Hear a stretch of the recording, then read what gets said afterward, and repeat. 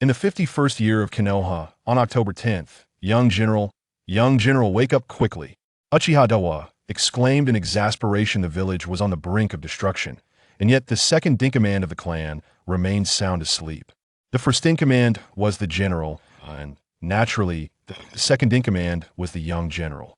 Ugh, what is it? Uchiha Douhuan rubbed his eyes and turned to look at the man who was shaking him. He had long black hair that cascaded down the sides of his face, partially obscuring his cheeks. His eyes were narrow and sharp, exuding an aura of coldness and mystery. Clad in a deep blue high-neck garment, the collar slightly turned outward to reveal a light-colored lining within. Good grief, where am I? Is this still our homeland? Uchiha Douhuan glanced around the room and was taken aback. Although the space was small, it radiated a sense of ancient elegance. The floor was covered with tatami mats woven from rush grass, displaying a soft yellow-green hue, supple and resilient to the touch. The edges of the tatami were neatly arranged, exuding a natural fragrance. One side of the room featured a shoji door, its wooden frame outlining simple lines, with semi-transparent washi paper affixed, through which the scenery of the courtyard could be vaguely discerned. Douhuan, there's no time to explain. Come with me. The clan leader is about to clash with Danzo. With urgency and purpose, Uchiha Douhuan pulled Uchiha Douhuan along. Upon hearing the name Danzo, Uchiha Douhuan felt as if struck by lightning. His body trembled violently as he realized where he had been transported. He silently lamented. Having merely attended an anime convention and whimsically cosplayed as Uchiha Sasuke, how had he ended up in this world of Hokage on his way home? Courtesy of that infernal Great Luck brand transporter? One death and an entire village in chaos, a grave jest indeed. After a brief moment of panic, Uchiha Douhuan swiftly gathered his thoughts, feigning composure. Before he could fully comprehend the situation, he was dragged by Uchiha Douhuan to the scene where Uchiha, Fugaku, and Shimura Danzo were in an impasse. At that moment, the QB incident was escalating, with flames reaching the sky and cries of distress echoing throughout the village, creating utter chaos. Uchiha Fugaku, adorned with the clan's fan emblem on his back, stood tall, his gaze resolute and commanding, emanating an undeniable aura of leadership. He glared at Danzo, his voice low and powerful. Danzo, should you dare to obstruct me today, do not blame the Uchiha clan for being unmerciful. Danzo stood a short distance away, his face wrapped in his signature bandages, revealing only one eye, which gleamed with malice and greed. Fugaku's true nature was well known. Danzo, aware of his cowardice, scoffed. Uchiha Fugaku, your clan is rife with ambition. The QB incident may very well be your doing. That do not make futile struggles. Uchiha Douhuan, concealed behind Uchiha Douhuan, furtively observed the tense standoff, recognizing it as one of the iconic moments in the Hokage saga. He understood that every decision made by the Uchiha at this moment could alter the course of the entire situation. Just then, the roar of the QB reverberated once more, shaking the ground and causing debris to tumble from the buildings. Witnessing Fugaku being cornered by Danzo ignited a blaze of fury within Douhuan. He feared that relying on Fugaku to change the tide was futile. Perhaps he should step forward and fight for the fate of both the Uchiha clan and himself. If the plot proceeded as it had, with Minato's death, the Uchiha clan would never know peace again. Thus, Uchiha Douhuan gritted his teeth, pushed aside the clan members obstructing his path, and strode forward. As he neared the heart of the confrontation, the surrounding Uchiha clansmen noticed the young general's brave advance. Young general, we fought our way through the battlefield, a scarred, burly clan member shouted. Don't disgrace us, a younger clan member raised his fist. Stay spirited. Well done. Cheers erupted from all directions, and numerous Uchiha members cast approving glances in his direction. With the support of his clansmen, Douhuan fixed his gaze on Danzo's bandaged visage, his anger surging forth. Danzo, I curse your name. You, a coward hiding in the shadows, a demoted official. How dare you flaunt your authority here? After Douhuan's furious outburst, the atmosphere fell silent, as if the very air had solidified. For years, Danzo had occupied the core of power in Konoha, always the object of others' reverence and flattery. He had never been publicly insulted in such a manner. In an instant, Danzo felt his blood boil, his chest ablaze with fury, threatening to shatter his rationality. His body trembled uncontrollably, his exposed eye bulging with rage, fixating intensely on Douhuan. "You, a little Uchiha brat, I shall." Danzo grit his teeth, his voice distorted and raspy with anger, exuding a chilling intent to kill. Fugaku, sensing the impending crisis, felt a pang of alarm. He swiftly stepped forward, gripping Douhuan's arm tightly, applying pressure to pull him back, while wearing a forced smile directed at Danzo. "Lord Danzo, please do not take offense. The young general is simply impetuous, seeing the village in turmoil due to the Kyuubi incident. He is eager to lend a hand for Konoha. He merely lacks discretion in his words. You, being magnanimous, should not hold it against this youth." Danzo's expression softened slightly, but he replied with disdain. "The Uchiha clan, humph, lend a hand? I see it more as destruction. Everyone has witnessed the Sharingan in the Kyuubi's eyes. I shall not allow you to exploit this chaos." Seeing Danzo's relentless stance, Fugaku's expression darkened, his jaw clenched tightly, his gaze sharp as a blade directed at Danzo, his voice low and filled with wrath. "Danzo, do not slander us. The Uchiha clan has always been loyal to the village now. As the village hangs in the balance, you obstruct us. What are your true intentions?" Beside them, Uchiha Shisui furrowed his brow, filled with anxiety and anger. He paced back and forth, gesturing emphatically with his hands, shouting, "What time is it to still be suspecting one another? The Fourth Hokage is battling the Kyuubi ahead. If we do not go to their aid, the village will truly perish."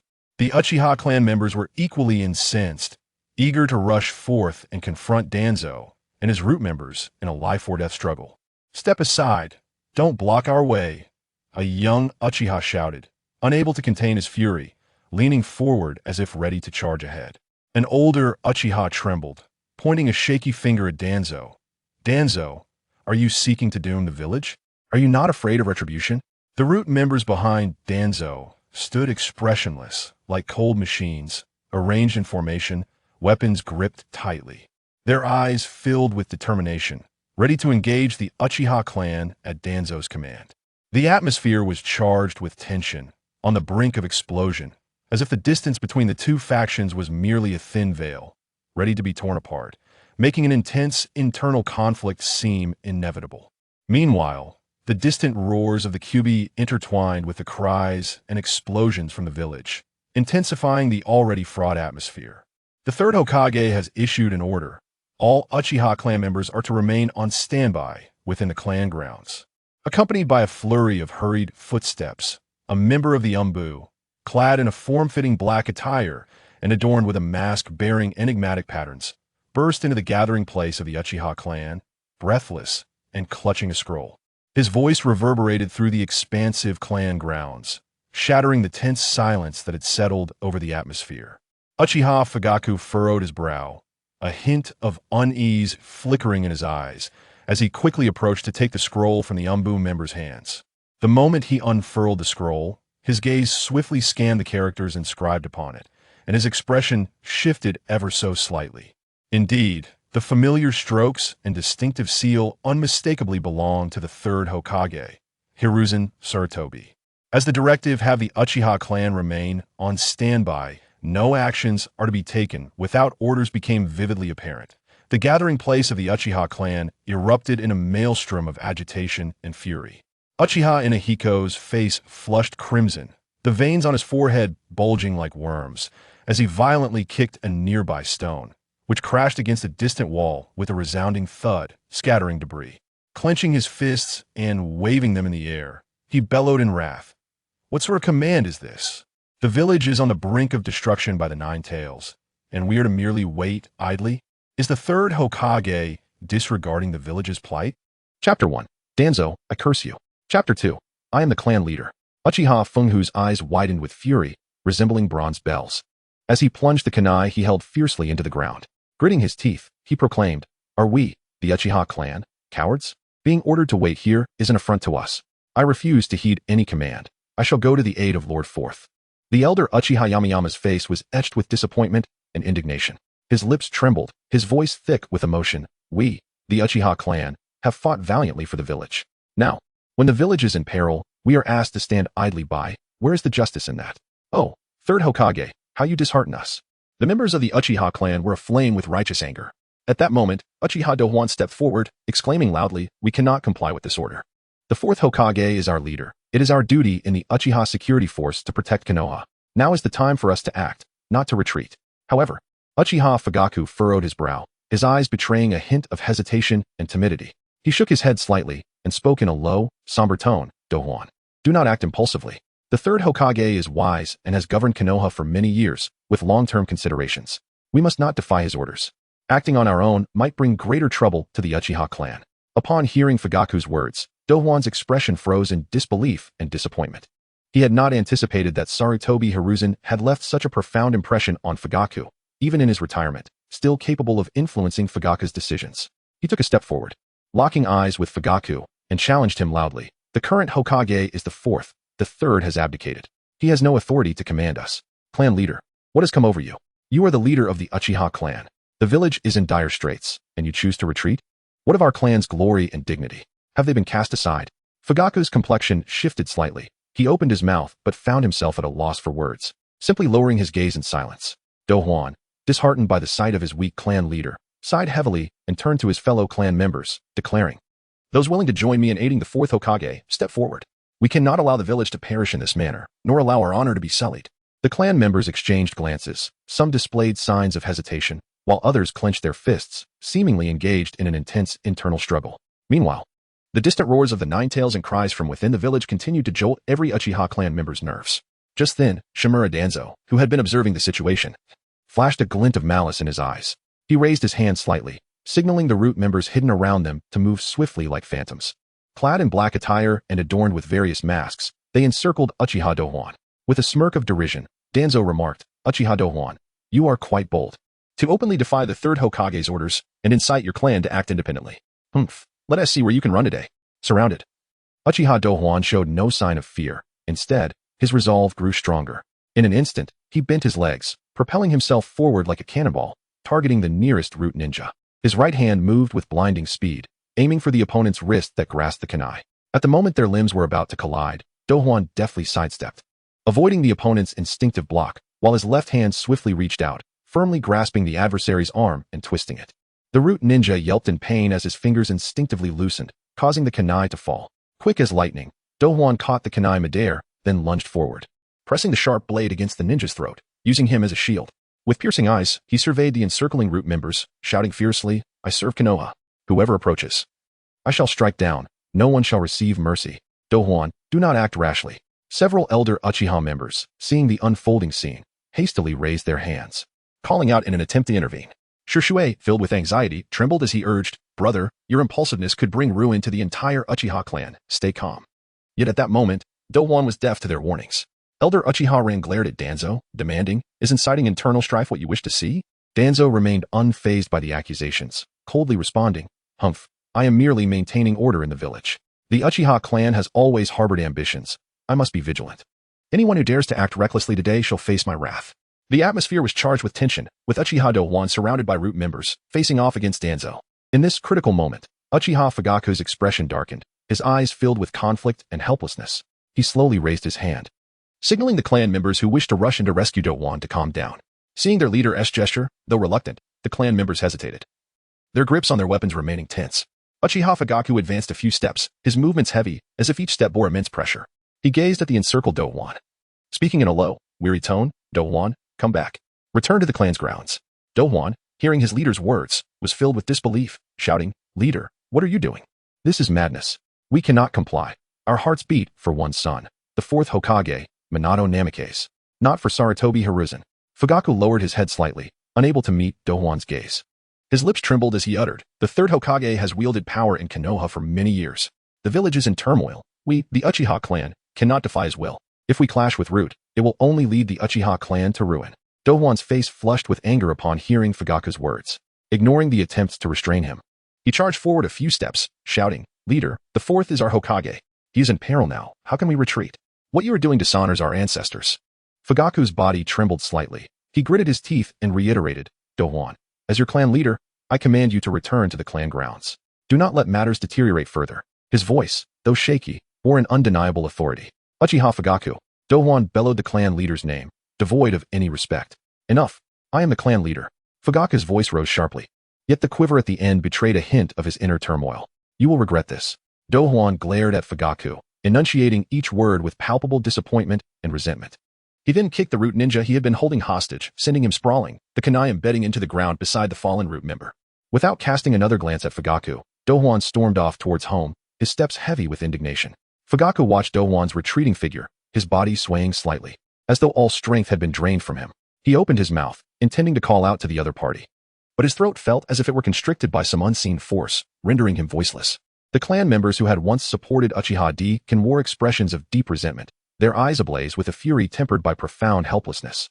They cast a fierce glare at Uchiha Fugaku before resolutely sheathing their weapons and unhesitatingly following in Uchiha D-Kan's wake. Chapter 3. The One Heart Society. Within the residence of Uchiha D-Han, the atmosphere in the hall was laden with gravity. Followers were gathered in a circle, their gazes fixed intently upon Uchiha D-Han, who stood in the center. The flickering candlelight cast solemn shadows across their faces, amplifying the air of seriousness. Seated cross-legged, Uchiha D-Han surveyed the room, inhaled deeply, and spoke in a low voice. Esteemed comrades, today as events have unfolded before us, the clan leader displays cowardice. Danzo harbors treachery, and our village teeters on the brink of peril. We cannot remain idle. Action is imperative. He paused momentarily before continuing. I propose the establishment of the One Heart Society. The mission of this organization shall be one heart for Konoha, one heart for our clan. We must protect Konoha while upholding the honor of the Uchiha. Only through unity can we endure in these turbulent times.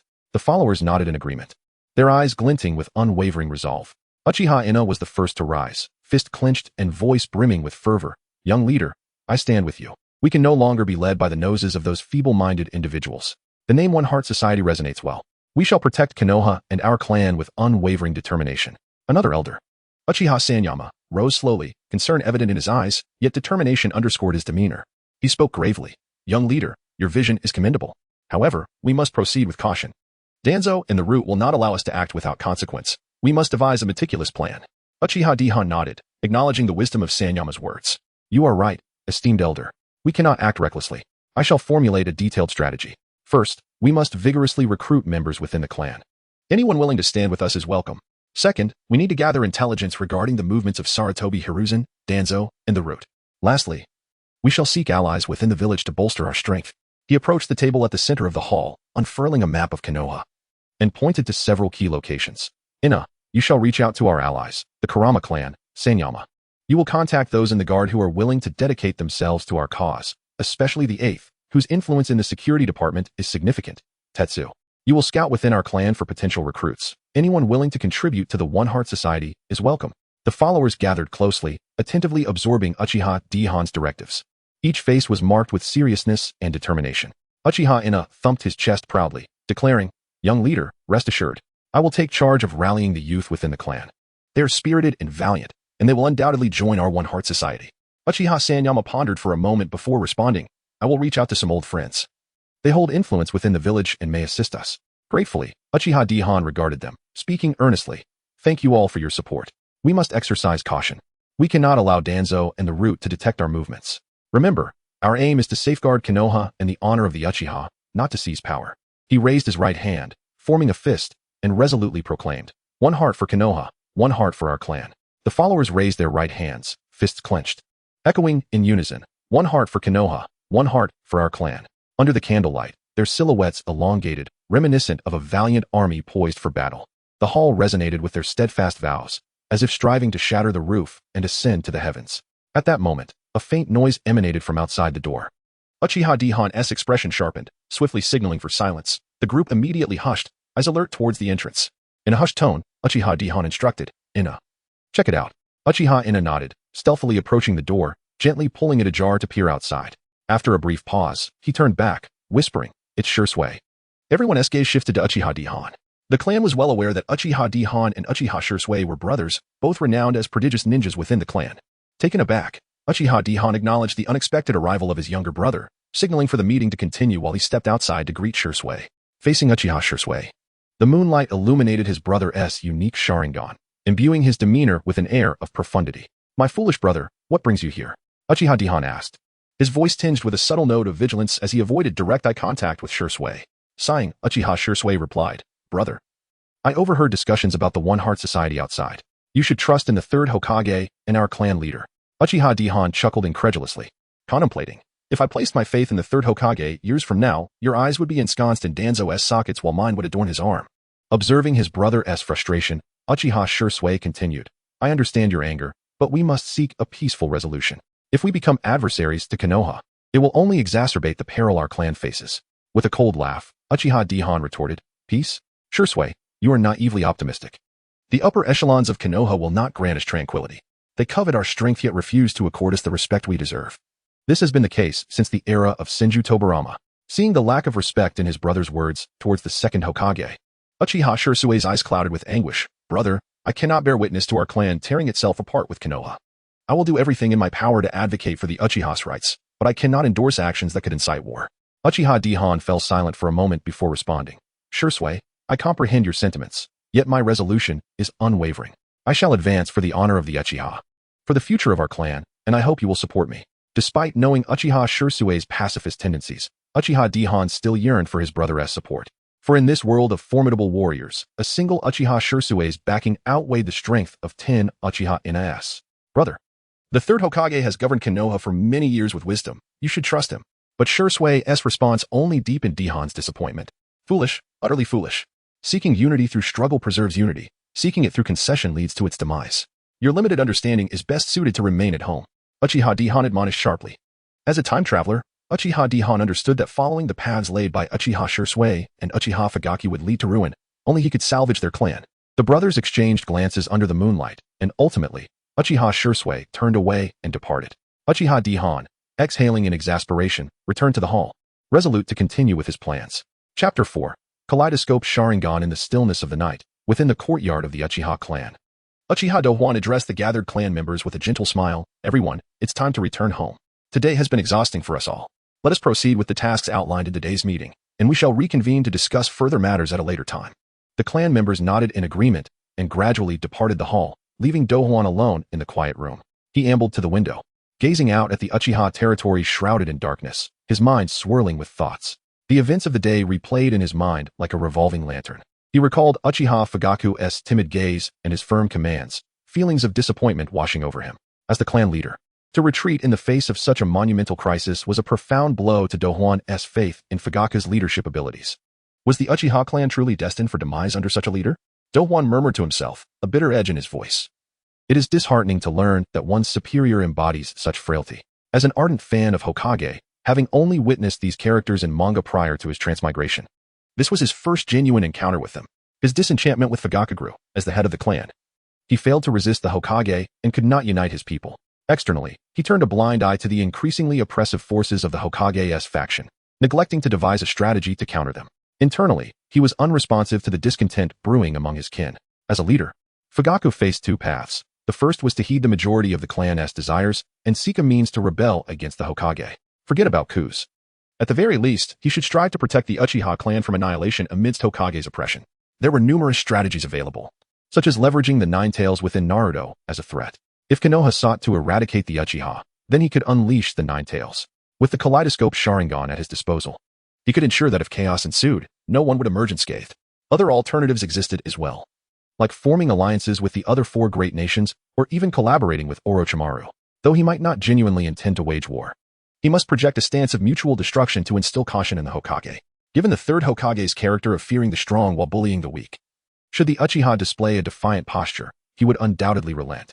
This was evident in the later destruction of Konoha, even when disguised as the Wind Shadow.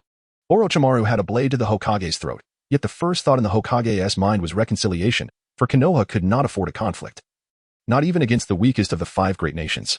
During the period following Minato's death and before Naruto's graduation, Konoha experienced a prolonged decline. It was a time when Konoha could barely claim the title of second strongest. This was the most timid phase for the village, as evidenced by their swift capitulation to the pressures from the Cloud Village, even when they were in the right. With 3 Kaleidoscope Sharingans in the clan, Shisui, Itachi, and Fugaku, and a plethora of elite Uchiha Jonin, the clan was quietly annihilated by Konoha. As their leader, Fugaku undoubtedly ranked as the most inept Hokage. The more Douhuan pondered, the angrier he became, his fist striking the windowsill with a dull thud. Thoughts of usurping power swirled in his mind, but as he weighed his capabilities against Fugaku's, questions arose. In the manga, Fugaku lacked the kaleidoscope Sharingan, yet in the anime, he possessed it. Did he himself have the kaleidoscope? Was he Fugaku's rival? This quandary weighed heavily upon his heart, for in the world of Naruto, individual strength is paramount. It dawned on him to assess the nature of his transmigration. He hastened to the vanity, grasping a mirror with urgency. The reflection revealed a youth of approximately 16 or 17 years, with short, tousled black hair that shimmered under the light, exuding a certain charm. His eyes were a profound black, reminiscent of a deep pool, with a slender face and chiseled features. Dressed in a light gray turtleneck that accentuated his long neck, he radiated an air of both elegance and mystery. Before his transmigration, Douhuan often covered one eye, playfully exclaiming Amaterasu, only to be taken aback by the resemblance he bore to Uchiha Sasuke. Staring at the mirror, he marveled at how closely he resembled the future Uchiha Sasuke, his mouth agape in astonishment.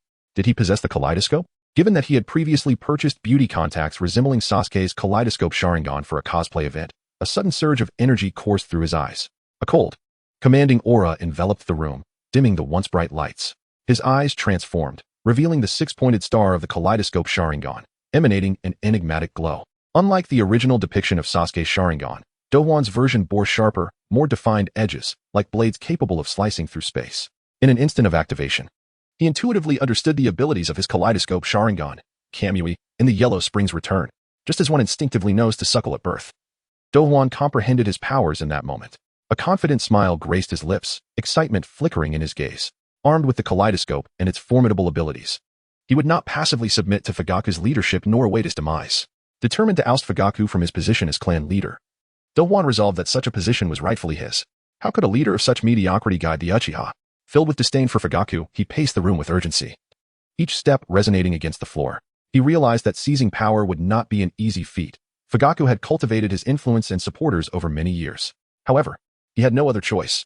Given the confrontation of the night, if Fugaku remained clan leader, the Uchiha's fate would be sealed in destruction. Once he amassed sufficient strength, he would seek the opportune moment to challenge Fugaku. He could not allow this sheep to lead their pride any longer. With this resolve, Douhuan's gaze hardened. Faced with options, he chose to confront the Konoha for rather than cowardly flee. After all, being a rogue ninja was no easy path, fraught with hiding and fear. Should he prevail, he would ascend to become the military leader of the strongest nation in this world, a position of unparalleled power and irresistible allure for any man. In the Book of the Formation, the pertinent data regarding Uchiha Douhuan is as follows. Ninja registration number, 100328. Date of birth, May 18th. Konoha year, 35, age 16, height, 178. 0 cm weight, 69. 2 kilograms blood type, a ninja academy graduation age, 10 years Chunin promotion age, 12 years Jonin promotion age, 14 years mission experience. D rank 288 times, C rank 183 times, B rank 90 times, A rank 32 times, S rank 21 times. Chakra attributes: fire, wind, lightning, earth, water. In bloodline limit: Sharingan specialized techniques, Uchiha fire release techniques, wind release, earth release. Unique abilities: Kaleidoscope Sharingan, I techniques ninjutsu. 10. Signifying Douhuan's exceptional mastery of ninjutsu.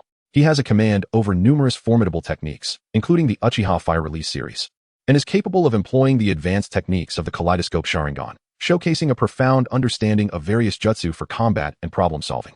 Taijutsu. 7. Douhuan possesses a foundational level of physical techniques and strength. He adeptly integrates taijutsu with ninjutsu and jinjutsu, yielding commendable results in battle.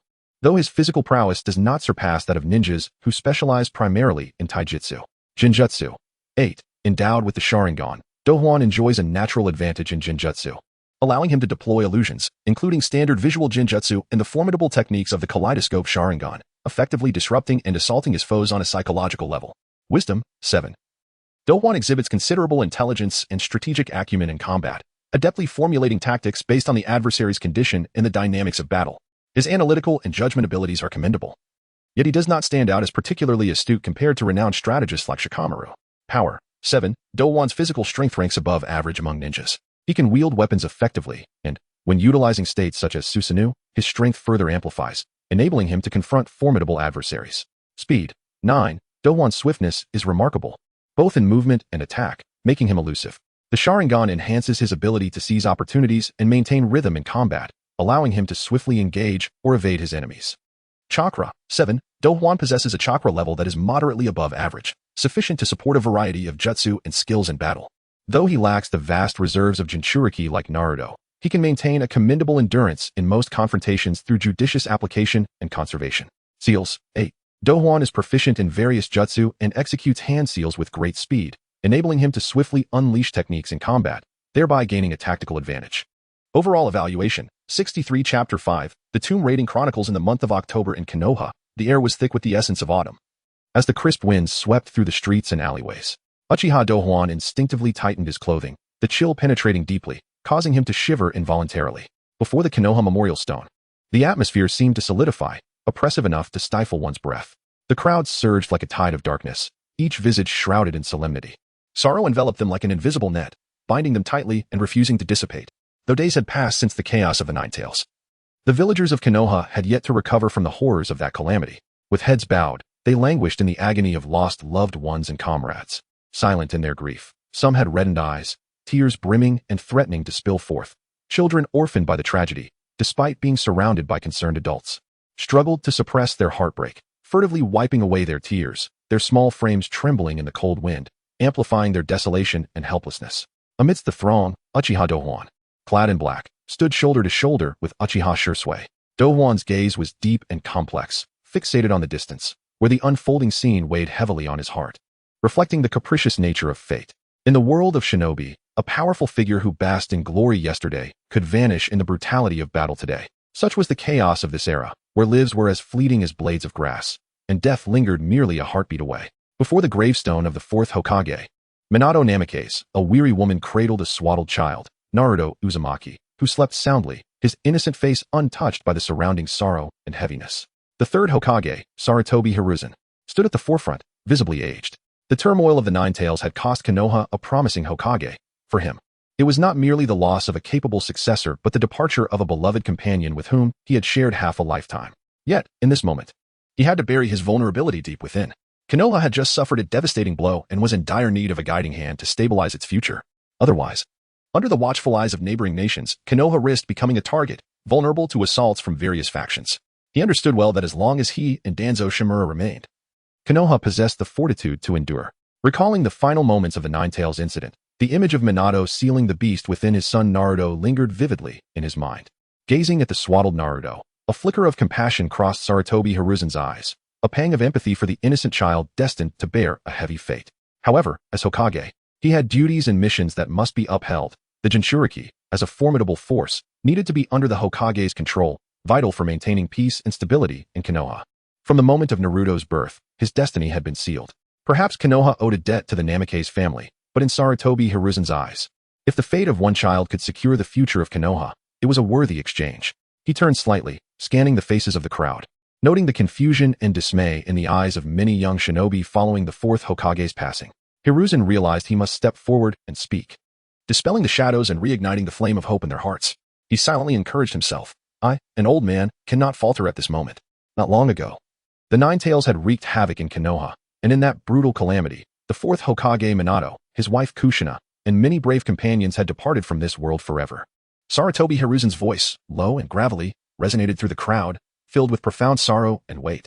A chorus of muffled sobs erupted, the long-suppressed grief surging forth in this moment. The Umbu were tirelessly investigating the cause of the incident. Yet we, the survivors, must carry their hopes and live on with strength. Where Konoha flourishes, the fire endures. As the words of the third Hokage concluded, the crowd bowed their heads, immersed in deep remembrance of the departed. Where Konoha flourishes, the fire endures. Uchiha Douhuan felt a torrent of emotions. If even the formidable fourth Hokage and his wife fell in this disaster, what fate awaited the Uchiha clan? Heralded as the strongest in the shinobi world? How should he navigate this chaotic era to ensure the survival of himself and his kin? He was acutely aware that with the death of the fourth Hokage, the Uchiha clan faced unprecedented challenges. As a member of the Uchiha clan, trust from Konoha's higher-ups would likely be a thing of the past. Even many noble families who were aware of Uchiha Madara's history of controlling the Nine Tails would harbor prejudice against the Uchiha clan, given their family's past misdeeds.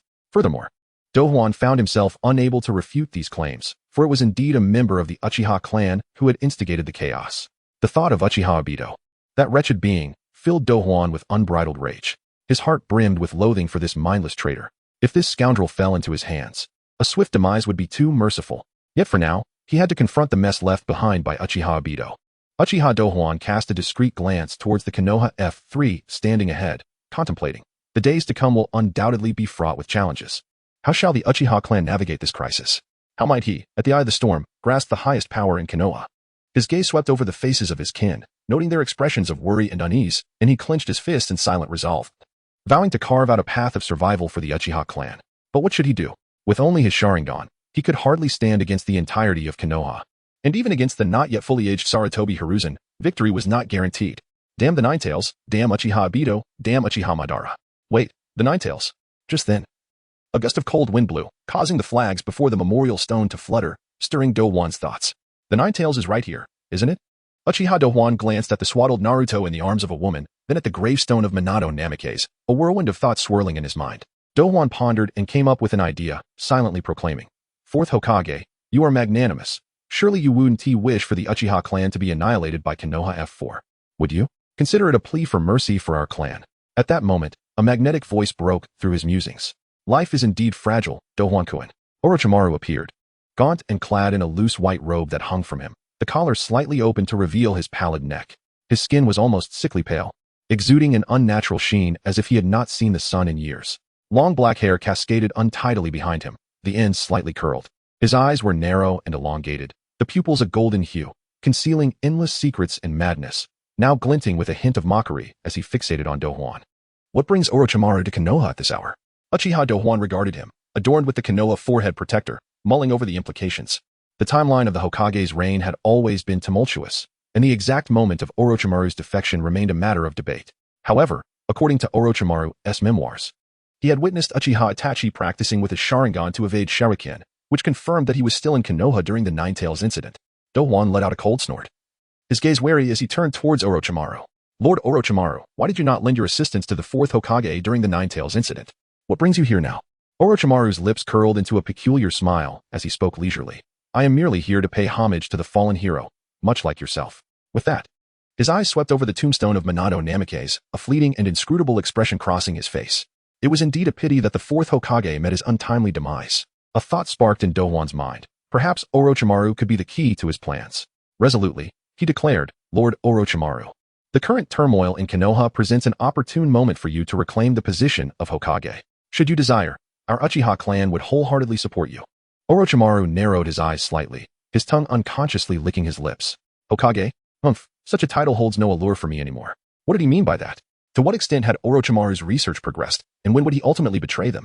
As Douhuan pondered this, Shisui, standing nearby, gently patted his shoulder. Brother, the third Hokage has lost his wife during this Ninetales incident. Our Uchiha clan should fully cooperate with the village's actions moving forward. Oh, do you have any news? Douhuan felt a surge of realization. It was likely that the Konoha F4 would soon demand the relocation of the Uchiha clan. No, Shisui quickly denied, taken aback by Douhuan's keen perception. By the way, Toka, I have another task for you. Go to clan leader Fugaku and request funds, food, and clothing. We must extend our support to the villagers who have lost family, friends, and homes in this incident. Do not hesitate to part with some resources. Douhuan's heart stirred as he instructed Uchiha Toka. Understood, young lord. Although Uchiha Toka's intellect may not fully comprehend the importance of appeasing the villagers, he was nonetheless willing to follow Douhuan's orders. Maintain a humble demeanor, do you understand? Let the amiable elders of the clan handle the interactions. You all just need to focus on transporting the supplies. Observing Uchiha Toka and the others with their haughty expressions, Douhuan quickly adjusted his approach. All right, I understand. Toka replied, perplexed. Did he truly appear so intimidating? In the dead of night, Konoha Village lay enveloped in silence, the moonlight cascading like water, blanketing rooftops and streets in a silvery frost. Uchiha Douhuan's figure moved stealthily through the darkness, his footsteps light and hurried. With a clear destination in mind, the coffin containing the bodies of the fourth Hokage, Minato Namikaze, and Kushina Uzumaki, utilizing the Earth-style, underground navigation technique. Douhuan swiftly descended underground as he neared his destination. As the foremost ninja clan, the Uchiha were far from impoverished, unlike the later Uchiha Sasuke. Their clan possessed countless treasured jutsus and secret arts for his use. After a brief period of practice, he adeptly mastered this C-rank technique. Below ground, he quickly retrieved a sealing scroll, murmuring incantations as he formed hand seals. As beams of light flickered, the bodies of Minato and Kushina gradually vanished, sealed within the scroll. After completing this task, Douhuan surveyed his surroundings once more, ensuring no traces remained before carefully concealing the sealing scroll and silently departing the location. Chapter 6. The cowardly clan leader. On the 12th day, the sun shone brightly over the hidden leaf village, casting away the somber atmosphere that had enveloped it. At the heart of the village stood the Hokage building, solemn and majestic, resembling a silent giant that quietly witnessed the rise and fall of the village. Its glorious and painful past etched into the very stones. Inside the conference room, however, the atmosphere was stifling and oppressive. A long table occupied the center of the room, where the third Hokage, Hiruzen Sarutobi, sat in the main seat. His eyes reflected a blend of exhaustion and helplessness, the passage of time carving deep lines into his face. While his grizzled beard, unruly yet dignified, could not conceal his authority as the leader of the Hidden Leaf. His hands unconsciously rubbed the table's surface, as if seeking some strength to face the arduous decisions ahead. To his sides, the elders Mito Kazuma and T.G. Kohara sat, both bearing serious expressions. Their gazes as deep and inscrutable as a dark abyss, leaving their inner thoughts utterly unfathomable. Dan Shimura, seated at a slight distance, had one eye concealed beneath a distinctive eye patch, yet the sinister glint in his visible eye sent chills down the spine of those who dared to meet his gaze. Leaning slightly forward, a faint, almost imperceptible smirk played at the corners of his mouth, as if he believed everything lay firmly within his control. The clan leaders of the various noble families took their seats, their expressions a tapestry of differing emotions. After a brief silence, the meeting finally commenced. Hiruzen cleared his throat. Breaking the stillness, esteemed colleagues, I have summoned you today to discuss the reconstruction of the Hidden Leaf Village following the Ninetales incident and the pressing issues we currently face. His voice was deep and resonant, reverberating throughout the room, each word like a heavy stone cast into the hearts of those present. At that moment, Danzo interjected, his voice hoarse and cold. Third Hokage, in my view, the calamity brought by the Ninetales cannot be divorced from the Uchiha clan's involvement. The unmistakable Sharingan visible in the Ninetales' eyes is sufficient proof of their complicity. His words detonated like a bomb, stirring a tempest of whispers among the attendees. As they exchanged furtive glances and murmured amongst themselves, Uchiha Fugaku's complexion turned ashen, and he sprang to his feet, slamming his hands onto the table, causing it to tremble with a resounding thud. Dans, do not slander us, he exclaimed, his voice laced with fury. The Uchiha clan has always been loyal to the Hidden Leaf. During the Ninetales incident, we attempted to assist the fourth Hokage. How can you unjustly accuse us? His chest heaved with anger, his eyes wide and fixated on Dan's, as if his rage could consume him. Dan's let out a disdainful snort, casting a scornful glance at Fugaku. Loyalty? Huh. Then why was the Uchiha clan's response to the Ninetales attack so sluggish? Furthermore, I have heard that you have long harbored discontent with the village's decisions. Who can guarantee that you do not harbor ulterior motives? Fugaku trembled with indignation, on the verge of retorting, yet Hiruzen raised a hand to halt him. Furrowing his brow, Hiruzen spoke with a measured tone. Dans, this matter is not yet settled. We must refrain from hasty conclusions. However, we cannot overlook the scrutiny the Uchiha clan faces in light of recent events. His tone, though calm, carried an undeniable authority, akin to a parent mediating a dispute among children. Seizing the moment, Dans pressed on, for the safety and stability of the village. I propose relocating the Uchiha clan to the outskirts. This would not only facilitate monitoring, but also assuage the fears of other villagers. His proposal ignited a cacophony of reactions in the conference room. Some clan leaders appeared conflicted, torn between offending the Uchiha and safeguarding the village's security. Narashikaka shook his head gently, a hint of concern in his eyes as he whispered to Yamenka and Noichi beside him, who nodded slightly, his worry deepening. Meanwhile, representatives from smaller clans nodded in agreement with Danza's suggestion. Akimichi CHG scratched his head, looking around in confusion, still grappling with the situation. But seeing others engage in discussion, he too nodded along. Mito and TG exchanged glances, with Mito slowly articulating, while Danza's proposal may seem extreme, it bears some merit. The village is on edge, and we must take measures to stabilize the situation. TG concurred. Indeed, the Uchiha cannot currently absolve themselves of suspicion. Relocating them may be a pragmatic solution. Listening to the deliberations, Hiruzen contemplated deeply. He understood the contributions of the Uchiha clan to the Hidden Leaf. Yet the village's circumstances were dire. Although Danza's suggestion was somewhat excessive, it could serve as a means to pacify public sentiment.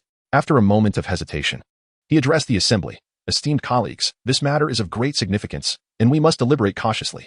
The Uchiha clan has played a vital role in the history of the Hidden Leaf. We cannot make such a decision lightly. His gaze swept across the faces of those present, seemingly seeking allies for his perspective. Noticing Hiruzen's reluctance to concede immediately, Danzo felt a wave of urgency. He heightened his tone. Third Hokage, the village stands on the brink of disaster. We can no longer afford indecision. If we do not act swiftly, and if the Uchiha clan possesses any nefarious intentions, we shall be caught unprepared. His voice rose, tinged with urgency and veiled threat. Fugaku, observing the collective voices intent on marginalizing the Uchiha clan, was consumed by a mix of fury and helplessness. He rose once more, scanning the room, and declared, esteemed colleagues, our clan has sacrificed much for the Hidden Leaf. Must we be relegated to the outskirts based on baseless suspicions? Is this truly just? His voice trembled with anger, his eyes glistening with unshed tears. The room fell silent again, all eyes turning to Hiruzen, awaiting his verdict. With a heavy sigh, Hiruzen responded, Fugaku, I understand your grievances. But you are also aware of the village's current predicament. For the greater good, we may indeed need to make certain sacrifices. His voice was laden with resignation and fatigue, as though the weight of this decision drained his very essence. Fugaku's gaze reflected despair as he looked at Hiruzen. Disbelief etched across his features. He realized that although Hiruzen did not explicitly endorse Danzo's proposal, his words indicated a clear stance. Clenching his teeth and balling his fists, his nails dug into his palms. Ultimately, Fugaku acquiesced, slowly sitting down with a subdued tone. If the Third Hokage has spoken, then the Uchiha clan must comply. Yet, I hope the village remembers that we have never betrayed the Hidden Leaf. His voice resonated with a mixture of resentment and injustice, as if he were voicing the Uchiha clan's plight to the world. A subtle smirk of triumph flickered across Danzo's face as he remarked, "That is commendable. I hope the Uchiha clan will adhere to the regulations and refrain from further actions that might provoke suspicion." As the meeting concluded, attendees departed the conference room one by one. Uchiha Fugaku lingered at the end, casting a final glance at the empty room, his heart heavy with sorrow. He understood that from this moment forth, the Uchiha clan standing in the Hidden Leaf would plummet, heralding a future fraught with challenges. Chapter 7. Migration and departing the village. As Uchiha Fugaku trudged back to the Uchiha clan settlement, his heavy footsteps echoed with a sense of foreboding. The clansmen emerged from their homes, gathering in the square, whispering among themselves, their expressions fraught with anxiety and confusion. When Fugaku stepped into view, the once bustling murmurs abruptly ceased. All eyes turned toward him, as if awaiting the verdict of fate. Clan leader, what was the outcome of the meeting? A young Uchiha could no longer contain his curiosity, his voice quivering slightly. Fugaku inhaled deeply. Striving to keep his voice steady, Danzo proposed that our Uchiha clan be relocated to the outskirts of the village, and the Third Hokage acquiesced. This statement struck the crowd like a thunderclap. In an instant, emotions of anger, shock, and despair surged among the gathered. What? How can this be? Uchiha Tetsuharu leapt up, his face flushed and veins protruding as if he were an enraged bull. He clenched his fists and waved them in the air, a futile attempt to vent his boundless fury. We have fought and bled for Konoha, and now we are to be exiled to that desolate corner? This is an outright declaration of us as criminals. Uchiha Ina echoed Tetsuharu's sentiments, his face a mask of rage as he spat on the ground. That old fool Danzo has always looked down upon us, and now he resorts to such despicable tactics. His eyes glinted with indignation as he turned to his fellow clansmen. Brothers, we cannot allow ourselves to be bullied like this. We must resist. We cannot be led like sheep.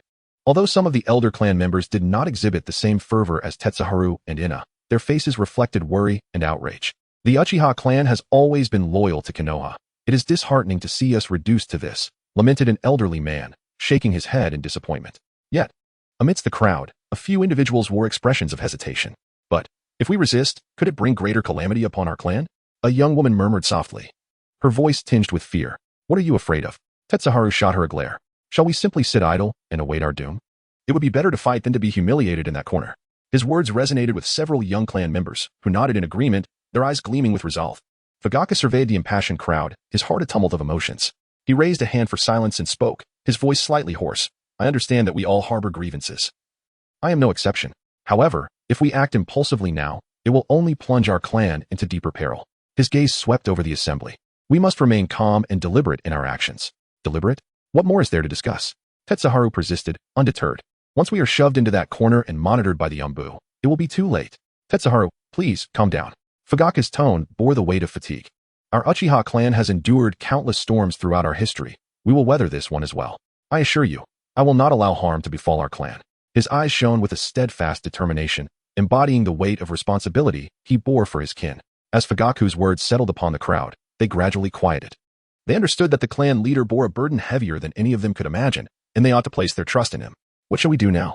Ina inquired, his tone still tinged with reluctance but considerably calmer. Fugaku pondered for a moment before responding. For now, we will comply with the village's demands for relocation. During this time, we must strengthen our unity and secretly enhance our capabilities. Meanwhile, I will seek to communicate with the village to dispel their misunderstandings about us. Communicate? Will they listen? Tetsuharu remained skeptical. Regardless of whether they choose to listen, we must attempt it, Fugaku asserted. Unless absolutely necessary, we cannot sever ties with the village. After all, we are all ninjas of Konoha. Our roots lie here. Though the clansmen were still filled with discontent and apprehension, they had no choice but to accept this reality for the time being. They recognized that in this trying moment, only through solidarity could the Uchiha clan forge a glimmer of hope. As night descended, the atmosphere surrounding the Uchiha settlement became heavy with oppression. Each heart felt a weight, uncertain of what awaited them in the future. The Konoha F4 had indeed begun their assault on the Uchiha clan. Truly, Uchiha Fugaku was remarkably feeble. I shall no longer place my hopes in others. Amidst the forest, Uchiha Douhuan raced forward, having received information relayed by his shadow clone. Although he had anticipated the Uchiha clan's exile to the outskirts, he could not help but feel a pang of sorrow. At this moment, he had quietly departed from the village, leaving several shadow clones behind to gather information and divert attention. Since acquiring the body of the fourth Hokage, Uchiha Douhuan had repeatedly attempted to unravel the seals and harness the power of the Nine Tails. Yet despite the Uchiha clan's vast knowledge of sealing techniques, he remained unable to break the Shiki F gene. The treasure lay tantalizingly close, yet he was powerless to grasp it. Uchiha Douhuan felt as though an insatiable itch plagued his heart. Specialization is key, he mused, recalling the Shiki F gene. Then he thought of the Uzumaki clan's homeland. The Namikaze estate, where Orochimaru had managed to unseal the Shiki F gene. Perhaps it held the key to unlocking that seal. He was familiar with the location. However, he was utterly baffled by how Orochimaru had accomplished it, and if the place was akin to a sacred site in a fantasy novel, requiring blood for recognition. How would DNA verification work? Preparation was imperative before taking action. Time was of the essence. Sarutobi Hiruzen would soon embark to report to the Fire Lord and assume the role of Hokage. Thus he needed to hasten his pace. The crux of the matter lay in locating the descendants of the Uzumaki clan. If they were indigenous, they would likely be completely unaware. Especially since the Land of Whirlpools had perished. Where could he find the descendants of the Uzumaki clan? Yet, therein lay the advantage of a time traveler. He not only knew but knew with certainty that their bloodlines were undoubtedly pure. After a night of relentless travel, Uchiha Douhuan had finally arrived at the border between Konoha and the Land of Grass. Chapter 8. The Whirlpool Flowerful. Extend your hand quickly. A middle-aged ninja from the Grass Village, adorned with a headband, bellowed furiously. His right arm was clutched tightly, blood seeping through his fingers and staining his garments. His gaze was filled with impatience, resembling a predator ready to devour its prey as he glared at the red-haired woman cradling an infant. The red-haired woman sported a bobbed haircut, her eyes radiating determination. Her delicate lips were finely shaped, and her straight nose added a touch of heroism. The soft contours of her cheeks combined harmoniously to convey a sense of composure. Upon hearing the harsh reprimand, she slowly turned her head to regard the infant in her arms. Instantly, her expression softened, her gaze transforming into something tender, as if it could flow like water. She gently caressed her daughter's tiny face, silently imparting comfort. The infant appeared to sense the unspoken message in her mother's eyes. A fleeting expression of reluctance crossing her cherubic features as her tiny hand reluctantly released its grip on her mother's garment. Are you deaf? Hurry up. The injured Grass Village ninja urged again, his foot impatiently stomping the ground, stirring up a cloud of dust. In truth, the Grass ninja's injuries were not severe. Had it been in the past, a simple wrapping in the Grass Village would suffice, rendering medical ninjutsu unnecessary. However, with medical ninjas being a rarity in the ninja world, the mere thought of tormenting a once noble figure from the fallen Land of Whirlpool filled the Grass ninja with a twisted excitement. As if they had found a means to vent their repressed emotions. For a prolonged duration, Whirlpool Flower had endured relentless oppression from the Grass Village, struggling to maintain even the most basic sustenance, let alone securing enough food to restore her energy. Once voluptuous and graceful, she now resembled a withered branch. Her body hunched and laboriously crawling, every movement a sheer struggle. I've had enough of your uselessness. The Grass ninja spat, reaching out to grasp Flower's arm, intending to bite down forcefully. His teeth sank into her flesh, and Whirlpool Flower gasped in pain. Her body instinctively wanting to break free but restrained by the fear of provoking this deranged individual. Miraculously, the Grass ninja's wounds began to heal at a visible pace. Please. I beg you, give me something to eat. I have no milk left, and Xiangling needs nourishment. Whirlpool Flower's voice was weak and hoarse. Her breath feeble, as if it could fade away at any moment. Her eyes brimmed with desperation, a mother's plea forsaking her dignity for the sake of her child. In the dark days of the Grass Village, Flower bore countless scars upon her body. Old wounds had yet to heal, while new ones continuously accumulated. Her spirit waned, as though her very soul had been siphoned away, yet every time she thought of her daughter's innocent face, she silently vowed to endure. Oh. Wanting food alone won't suffice to heal my injuries. I have other needs. Can you fulfill them? The middle-aged Grass ninja, now with his wounds healed, harbored a glint of cunning and greed in his eyes, his malevolent desires swelling within him, resembling a famished wolf fixating on a helpless lamb. Before he could finish his taunt, he abruptly shoved Flower to the ground. She fell heavily, emitting a muffled groan, yet still clutched her daughter protectively in her arms. Panic-stricken, she widened her eyes, struggling to rise, but her weakened body rendered her attempts futile against the robust Grass ninja. Don't touch my daughter. Flower screamed with all her might, her voice laced with despair and rage, tears streaming uncontrollably down her cheeks. The Grass ninja, however, showed no concern. A sinister grin plastered on his face as he reached out to tear at Flower's clothing. Her daughter burst into frightened wails, the innocent cries echoing through the dim room, amplifying the tragic atmosphere. Just as the Grass ninja's hand was about to make contact with Flower's garment, a cold, male voice resonated from the doorway. You truly are a beast. The voice, though not loud, carried the chill of winter, causing the temperature in the room to plummet. The grass ninja halted in his tracks, astonished, and turned to see a figure standing at the entrance, masked and ominous. The strange patterns on the mask appeared particularly eerie in the dim light, revealing only a pair of icy eyes that emanated a chilling glare, locking onto him. Who are you? The grass ninja stammered, his bravado waning as a wave of inexplicable fear surged within him, akin to a fragile creature facing a formidable predator. Uchiha Douhuan remained silent, his form flickering like a specter as he instantaneously appeared before the grass ninja. Before the latter could react, Douhuan's hand shot out like lightning, seizing his throat and lifting him effortlessly off the ground. The grass ninja dangled helplessly, clawing at Douhuan's grip, his face turning crimson, eyes bulging from sheer terror and suffocation. Douhuan advanced step by step towards the wall, slamming the grass ninja against it, causing the wall to crack and dust to billow. To bully a defenseless mother and child. You are unworthy of being a ninja, Douhuan declared coldly, his voice devoid of emotion, only carrying an endless disdain. The grass ninja gazed at Douhuan in terror, disbelief written all over his face, his throat emitting a choking sound as he struggled to articulate even a single coherent word. Douhuan's gaze was as frigid as a frozen lake, and in a swift motion, he drew a sword from his waist, slicing through the grass ninja's throat without hesitation under his horrified stare. Blood gushed forth like a fountain, and the grass ninja's body slumped lifelessly to the ground. Douhuan releasing his grip as he collapsed like a heap of mud. The room filled with the acrid scent of blood as Douhuan, unperturbed, sheathed his sword and turned to face the cowering mother and daughter in the corner. Flower clutched her daughter tightly, her eyes brimming with fear and suspicion. Uncertain whether this sudden figure was friend or foe, Douhuan gently removed his mask, revealing a stern yet resolute visage, his eyes softening with a hint of warmth. Do not be afraid, I mean you no harm. He then produced some provisions and milk from a sealing scroll, extending them to Flower. Have something to eat.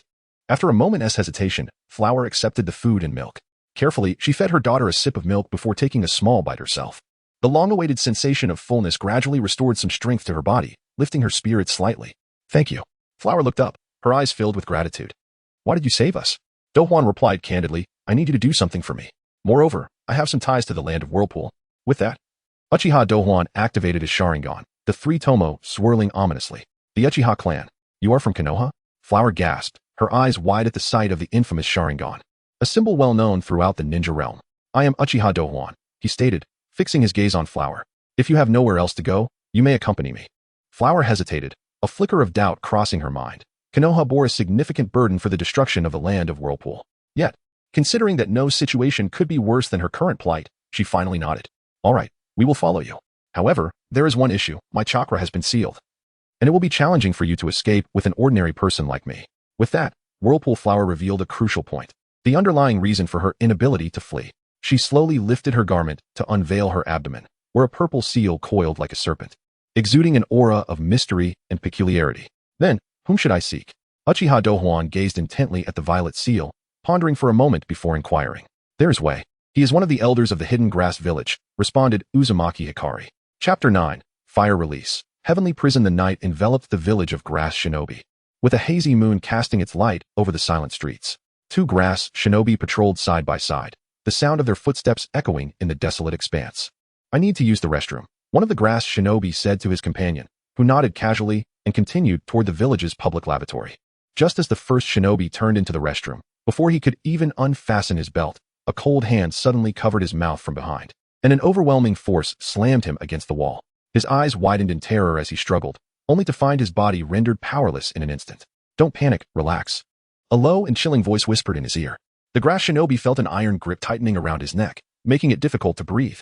Then, he beheld a pair of blood-red eyes, the peculiar tomo within them revolving slowly, the Sharingan of Uchiha Douhuan.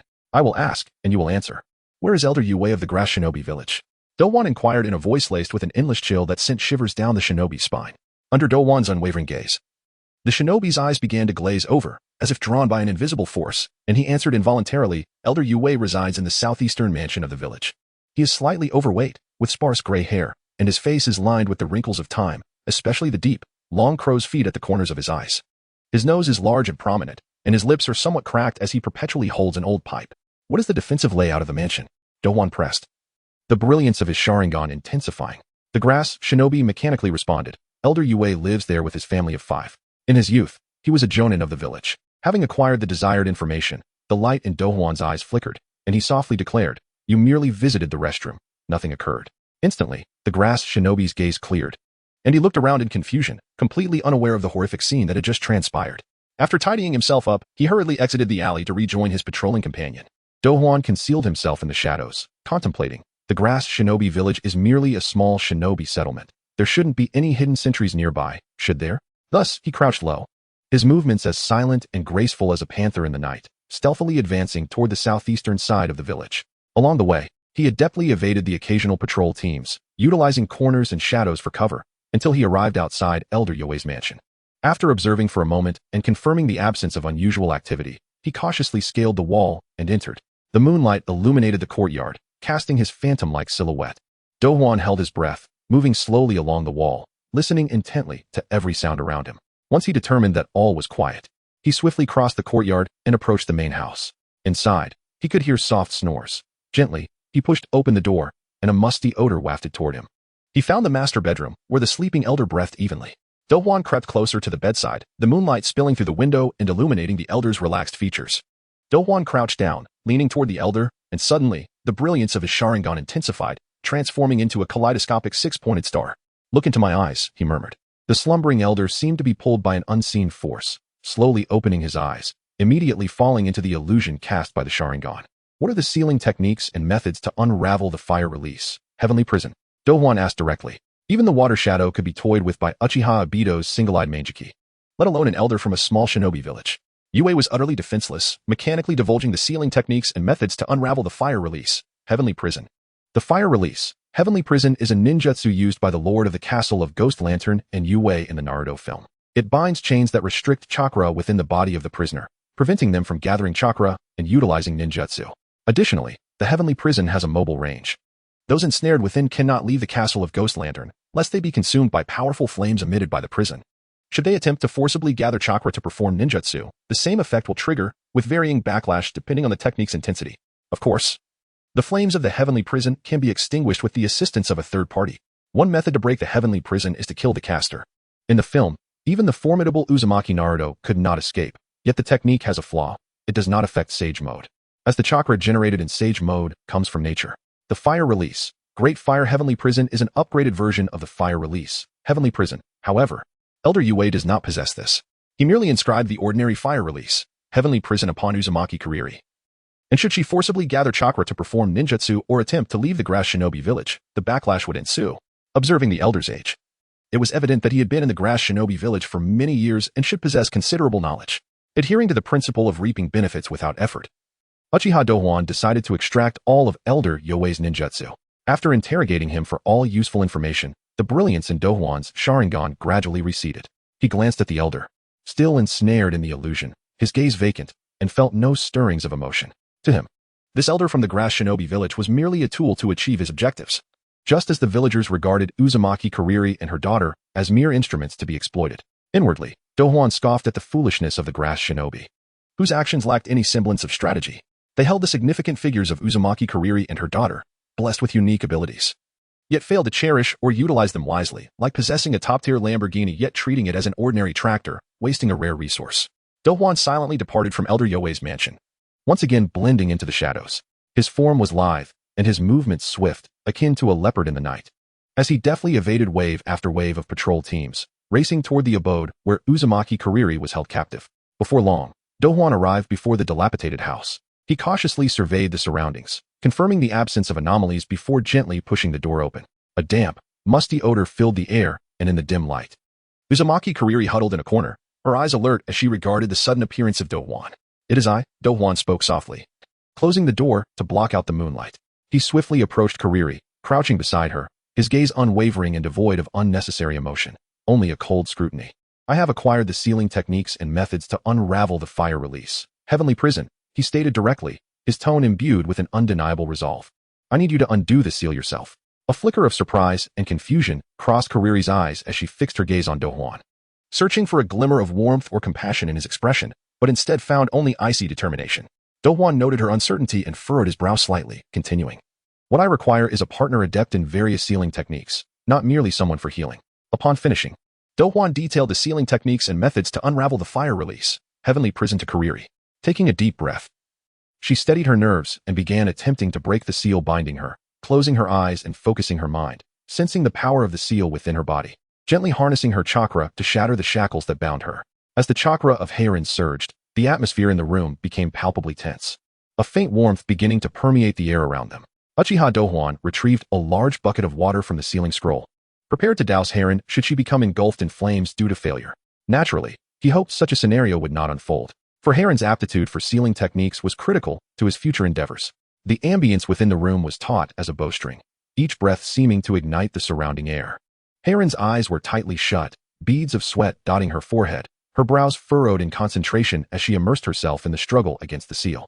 Her hands trembled slightly, a natural response to the immense pressure of the sealing force. Yet, her gaze radiated determination as a pure-blooded member of the Uzumaki clan. Her veins coursed with an innate talent and passion for sealing techniques. As the chakra continued to flow, the elusive warmth intensified, hinting at the impending crisis. Douhuan's eyes were fixed on Heirin, his grip on the bucket firm, always poised for any unexpected developments. Although his demeanor remained calm, a flicker of anticipation glimmered in his eyes. Suddenly, a soft purple glow enveloped Heirin, shimmering like flowing liquid around her. Douhuan's heart tightened, fearing the seal was on the brink of collapse, but soon he discerned that this glow harbored a potent and mysterious power. Her Kagura Shingon had awakened. With the enhancement of the Kagura Shingon, Heirin's perception of the seal sharpened, allowing her to visualize the intricate structure and pathways within, as if a detailed map unfurled before her. A confident smile graced her lips as she swiftly formed hand seals, her movements fluid and practiced. Strands of chakra shooting from her hands to precisely entwine around the crucial nodes of the seal. In mere moments, the once impenetrable seal began to crack, and with a resounding shatter, it collapsed like broken glass. The oppressive heat dissipated instantly, replaced by a refreshing breeze. Heirin slowly opened her eyes, victory shimmering within them. Douhuan, taken aback for a moment, then displayed a rare expression of admiration. Truly, as an Uzumaki, you have not disappointed me. Heirin took a deep breath to steady her exhilaration. Thank you for your trust. Without you, I may never have freed myself from this seal. Douhuan nodded slightly. Next, we have more pressing matters to attend to. The Grass Ninja Village will not relent. We must depart swiftly, and I need your assistance with certain plans. Without hesitation, Heirin affirmed, I am willing to join you. Though the Grass Ninja Village was small, it was currently fraught with turmoil. To conceal his identity, Uchiha Douhuan donned a mask, swiftly forming hand seals as he declared, multiple shadow clone technique. Instantly, a cloud of smoke erupted, and two identical Douhuans materialized. One clone crouched down, signaling for Heirin to climb onto its back. Initially taken aback, Heirin quickly comprehended his intention, gently handing her daughter, Xiangling, to the other clone before securely settling onto the first clone's back. Hold on tight. Douhuan's voice was deep and resolute, an unwavering command. The two clones propelled themselves forward, their feet launching off the ground with the swiftness of arrows loosed from a bow. They navigated adeptly between rooftops and walls, utilizing the night and shadows as cover, evading both watchful eyes and hidden sentinels of the Grass Ninja Village. The wind roared past Heirin's ears as she clung tightly to the clone, feeling the exhilarating rush of their rapid escape. Her heart swirled with both trepidation for the uncertain path ahead and anticipation for liberation from her plight. Meanwhile, Xiangling remained blissfully asleep in the embrace of the other clone, unaware of the thrilling escape unfolding around her. Douhuan's real self trailed cautiously behind, his eyes alert to every subtle shift in their surroundings, missing not a single anomaly. Finally, after a tense flight, they successfully crossed the borders of the Grass Ninja Village. With a sigh of relief, the trio stood upon an open plain, gazing back at the receding village, emotion swirling within them. We have succeeded, Heirin whispered, her voice laced with the relief of survival.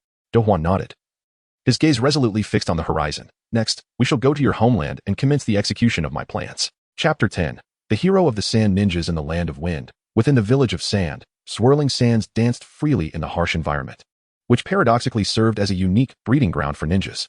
During the tumultuous ninja world wars of Yura, the hidden sand village engaged in fierce confrontations with the hidden leaf, resulting in the death of Scorpion's father at the hands of the leaf's white fang. Subsequently, at the behest of the feudal lord's call for disarmament, the sand village had no choice but to focus on nurturing a select few elite ninjas. Lord Yakura, a hero, the villagers exclaimed as Yakura, accompanied by her apprentice, Kurenai, strolled through the bustling streets, instantly enveloped by the villagers' fervent admiration. Throughout the Third Ninja World War, Yakura, with her formidable strength, had clashed numerous times with foes such as the Rock Village, earning her the esteemed title of the hero who saved her village. With a warm smile, she graciously acknowledged each villager's greetings. As a member of the Sand Village, Yakura harbored no grand ambitions. She was the quintessential ninja, driven by a sense of duty to protect her home and viewing the completion of missions as her sacred obligation. Unlike many other ninjas, Yakura concealed within her heart a spirit of kindness, a rarity in these chaotic times, making her innocence both precious and fragile. Master, you are the role model for all female ninjas of the sand. When will I ever become an extraordinary figure like you? Kurenai gazed up at Yukura with eyes brimming with admiration. Yukura gently ruffled Kurenai's hair and, with a squint and a smile, replied, "As long as you diligently train. You will surely surpass me one day. Yes, I will not let you down, master," Kurenai declared, shaking her small fists, her expression serious. Yukura was not only a hero of the sand but also a compassionate mentor. Her earlier life was nothing short of enviable, gentle yet powerful, reminiscent of Hinata Hyuga's childhood dreams. Though fate had not been as kind to her as it had to Hinata, even after returning from arduous missions, fatigued, Yukura never hesitated to agree to train with Kurenai, imparting wisdom with gentle patience. In the hearts of Kurenai and many other low-ranking sand ninjas, Yukura's immense strength did not lead her to arrogance. She was gentle and approachable, earning the respect of all who believed she deserved the title of Kazekage. "Master, are you going to battle the rock ninjas again?" Kurenai, recalling recent news, looked up with concern and reluctance. Upon mentioning the rock ninjas, Yukura's smile gradually faded. "Yes, it is a decisive battle. Our situation does not permit further stalemate. Kurenai, do not be disheartened. I will return soon, victorious." Observing her apprentice's downcast demeanor, Yukura comforted her with a confident smile, for she was the blazing release. "Yukura, Lord Yukura, make sure to teach those rock ninjas a lesson." The villagers cheered, and Yukura felt bolstered by their faith. However, amidst the cheers, the dire circumstances of the sand village remained unchanged. Inside the Kazekage Tower, the fourth Kazekage, Raza, stood by the window, watching the beloved Yukura below, consumed by jealousy. In terms of achievements, popularity, and even strength, he found himself unable to overshadow her. Raza had secured his position as Kazekage with the support of the Sand's upper echelons, largely due to his magnet release techniques, which provided significant benefits to the village. Ultimately, it would be Yukura's strength and merits that would be sacrificed. Fourth Kazekage, the meeting is about to commence, Ibi, seated nearby, reminded him. At that moment, in the Kazekage's office, the round table was filled with high-ranking officials from the Sand Village, discussing strategies for the impending decisive battle against the Rock Village. Currently, among the great nations, both the Cloud and Leaf have ceased hostilities and begun post-war reconstruction. Yet, we, the Sand, continue to clash with the Rock and Mist villages. We must end this war swiftly. Raza set the tone for the meeting. Our conflict with the Rock Village is inevitable. This discord cannot be reconciled. The age-old rivalry between the Rock and Sand villages had led to relentless confrontations in previous ninja wars. However, we are simultaneously engaged in conflict with the Mist Village. Raza continued. During the Third Ninja World War, due to the disappearance of the Third Kazekage, the Sand Village was left leaderless and vulnerable, allowing the Cloud Village to launch a surprise attack, plunging the Sand into chaos. Following the Cloud's advantage, the Mist Village soon arrived to claim their share, leaving the Sand suffering greatly. What shall we do? Are we to fight on two fronts? No, engaging on two fronts is a military taboo. What can we do then? That old fox Oenoki might ally with the Mist against us. If we are embroiled in a fierce battle with the Rock, and the Mist suddenly strikes, we would be at a disadvantage. Isn't the Mist Village currently embroiled in its own internal strife? The Mist Village is isolated overseas. Who has the capability to gather intelligence on them? The upper echelons of the Sand debated vigorously, each offering their opinions, yet none proposed a viable solution. Raza listened intently, contemplating before turning to his trusted aide, Maki, who sat quietly in the corner. What is the situation with the Mist? Maki, a mere ordinary jonin in the village, had only the privilege of attending due to his close ties with Raza. Upon being questioned, he hastily stood to respond. I have made contact with the Mist Village. Their demands are somewhat stringent. Maki hesitated. Oh, what did the Mist Village say? Raza sipped his tea leisurely, already privy to Maki's report prior to the meeting. They have expressed willingness to refrain from interfering in our dealings with the Rock Village. Really? That hardly aligns with their usual conduct. Maki continued. However, they have one condition. What condition? They demand Yukura's life. What? Absolutely not. We cannot betray our hero. Maki's words met immediate and overwhelming opposition from the majority of the high-ranking officials. Setting aside Yukura's monumental contributions to the Sand Village and her deep affection from the villagers, her almost Kaga-level strength could not be easily relinquished. In their minds, Yukura would be the decisive weapon against the Rock Village in the impending battle. Silence. As discussions escalated, Chiyo, the most respected elder in the meeting, called for order. Once the officials quieted, Raza spoke slowly. I understand your sentiments, which is precisely why I convened this meeting. Shall we sacrifice Yukura to ensure the Mist Village's non-interference? Or shall we prepare to confront both the Rock and Mist Villages simultaneously during the decisive battle? The choice is yours. Raza was confident. He knew the higher-ups would ultimately make the decision he desired. Although this was profoundly unfair to Yukura, he believed she would understand if it served the village's interests. The sacrifice of Yukura was an unfortunate necessity. With their current strength, they could not afford to confront both major ninja villages at once. And the feudal lord would not consent to such a plan. The urgent matter was the decisive battle against the Rock Village. For this, sacrifices were imperative. There is no other option. For the sake of the village, we must make Yukura the sacrificial pawn. I concur. Then it is settled. Many fanfictions often exaggerate the significance of Kaga-level power, yet throughout the Naruto manga and anime. Whether through the betrayal of Yukura by the sand or the Leaf's role in White Fang's demise, it is evident that such power is not the ultimate determinant. In truth, given the high-risk, low-defense nature of the ninja profession, if one is not of the caliber of Madara or Hashirama, even a typical Kaga-level ninja risks catastrophic failure with a single misstep. For instance, the third Hokage, hailed as the mightiest of wind shadows, met his demise at the hands of the young Scorpion, among countless other instances. After the meeting concluded, Raza sat alone in the Hokage office, his fingers gently tapping the desk, a flicker of complex emotions passing through his gaze. He pondered for a moment before speaking slowly, "Summon Yakumo." His voice was low and calm, yet imbued with an undeniable authority. Before long, Yakumo entered the office with a light step, her posture athletic and her eyes radiating confidence and resolve. "Kazekage-sama, you summon me?"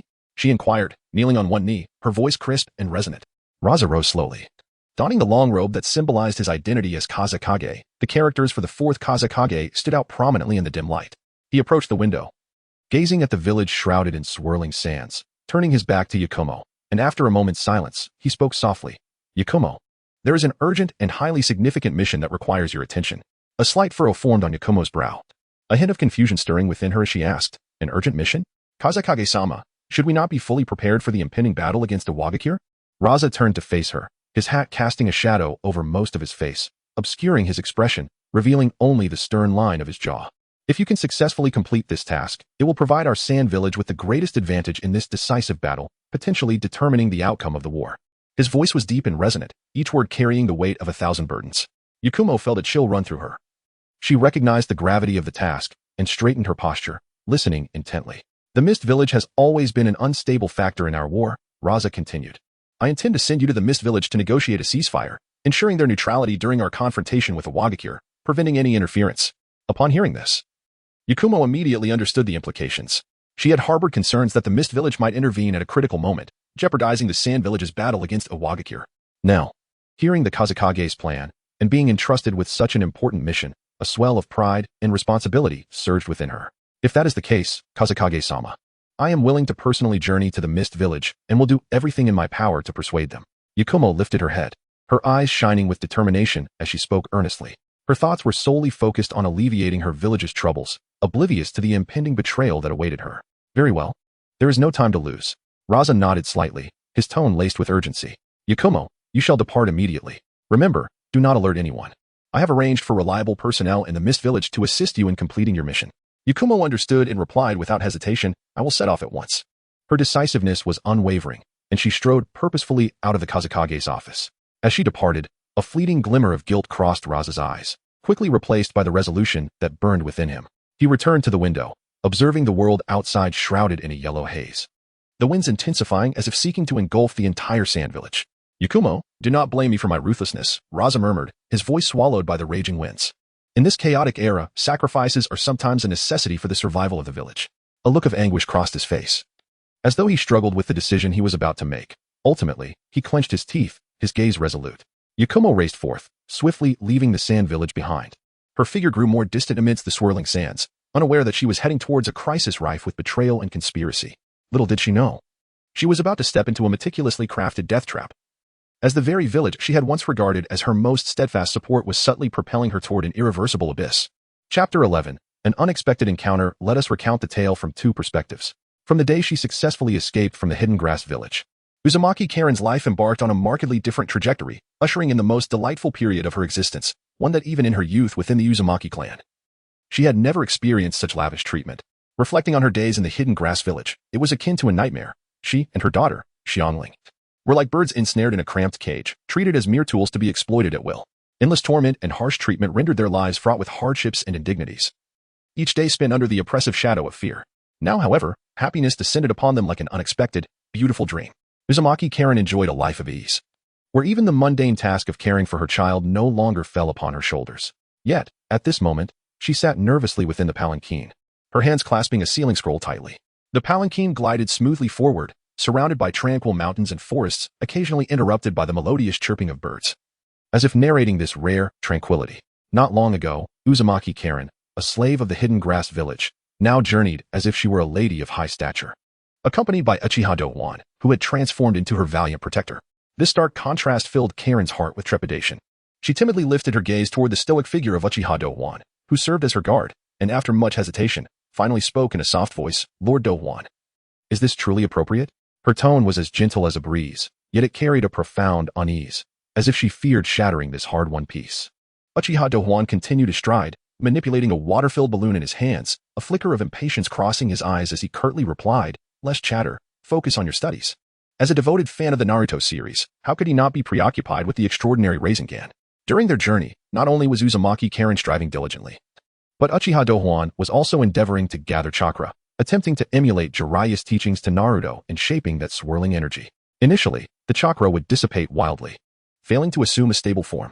Nonetheless, he persevered, drawing on his familiarity with the principles of Rasengan to continually refine his output and control. Time was of the essence.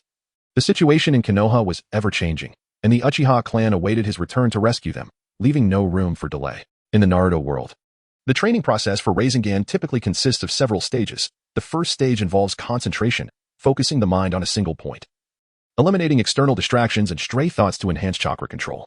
Just as Naruto trained, Jiraiya drew a small symbol of Konoha in his palm to aid his concentration. The second stage involves practicing chakra rotation, usually using a water balloon as a medium, where the chakra moves rhythmically to rupture the balloon. This step requires the chakra to form a rotating force around the palm, capturing the sensation and rhythm of chakra rotation. The third stage is to enhance power. After mastering chakra rotation to break the water balloon, one practices with a hard rubber ball. Due to the internal air, it lacks the tactile feedback of a liquid, and its resilient exterior necessitates establishing several chakra points around it, enabling the internal chakra to move in a dispersed manner, ultimately causing the ball to burst under the pressure of the flowing chakra.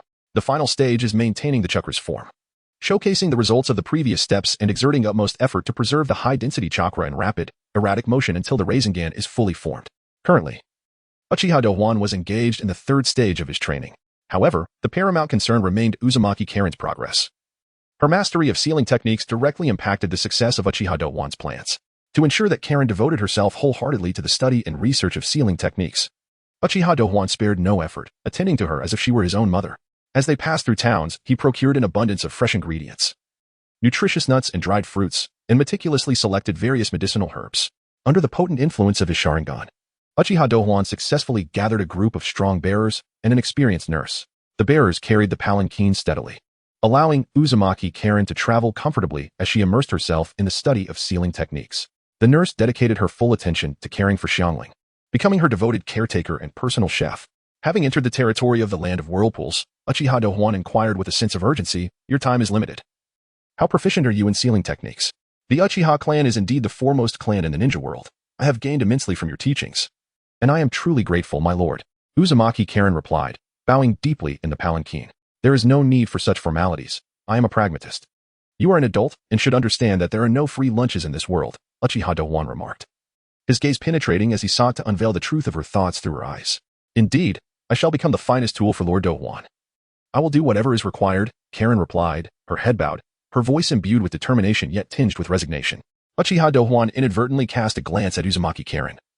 Observing her plain kimono draped loosely over her form, the neckline slightly open, revealing her fair skin and subtly alluring curves.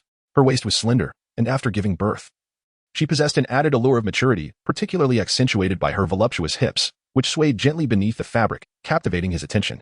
His throat involuntarily moved as he swallowed hard, and Douhuan immediately recognized his lapse in composure, silently chiding himself. At this moment, in his 16-year-old body, he was brimming with vitality. This was hardly the time for such thoughts.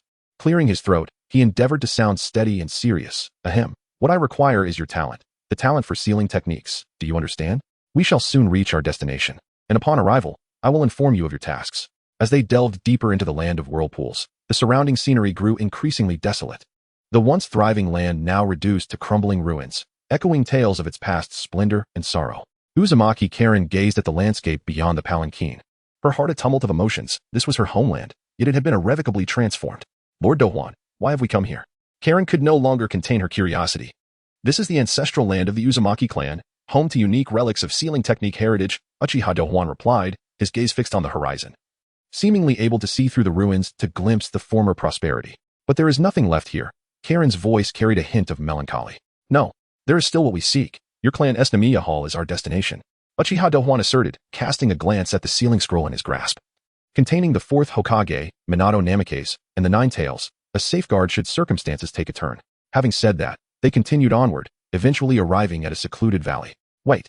Lord Douhuan, there are ninjas engaged in battle at 11 o'clock ahead. Uzumaki Karen suddenly alerted, her voice urgent. Oh. Uchiha Douhuan felt a jolt of surprise. Even he, possessing shadow-level strength, had not sensed the fluctuations of chakra, yet Uzumaki Karen had.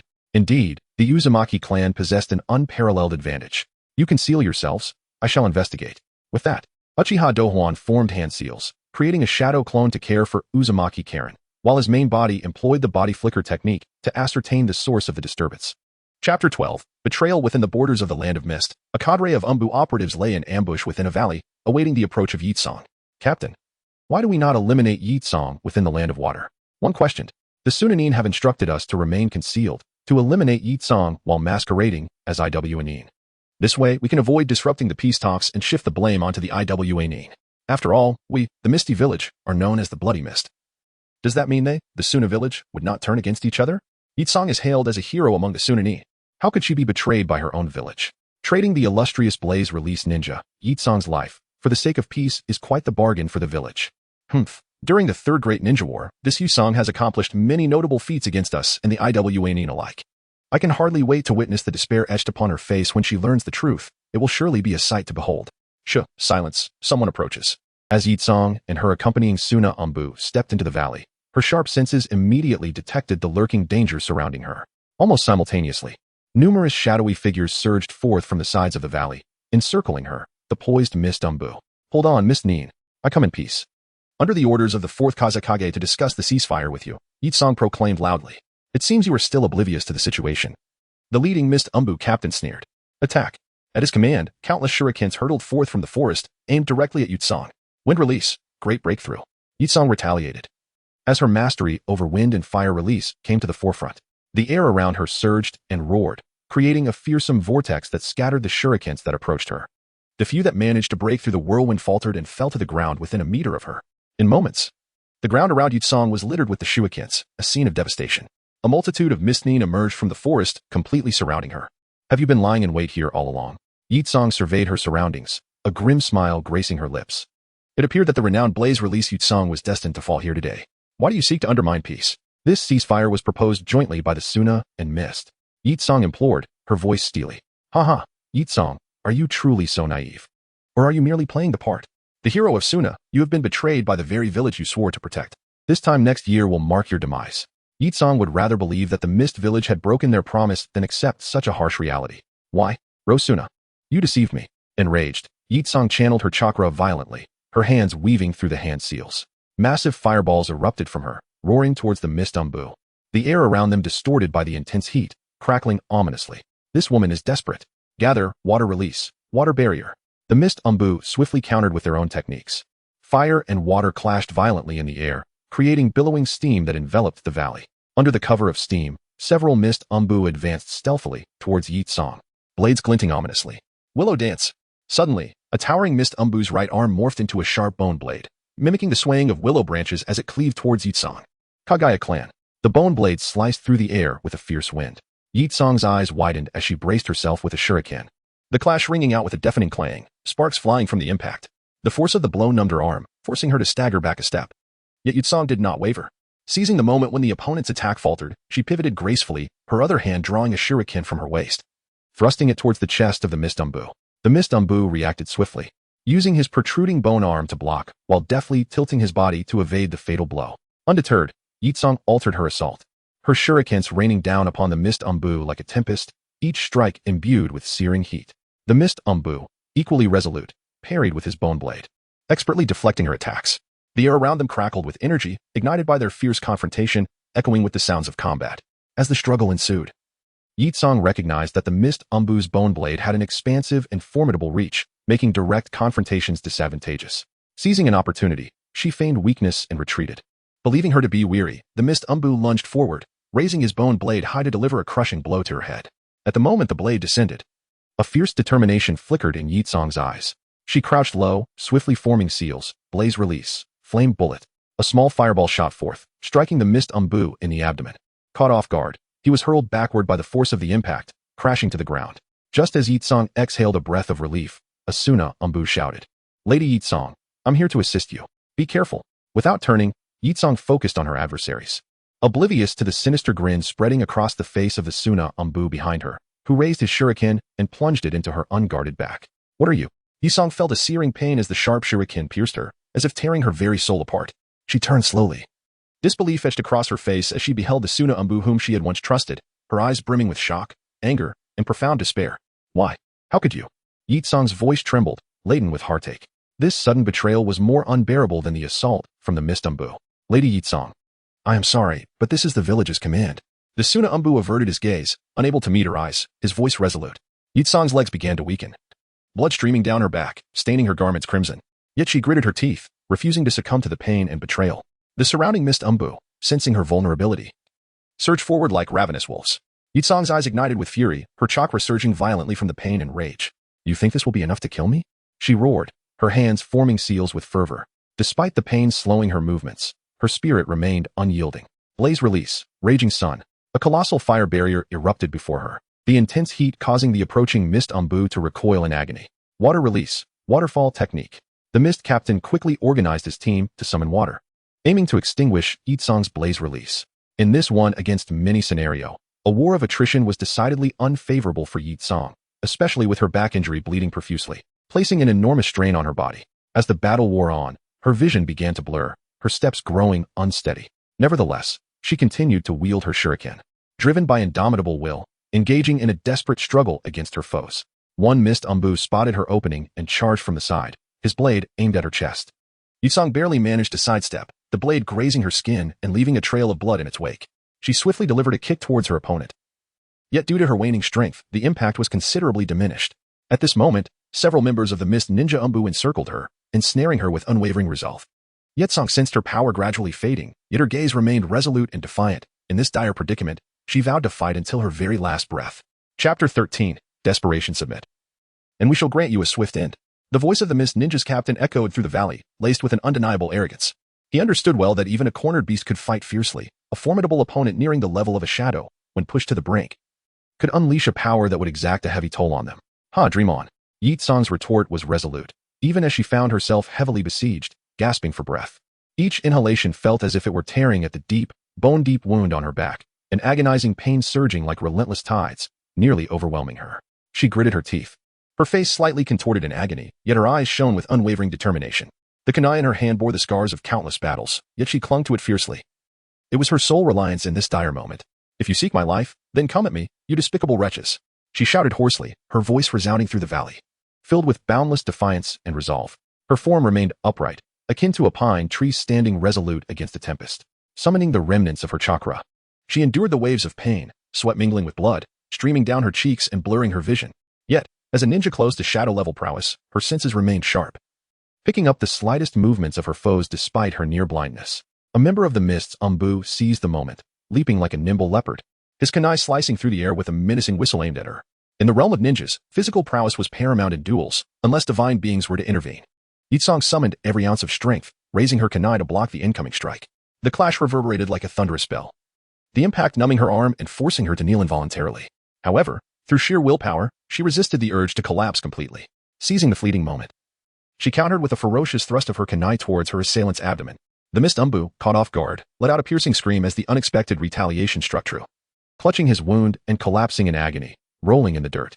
Yet, before Yitsong could catch her breath, two more Mist Umbu lunged at her like ravenous wolves. One swung a gleaming long knife, aiming for her neck. The other launched a stealthy attack from below, attempting to strike her leg with a kunai. With a sharp focus, she evaded the blade's trajectory, sidestepping gracefully, akin to willow fluff in the breeze, while simultaneously kicking away the kunai aimed at her lower limb. However, the prolonged skirmish had rendered her body weary, her movements lacking the agility they once possessed, her arms feeling as if laden with lead, heavy and unresponsive. In the heat of battle, she could feel her strength draining away, like sand slipping through an hourglass, her consciousness beginning to wane. Yet every time a thought of surrender flickered in her mind, an intense unwillingness surged within her. Memories of Sunagakure flooded her thoughts, the very blades of grass and familiar faces that had once fueled her resolve to fight.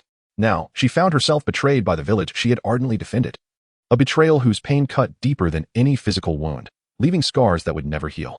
She could not succumb, not without making those traitors pay. Even if that thought felt feeble in this moment of despair. Thus, Yitsong, clinging to her faltering strength, once more charged at her adversaries. Each step felt as though it drained her of every last ounce of energy, her legs heavy as if encased in lead. Her tattered garments bore the marks of battle. Torn and stained with the evidence of her struggle, the ground beneath her feet pooling with her blood, turning the earth a haunting crimson. Against the relentless assault of two mist umbu, her evasive maneuvers and counterattacks grew sluggish. The long knife struck again, though she narrowly avoided a fatal blow. The blade still grazed her shoulder, leaving a deep crimson line as blood soaked her attire. Simultaneously, the kunai from below sliced into her calf, causing her to stumble. Nearly falling, the continuous onslaught weighed her down further, each breath igniting a fiery pain in her lungs. Yitsong recognized she had reached her limit. Yet the fire of defiance still burned in her gaze. Summoning her last reserves of strength, she gathered her chakra, preparing for one final retaliation. However, before she could complete her hand seals, a mist umbu exploited her moment of vulnerability, delivering a brutal kick to her abdomen. The pain was excruciating. As if her very insides had shattered, propelling her like a marionette with severed strings, crashing heavily to the ground in a cloud of dust. Coughing violently, she expelled blood, mingled with fragments of her internal injuries, her body twitching weakly upon the earth. As her consciousness began to fade, the world around her twisted into a surreal haze. As though ensnared in a fleeting dream, she struggled to rise, her hands clawing futilely at the soil, nails breaking and blood staining the ground. Now, let us see how you resist, the leading mist captain sneered, his laughter akin to the whispers of a demon. With a wave of his hand, the surrounding umbu brandished their shurikens, encircling Yitsong. Prepare, 1,000 blades shall pierce your heart. At the captain's command, countless shurikens gleamed in the sunlight, resembling a pack of ravenous beasts poised to strike, ready to unleash a torrential assault upon her, threatening to engulf her entirely. Am I to die? They say that before death, one recalls all their past moments. I wonder if that is true. Lying on the ground, her consciousness flickered like a candle in the wind. Memories flashed before her eyes of her day's training in Sunagakure, sunlight illuminating the training grounds as she and her comrades sweated together, striving to grow stronger. She had bled on the battlefield to safeguard her village, each victory accompanied by the cheers and admiration of the villagers, their joyous and grateful faces vivid in her mind. Yet now, she found herself ruthlessly betrayed by the very village she had sworn to protect, a betrayal that cut deeper than any wound. Why village, how could you? Yitsong's heart brimmed with sorrow and rage. She had believed her sacrifices were meaningful, that her strength could bring peace and tranquility to her home. Once, she had valued the village's honor above her own life, but now, everything felt like a cruel jest, absurd yet painfully real. Gazing at the poised shurikens, a profound unwillingness welled within her. She could not accept death, nor could she abide the thought of her life concluding in such a hasty manner. There were dreams yet unfulfilled, things she longed to protect, like her student, the vibrant and promising child she wished to watch grow, to teach her more jutsu, to guide her along the righteous path. But fate seemed to have slammed the door shut on her, confining her to this desolate end. Must I, Yitsong, truly meet my end here? She cried out within, desperately grasping for the last flicker of hope, for she could not bear the thought of surrender. Even when her body could no longer move and her consciousness began to fade, a flame still burned deep within her soul, a fierce resistance against the injustices of fate. If she were to succumb to death, would those scoundrels of Luosha village not roam free? Memories of her path of endurance and the oaths she once swore flooded her mind, and tears blurred her vision. She longed for this to be but a nightmare, wishing to awaken to find everything unchanged. Yet, reality was merciless, and the shadow of death loomed ever closer, gradually consuming her last glimmer of hope. Chapter 14, Susanoo. Ah. What a splendid performance you have presented to me. Just as Yazong was enveloped in despair, on the brink of death, a shadow descended like a specter. Uchiha Douhuan landed heavily upon the back of the sand ninja who had ambushed Yazong, producing a sharp crack that silenced even the scream of the sand ninja, leaving him lifeless on the ground. Who? The mist ninja captain's expression shifted drastically, his voice sharp with authority as he signaled his subordinates to surround the area. The sand ninja had insisted that Yazong's demise should not be attributed to the mist ninja, hence no witnesses were to be left alive. My name? The dead need not concern themselves with such trifles. Uchiha Douhuan replied with a chilling smile. Where did this lunatic come from? Attack. The mist ninja captain scoffed, confident that even the formidable Yazong was unable to withstand their collective assault, let alone this youthful boy. At the captain's command, countless shuriken were unleashed towards Yazong and Uchiha Douhuan. It is over, Yazong thought, despair gripping him as he closed his eyes. Susanoo, Uchiha Douhuan roared, an overwhelming chakra surging forth from within him like a volcano on the verge of eruption. In an instant, a colossal black and violet skeletal Susanoo rose majestically, enveloping both him and Yazong in its protective embrace. The shuriken clashed against the Susanoo's framework, producing a series of crisp, resonant sounds that echoed through the perilous valley, reminiscent of a heroic battle anthem.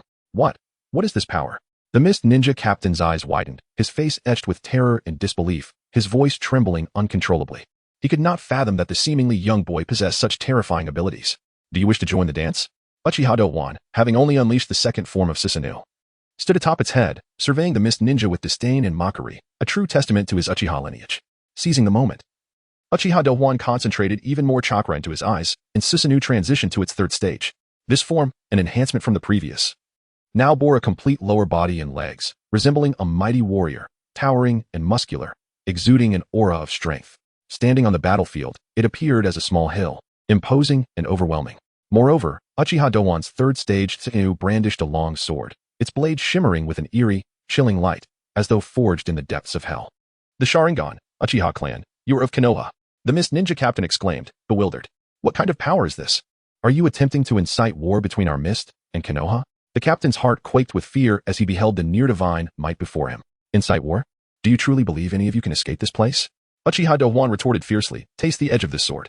With a furious shout, Susanoo lunged forward. Its long sword cleaving through the air with the force to split mountains and shatter stone, aimed directly at the Mist Ninja. The sword's power was astounding, wherever it passed. The air seemed to sizzle as if cut by a blade, carving a deep chasm into the ground and shredding nearby trees into splinters that danced through the air. The Mist Ninja attempted to counter with their ninjutsu, water style, earth style, a multitude of techniques interwoven to form a desperate defense. Yet, in the face of Susanoo's overwhelming force, their resistance proved pitifully inadequate. The water techniques evaporated upon contact with the sword's energy, vanishing into white vapor, while the earth walls crumbled into ruins under the onslaught. The might of a single strike left the Mist Ninja reeling with heavy casualties. Is this a divine intervention? Even Yezong, lying on the ground, could not help but be awestruck by such formidable power. Water style, water dragon bullet. A remaining Mist Ninja, summoning his courage, attempted to retaliate. Seeing this, Uchiha Douhuan pressed on without relent. Fire style, great fire annihilation. He executed a swift series of hand seals, fluid and seamless.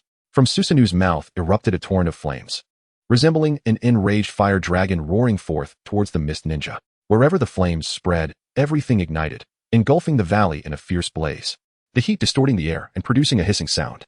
The Mist Ninja, overwhelmed by the sudden inferno, stumbled back, cries of despair filling the air, as the stench of burnt flesh permeated, inducing nausea.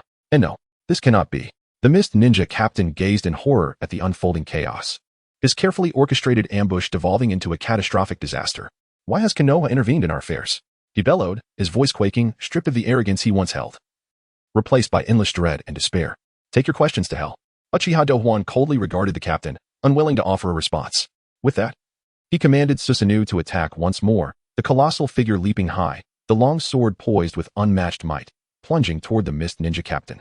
The captain summoned every ounce of strength to unleash his water-style defense, desperately striving to preserve his life against this lethal strike. However, against Susanoo's formidable power, his defenses crumbled like paper. The sword pierced through his water technique, driving straight into his chest. The captain's eyes widened in horror as he coughed up blood, his body slowly collapsing, filled with regret and despair. Upon witnessing their leader's demise, the remaining Mist Ninja lost all will, fleeing in disarray. But Uchiha Douhuan was relentless, guiding Susanoo like a reaper of souls, weaving through the ranks of the Mist Ninja, leaving a trail of blood in his wake. With each swing of Susanoo's sword, lives were extinguished, the fleeing Mist Ninja rendered as feeble as ants before its might. In a mere moment, the valley was littered with the corpses of the Mist Ninja. A haunting silence enveloping the scene. Blood stained the earth, the air thick with the metallic scent of death, a grim testament to the ferocity of the battle. Devil.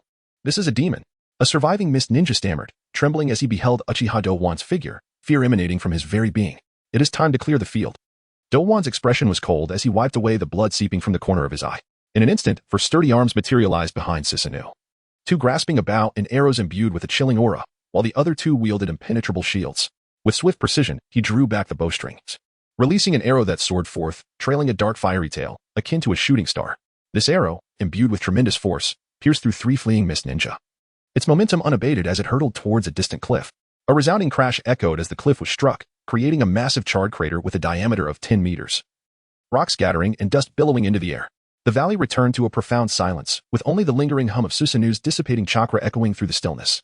Yitsong collapsed amidst the pool of blood, gazing at the crimson streaks at the corner of the boy's eye, winding like tears. Chapter 15. Consumed by flames in the deep of night, near the territory of the Uzumaki clan, the moonlight cascaded like water upon the tranquil land. Within the campsite, The flickering campfire cast shadows, as Uchiha Douhuan had already dismissed the hired bearers and wet nurses, rewriting their memories with his Sharingan. The only ones remaining were the Uzumaki mother and daughter, Douhuan, along with the newly joined Yukura and Sand Ninja. Tomorrow they would reach the Uzumaki clan's name and hall. Were you prepared? Uchiha Douhuan sat at the center of the camp, idly roasting corn, sparks occasionally bursting forth from the fire. I am ready. But the injuries of that esteemed individual have yet to fully heal, and I still need to. Uzumaki Huali cradled Xiangling, timidly responding.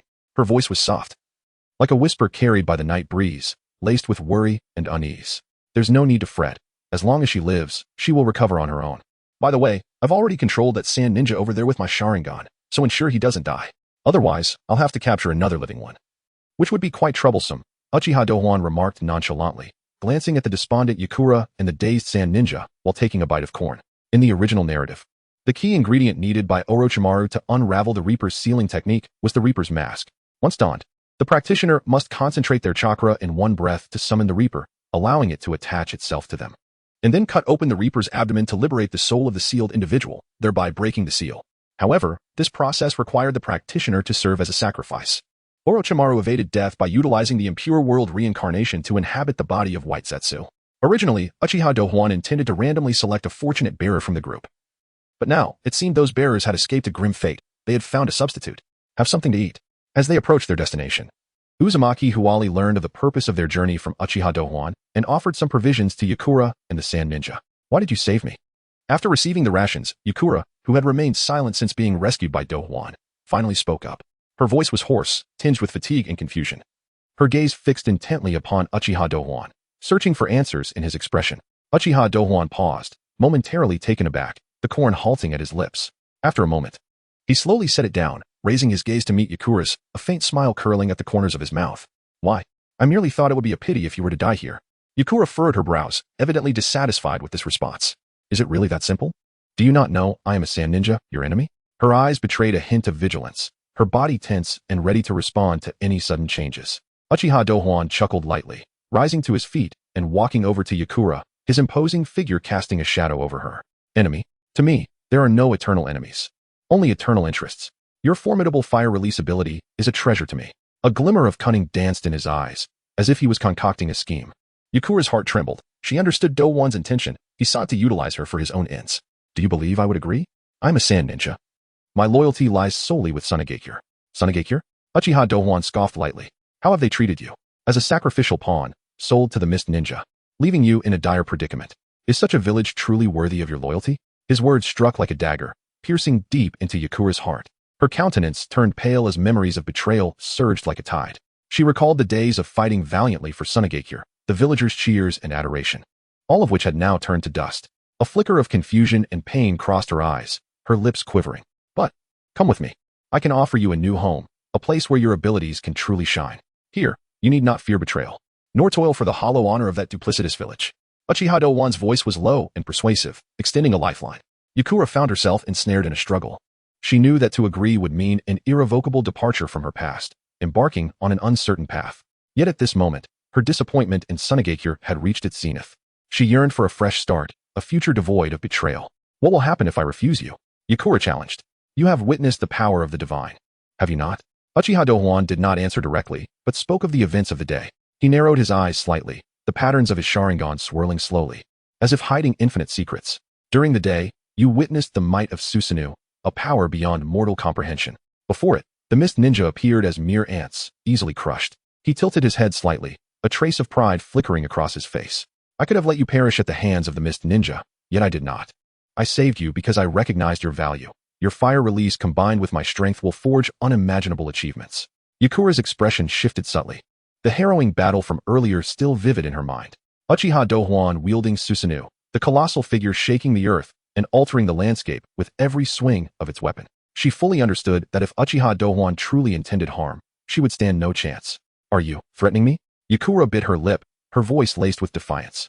No, I am merely urging you to confront reality. Uchiha Douhuan's tone softened slightly. I need your strength, and you need an opportunity for a fresh start. We can achieve greatness together, rather than remain adversaries. He stepped closer, extending his right hand toward Yukura. The ninja world has endured too many tragedies. You are not the sole example. The Sand Ninja's most feared opponent, the White Fang, also fell victim to the persecution of Konoha's higher-ups. The decayed system of the ninja world has persisted for far too long. It demands a complete transformation. Suddenly, a spark erupted from the campfire, landing on Yakura's hand. She remained unmoving, allowing the searing pain to spread across her skin. In the distance, an owl hooted, forebodingly. White Fang. Yakura's throat tightened, her nails digging into her palm. She recalled that snowy night when her father, inebriated, spoke with bloodshot eyes. The White Fang is dead. Huh. Such a figure actually committed suicide. At that moment, the entire Sunagakure rejoiced at the news of White Fang's demise, yet now it pierced her heart like a venomous sting.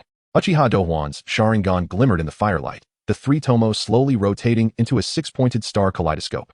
Yakura suddenly noticed her shadow trembling. Not merely her shadow, but the very ground quaking beneath the weight of Susanoo's presence.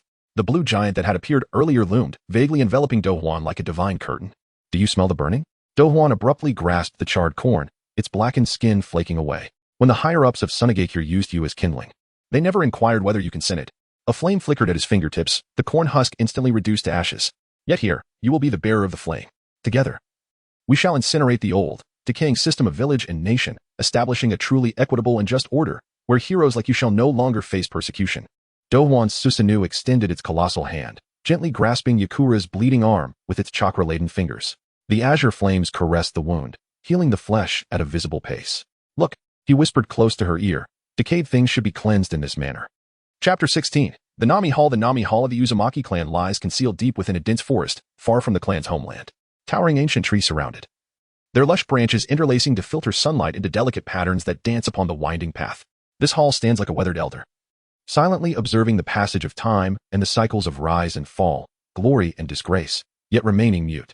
The vermilion torii gate is tightly entwined with creeping vines, as if shackled by the chains of time, struggling to break free. The vines climb unabashedly, intertwining fresh green shoots with the weathered red of the torii, seemingly narrating tales of renewal and decay. Between the stone steps, moss spreads freely, taking root in the dampness, quietly recording the flow of time, with every contour concealing the secrets of the years. Morning mist envelopes this enigmatic place like a delicate veil, casting a hazy shroud over the entire Nami Hall. The wooden eaves of the main shrine glisten with a damp sheen in the fog, as if whispering tales of past grandeur and trials. The bronze bell hanging from the eaves, now corroded to a deep green, has long since replaced its once clear chime with an echoing silence. A gentle touch causes it to sway slightly, producing a dull, faint sound, reminiscent of the lively past. Here lies the Nami Hall of the Uzumaki clan. Uzumaki Kariri cradles Xiangling and gazes at the dilapidated remnants of the Uzumaki clan as homeland, her heart heavy with emotion. A hint of nostalgia flickers in her eyes. This place carries the memories of her kin. Though it now stands in ruin, the bonds of bloodline remain unbroken. Xiangling, filled with curiosity, peers around, her small hands clutching her mother's garment tightly, her innocent face brimming with wonder at the unknown. Uchiha Douhuan slowly pushes open the creaking camphorwood door, and an ancient scent wafts forth, a fragrance of time sealed away, mingled with the mustiness of decayed wood and incense ash. 27 masks of demonic deities hang in 3 rows upon the mottled earthen wall, each mask adorned with weathered golden fangs, their former brilliance dulled by the passage of time. Hollow eye sockets hold the remnants of years of incense ash, testimonies of countless rituals and prayers. The central mask of death, particularly fearsome, bears a gash that stretches from its mouth to its ears, as if issuing a silent, maniacal laugh, exuding an aura of endless strangeness. The Uzumaki clan emblem, now faded, remains etched upon its forehead, still emanating an air of mystery that daunts the gaze. As morning light slants into the hall, the shadows cast by the masks claw at the floor like withered hands, sending chills down the spine. Kariri's gaze sweeps over the masks, an inexplicable impulse surging within her. She inhales deeply and slowly closes her eyes, activating her divine vision. In an instant, a mysterious power surges within her, and her consciousness seems to merge with this ancient land. She can sense the buried strength beneath her feet, the sealing power inherited through generations of the Uzumaki clan, calling out to her. Under the perception granted by her divine vision, Kariri's brow furrows slightly before she opens her eyes, excitement illuminating her gaze. I have found it. The Shikifuin death mask, she exclaims, her voice trembling with reverence and anticipation. Her words echo in the vast hall, shattering the long-standing silence. Both Douhuan and Yakura turn their eyes toward the direction she indicates. Douhuan squints slightly, a glimmer of hope flashing in his eyes, as if he could glimpse the dawn of power. Yakura, however, wears an expression of confusion. Although she does not comprehend the intricacies, she senses the weight of the atmosphere, her heart fluttering with unease. Carefully, Kariri steps forward, her hands trembling as she lifts the death mask. The moment her fingers brush against its surface, a surge of potent energy floods her being, and ancient images flashed before her mind's eye, scenes of the Uzumaki clan sealing techniques. The moments of ancestors performing their sealing arts unfold before her, each gesture and incantation deeply etched into her memory. This is the Uzumaki clan's sealing technique. Kariri exclaims, her voice filled with surprise and pride. She gently places the mask on the table and begins to study it intently, her eyes alight with focus and determination. Her fingers trace the intricate patterns of the mask as she endeavors to unravel its secrets. Uchiha Douhuan's expression grows serious as he retrieves from his robe the scroll containing the sealed body of the fourth Hokage, Minato Namikaze, and the Nine Tails. He swiftly forms hand seals, murmuring incantations. As the final seals are completed, the chakra in the air begins to vibrate intensely. He slams his hand onto the scroll, shouting, and it slowly unfurls, revealing the preserved body of Minato, lying lifeless yet untouched by time, pale and devoid of life, announcing that a crucial step in this forbidden unsealing ritual has been achieved. Douhuan glances at the sand shinobi, a flicker of coldness in his eyes, then turns to Kariri, stating, prepare to begin. This sand shinobi shall serve as the offering. Yukura casts a glance at the oblivious sand shinobi, her brow furrowing slightly. A hint of reluctance in her gaze, yet she refrains from speaking out. Under Douhuan's control, the sand shinobi mechanically steps forward, his gaze vacant. A mere puppet under the influence of the Sharingan. Douhuan dons the death mask upon the sand shinobi's face. Concentrate your chakra, summon the Shinigami. Kariri calls out, her voice tinged with tension and anticipation. The sand shinobi's body quivers slightly as he hurriedly forms hand seals, gathering all his chakra to commence the incantation. Si, Hai, Wei Mao, Su Zi, Yu Wu Si. As he performs the seals, the atmosphere thickens, an invisible pressure permeating the space. Everyone holds their breath, watching the sand shinobi, their hearts filled with trepidation. Suddenly, a chilling wind sweeps through, rustling their garments and flickering the candle flames. A colossal shadowy figure gradually materializes, first as a blurred outline, then sharpening into clarity. The Shinigami's grotesque visage emerges, its hollow eyes radiating an eerie glow, as if drawn from an endless abyss of darkness. It slowly descends upon the sand shinobi, enveloping him in a shroud of dark aura, as if he were being consumed by the void. Now, cut open the Shinigami's belly. Douhuan bellows. He manipulates the sand shinobi's hands, raising them slowly, gripping a sharp kunai. The sand shinobi's hands tremble, slicing towards the Shinigami's abdomen, each movement seemingly sapping his strength. Everyone's hearts race, eyes fixated on the sand shinobi's actions.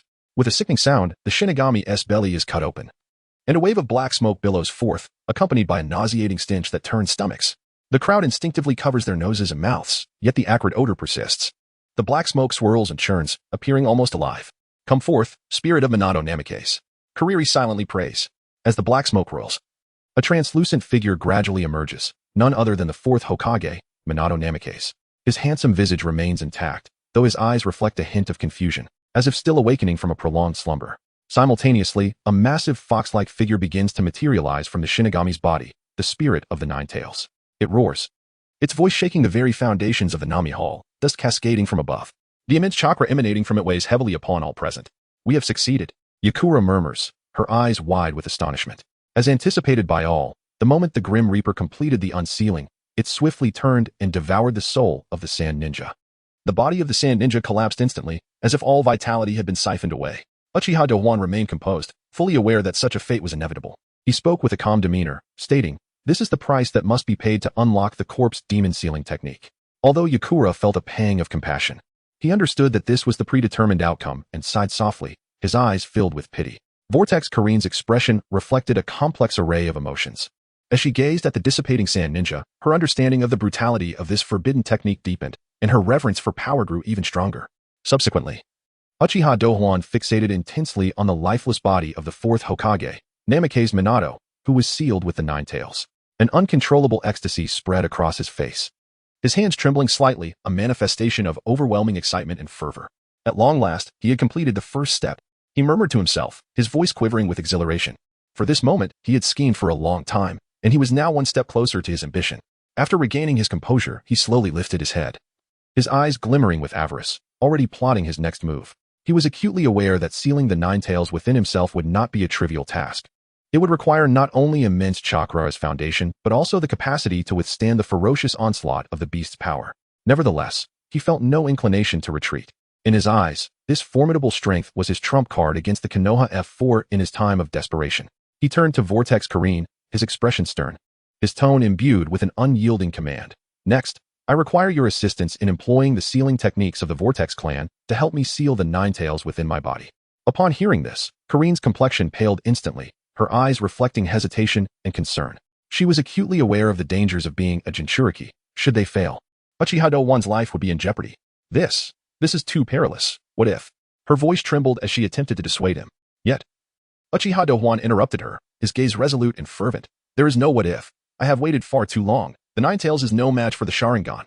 As soon as he uttered these words, his chakra surged violently, an overwhelming and oppressive aura enveloping the surroundings.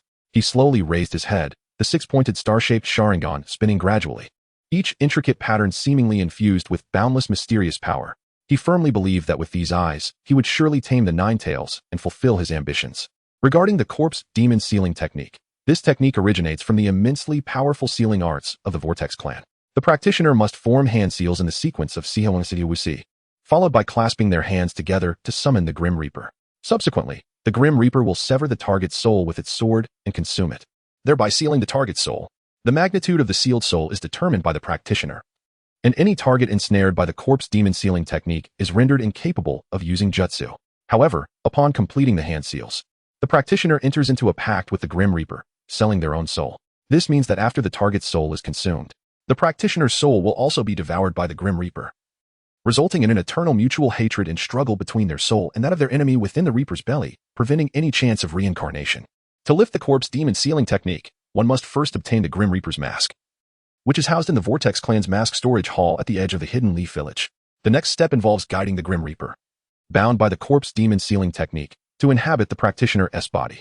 By slicing open the Grim Reaper's belly, the sealed soul can be liberated, thus breaking the seal, though the practitioner will become the sacrifice. In the original Naruto series, only Orochimaru, Sasuke, Suigetsu, and Jago are privy to this method of unsealing, with Orochimaru employing it to resurrect the souls of past Hokages alongside his own. Chapter 17, In Nine Tails the Nine Tails. A life form created by the Sage of Six Paths through Inyang release is composed of life energy and spiritual energy. Uchiha Obito instigated the Nine Tails Rebellion, but it was stopped by Minato Namikaze, who utilized the Reaper Death Seal to divide the Nine Tails chakra into Yin and Yang halves, giving birth to the Yin Nine Tails. Once born, the Yin Nine Tails was extracted by the Reaper and sealed within the spirit of Minato Namikaze. As a result of employing the Reaper Death Seal, Minato possessed the Yin chakra of the Nine Tails, and upon his death, the Yin Nine Tails was consumed by the Reaper along with his soul. Uchiha DH observed the seal of the Yin Nine Tails within Minato's body and inquired of Uzumaki Karin. How long will it take you to break this seal and transfer it into my body? This is the 8 trigram seal, formed by the overlapping of 2 4-symbol seals. If you give me a moment, I can unravel it, Karin replied, scrutinizing the sealing technique on Minato's body. Very well, let us find an open space to welcome the Nine Tails, DH declared, lifting Minato's corpse, followed closely by Karin, with Yakura cradling Xiangling behind them. The quartet arrived in a desolate valley, encircled by mountains, a secluded and spacious locale ideal for conducting the sealing ritual. Karin sat cross-legged, her hands swiftly forming seals, beads of sweat forming on her forehead as she concentrated on performing the unsealing technique on Minato's 8 trigram seal. As she worked, the seal's runes flickered erratically, seemingly engaged in a final struggle. Just as the seal was on the verge of being broken, a sudden chill enveloped the air, and the aura of the Yin Nine Tails became palpable. Excitement and tension flickered in DH's eyes as he clenched his fists in preparation for the impending surge of power. Almost there, the seal is about to break. Karin gritted her teeth. No sooner had she spoken than a deafening roar reverberated through the valley. As the colossal form of the Yin Nine Tails began to emerge from Minato's corpse, its eyes glowed a blood red, brimming with fury and primal ferocity. Once again, I have returned. The Nine Tails' roar echoed with boundless authority and wrath, causing rocks within the valley to tumble. This Nine Tails seems a bit lackluster, DH jested. Even amidst the imposing presence of the beast, the Yin Nine Tails, dominated by spiritual energy and supplemented by life energy, bore a darker hue. In contrast, the Yang Nine Tails was primarily life energy, with spiritual energy as a secondary, appearing more vibrant. The roar of the Yin Nine Tails shook the valley, its formidable chakra stirring a tempest that rustled the clothing of those present. DH, acutely aware of the Nine Tails' formidable nature, recalled scenes from the original anime where Orochimaru had sliced open the Reaper's belly, and the 4th Hokage alongside the Yin Nine Tails had been reincarnated through impure world reincarnation, with the Yin Nine Tails aiding the 4th in battle. During the 4th Great Ninja War, the Yang Nine Tails chakra within Naruto was insufficient for the allied shinobi forces, prompting the Yin Nine Tails to transfer chakra to Naruto in the Yang Nine Tails, enabling Naruto to ascend to the complete tailed beast mode.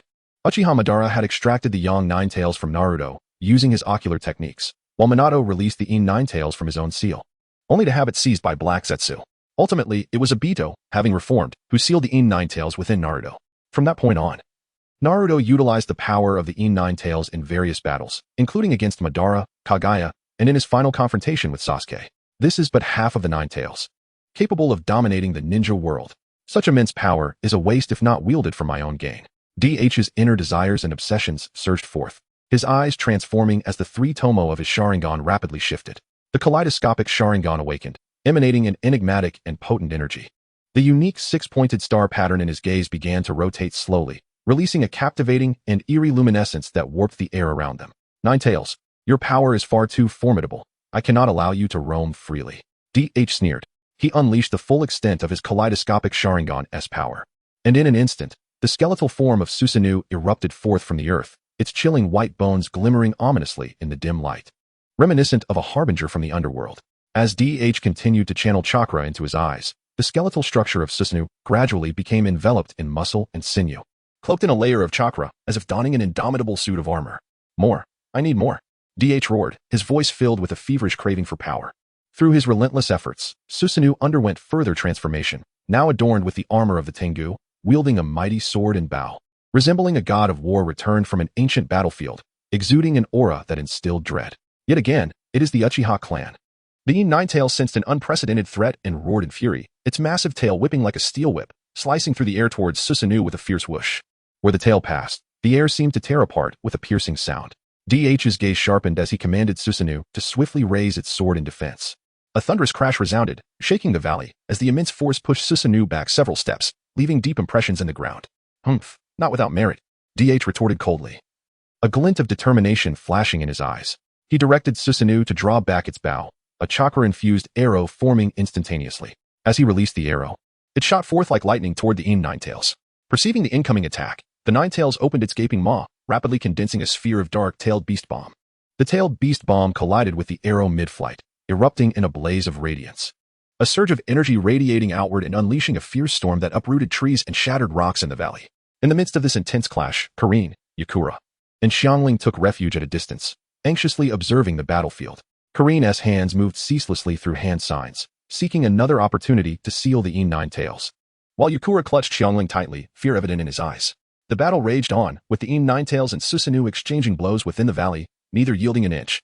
Each collision reverberated with tremendous roars and energy fluctuations, as if the very valley itself might be obliterated. Susanoo, dance of the two swords. DH bellowed, commanding Susanoo to wield twin blades. The two arcs of cutting energy surged forth like roaring dragons towards the Nine Tails, cleaving the very fabric of space itself.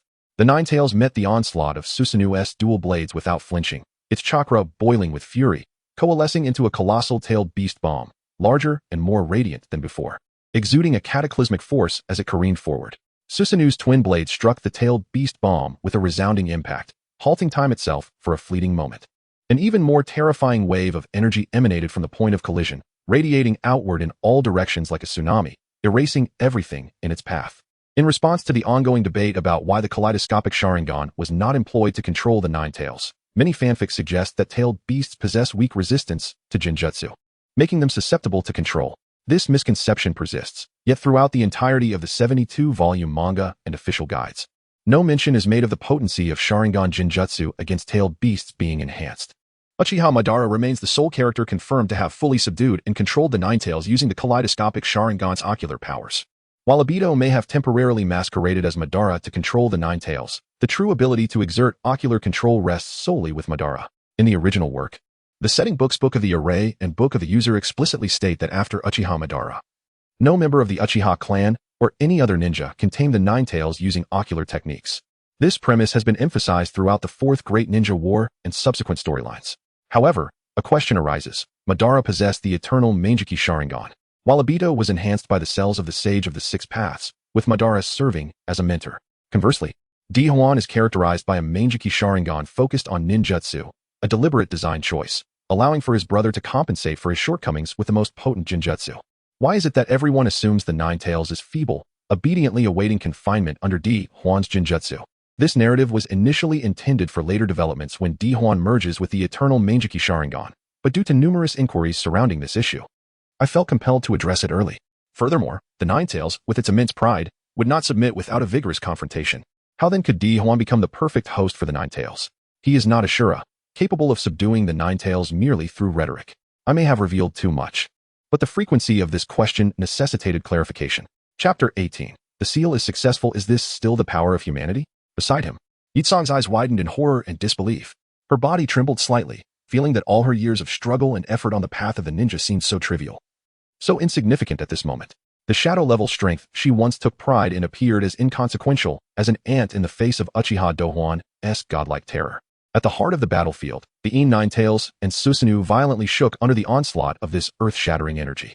The massive form of the Ninetales bore additional gruesome scars, crimson blood gushing from its wounds, dripping onto the charred earth with a sizzling sound, rising in wisps of blue smoke, as if narrating its suffering. Susanoo's armor was not spared either, displaying even more shocking damage. The once radiant chakra aura now dimmed, as if it might extinguish at any moment. Pain, pain, pain. Uchiha Douhuan felt as if his entire body was being pounded by a heavy hammer, every muscle and bone crying out in agony. His eyes swelled like ripe peaches, his vision blurred, the world before him shrouded in a thick mist. Yet, the madness in Douhuan's gaze intensified, a frenzy completely consumed by the desire for power. He slowly extended his tongue, licking his cracked lips, tasting a hint of blood, which further ignited the beast within him. Hannah, prepare yourself, my final strike is upon us. His voice, hoarse from pain, carried an undeniable determination. Douhuan inhaled deeply, suppressing the excruciating pain coursing through his body, and once more commanded Susanoo. The Yagasaka no Magatama, capable of launching Magatama for long-range attacks, differed in quantity and power depending on the user. Uchiha Itachi once utilized a fire-attribute Yagasaka no Magatama, while Uchiha Madara employed 14 connected Magatama for an assault. Douhuan knew his ocular power was limited. Unleashing 8 Magatama was his utmost limit. Before him, Susanoo's hands began to move rapidly, continuously gathering chakra in the void. As the chakra amassed, 8 Magatama radiating an eerie blue light gradually took shape. Each Magatama contained immense energy, flickering like stars, as if ready to tear apart the surrounding space. Mysterious runes flowed across the surface of the Magatama, symbols of power and harbingers of destruction. Die, Ninetales! Uchiha Douhuan roared, commanding Susanoo to hurl the Yagasaka no Magatama towards the Ninetales. The 8 Magatama shot forth like a swarm of enraged blue meteors, trailing long tails as they surged through the thick smoke, racing toward the Ninetales. Where they passed, the air ignited, crackling loudly, leaving behind distorted traces. The Ninetales sensed the lethal threat, a flicker of fear flashing in its eyes. Yet, the dignity of a tailed beast prevented it from yielding easily. It summoned the last remnants of its strength to condense a tailed beast bomb. Although this bomb was significantly smaller than its predecessor, its contained energy was purer and more terrifying.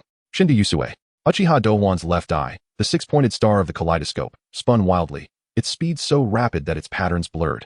This ocular technique could freely manipulate the flow of time for a specified target, be it a person or ninjutsu, between 1 second and 72 hours. He fixed his gaze on the tailed beast bomb unleashed by the Ninetales, filled with resolve and insanity. Finally, a roar erupted from his depths, unleashing his ultimate ocular technique. In an instant, a mysterious and powerful force surged from his eyes, racing towards the tailed beast bomb released by the Ninetales. The bomb's speed suddenly decreased, its once lightning-like trajectory now moving as if ensnared in thick gel, inching forward. The energy glow enveloping the bomb remained brilliantly dazzling, yet its terrifying impact velocity was forcibly restrained by the Shinda Yusue, as if the flow of time had been rewritten in that moment. Huh. Let us see how you resist this. A manic smile crept onto Uchiha Douhuan's lips.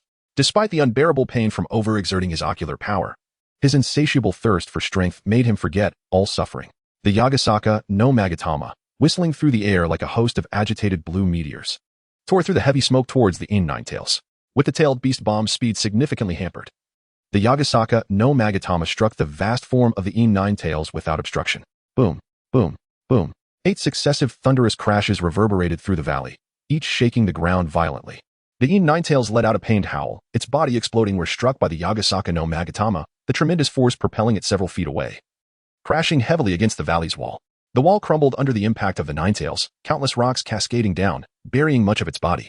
The Ninetales struggled to rise, yet it felt as though all strength had been drained, collapsing helplessly amidst the rubble, emitting pitiful whines.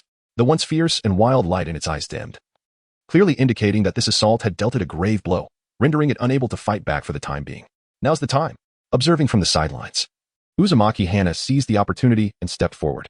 She swiftly formed hand seals, chanting incantations as a powerful chakra surged from within her.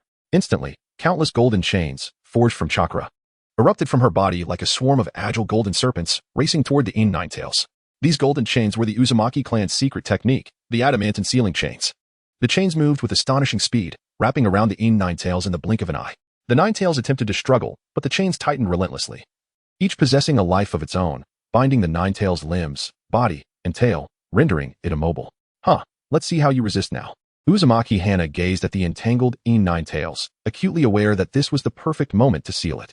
Should she miss this chance, the consequences would be dire. She quickly formed hand seals again, initiating the 8-trigram seal. With her movements, the iconic 8-trigram seal pattern slowly appeared above the Nine-Tails. At its core lay a black spiral design, simple yet mysterious, as if it were a whirlpool intent on absorbing everything around it. Surrounding the spiral, a circle of intricate black runes coiled, like ancient incantations, radiating a mysterious and formidable power. These runes twisted yet adhered to a peculiar order, interlinking as if weaving an invisible yet indestructible net. They shimmered faintly in the air, emanating a chilling luminescence, each rune continuously channeling sealing power. Roar. The Nine-Tails seemed to sense the impending danger, unleashing a defiant roar, attempting to break free from the adamant and sealing chains. But it was all in vain. The power of the chains was far too overwhelming for it to escape. The 8-trigram seal pattern descended gradually, enveloping the Nine-Tails. Under its influence, the Nine-Tails form began to grow ethereal, its chakra being incessantly compressed and devoured by the sealing force. No, I will not accept this. The Nine-Tails let out a final desperate howl, yet its voice diminished, ultimately fading within the confines of the 8-trigram seal. As the Nine-Tails was successfully sealed, a profound silence enveloped the valley, rendering the recent fierce battle as if it were merely a fleeting illusion. Uzumaki Karen, having exhausted her chakra, collapsed onto the ground. Her complexion as pale as parchment, beads of sweat dotting her forehead. Uchiha Douhuan gradually retracted his Susanoo, his body equally fatigued, his legs weakened. He nearly fell to the earth. Yet, a glimmer of exhilaration sparkled in his eyes, for he had finally succeeded in sealing the Nine-Tails within himself. I did it. I have finally acquired this formidable power. Uchiha Douhuan gazed at the 8-trigram seal upon his abdomen, suddenly bursting into a maniacal laugh, his voice brimming with madness and satisfaction. He reveled in the potent chakra of the Nine-Tails coursing through him, feeling as though he had become the sovereign of this world. Yukura approached cautiously, cradling Xiangling in her arms, her eyes still filled with fear and astonishment. The earlier battle had been so harrowing that it profoundly impressed upon her the vast chasm between herself and these formidable beings. Douhuan, you truly succeeded. Yukura's voice trembled as she regarded Uchiha Douhuan, her heart a tempest of emotions. Uchiha Douhuan turned to face Yukura and Xiangling, a triumphant smile gracing his features. Indeed, I have succeeded. From this moment forth, no one shall stand in my way. At that moment, Uzumaki Karen struggled to rise from the ground. Concern etched in her gaze as she looked at Uchiha Douhuan. Douhuan, while you have sealed the Nine-Tails, this power is exceedingly potent. You must exercise caution in its control. Or else, fear not, I shall wield it with discernment. You have toiled greatly. Henceforth, I shall safeguard the future of you and Xiangling. Uchiha Douhuan interjected, offering his solemn promise. Chapter 19. Undercurrents. The night in Konoha was deep and tranquil, an unsettling silence enveloping the village. Uchiha Shisui, adorned in his dark A&B attire and mask, agilely traversed the rooftops, the moonlight casting a solitary and resolute silhouette upon him. He had just returned from the new settlement of the Uchiha clan, where a palpable atmosphere of anger and despair weighed heavily on his heart. Soon, Shisui arrived outside the Hokage's office. He adjusted his collar, inhaled deeply, and knocked on the door. Come in, came the gentle voice of the third Hokage, Sarutobi Hiruzen. From within, Shisui entered the room, knelt on one knee, and bowed his head. Lord Third, the relocation of the Uchiha clan has been largely completed. Currently, the feelings of discontent among the clan members are escalating, and their dissatisfaction with the village and yourself grows day by day. The third Hokage lifted his weary gaze from the towering stack of documents, his face lined with deepening wrinkles, as if the passage of time had become more pronounced in just a few days. He gestured for Shisui to rise and said, I anticipated such a situation, though I did not expect it to be quite so severe. Shisui, your reputation within the Uchiha clan is considerable. How do you propose we alleviate this situation? Rising, Shisui furrowed his brow slightly, and replied, My lord, the clan feels betrayed by the village. They have fought and sacrificed for Konoha. Yet they have been relegated to the corners of the village, their grievances simmering within them. I believe it is imperative that we instill a sense of trust among the clan members, dispelling their doubts. The third Hokage sighed. I understand the rationale, but Danzo. He harbors a deep-seated wariness towards the Uchiha clan, convinced of their rebellious intentions, making it difficult for me to fully persuade him. Shisui looked steadfastly at the third Hokage and said, My lord, I firmly believe in the Uchiha clan's loyalty to Konoha. They harbor no treasonous thoughts. Perhaps we could involve the clan members more in village affairs, entrusting them with significant responsibilities to help them regain their sense of belonging within the village. After a moment of contemplation, the third Hokage nodded slowly. Your suggestion is sound, but we must meticulously plan its implementation. Upon leaving the Hokage's office, Shisui returned to the Uchiha clan's new settlement, located in the village's periphery, a stark contrast to the once vibrant heart of the village. As he entered the settlement, he was met with the sound of a fierce argument. Following the commotion, he found a group of young Uchiha clan members surrounding Uchiha Fugaku, their emotions running high. Leader, why must we endure this humiliation? The village has treated us this way. What more do we have to fear? Uchiha Inuzuka exclaimed, his face flushed. Indeed, we possess strength. Why should we be bullied like this? Uchiha Tetsuharu echoed. Fugaku's expression was grave as he surveyed the agitated clan members and responded slowly, I understand your feelings. But we must not act impulsively. A rupture with the village would yield no benefits for us. The roots of the Uchiha clan lie in Konoha. We cannot abandon this place. But, leader, we suffer endless humiliation here. When will this end? Uchiha Izumi's mother tugged at her daughter, tears brimming in her eyes, her voice trembling. At that moment, Shisui stepped forward, saying, everyone, please calm down. I have just come from the Hokage. Lord Third is aware of the gravity of the situation and is actively seeking solutions. Upon seeing Shisui, the crowd approached him eagerly. Is it true, Shisui? Will the Third truly advocate for us? Shisui nodded. Indeed. Lord Third wishes for us to remain calm. He will endeavor to involve us more in village matters and extend his trust to us. Trust? Sounds pleasant, but who knows if he is merely placating us? Uchiha Fuhan scoffed. Shisui gazed at him earnestly. I have faith in the Third Hokage's sincerity. Furthermore, we Uchiha have always prioritized the greater good. At this juncture, we must unite and demonstrate our loyalty rather than succumb to mere complaints and resistance. Listening to Shisui, the crowd gradually quieted under the comforting presence of the elder doves. Fugaku cast a grateful glance at Shisui and said, Shisui is correct. We must trust in the village and in ourselves. As long as we stand united, we will surely overcome this hardship. However, events did not unfold as Shisui and Fugaku had hoped. Danzo intensified his covert surveillance of the Uchiha clan and spread rumors throughout the village, asserting that the Uchiha were harboring rebellious intentions, exacerbating the clan's plight. The discontent among the clan members was reignited, and their sentiments grew even more fervent.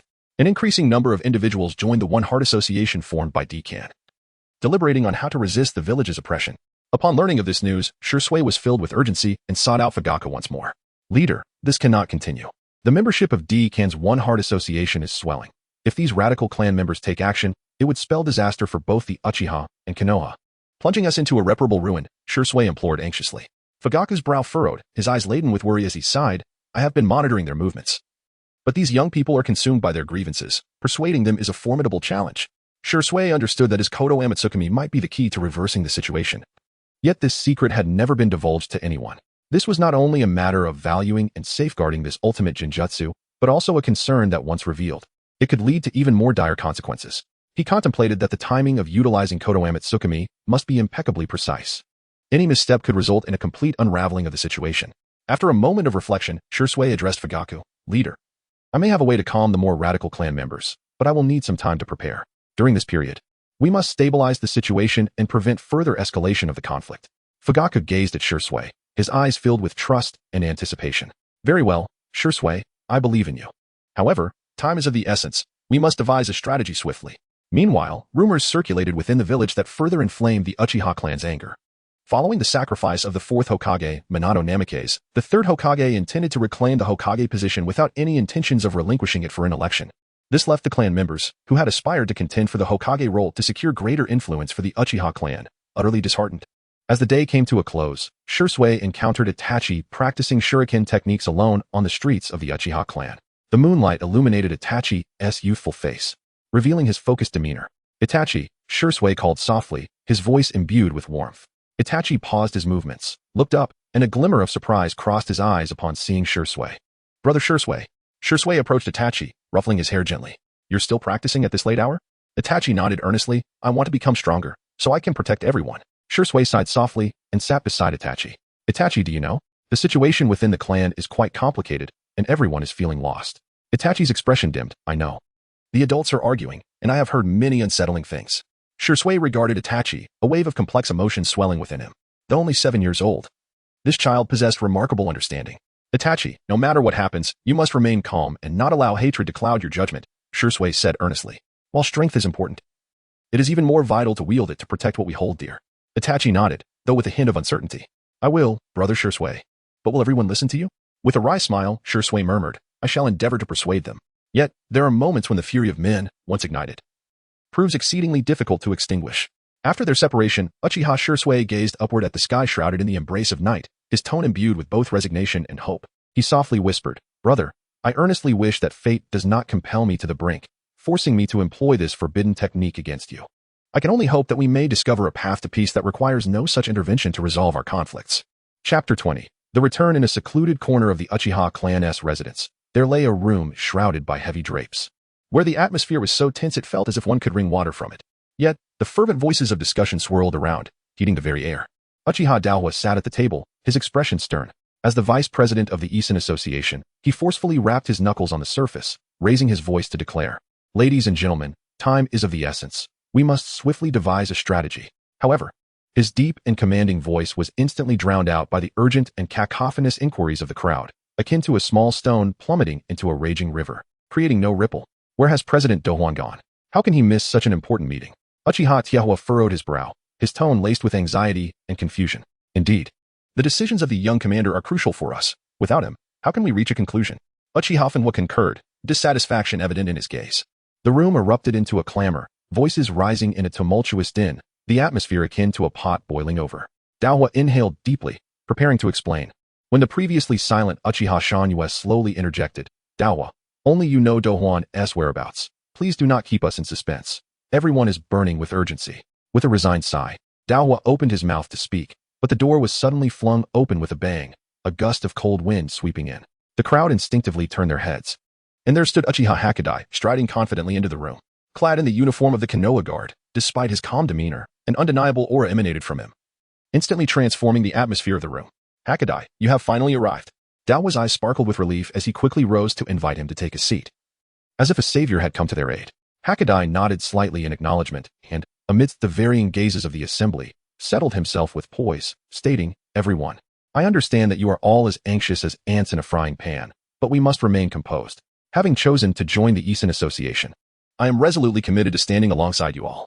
Upon hearing Hakadai's words, murmurs of astonishment rippled through the room, the members' eyes reflecting both surprise and a hint of excitement.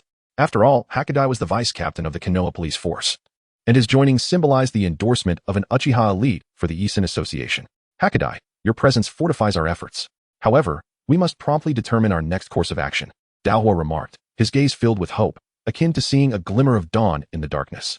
After a moment of contemplation, Hakadai slowly responded, In my view, the village's surveillance over us is tightening day by day. We cannot act recklessly. We should leverage my position within the guard to gather more intelligence, while discreetly reaching out to those dissatisfied with the village, thereby expanding our influence. But might this not be too perilous? If we are discovered, it could spell our doom. Douhuan interjected, worry etched across his face. Risks are indeed present, but this is the most prudent approach available. We cannot remain passive, merely waiting to be slaughtered. We must take the initiative. Hakadai patiently articulated, his gaze unwavering like a steadfast boulder, exuding an air of undeniable conviction. At that moment, Feng was suddenly questioned. What of young Douhuan? What is his stance on this plan?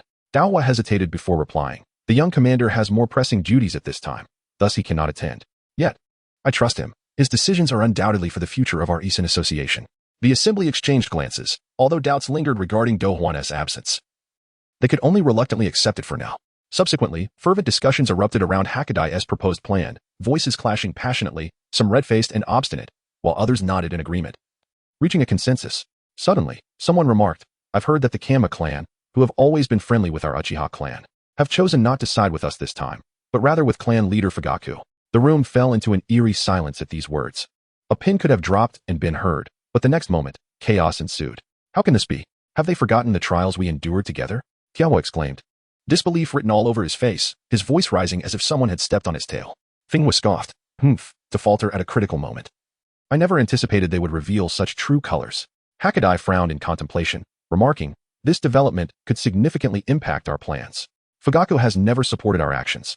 And with the Kama clan siding with him, he will undoubtedly feel emboldened. We must proceed with even greater caution. Douhuan's expression turned grave as he declared, regardless of their choices, we must steadfastly uphold our beliefs. The objective of the Eisen Association is to secure the rightful interests of the Uchiha clan. This resolve must not waver.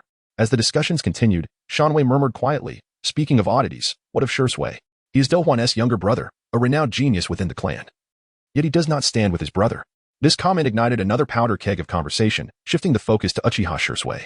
Indeed, not only does he refrain from joining the Isen Association, but he constantly emphasizes the importance of the Third Hokage, the village, and the greater good. "It is perplexing what he is truly thinking," Tiehua scoffed, his disdain evident as though he were referring to a complete stranger. "I believe he has been brainwashed by the village. He seems to have forgotten that he is a member of the Uchiha clan." Fenghua's voice brimmed with anger. Hakadai remained silent for a moment before slowly stating, "Everyone is well aware of Shisui's prowess. If he were to join us, our chances of success would increase significantly. However, given his current stance, he may indeed become an obstacle." Douhuan furrowed his brow, lost in thought. He recalled previous conversations with Shisui. The latter's unwavering support for the village still vivid in his memory. Perhaps Shisui had his own considerations. Regardless, we cannot harbor expectations of him simply because he is Douhuan's brother. We must rely on our own strength to carve a bloody path for the Uchiha clan, Douhuan asserted. However, the emotions within the group grew increasingly fervent, veering away from the plan itself and beginning to question Douhuan's leadership capabilities. "Douhuan, you keep talking without offering any concrete ideas. With Douhuan absent, can you truly hold the fort?" Tiehua bluntly remarked, skepticism etched across his face. "Indeed, we require a true leader who can guide us, rather than one who merely treads water." Fenghua echoed, impatience saturating his tone. Faced with the mounting doubts of the assembly, Douhuan's expression darkened, his mouth opening as if to speak, yet his throat felt constricted, leaving him at a loss for a rebuttal, just as the tension became suffocating. The door to the conference room swung open with a forceful shove, and Uchiha Douhuan strode in, followed closely by Yakura and Uzumaki Karen. "You all seem to be engaged in quite the spirited debate." Douhuan's magnetic voice echoed, instantly silencing the room. All eyes turned to him, brimming with surprise and anticipation, as though those who had been groping in the dark for ages had finally glimpsed the light of dawn. "Young commander, you have returned at last." Tiehua's face broke into a broad smile, relief flooding his features. As long as Douhuan was present, no storm could prove insurmountable. Uchiha Shanwei, who had been tense, felt his brow unfurl as he exhaled softly, murmuring, "Now that Douhuan is back, we have direction." A glimmer of admiration flickered in Hakadai's eyes. He stood, bowing slightly in respect, his tone reverent. "Young commander, your return has instilled us with renewed confidence."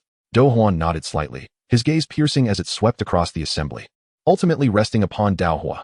"Thank you for your hard work, Douhuan." This simple statement radiated warmth, soothing Douhuan's previously distressed countenance considerably. He then turned to Hachidai, stating, "Your inclusion has significantly bolstered our strength, for which I am truly grateful."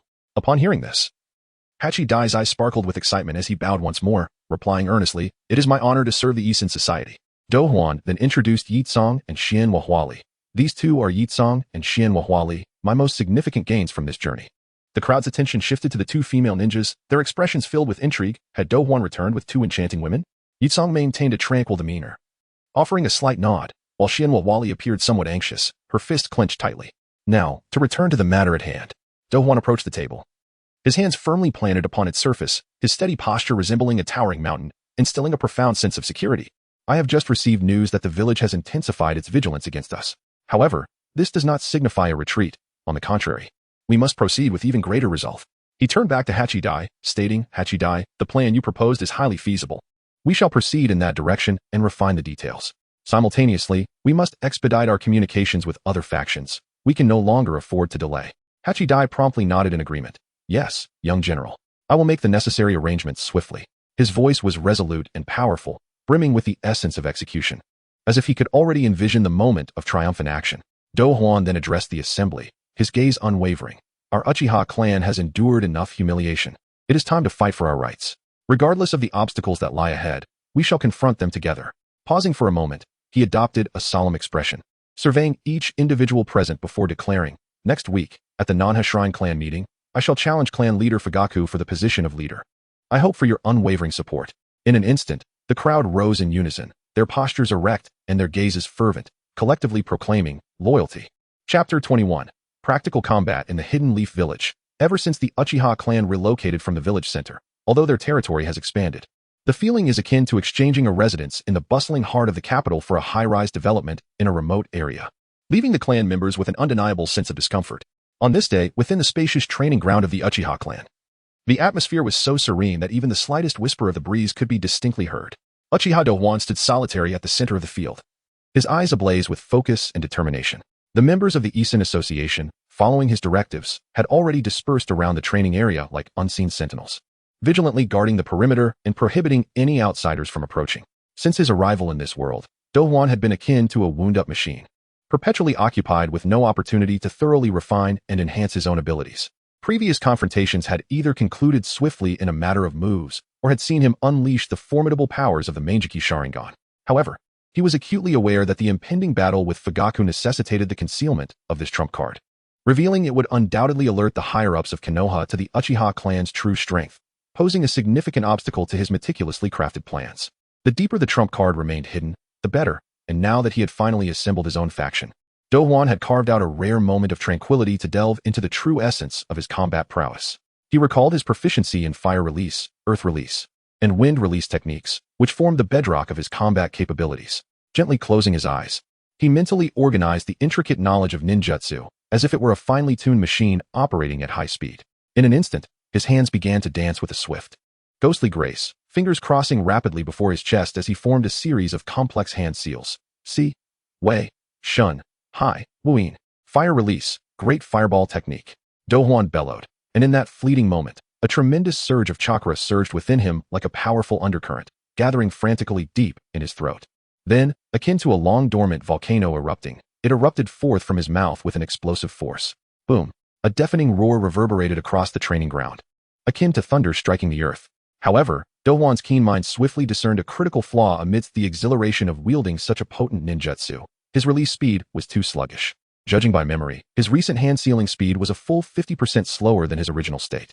In the unforgiving realm of life and death combat, this was undoubtedly a fatal shortcoming, likely to become the very chink in his defenses that an adversary could exploit. It was clear that he must dedicate himself to rigorous practice. Douhuan mused that aiming to reach the terrifying level of Uchiha Itachi, capable of performing 6 seals in a second, was unrealistic. At the very least, he needed to regain his original proficiency. Resolute in his decision, he adjusted himself, calming his breath before once again unleashing a flurry of hand seals. Earth release, earth flow wall. With his movements, the ground beneath him trembled violently as if stirred by an invisible hand. In swift succession, sturdy earthen walls erupted from the ground, rising with formidable force to form an impenetrable barrier before him. The surface of the earthen wall was rough and uneven, exuding a strong earthy aroma, with each rock interlocking seamlessly, emanating an overwhelming sense of defensive strength. Without pausing, Douhuan shifted his focus to wind-release ninjutsu. His hands rapidly transformed once more, creating a dizzying array of intricate hand seals. Wind release, great breakthrough. In an instant, a tempestuous gale erupted from his palms, sending sand and debris swirling into the air, while the surrounding trees bent and cracked under the ferocity of the wind.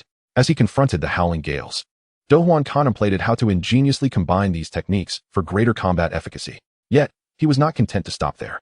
A fierce flame of challenge ignited within him as he resolved to attempt a more advanced S-rank technique, fire release, heroic spiraling sphere. Drawing a deep breath, he entered a heightened state of concentration, channeling all his mental energy to meticulously gather chakra in his hands. The spiraling sphere was an exquisite technique that compressed chakra to high degrees while inducing rapid rotation. And the heroic spiraling sphere amplified this with a monumental infusion of fire chakra, exponentially increasing its power, a signature move of Jiraiya from the Naruto game. Fully immersed, Douhuan guided the flow of chakra with utmost care. Before him, a rapidly spinning crimson sphere began to coalesce, its surface flickering with flames, resembling a miniature sun, radiating blinding light and emitting a low, resonant hum. Throughout the subsequent practice sessions, Douhuan continuously adjusted his chakra control, pouring his utmost effort into each attempt, striving to reach the pinnacle of this technique's potential. Thus, as the days progressed, Douhuan found himself wholly immersed in the arduous journey of ninjutsu cultivation. Time flew by, as fleeting as a galloping steed. Within mere days, perhaps due to Douhuan's innate talent and the powerful combat genes of the Uchiha clan coursing through him, combined with the rich combat memories of his original self, he achieved perfect mastery over his abilities in just a few short days. Moreover, leveraging his past experiences and understanding ninjutsu from a fresh perspective, his prowess had undergone a qualitative leap, elevating him to a new tier of strength. On this day, the atmosphere in the Uchiha training ground was tense yet fervent. Douhuan stood opposite Yetsong, and after creating some distance, they solemnly performed their respective hand signs. Yetsong, with unwavering resolve, declared, "Lord Douhuan, please guide me." No sooner had her words faded than she propelled herself forward with the agility of a leopard, her shuriken glinting ominously in the sunlight. With lightning speed, she closed the distance to Douhuan, flicking her wrist to send shuriken infused with blazing chakra soaring towards him in a fan-like spread, each one radiating intense heat that warped the very air around it. Douhuan's gaze sharpened, his focus locking onto the incoming shuriken as he deftly tapped his toes against the ground, sidestepping with grace to evade the searing projectiles. Simultaneously, he formed seals with rapid precision, calling out, "Wind release, great breakthrough." A powerful gust erupted from his palms, roaring like thunder, toppling trees and sweeping the sand and gravel into the air, hurtling towards Yetsong. Feeling the formidable wind bearing down upon her, Yetsong hesitated momentarily but remained composed. As a skilled practitioner of wind release herself, she summoned forth a blazing fireball infused with scorching chakra. The collision of fire and wind produced a cacophony of crackling sounds, filling the air with a pungent scent as a miniature storm raged between them. With a disdainful huff, Yetsong exerted her strength, condensing her heat-infused chakra in her hands before thrusting it forward, sending a searing fireball hurtling towards Douhuan. Unfazed, Douhuan responded with calm precision, forming seals once more, earth release, earth flow wall. As he executed the technique, the ground trembled violently, and a robust earthen wall surged upward, solidly positioned before him. The molten fireball collided violently with the earth flow wall, producing an explosive sound as the surface of the wall melted under the intense heat, transforming into a pool of lava that oozed forth, filling the air with a charred aroma. Truly, the power of the scorch release was astonishing, Douhuan mused. Seizing the opportunity as Yetsong's strength waned, he swiftly advanced, moving like a specter towards her.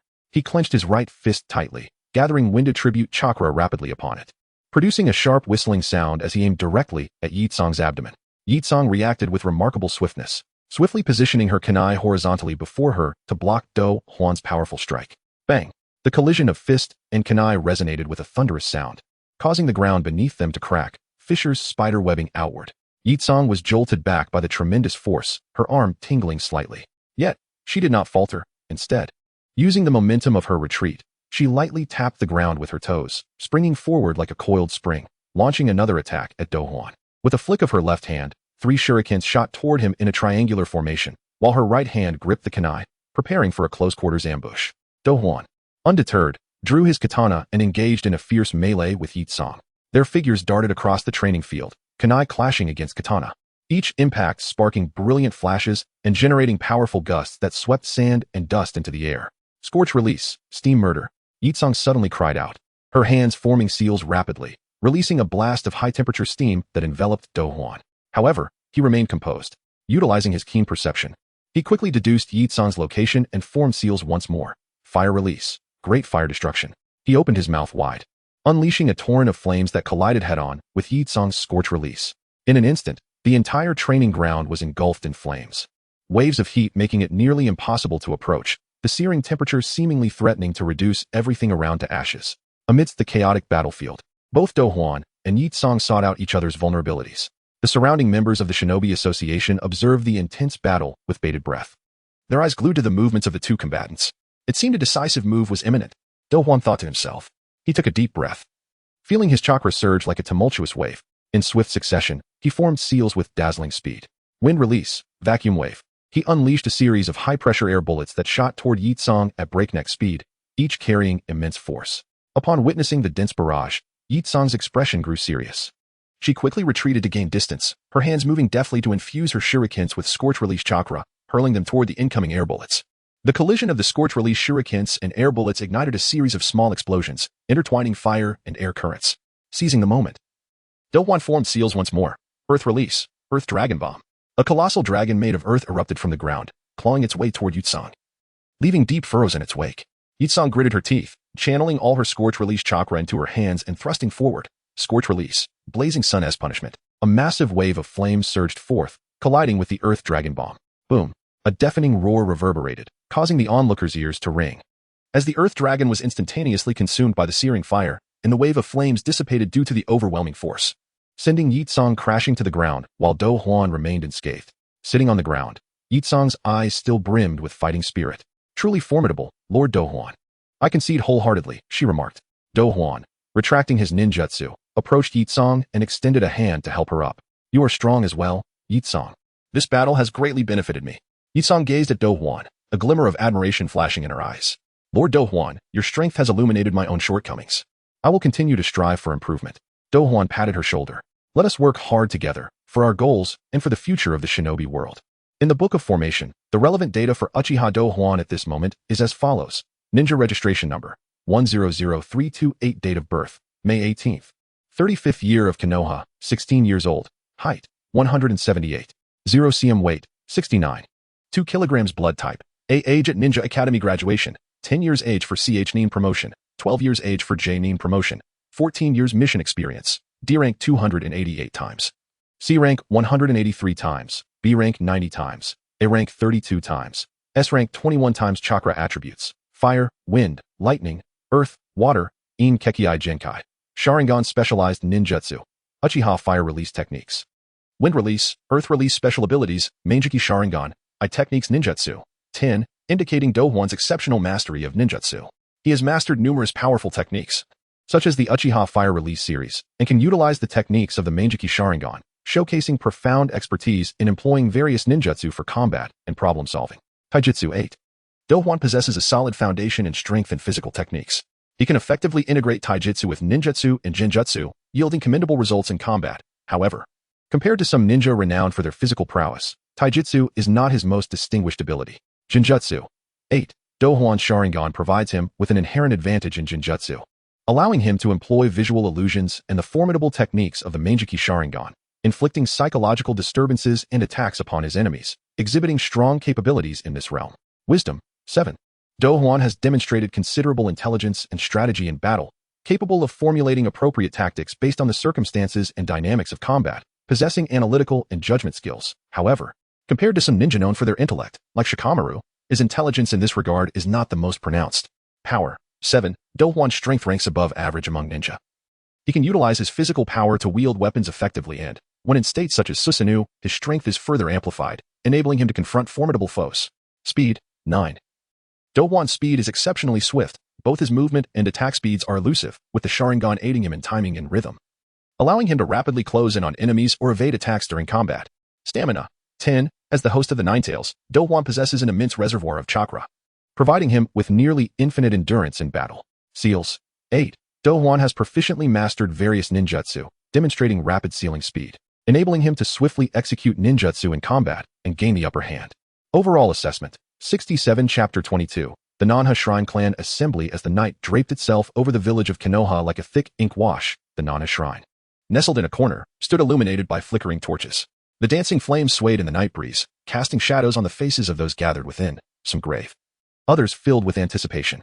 This assembly marked the largest gathering since the Uchiha clan's relocation to this corner of Konoha, presided over by Uchiha Fugaku. His intention was to soothe the rising discontent among his kin, yet unbeknownst to them, a tempest was brewing beneath the surface of this seemingly tranquil evening. Whispers flitted among the clan members. A middle-aged ninja clenched his fists, his voice hoarse as he lamented. From being cast out of the heart of Konoha to this desolate corner, even the Umbu patrols treat us like criminals. He gestured toward the newly established Konoha Police Department headquarters, remarking how even that had been rebuilt in the village center while they were discarded like refuse. A cold laugh echoed from a corner. Ever since the Third Hokage regained power, Danzo has ceased even the pretense of courtesy. The relocation order was said to be for the safety of the village, but in truth, it has nailed the Uchiha to the pillar of shame.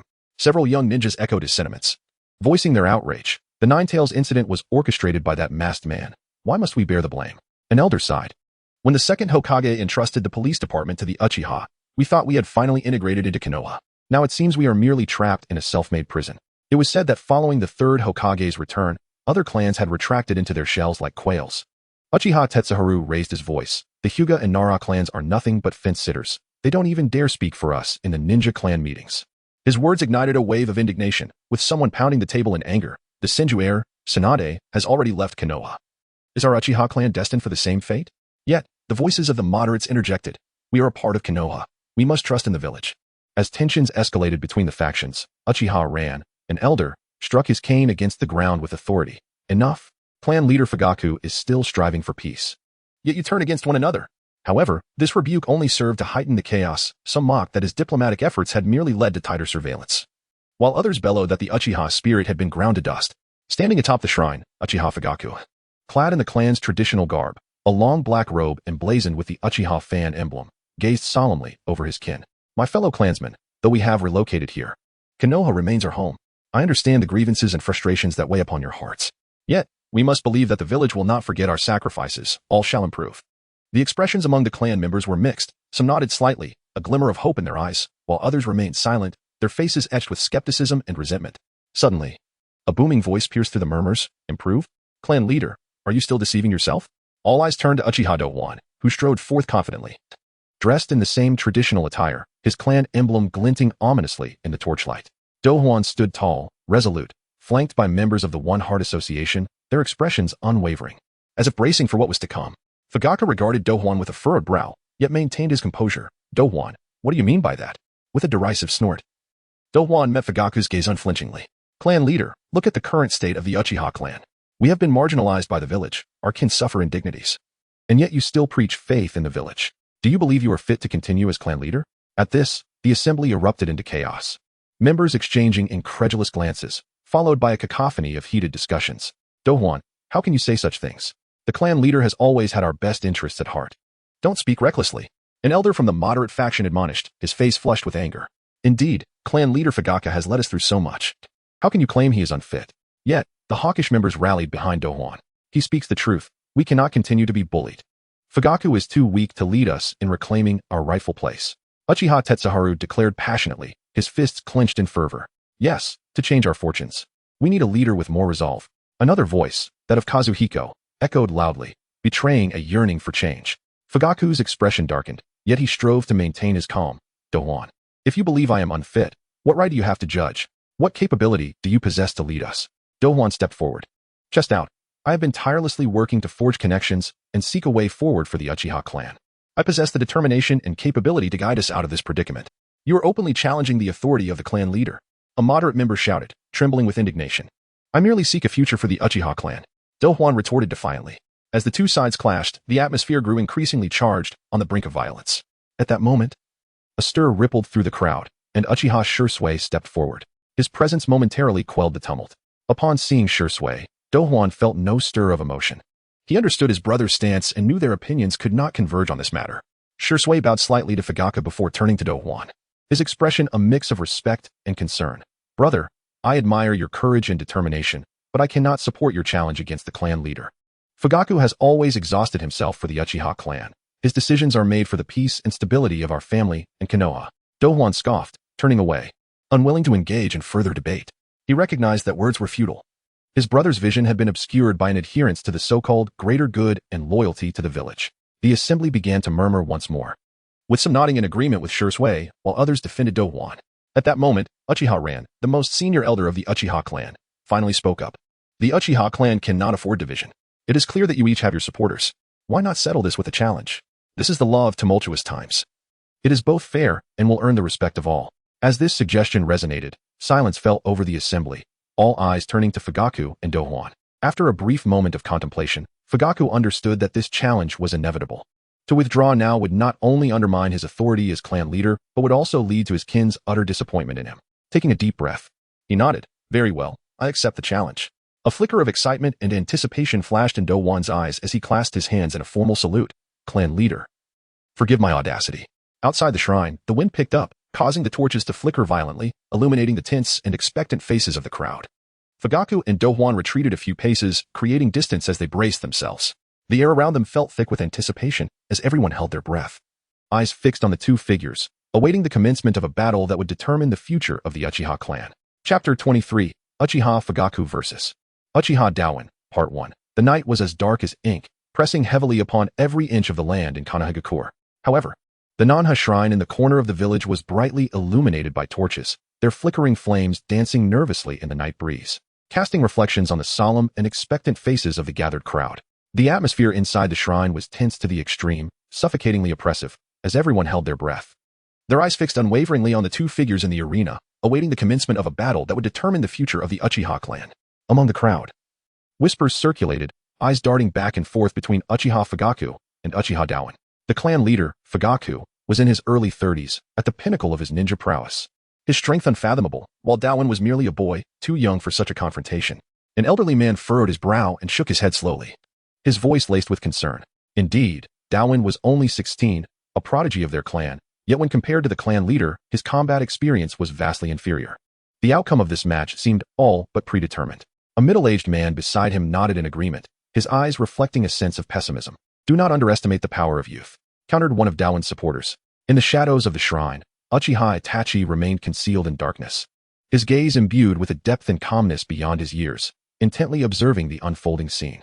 A gentle breeze stirred his raven locks, yet it did nothing to divert his focus.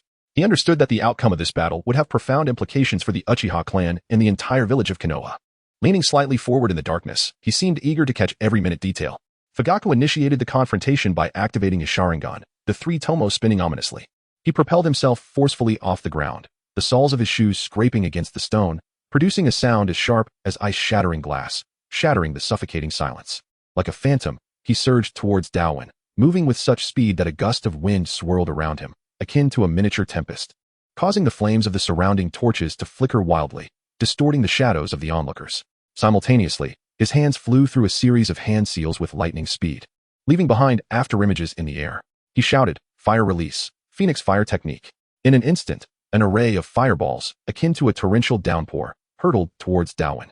Each orb enveloped in waves of searing heat that distorted the surrounding air, crackling loudly like frying beans.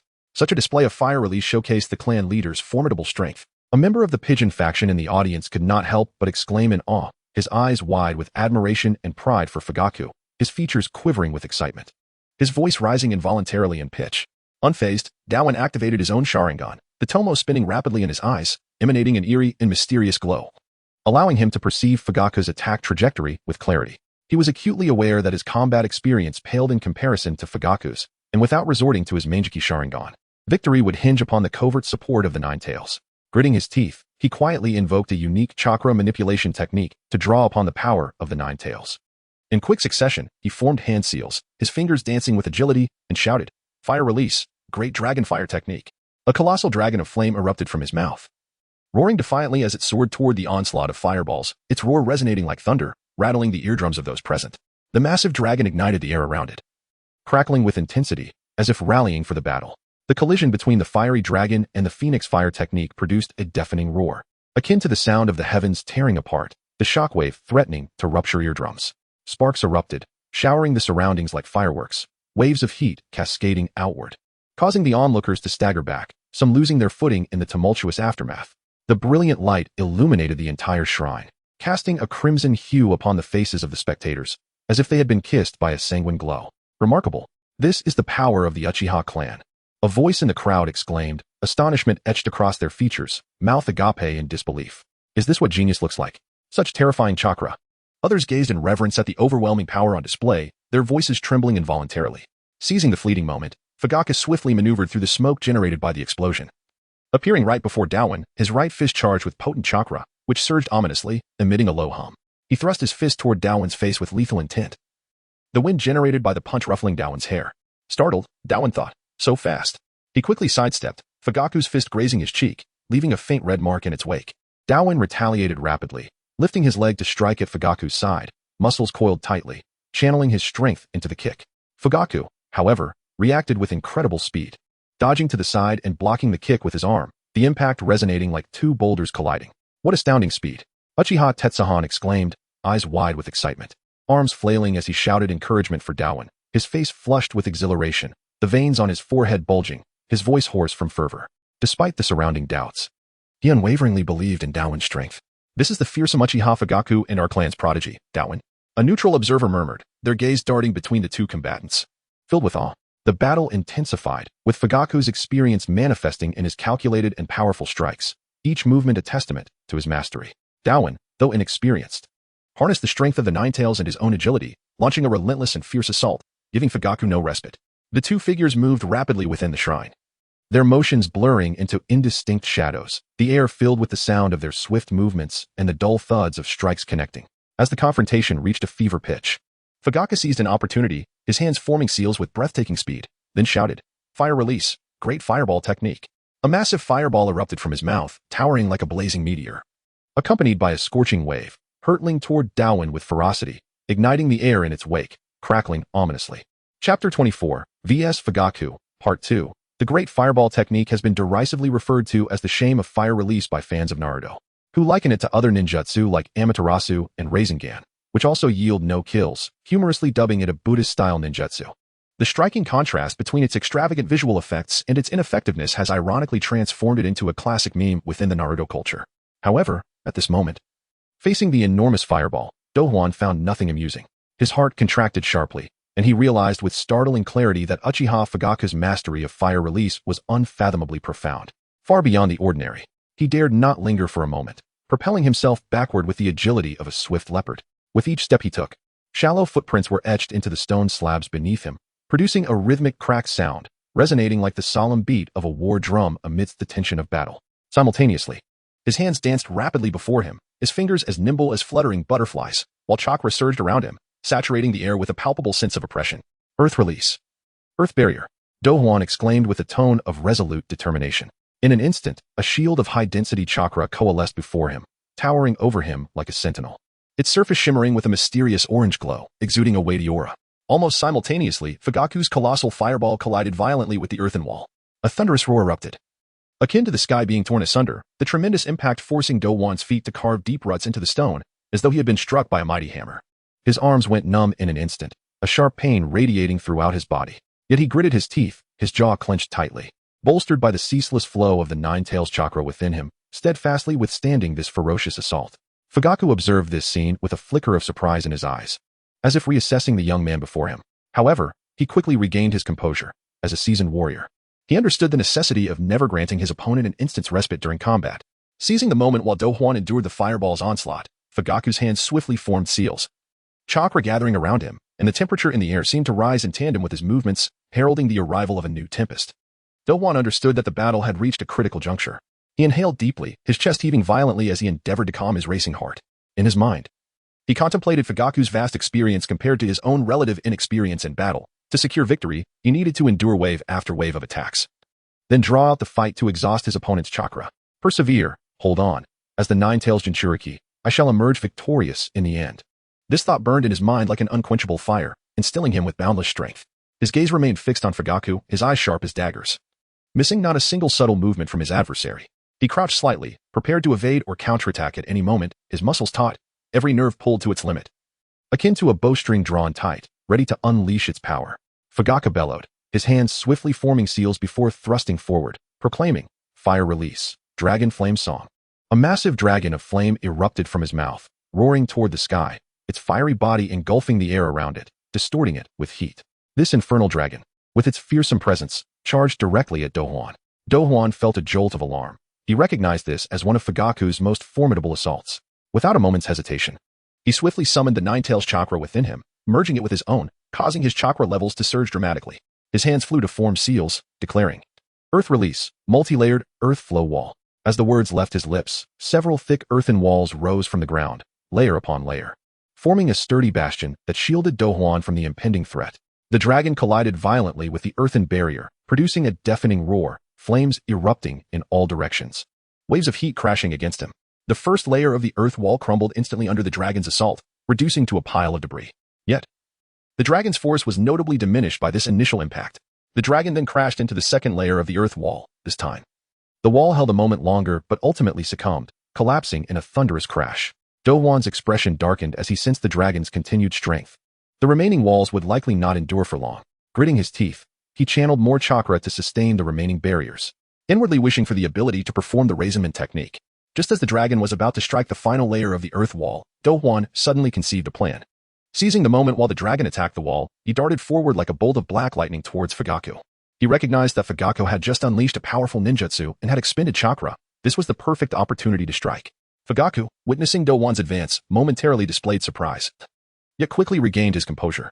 He swiftly retracted his chakra, assuming a defensive stance to greet Douhuan's impending attack. As Douhuan approached Fugaku, he raised his right fist high, gathering potent chakra that whistled through the air and struck toward Fugaku's face. Fugaku sidestepped effortlessly, evading Douhuan's strike with ease. He extended his right hand, grasping Douhuan's wrist, and with a powerful motion, flung him aside. Douhuan tumbled through the air, executing several flips before landing deftly on the ground. This time, he altered his strategy, opting to engage Fugaku in a battle of endurance. His form darted around Fugaku, launching punches and kicks, each strike imbued with formidable force. Fugaku, relying on his extensive combat experience, skillfully evaded Douhuan's onslaught while searching for opportunities to counterattack. Thus commenced a fierce duel of physical prowess, their figures weaving through the shrine, stirring up gusts of wind. The surrounding clan members were captivated by their fierce confrontation, holding their breaths, eyes wide, not wanting to miss a single moment of the thrilling spectacle. As the battle progressed, fatigue began to show in both opponents. Fugaku's breathing grew labored, each gasp resembling the rasping sound of a worn-out bellows.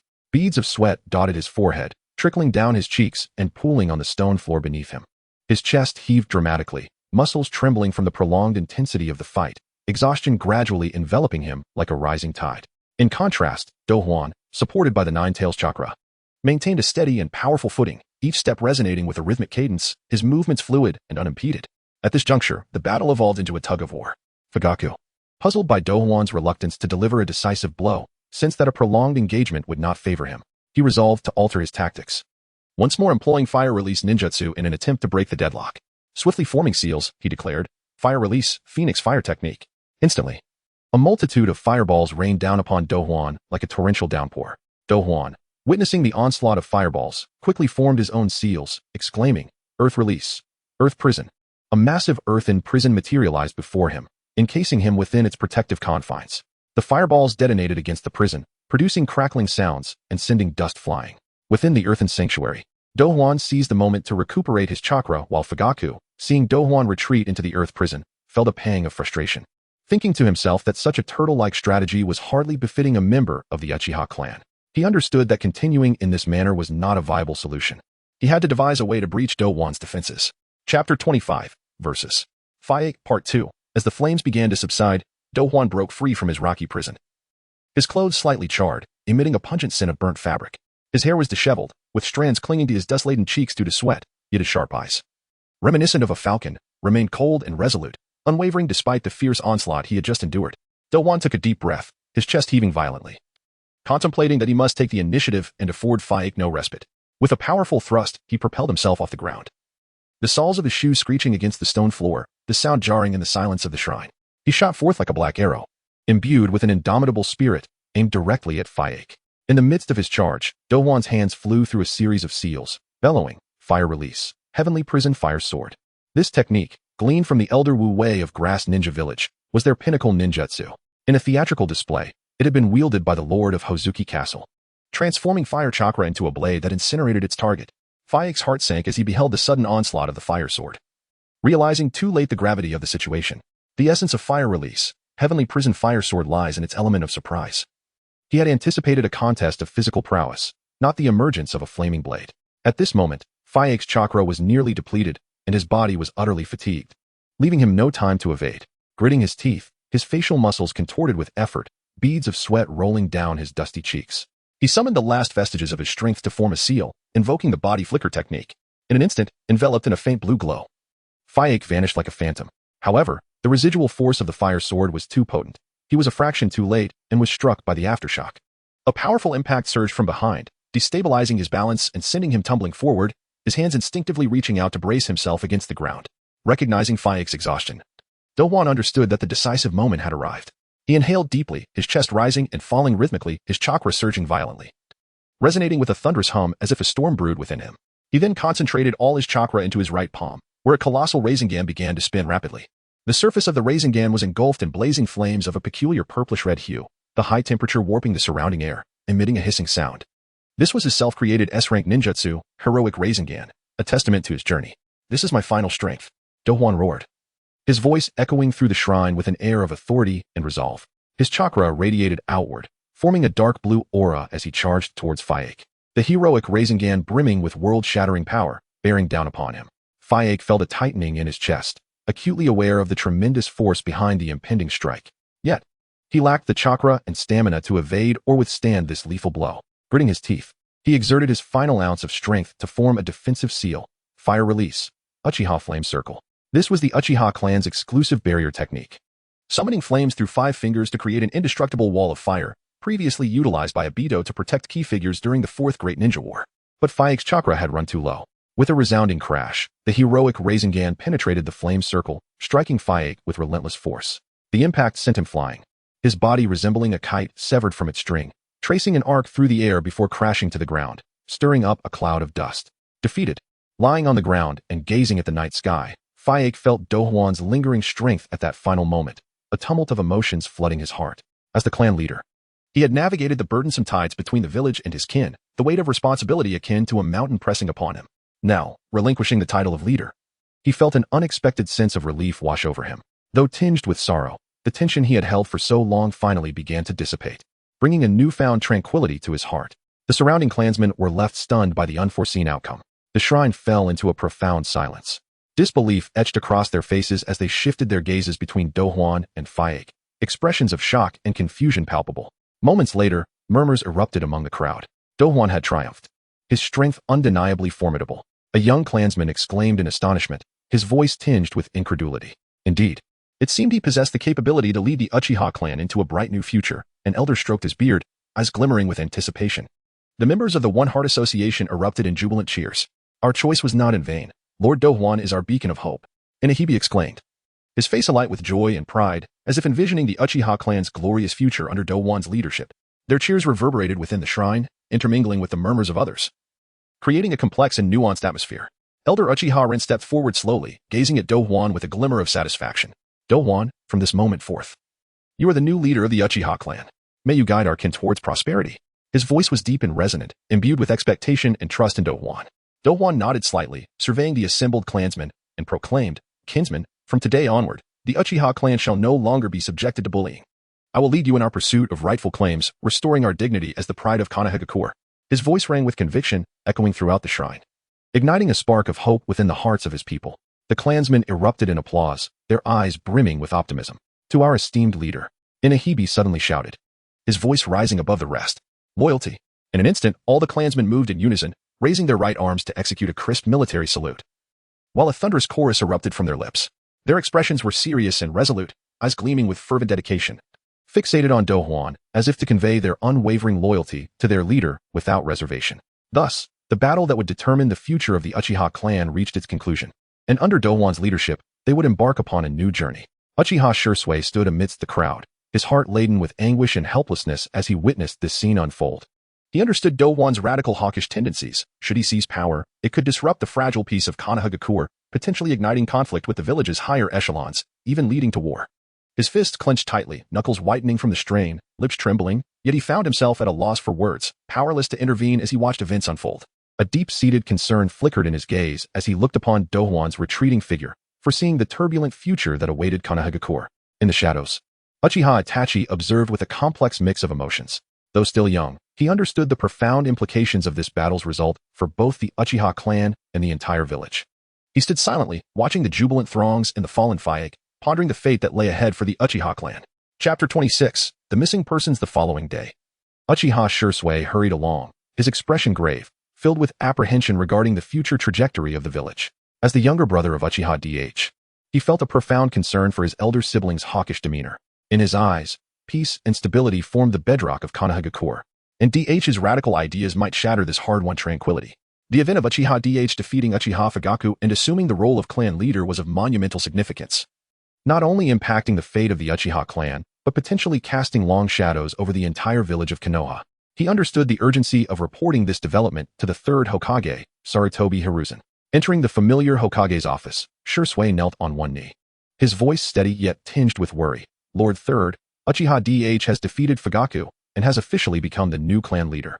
Sarutobi Hiruzen paused momentarily, the smoke from his pipe curling into the air, revealing a flicker of complex emotions in his gaze, both a sense of reflection and concern. He rose slowly, moving to the window to observe the bustling streets of Konoha, contemplating the myriad consequences this change might usher in. At this moment, sitting nearby, Shimura Danzo's expression darkened. He slammed his hand on the table, rising with a sharp, hostile tone. Third, Uchiha Dh is notoriously hawkish. His ascension to clan leader bodes ill. The Uchiha clan has always harbored ambitions. With him in power, who knows what chaos might ensue. We must prepare. We cannot allow them to act with impunity in the village. Shisui's heart tightened at these words, his fist clenching instinctively, though he did not align with Dh's approach. He could not help but feel a twinge of displeasure at Danzo's disparagement of the Uchiha clan. Nevertheless, he recognized that Danzo's concerns were not without merit. Dh's hawkish tendencies could indeed stir unforeseen complications. Sarutobi Hiruzen turned to Danzo, his brow furrowed, a mix of resignation and worry etched across his features. Danzo, we must refrain from hasty conclusions. The Uchiha clan has always served Konoha diligently. Moreover, Dh is also the grandson of Kagami. His leadership may bring about new changes for the Uchiha, which may not necessarily be detrimental. Danzo scoffed disdainfully. New changes? I see new troubles. If he uses his position to secure more privileges for the Uchiha, or even attempts to undermine Konoha's foundations, what then? We should think of a way to eliminate this threat sooner rather than later. His agitation was palpable, punctuated by wild gestures. Shisui raised his gaze, his eyes darting between Danzo and the third Hokage, his lips moving as if to speak, but ultimately remaining silent. He was torn. On one hand, he yearned for the peace of Konoha and understood Danzo's concerns about DH. On the other, he could not bear to see his brother regarded as a menace. Sighing deeply, Sarutobi Hiruzen spoke slowly. Danzo, we cannot act impulsively. Konoha requires stability now, not internal strife. Let us observe for a while and see what DH intends. Although reluctant, Danzo suppressed his fury for the moment, returning to his seat, yet his eyes still betrayed a lingering resentment and hostility. Shisui rose slowly, his heart a tumult of emotions. He understood that from this moment forth, Konoha would face an unprecedented storm, and caught between his brother and the village. His future path was fraught with thorns and choices. He must find a balance between familial bonds and greater principles. Meanwhile, Uchiha DH, having become clan leader, did not dare to pause. He was acutely aware of the severity of the current situation. Every step he took was critical. After careful consideration, his first decision was to personally visit Uchiha Fugaku's residence. Upon arriving at Fugaku's home, the crimson door stood resolutely shut, as if severing the connection between two worlds. DH took a deep breath to steady his nerves. After all, he had just clashed with Fugaku over the leadership position the day before. Now, standing at the doorstep felt undeniably awkward. He raised his hand and knocked. Knock, knock, knock. Soon, the door creaked open, revealing the gentle visage of Mikoto. Surprised at the sight of DH, her eyes briefly widened, but she quickly regained her composure, a faint smile gracing her lips as she stepped aside. Gesturing for him to enter, softly saying, DH, please come in. From within, a deep voice called, Who is it? Fugaku emerged from the room. And upon seeing DH with a gift in hand, he momentarily found himself at a loss for words. His gaze scrutinized DH, as if searching for something in his expression. The two sat facing each other, the atmosphere within the room becoming subtly tense. Please, have some tea. Mikoto approached gracefully, breaking the brief silence. She placed the teacups before them, the fragrant steam wafting through the air, easing the tension somewhat. DH broke the silence first, sitting upright, his hands resting on his knees, his gaze earnest as he met Fugaku's eyes. Fugaku-senpai, our clan stands at a critical juncture. Last night's confrontation was compelled by circumstance. I had no other choice. Should the family crisis be resolved in the future, I am willing to voluntarily relinquish the title of clan leader. Fugaku raised an eyebrow, a glimmer of doubt flickering in his eyes. He had anticipated that DH, brimming with youthful zeal and newly empowered as clan leader, would be solely focused on resisting the higher echelons of Konoha, indifferent to compromise. He had feared being overshadowed by DH and losing his standing within the clan. Yet, he was taken aback by DH's unexpected visit and such sincere words. Fugaku found himself reassessing the young man before him, and his apprehensions began to dissipate. Clan leader. There is no need for further elaboration, Fugaku sighed, a look of relief dawning on his face. I have come to realize that I am indeed unfit to continue as clan leader. The world is changing too rapidly. Perhaps only the younger generation can guide the clan through these formidable challenges. Mikoto gently placed a hand on Fugaku's back, her eyes filled with concern and warmth. You shall remain the captain of the guard. Together we shall overcome these hardships, if that is agreeable. I have come to discuss pressing matters. DH leaned forward, his tone earnest and urgent. Oh, what matters does the clan leader wish to discuss with me? Fugaku's curiosity remained piqued as he lifted his teacup for a sip, his gaze fixed on DH over the rim. DH's demeanor shifted to one of seriousness, concern flickering in his eyes. He retrieved a scroll from within his robes, presenting it to Fugaku. This is a report given to me by the 8th Hokage. I specifically requested an investigation into the recent cases of missing persons in Konoha. In the past few months, there have been over 10 reported cases of disappearances in the village, and who knows how many have gone unreported.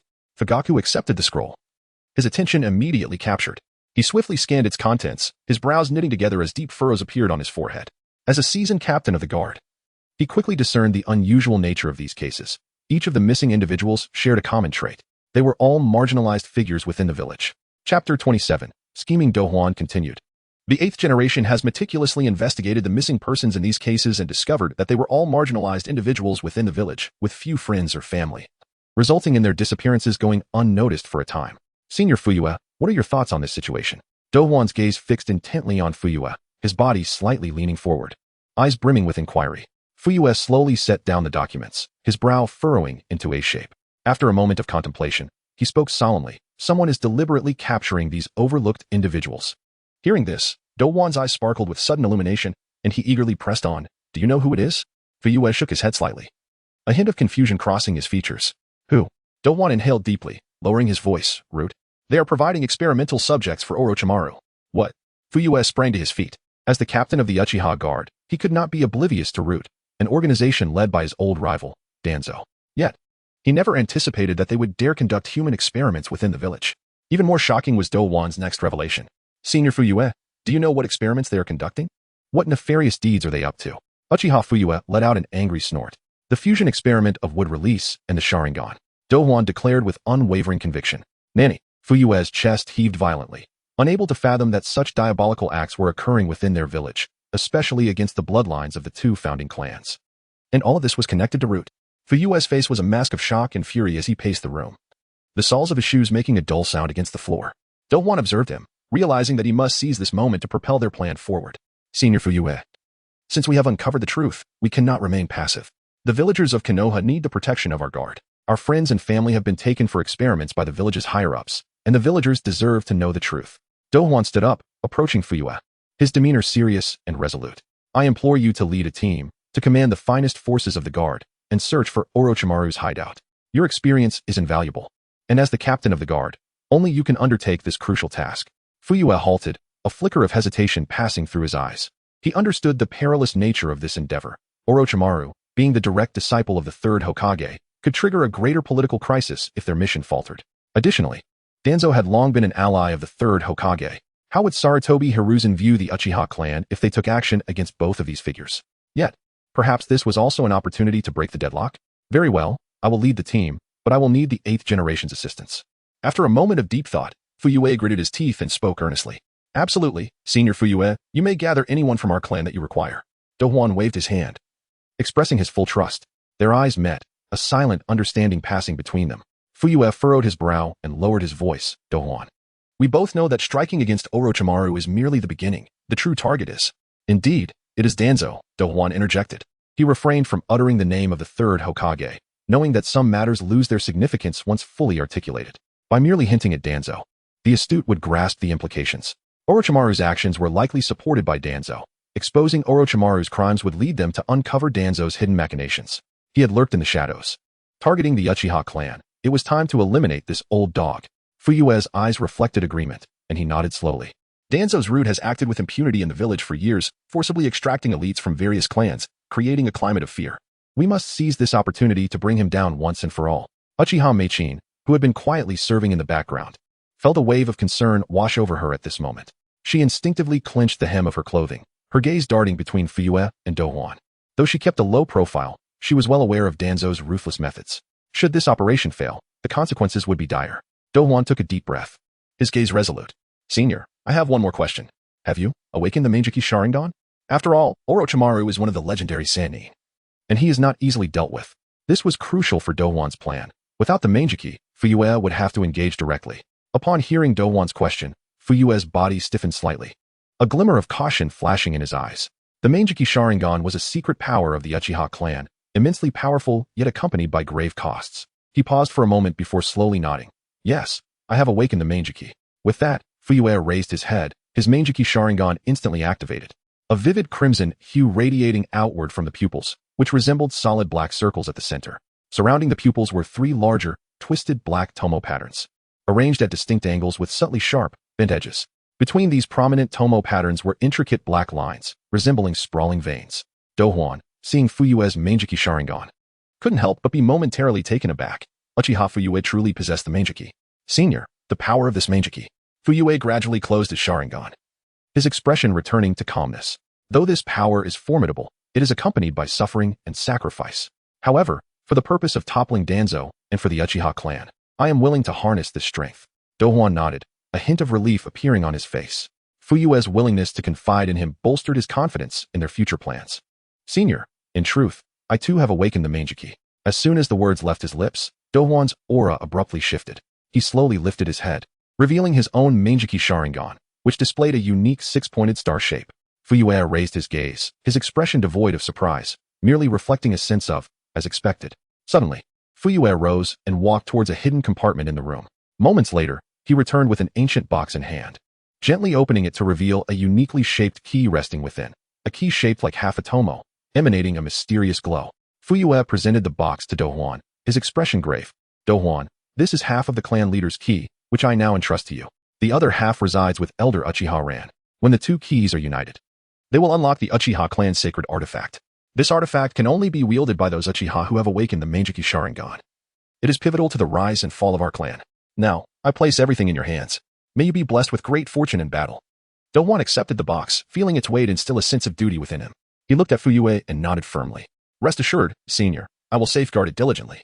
After concluding this matter, the two engaged in a profound discussion about their family's futures, the village's crisis, and the impending operation. Unbeknownst to them, time slipped away quietly, and the night outside deepened.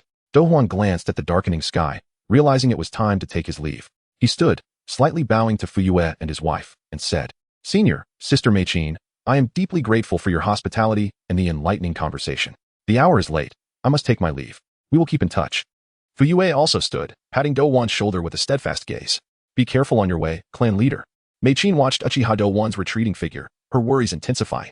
She stepped forward, gently grasping Fuyue's arm, her voice trembling slightly. Fuyue, please be careful. I am truly worried. Fugaku turned his gaze towards Mikoto, his eyes brimming with tenderness and resolve. Rest assured, Mikoto, for the sake of our family and the future of the village, I must take this course of action. Mikoto bit her lip and silently nodded, aware that she could not thwart her husband's decision and could only pray quietly in her heart for their safety. Chapter 28. The layout in the tranquil atmosphere of a Japanese garden, the sound of startled deer resonates with an ethereal zen quality. The serene surroundings amplify the gentle echoes of bamboo striking stone, creating a prolonged reverberation that evokes the passage of time and the rhythm of nature, offering an experience of transcendent tranquility. As the night envelopes the village of Konoha, Uchiha Douhuan sits in the corridor, observing the startled deer outside, pondering his forthcoming plans. In the original narrative, Orochimaru's defection occurred post the Ninetales rampage, amidst the continuous disappearances of villagers and even shinobi, leading to the discovery of his forbidden human experiments that had been strictly prohibited by the village. It was then that Sarutobi Hiruzen intervened personally, intent on apprehending him. However, no one anticipated that after a fierce confrontation, Sarutobi would be overwhelmed by the regret of facing a once-beloved disciple, ultimately allowing his compassion to prevail. Thus, Orochimaru, a perilous figure with intimate knowledge of Konoha, escaped his grasp, a decision that would later cost him his life. Yet, Douhuan is resolute in preventing such a future from materializing. It is not the destiny he envisions. He intends to seize control of this event, to become the architect of this power struggle. In his grand design, the true target is not Orochimaru nor Danzo, but rather the third Hokage, Sarutobi Hiruzen, who had once sought to reclaim his former glory. Imagine the fallout when the esteemed disciple of the third Hokage engages in human experimentation within the village. If the third had indeed had the opportunity to capture him during his defection, yet chose to spare him out of compassion, the revelation would explode like a powerful bomb, sending shockwaves through Konoha. The villagers' trust in the third Hokage would crumble like a collapsing edifice, leaving Sarutobi with no chance of reclaiming authority. In this whirlpool of power, Douhuan sees a chance to carve out greater space and influence for the Uchiha clan. At this moment, the gentle massage of Uzumaki Karui alleviates his taut nerves. In this blissful state of relaxation, Douhuan's thoughts become increasingly vibrant, and various plans and scenarios flood his mind. In the autumn of Konoha's 51st year, what looms largest over the shinobi world? Undoubtedly, the tragic demise of the fourth Hokage and his wife within the village remains an indelible scar. Douhuan is well aware of the identity of their murderer. However, Uchiha Douhuan harbors his own calculations. He understands that this tragedy necessitates a scapegoat, one who must bear no ties to the Uchiha clan. After careful deliberation, a name emerges in his mind, Shimura Danzo. Reflecting on the Battle of the Kanabi Bridge, a conflict that altered many fates, he recalls Obito, the once impulsive youth who, in a bid to save Kakashi, tragically succumbed to the crushing weight of rock. In his final moments, he bequeathed his Sharingan to his dear friend, a scene that has become an iconic image in many hearts. Yet destiny played a cruel trick on Obito. On the brink of death, he was found by Madara, who implanted the cells of Zetsu, not only restoring his right half but also drawing him deeper into darkness. Henceforth, Obito donned a mask, manipulating events from the shadows as the enigmatic masked man. Similarly, Danzo, also shrouded in darkness, bears striking resemblances to Obito. In the anime, prior to the annihilation of the Uchiha clan, Danzo had seized Uchiha Shirsue's right eye. Astonishingly, at the time of the theft, he had already implanted a 3-tomo Sharingan and was adept in using the Uchiha clan's secret technique, Izanagi. According to the theory of yin-yang balance, it is not difficult to deduce that his right arm had also been grafted with cells from Senju Hashirama. This not only augmented his strength, but also endowed him with abilities akin to Obito's. Operating from the shadows, he wielded the powers of both the Uchiha and Senju clans. In a previous life, before the true identity of the masked man was revealed, many fans speculated that Danzo might be that mysterious figure. This was not mere conjecture, but a reasonable inference drawn from their numerous similarities. Uchiha Douhuan keenly perceives these parallels. a subtle glimmer of determination flickering in his eyes as he resolves to cleverly attribute the blame for the fourth Hokage's death to Danzo. Although Danzo's deeds often remain concealed in darkness, his ambition and ruthless methods have attracted considerable discontent. His roots forcibly extracted many elite shinobi from various clans, including those depicted in the anime such as the Yamanaka and the Yamanaka clans.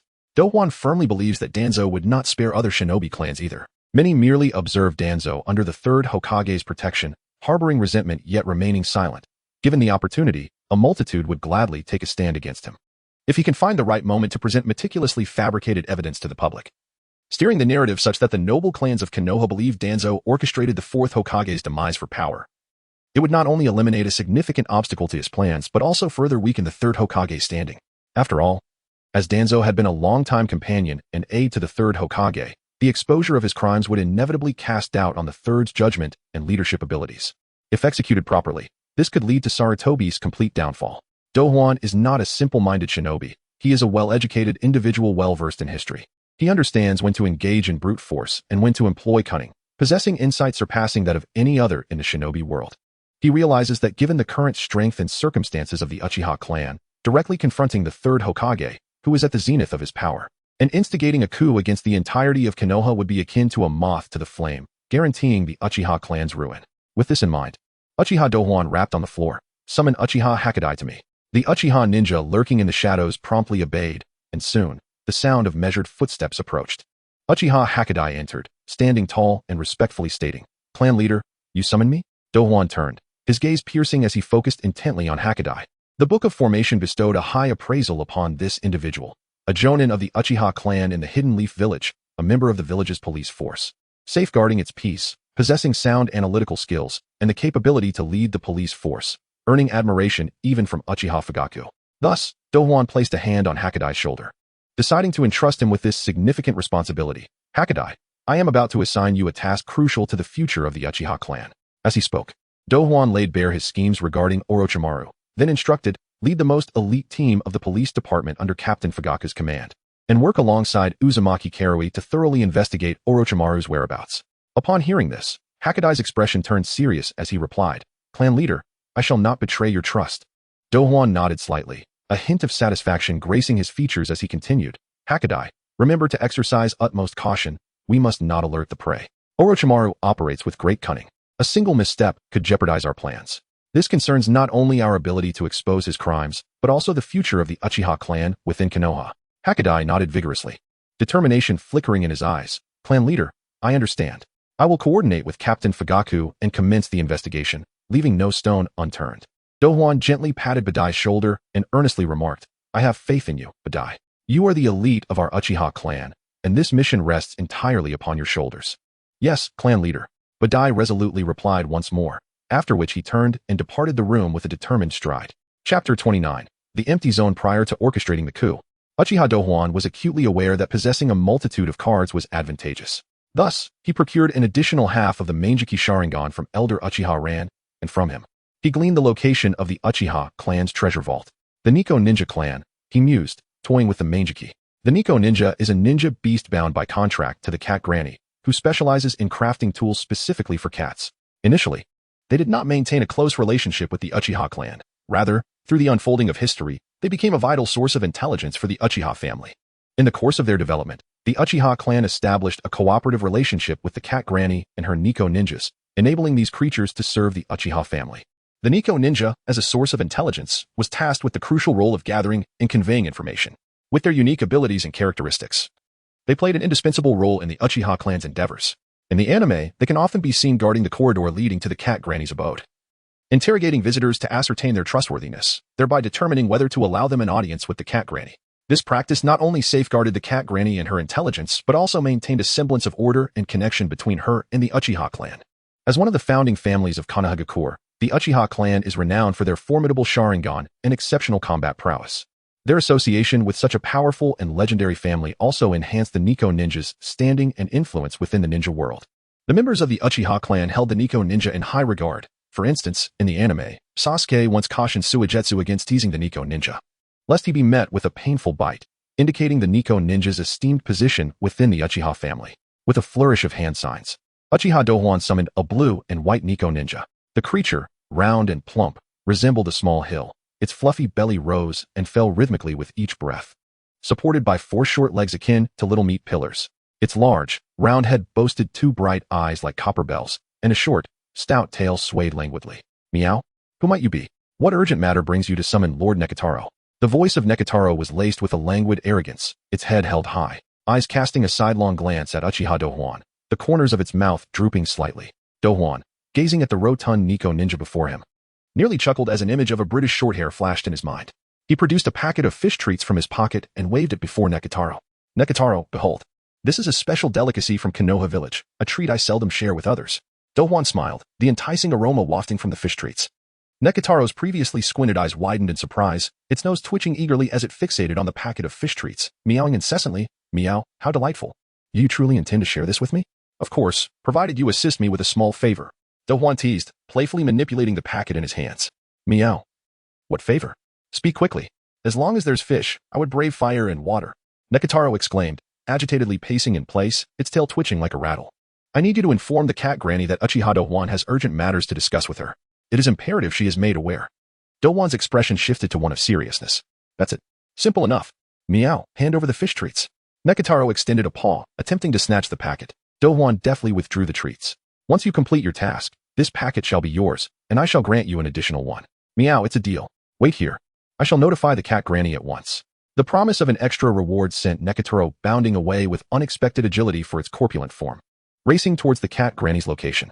Watching Nekataro's retreating figure, Douhuan's lips curled into a subtle smile. After a brief interval, he suddenly sensed a disturbance in the fabric of space. An invisible force rippled outward, distorting the air as if manipulated by an unseen hand.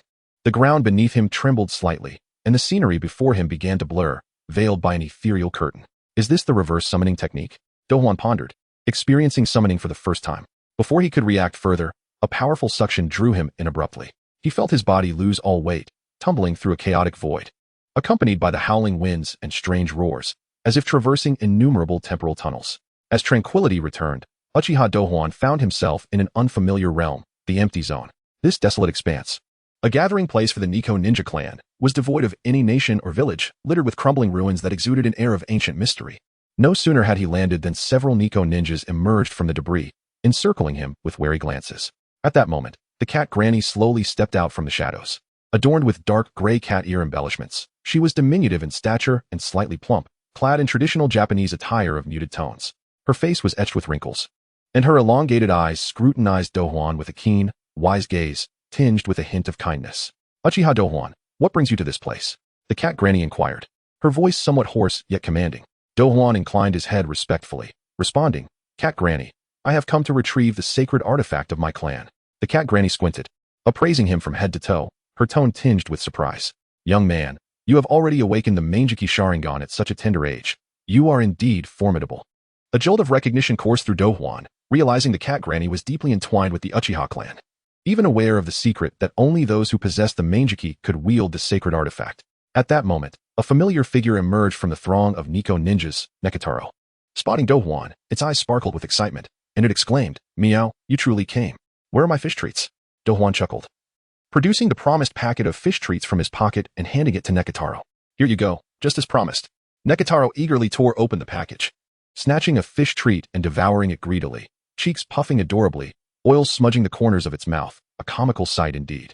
The surrounding Nico ninjas, entranced by the aroma, gathered around, their eyes fixated on the fish treat in Nekataro's mouth, filled with longing.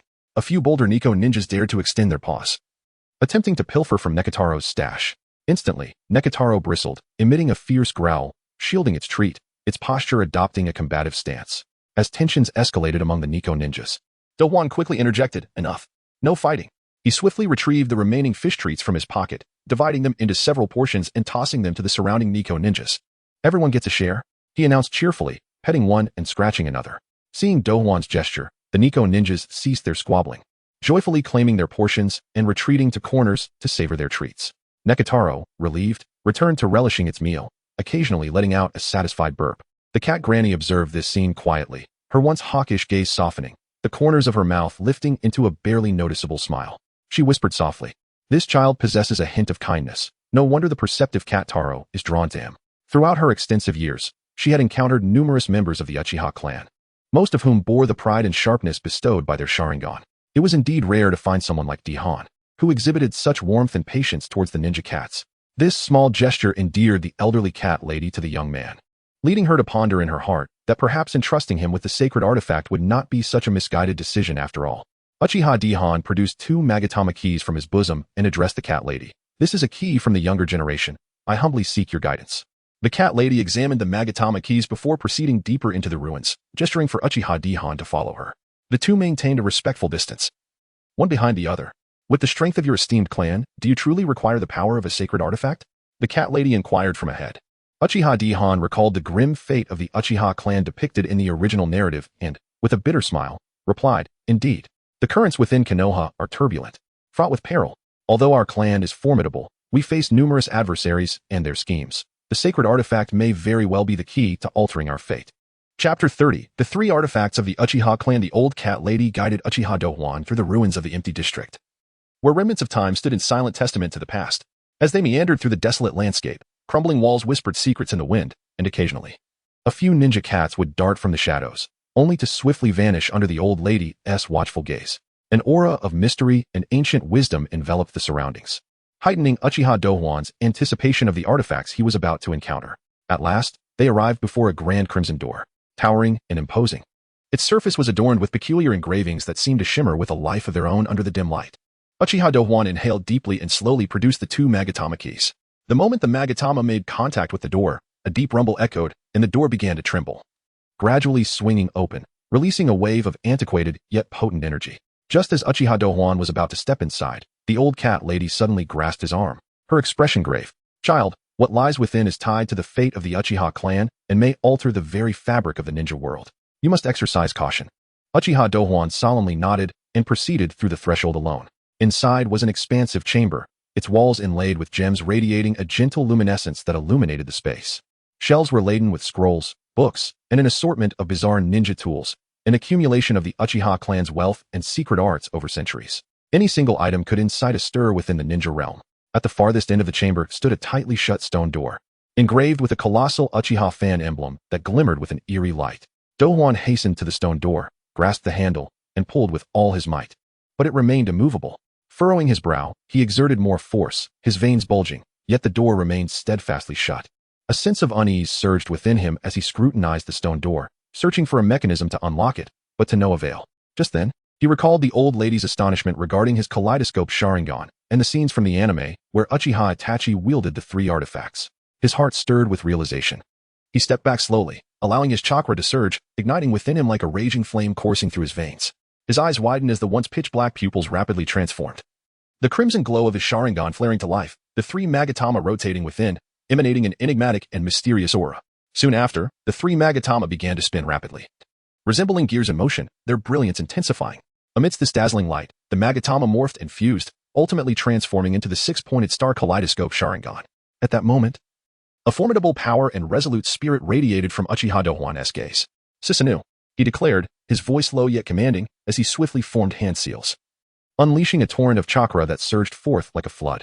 As he completed the seals, a massive skeletal frame gradually emerged behind him, followed by the rapid growth of muscle, skin, and armor. In an instant, a majestic Susanoo stood tall within the chamber, its colossal form nearly brushing the ceiling, exuding an aura that instilled dread. It seems I must rely on you, Uchiha Douhuan murmured, directing the Susanoo. The Susanoo slowly raised its arm, its gigantic hand reaching towards the stone door. As the Susanoo's hand made contact with the door, the entire chamber trembled violently. The clan emblem upon the door began to radiate a brilliant light, resonating with the chakra emitted by the Susanoo. Under the immense force of the Susanoo, the stone door quaked, producing a deep, resonant sound. Gradually, it creaked open, unleashing a wave of overwhelming power that left even the Susanoo swaying slightly. Before him appeared 3 artifacts, each emanating a mysterious glow. Suspended in the center was a sword, its elongated blade flickering with crimson flames, the Tatsuka no Tsurugi, reputed to possess the power to seal all evil. Beside it lay the Yada no Kagami, radiating a spectrum of colors, each hue imbued with immense energy. Meanwhile, the Yasakani no Magatama stood quietly, its reflective surface akin to a profound lake, seemingly capable of mirroring all existence. Uchiha Douhuan, commanding the Susanoo, approached the artifacts. When the Susanoo's hand touched the artifacts, their brilliance surged, perfectly merging with the Susanoo's power.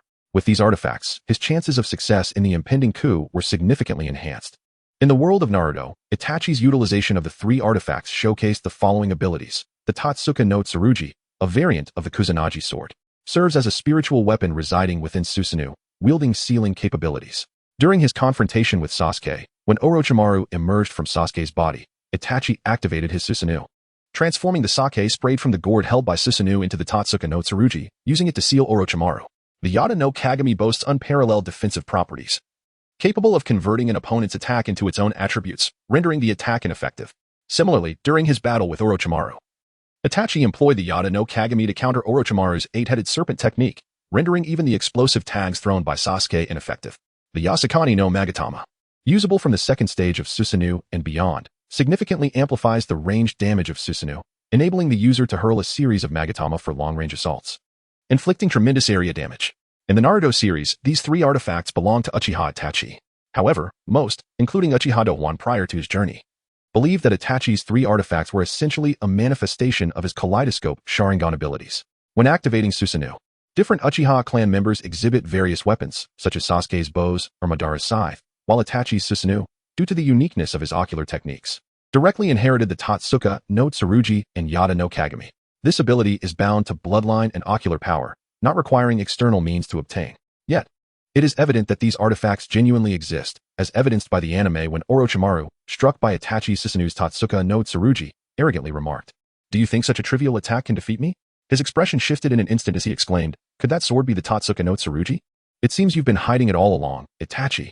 Meanwhile, Kurizetsu, observing, commented, "How could that sword be the Totsuka no Tsurugi, also known as the sealing sword, which legend claims will plunge its victim into a dreamlike illusion world, permanently sealing them?"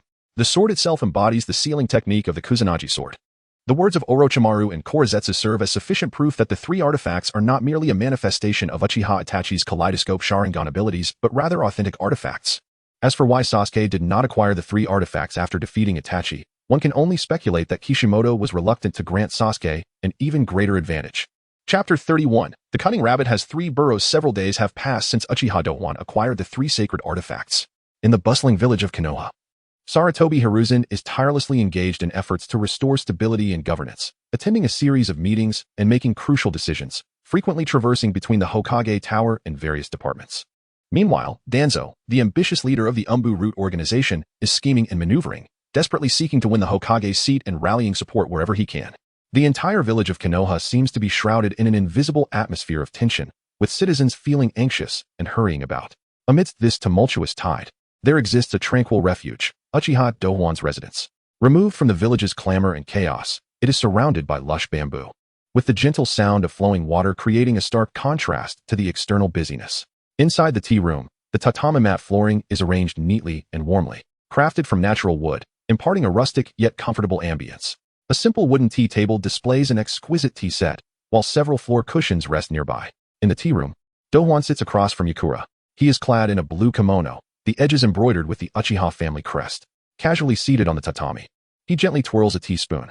Yukura, in a vibrant red kimono, clumsily prepares the tea, feeling somewhat out of place in this traditional attire.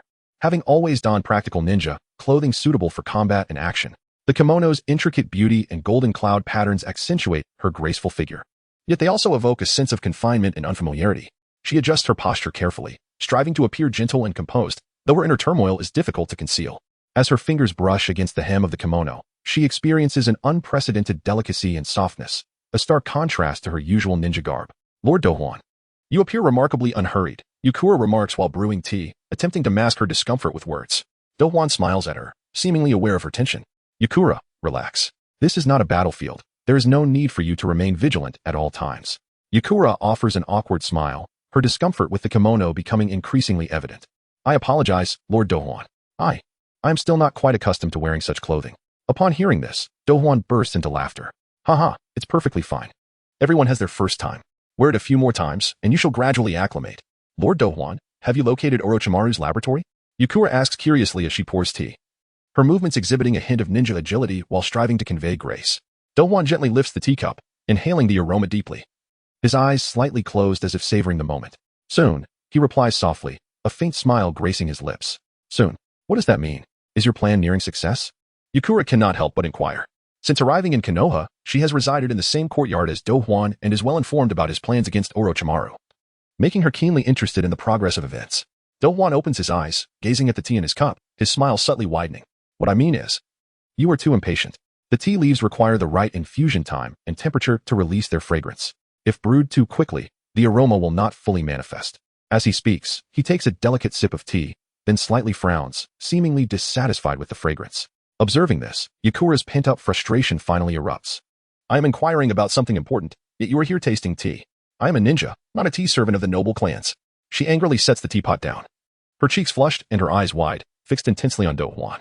Douhuan shakes his head helplessly, a slight smile lingering on his lips. See, you are anxious again. He steadies the teapot with his hand, deftly pouring hot water into the cup.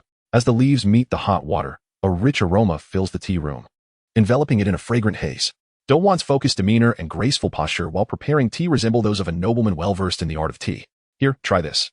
He offers the brewed tea to Yakura, his expression serene. Yakura hesitates for a moment before accepting the cup, taking a gentle sip. The tea glides over her tongue, causing her eyes to brighten momentarily, only to quickly revert to a stubborn expression. I am not like you, a noble young man of Konoha. I am just a girl raised in the desert, unable to discern the exquisite flavor of fine tea.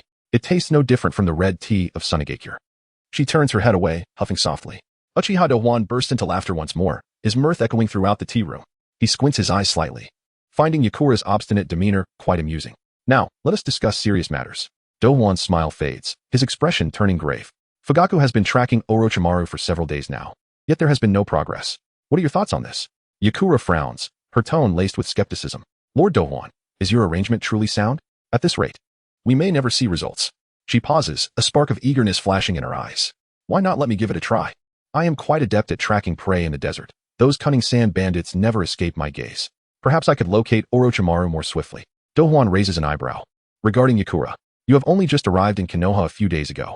How can you compete with the Uchiha clan, who have grown up here? He takes another sip of tea before continuing. Moreover, we have Uzumaki Karen, who possesses the powerful sensing technique known as the Kage Eye.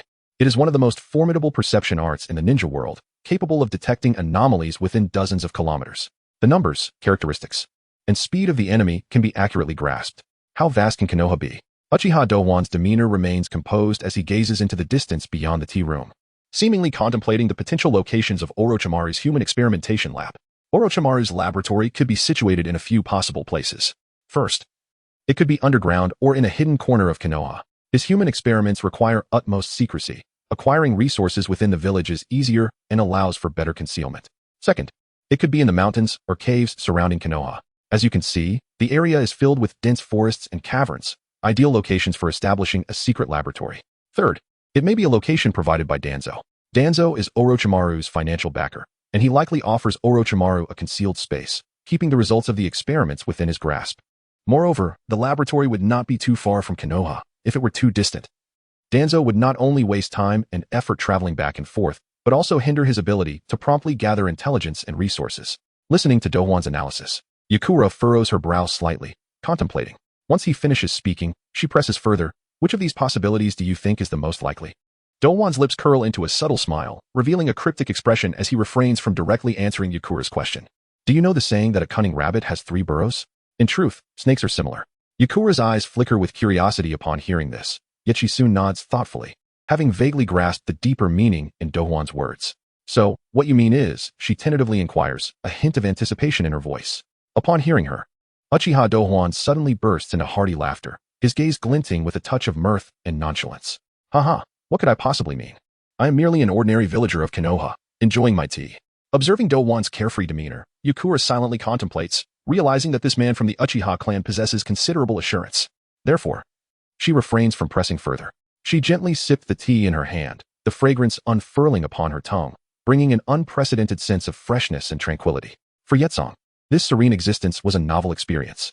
As a ninja from the Sand Village, she had endured rigorous training since childhood, striving tirelessly to become an exceptional warrior. Upon achieving her status as a ninja, her life became replete with warfare and bloodshed. Killing and completing missions had become her daily routine. In such a tumultuous environment, she had never had the opportunity to relish such peaceful and harmonious moments. Now, seated in Douhuan's tea room, savoring the aroma of tea and listening to the gentle flow of water, a profound stirring welled up within her. She came to realize that life could indeed unfold in such a manner, one that starkly contrasted with warfare and carnage. This experience instilled in her a deep yearning for the future that Douhuan had alluded to. Chapter 32. The squad's discovery in the gloomy and profound death forest. Moisture enveloped the land like a heavy curtain. Towering ancient trees reached for the skies, with sunlight barely penetrating the dense foliage, casting a mosaic of light and shadow. Occasionally, the low growl of an unknown beast echoed through the silence, adding an extra layer of terror to this eerie domain. Uzumaki Karen's expression was grave as she hurriedly approached Uchiha Fugaku, who was intently surveying their surroundings, her excitement barely concealed as she whispered, "Captain Fugaku, we have found a clue." For Uchiha Fugaku and his team, this period had undoubtedly been an arduous trial. In pursuit of Orochimaru's clandestine laboratory, they had split into two groups, undertaking a thorough search. Fugaku led one team, steadfastly tracking Orochimaru's trail, while Uchiha Hakadai and Uzumaki Karen took an alternative route, meticulously investigating the vicinity of Konoha Village. At this moment, they finally glimpsed the dawn of hope. What are the specifics? Fugaku's gaze sharpened, fixating on Karen as he pressed eagerly for details. Recalling the scene when Uchiha Douhuan returned to the village with Yukura and Uzumaki Karen, the team had thought Douhuan merely youthful and impulsive, bringing back a captivating beauty and a charming maiden from his travels. Who could have predicted that this seemingly gentle matron was, in fact, a descendant of the long-lost nobility of the Land of Whirlpools? During their mission, the team gradually discovered that Uzumaki Karen possessed the extraordinary ability to activate the Kagura Heart Eye. Whenever she invoked this power, she would close her eyes tightly, swiftly forming hand seals with fluid grace. Subsequently, a potent and invisible chakra would emanate from her, expanding outward like an immense net, encompassing everything within a radius of several dozen kilometers. Even the faintest of sounds, such as the rustling of leaves or the fluttering of insects, could not escape her perception. It was no wonder that Douhuan had repeatedly urged Fugaku to ensure Karen's safety before their departure. Initially, they believed Douhuan was merely enamored with Karen's beauty. Now, they realized he truly valued her unique Kagura Heart Eye. This ability undoubtedly played a crucial role in their endeavor to locate Orochimaru's laboratory. Karen took a deep breath and reported with clarity, "To the 7 o'clock direction, there is a cave, within which multiple sources of vibrant chakra can be felt, indicating a considerable number of individuals. Moreover, the cave entrance is laden with seals, clearly designed to obstruct external detection." She furrowed her brow slightly. These seals are arranged with remarkable cunning. Had it not been for the unusual chakra fluctuations sensed by my Kagura Heart Eye, it would have been nearly impossible for an ordinary person to uncover its secrets. Upon hearing this, Fugaku's brow furrowed as he fell into a momentary contemplation. He had tracked Orochimaru's disappearance to this vicinity, and coincidentally, there lay a cave. Given its secrecy and the abundance of seals, it was highly probable that this was the laboratory they had been desperately seeking. He raised his gaze, scanning the elite guards surrounding them, and instructed in a low yet resolute voice, "Everyone, maintain stealth and approach the cave slowly. Do not alert the snake. Karen, keep monitoring the chakra movements within the cave, and notify us immediately of any changes." The team nodded in unison, swiftly adjusting their demeanor, stealthily advancing towards the cave like phantoms. Their movements were agile and practiced, each step artfully avoiding any sound, as if they melded into the night. As the squad drew nearer to the cave, they were astonished to discover that the entrance was cleverly concealed by dense vines and rocks. Without deliberate searching, it would be nearly impossible to detect anything amiss from the exterior. Fugaku promptly signaled for the team to spread out, cautiously approaching the cave entrance. Utilizing the cover of night and the forest, they inched closer to the enigmatic cave. Outside the entrance, Fugaku widened his eyes, meticulously observing the surrounding environment. He noted that the area around the cave entrance was adorned with intricate sealing techniques, forming invisible barriers that isolated the cave from the outside world. The presence of these seals undoubtedly further confirmed the cave's significance. "Should we enter?" Uchiha Hakadai inquired in a hushed tone, his eyes filled with vigilance. However, Fugaku shook his head, decisively waving his hand. "No, we shall retreat for now. This is not the optimal moment to capture Orochimaru." The team, upon hearing this, immediately complied with Fugaku's directive, silently withdrawing from the scene. They utilized the cover of night and the forest to return to the Uchiha compound unnoticed. The squad finally returned safely under the cover of darkness, yet Uchiha Hakadai was eager to approach Douhuan's courtyard. He understood that Douhuan was particularly invested in the search for Orochimaru's laboratory, and he needed to report their findings promptly. Inside, Uchiha Douhuan had not yet retired. Engrossed in perusing ninja scrolls, Hakadai observed the flickering candlelight within, pushed open the door, and entered with a respectful yet excited demeanor. "Patriarch, we have made a significant discovery." Douhuan looked up, a glimmer of anticipation flashing in his eyes as he straightened, gesturing for Hakadai to elaborate.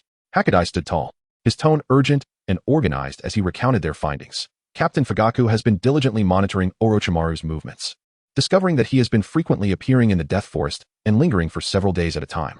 As Hakadai conveyed his report, Douhuan handed him a cup of tea, encouraging him to continue. Hakadai took a sip and continued, "Thus, we decided to investigate today. finding a cave near where Orochimaru vanished, teeming with vibrant chakra, suggesting a significant number of individuals inside. The entrance is heavily sealed, evidently to thwart external exploration. Had it not been for Karen's Kagura hard eye detecting the abnormal chakra fluctuations, it would have been nearly impossible for an ordinary person to uncover its secrets. Everything unfolded with an almost surreal ease. Douhuan fell into contemplation upon hearing this. Would Orochimaru truly allow himself to be so easily tracked to his lair? If it were that simple, he would have likely been eliminated by pain long ago after his defection from the Akatsuki. Suddenly, scenes from the original anime flashed through Douhan's mind, recalling Orochimaru's nonchalant demeanor when the Third Hokage stormed into his secret base. A realization struck him. As if he had grasped a crucial clue, an answer began to take shape in his mind. All along, he had overlooked a critical point. Why would a mastermind like Orochimaru choose to conduct experiments on individuals within Konoha, beyond the village? The vast expanse of the Land of Fire, and even beyond its borders, lay countless remote regions. Those secluded villages, hidden amidst towering mountains, were rarely visited. And there existed deep corners, seemingly forgotten by the world. For Orochimaru, these locations were veritable treasure troves, brimming with an inexhaustible supply of living subjects for his experiments. Orochimaru had always maintained intricate ties with the roots of Konoha. Danzo, a man of insatiable ambition, would stop at nothing to achieve his ends.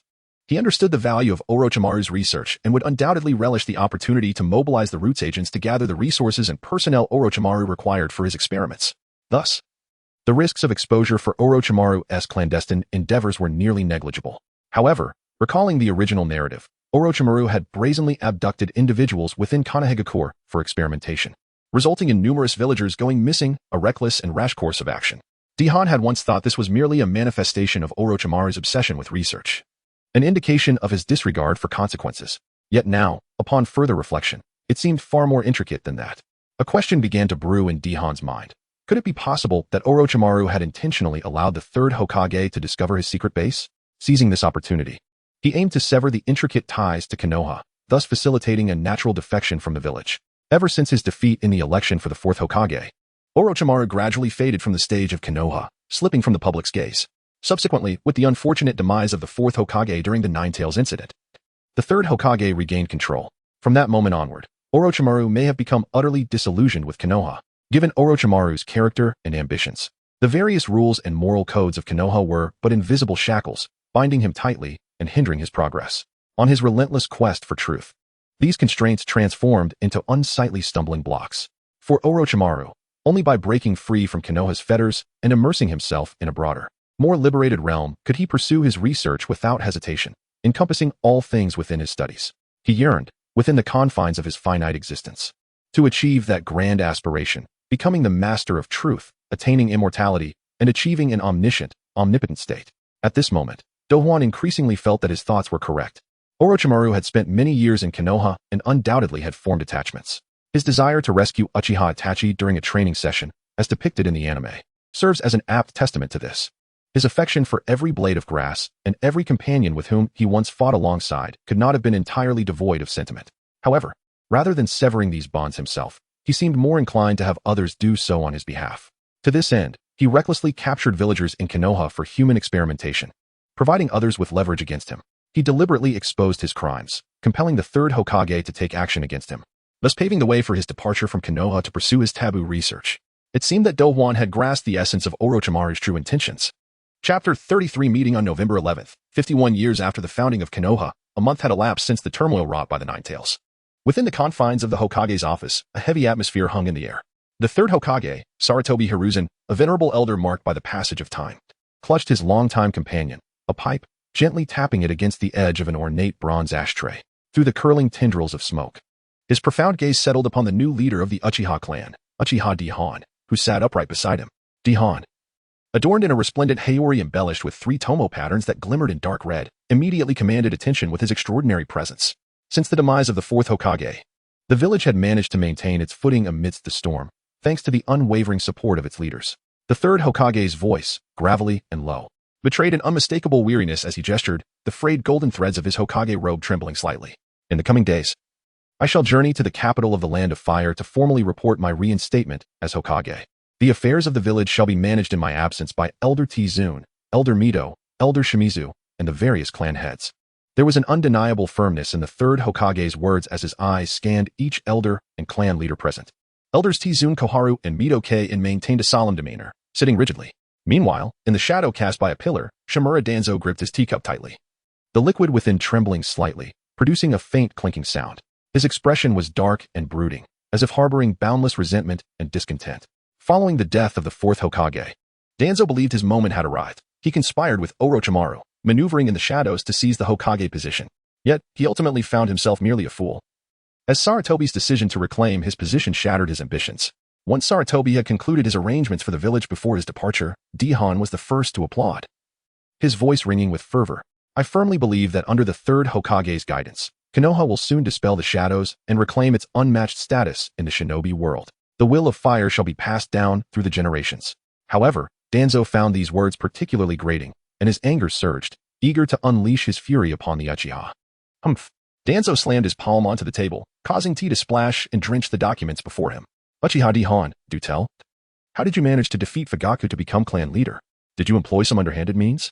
Douhuan remained composed, unperturbed as he lifted his teacup for a sip. His gaze subtly drifting toward Danzo's heavily bandaged right hand concealed in the shadows. A playful smile graced his lips as he replied. The internal affairs of the Uchiha clan are beyond your purview. Our clan's selection of a leader was sanctioned by the village. Do you dispute that? Is that so? Danzo sneered, his tone rife with mockery and disdain.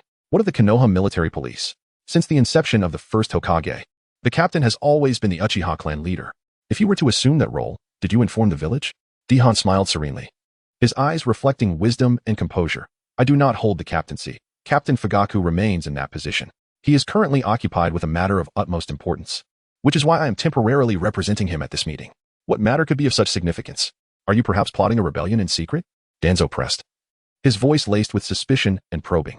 Douhuan rose and presented a reconnaissance report to Saratobi. His eyes filled with determination. I intend to inform the third Hokage of this matter. Orochimaru has been conducting human experiments within the village, even desecrating the remains of the first Hokage, Senju Hashirama. This revelation struck like a thunderclap, igniting a storm of outrage within the Hokage's office. Saratobi seized the document, scrutinizing its contents with incredulity and fury. What? Tizun Koharu gasped, her teacup tipping over, spilling tea across the floor. Nanny? Mito K-in's eyes widened in disbelief. Narashikaku felt a jolt of alarm, casting a furtive glance at Douhuan and then at the third Hokage. Saratobi's aged hands pressed firmly against the report, his wrinkled eyes reflecting the words Hashirama cells as if struck by an unseen force. As the founder of Konoha, Hashirama's status was revered beyond measure. How could anyone dare to desecrate his remains, and that person being the third Hokage's own disciple, Orochimaru? How could this be? Hyuga Hizashi exclaimed in disbelief. You think a few sheets of paper could implicate a man who has dedicated years to Konoha? Danzo's voice dripped with scorn and derision. Uchiha brat. Do you honestly believe such a clumsy frame-up could fool anyone? As the Sannin bled for Konoha, you were still in swaddling clothes. Or perhaps, Danzo's voice lowered ominously. You Uchiha can no longer contain yourselves and wish to instigate a coup under the guise of righteousness? The frequent movements of the military police, do you take me for a fool? If you cannot provide irrefutable evidence, do not blame me for exercising my authority as an elder. Yet before Danzo could finish, Douhan's eyes narrowed as he interjected vehemently. Old dog. Who do you think you are? Until the Hokage speaks, it is not your place, this aging guard dog, to bark here. Are you perhaps guilty of something? Your conscience troubling you? Douhan's words struck like a sharp blade, piercing Danzo's heart.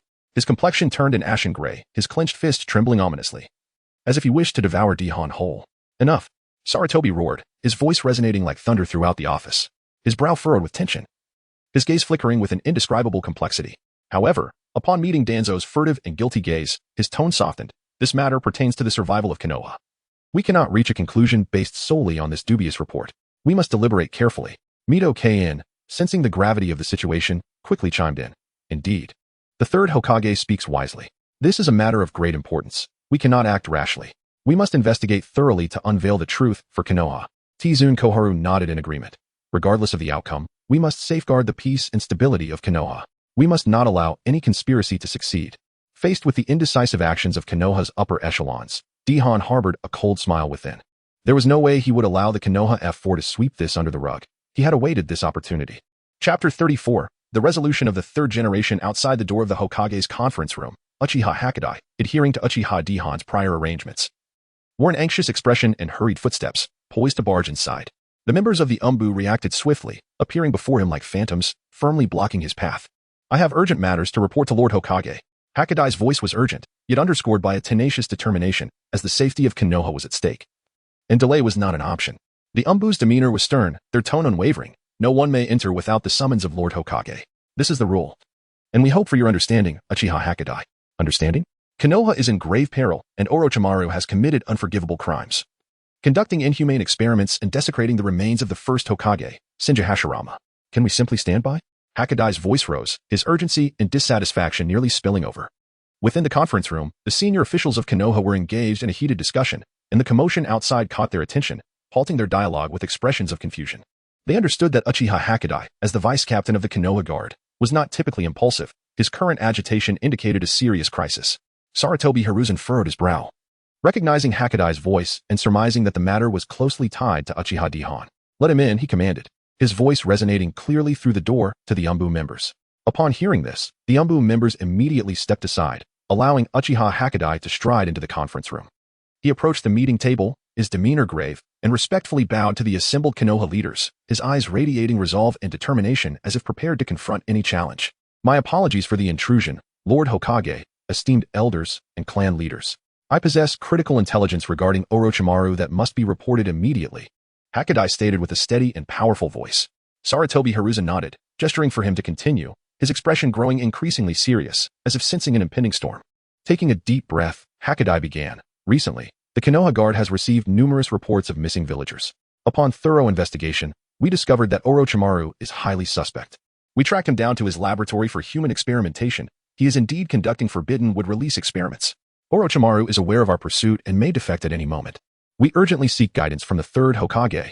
Hakadai's revelation struck the conference room like a thunderclap, creating an uproar among Konoha's leaders. They exchanged glances, their expressions filled with shock and unease. Orochimaru, once one of the legendary Sannin of Konoha, was on the verge of defection? This was nearly inconceivable, especially in light of the recent losses of the fourth Hokage and his wife, as well as Tsunade and Jiraiya's departure from the village. Sarutobi Hiruzen's brow knitted tightly, reminiscent of a deep-seated worry, and his gaze shot to the side, where Danzo sat silently, his expression uneasy. In truth, Orochimaru's covert actions had never escaped Sarutobi's keen observation. Orochimaru's obsession with forbidden techniques had reached a dangerous level, a burden that weighed heavily on Sarutobi's conscience. Previously, while Orochimaru's actions had not been overtly outrageous, and after a stern reprimand from Sarutobi, he had seemingly quieted for a time. However, who could have anticipated that this apparent restraint was merely the calm before the storm? Orochimaru had not abandoned his research into forbidden techniques. Rather, he had intensified his efforts, clandestinely engaging in abhorrent experiments in shadowy corners.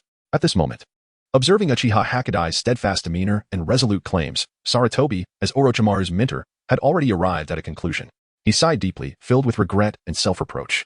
He lamented how he had once been so misguided as to send Orochimaru to the route, intending to monitor Danzo and counter his ambitions. Little did he know that this misstep had plunged Orochimaru into deeper darkness, entangling him with Danzo's ruthless ambitions. Sarutobi Hiruzen understood all too well that Orochimaru's audacity to conduct forbidden experiments was undoubtedly supported by Danzo's covert backing. Danzo's insatiable greed for power was akin to a ravenous wolf, willing to exploit Orochimaru for his own ends, which filled Sarutobi with anguish, helplessness, and fury. In that moment, Sarutobi took several deep puffs from his pipe, appearing to age a decade as fatigue and resignation clouded his eyes, weighed down by the burden of his responsibilities. Hakadai, he finally said, his resolve solidifying, we must act swiftly. At that juncture, Uchiha Douhuan interjected, a glint of cunning flickering in his eyes. Lord Hokage, Orochimaru is no ordinary rogue nin. He is one of the legendary Sannin, immensely powerful and exceedingly cunning. Our Konoha Guard has done its utmost, but should we confront him, we may not stand a chance. We require your presence on site to ensure absolute security. Douhuan's words were clearly a trap for Sarutobi, attempting to coerce him into taking decisive action against a former student. However, Sarutobi refrained from immediate anger or rebuttal, inhaling deeply before responding. If Orochimaru truly defects, it poses a tremendous threat to Konoha. As Hokage and his mentor, I bear the responsibility to stop him. But this is not solely my affair. It is a crisis that all of Konoha must confront. We must unite and navigate this peril together. With that, he turned to the Umbu members and other ninjas present, decisively ordering, activate the emergency protocol immediately and enhance surveillance around Konoha.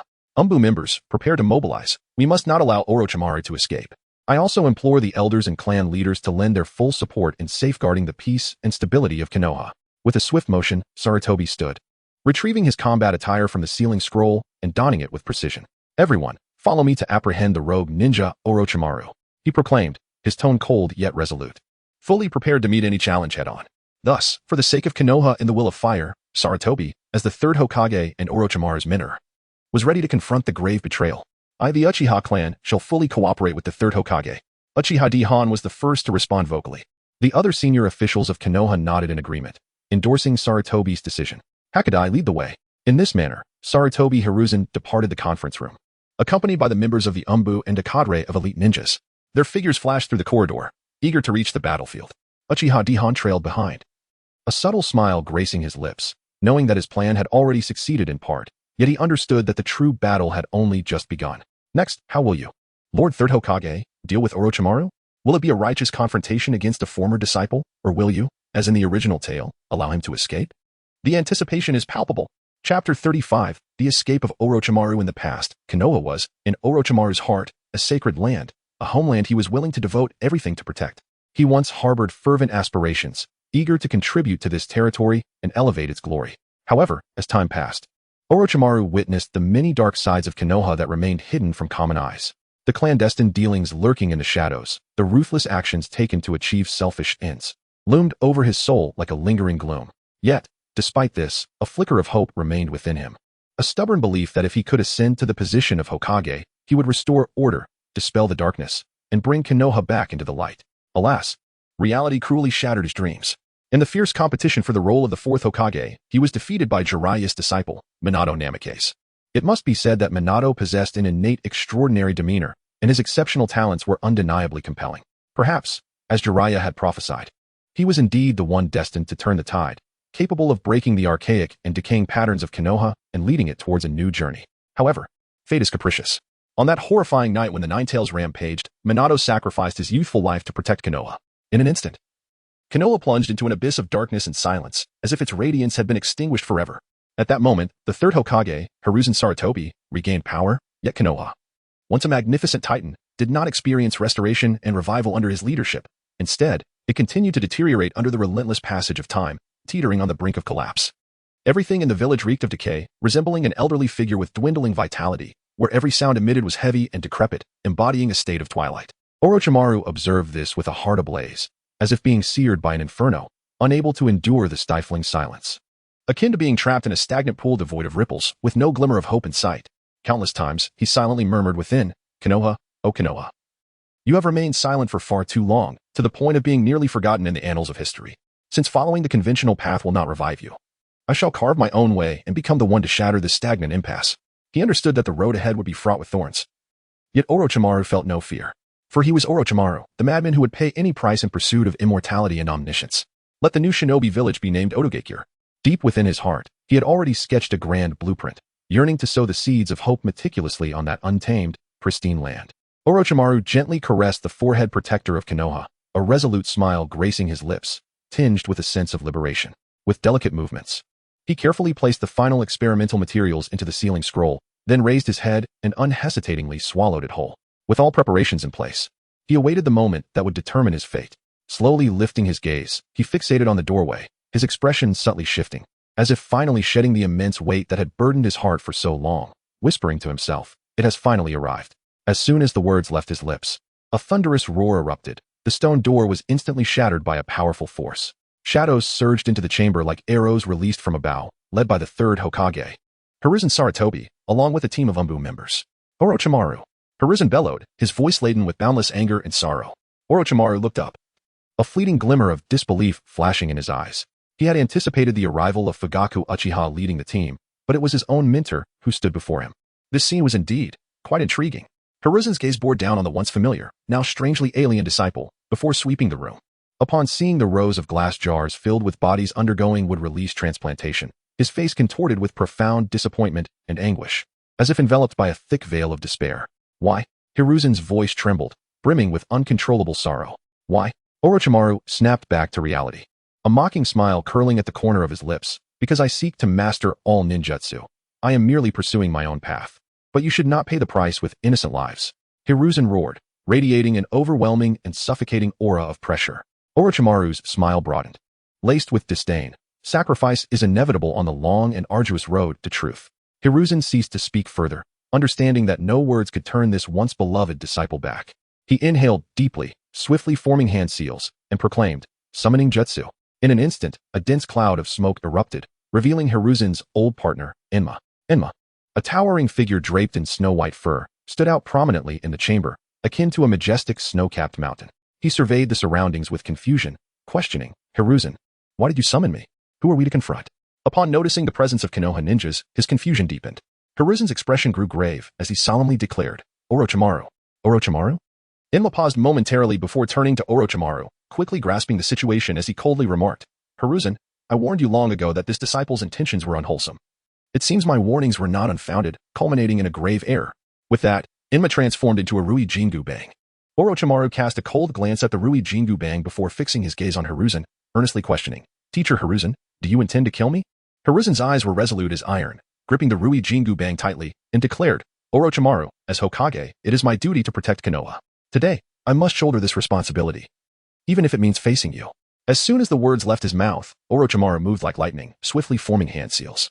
Instantly, a sharp, piercing sound wave erupted from his hands.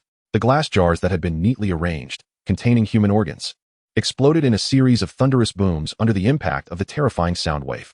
Glass shards flew out like razor-sharp projectiles. The acrid liquid sprayed everywhere, filling the chamber with a pungent stench. The accompanying Umbu ninjas bore the brunt of the assault, some being hurled against the walls, uncertain of their fate, while others had their throats and chests slashed by the flying glass, blood gushing forth like a fountain. In the blink of an eye, the Umbu ninjas suffered devastating casualties, leaving the scene drenched in blood. Meanwhile, the surging sound wave, carrying the essence of death and destruction, surged toward Hiruzen. Hiruzen snorted derisively, lightly swinging the Rui Jingu Bang, and a radiant golden chakra barrier formed instantaneously in front of him, firmly blocking the sound wave. Simultaneously, he darted forward, resembling a bolt of black lightning racing towards Orochimaru. Observing this, Orochimaru's lips curled into a slight smile as he moved swiftly, countering Hiruzen's attack. The two engaged in a fierce battle, exchanging blows and chakra, the chamber erupting with resounding roars as if it might collapse under the intensity of their clash. Hiruzen wielded the Rui Jingu Bang with unyielding precision, each strike imbued with formidable power, compelling Orochimaru to evade continuously. Yet, Orochimaru was not to be underestimated. His movements were ethereal, and his attacks struck with the swiftness and cunning of a venomous serpent, rendering defense nearly impossible. As the rounds progressed, Orochimaru gradually sensed his stamina waning. He was acutely aware that Hiruzen's strength far surpassed his own, and if this stalemate continued, defeat was inevitable. Thus, Orochimaru steeled himself and abruptly opened his mouth. A glimmer of cold light flashing as the ethereal blue-hued Kusanagi sword was expelled from his lips, landing steadily in his grasp. Humph, Sarutobi-sensei. It appears I must unveil my true prowess. Orochimaru remarked with a cold smirk, a hint of madness flickering in his gaze. Observing this, Sarutobi Hizashi's resolve only intensified. Gripping his Rui Bang tightly, he engaged Orochimaru in a fierce clash of weapons. The two resumed their struggle, the Kusanagi and Rui Bang colliding, producing dazzling sparks. The atmosphere in the dim chamber growing ever more tense, as if the very air were on the verge of ignition. Orochimaru wielded the Kusanagi with lethal intent, each strike imbued with a murderous aura, as if he sought to shatter all before him. Sarutobi Hizashi, utilizing the Rui Bang's agility and versatility, adeptly neutralized Orochimaru's assaults, deftly transforming peril into safety time and again. Yet, Orochimaru, being youthful and vigorous, coupled with the Kusanagi's unparalleled sharpness, gradually gained the upper hand in their combat. Despite Sarutobi Hizashi's valiant resistance, he was eventually grazed by Orochimaru's blade, blood trickling down his arm.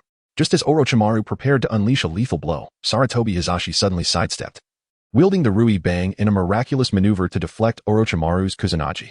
Seizing the opportunity, he launched a counterattack, the Rui Bang resembling a mighty dragon surging from the sea, striking fiercely towards Orochimaru. Taken by surprise, Orochimaru was struck squarely in the chest, a surge of excruciating pain coursing through him, as if his very innards were being shattered.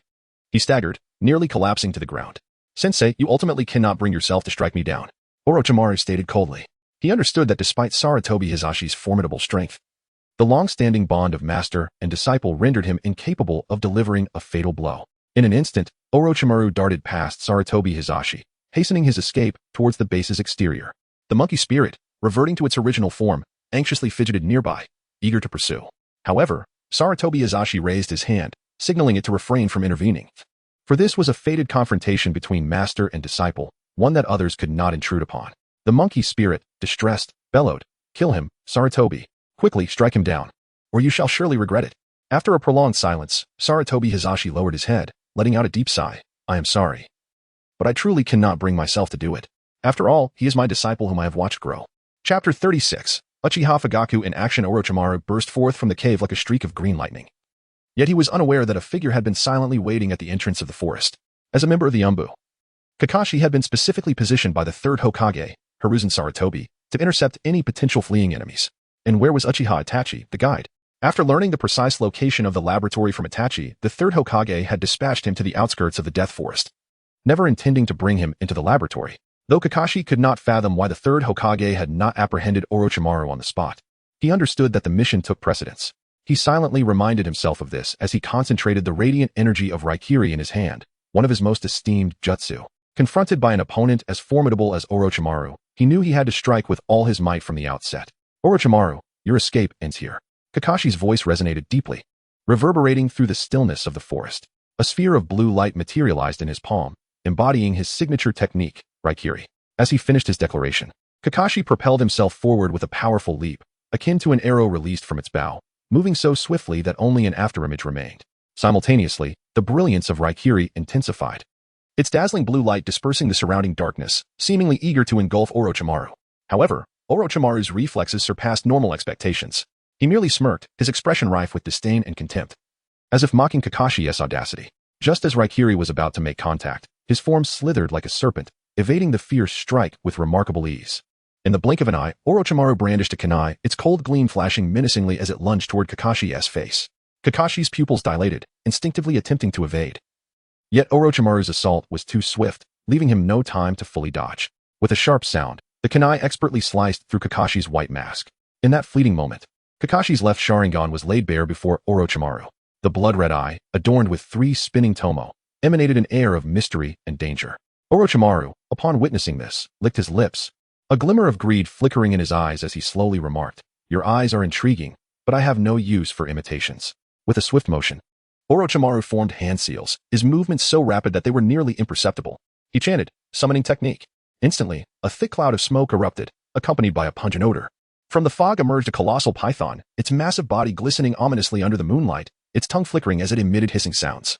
As if reveling in the thrill of the impending hunt, the serpent coiled around Orochimaru, its enormous head lowered to nearly align with his gaze, its vertical pupils glinting with a bloodthirsty light. Orochimaru gently caressed the snake's scales, his voice raspy yet seductive. "My dear creature, do you wish to witness his blood spill?" The serpent seemed to comprehend, writhing with increasing fervor, its powerful tail striking the ground with a dull thud, stirring up dust as if responding to Orochimaru's words. Poised to deliver a fatal blow to Kakashi. Chilled to the bone, Kakashi felt a surge of dread rising within him, as Orochimaru's palpable aura of malice weighed upon him like a predatory beast, making it difficult to breathe. His heart raced violently within his chest, each beat heavy and frantic, as if striving to break free. His throat felt parched and constricted. He attempted to swallow to ease the tension, but found his mouth dry as a desert. His legs felt as if they had been filled with lead, immovable despite his desperate efforts. Many referred to Kakashi as evenly matched, but in truth, prior to the events of Shippuden, top-tier shinobi could eliminate Kakashi as easily as one might consume a meal. In the world of Naruto, if one were not Naruto or Sasuke, the hierarchy among ninjas was rigidly enforced. Challenging someone of a higher rank was virtually impossible, unless granted a significant advantage by the author himself. Kage Jonin, Special Jonin, Chunin Genin in essence, a disparity of even one rank rendered one unworthy of confrontation. Kage faced Jonin, Jonin faced Special Jonin, and Jonin faced Chunin. Barring exceptional circumstances, battles were invariably viewed through the lens of instant victory. In the original narrative, Kishimoto illustrated numerous encounters between high-ranking ninjas and those of lower rank. For instance, in Chapter 92, the Jonin from Tsunagakure, Maki, effortlessly dispatched the Special Jonin from Konoha, Kagyuki, with a single wind blade. In Chapter 119, Asuma eliminated 9 sound ninjas in the blink of an eye, with their strength previously established in Chapter 118, where it was noted that they were all Chunin or above. Kakashi himself had faced instant defeat on multiple occasions in the original story. In Chapter 70, an adult Kakashi wielding Raikiri confronted Orochimaru, asserting that despite being one of the legendary Sannin, he could at least ensure mutual destruction. Orochimaru not only laughed mockingly but kept his hands in his pockets, casually taunting Kakashi to attempt to kill him if he could. The next moment, Kakashi felt his head detach from his body, his inner monologue revealing the chasm between them. Damn it, mutual destruction. I am such a fool. In Chapter 142, the stark disparity in strength between Itachi and Kakashi was made evident when a single genjutsu, Tsukuyami, rendered Kakashi helpless, waiting for death to claim him. Thus, As Kakashi faced Orochimaru, the mere pressure of his killing intent immobilized him, leaving him to await his demise. Is this how it ends? Abito, Rin, Sensei. Just as despair enveloped Kakashi and he closed his eyes to await death, Orochimaru, keenly attuned to the approaching sounds of numerous ninjas, hesitated momentarily. Abruptly abandoning his intent to attack Kakashi, he turned and fled with remarkable speed. Kakashi gazed in the direction of Orochimaru's retreat, his heart heavy with frustration. He understood that he had failed his mission. Shortly thereafter, Uchiha Fugaku led the Uchiha police force to the scene. Hill, take a squad and stay behind. Fugaku cast a glance at Kakashi, who lay on the ground, but did not pause in his stride, swiftly entering the laboratory. Secure the area immediately. No outsiders are to enter. Upon entering the laboratory, the police force dispersed with practiced efficiency, establishing a tight perimeter around the premises while meticulously searching for any potential evidence or clues. In a corner of the laboratory, they discovered several injured Umbu members. Fugaku's brow furrowed, his tone urgent as he commanded, "Quickly, we must do everything possible to save these Umbu brothers. They are witnesses to the Third's failure." The police force sprang into action, expertly administering emergency care and treatment to the wounded Umbu members, their movements swift and methodical. Meanwhile, the Third Hokage, Sarutobi Hiruzen, sat on the ground, his gaze fixed upon the wooden experiment subjects soaked in the laboratory, his expression fraught with worry, his brows knitting into a frown. He had initially intended to destroy the laboratory to minimize the adverse effects of Orochimaru's inhumane experiments on the villagers, particularly the human experimentation involving wood release.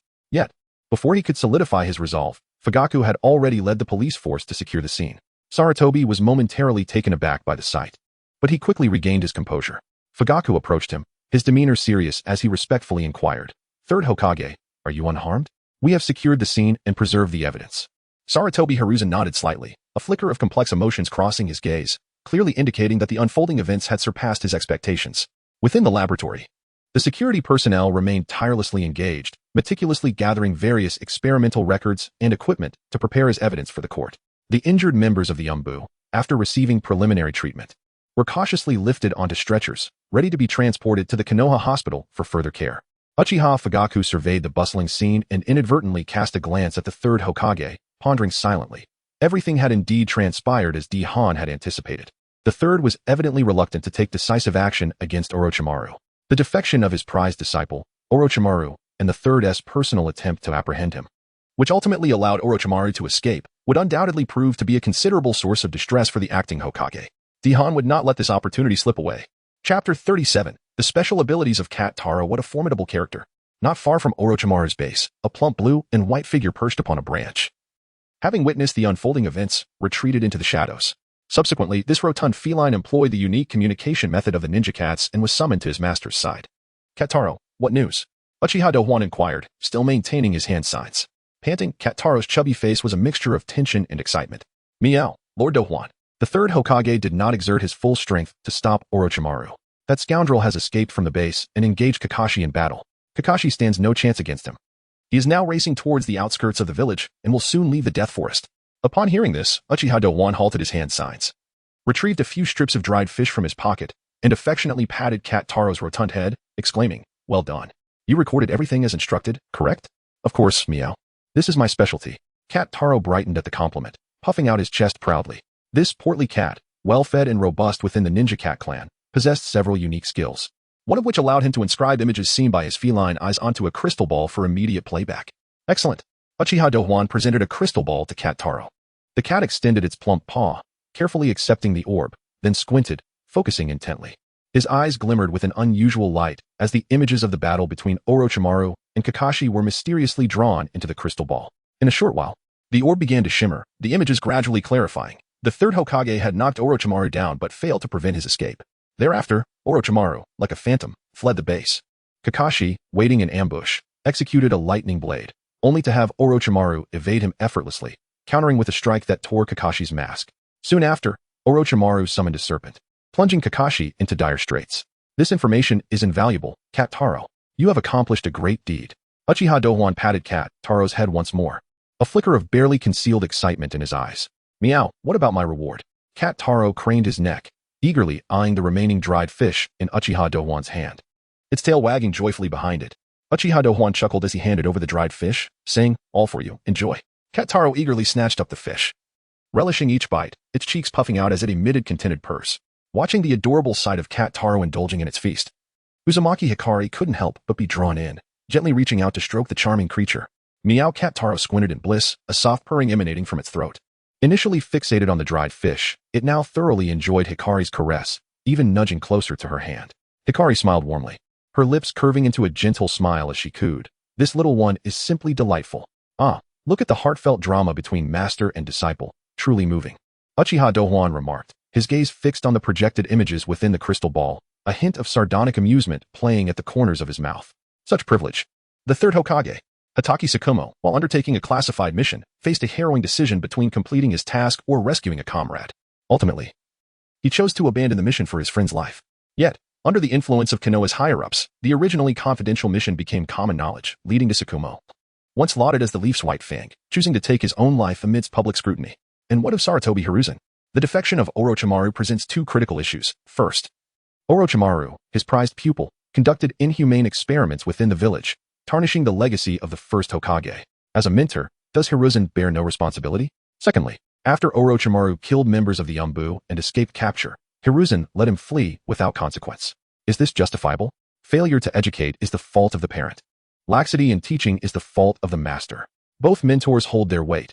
In Demon Slayer, when Kaneo betrays the Demon Slayer core and becomes a demon, the Thunder Hashira, Kaneo's master, feels profound guilt for not guiding her well, ultimately choosing to commit seppuku as atonement. In the original narrative, Sarutobi Hiruzen, leveraging his position as the highest leader of Konoha and his immense prestige, managed to mitigate the fallout from Orochimaru's unethical experiments. Yet, the present situation is starkly different. Hiruzen has not officially assumed the role of Hokage, and he faces a rival, Uchiha Douhuan, who lurks in the shadows. Strictly speaking, until he receives formal appointment from the Fire Country's daimyo, Konoha exists without a true leader. Hiruzen merely serves as the acting Hokage.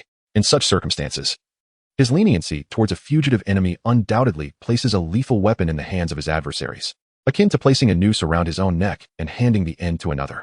Anyone with a modicum of political acumen would seize such an unparalleled opportunity and strike decisively. Danzo's failure to capitalize on this moment stems from his own tainted past concerning human experimentation. However, Uchiha Douhuan stands apart, as this plan originated from his own meticulous design. This is precisely why he publicly reported the handling of Orochimaru to Sarutobi Hiruzen. Clearly, Hiruzen has not disappointed Douhuan. Everything unfolds as he anticipated. Moreover, as the plan nears its conclusion, Uchiha Douhuan intends to personally apprehend Orochimaru. Should the third Hokage admit to his negligence, he would be rendered unfit for the position.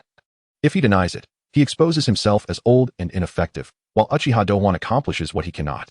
Thus, after such a comparison, one must question whether Sarutobi Hiruzen can successfully reclaim his position as Hokage.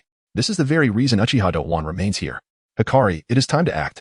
Have you used your abilities to track down Orochimaru's precise location? Uchiha Douhuan turned to Uzumaki Hikari, his gaze brimming with confidence and determination.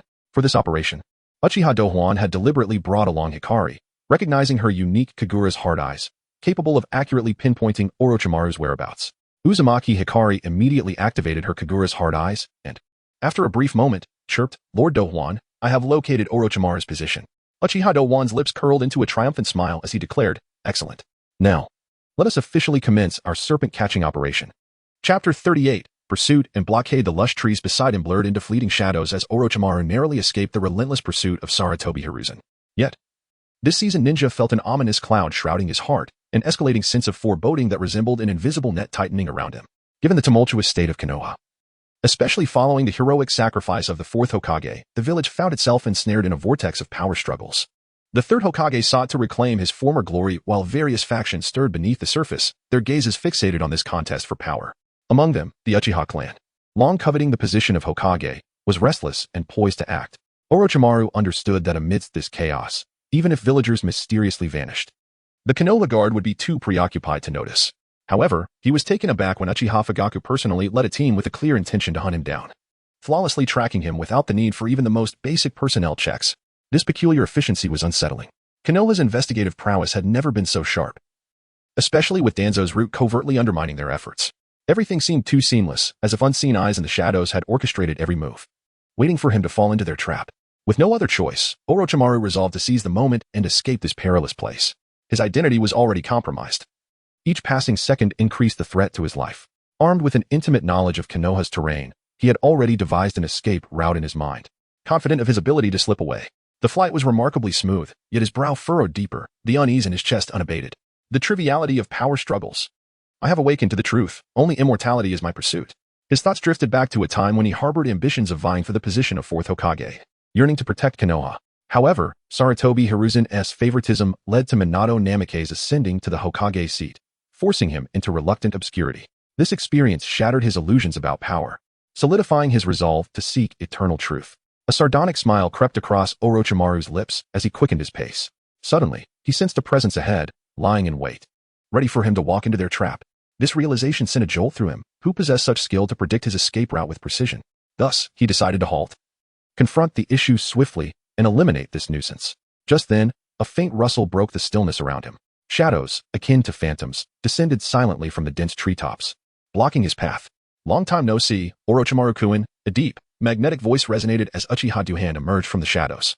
His demeanor was stern, the Sharingan in his eyes gleaming ominously, flanked by two companions clad in ninja attire, Yura and Uzumaki Karin. Then, as if responding to an unspoken signal, Uchiha Inahiko, Uchiha Taihiko, Uchiha Hanabi, and Uchiha Hayabusa surged forth from the surrounding trees, their movements swift and synchronized, swiftly forming a perfect cross-formation that ensnared Orochimaru in their midst. It was indeed the Uchiha clan scheming in the shadows, a revelation that caught Orochimaru off guard, yet his countenance remained unflustered. Douhuan, I must say. This comes as quite a surprise, Orochimaru remarked, extending his elongated tongue to wet his lips as if savoring the impending confrontation. Orochimaru, you have brazenly conducted human experiments on villagers within the village, involving the first Hokage. Where do you think you can escape to? Surrender now. Uchiha Hanabi spoke first. As one of the few prominent female figures among the Hawks, her fire techniques and genjutsu distinguished her among the younger generation of the Uchiha. And she was a core member of the faction supporting Douhuan. Orochimaru merely smiled, a smirk laced with amusement and disdain. You are all quite adorable, he quipped. Uchiha Hayabusa, agile and sharp-eyed, let out a cold huff. What are you laughing at?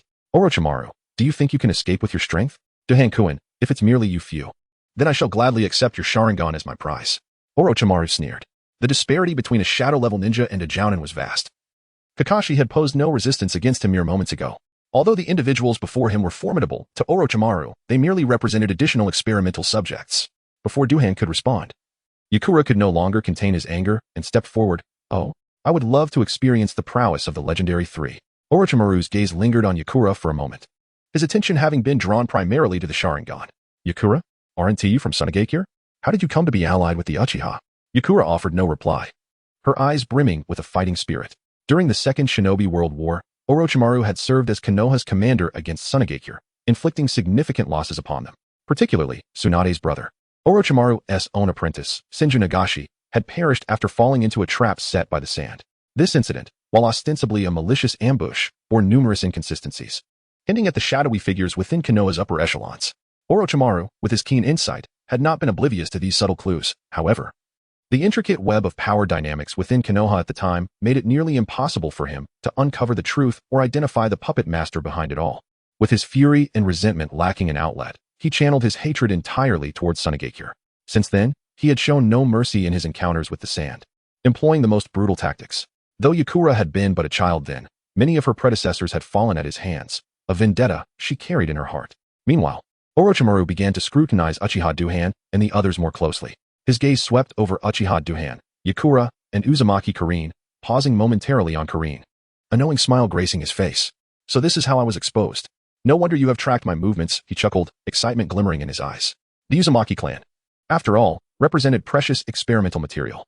Sensing the malevolent glint in Orochimaru's gaze, Karin felt a surge of dread. Despite undergoing rigorous ninja training since being rescued by Uchiha Douhuan, she remained the weakest among them. Faced with Orochimaru's overwhelming presence, she felt powerless and instinctively shrank behind Douhuan. Douhuan noticed her discomfort, a gentle yet resolute expression crossing his face. He placed a reassuring hand on Karin's shoulder and then turned his sharp gaze back to Orochimaru. Orochimaru, you cannot escape today. Surrender and return with us to answer for your crimes. Orochimaru's laughter abruptly ceased, his eyes turning icy and dangerous. It seems I have not made a move in quite some time. The younger generation of Konoha has forgotten my name. Chapter 39. Yeon vs. Orochimaru. Uchiha Fire Formation. Uchiha Inawo, Uchiha Tiehua, Uchiha Yenchi, and Uchiha Hayabusa simultaneously formed hand seals, channeling fire nature chakra from their fingers.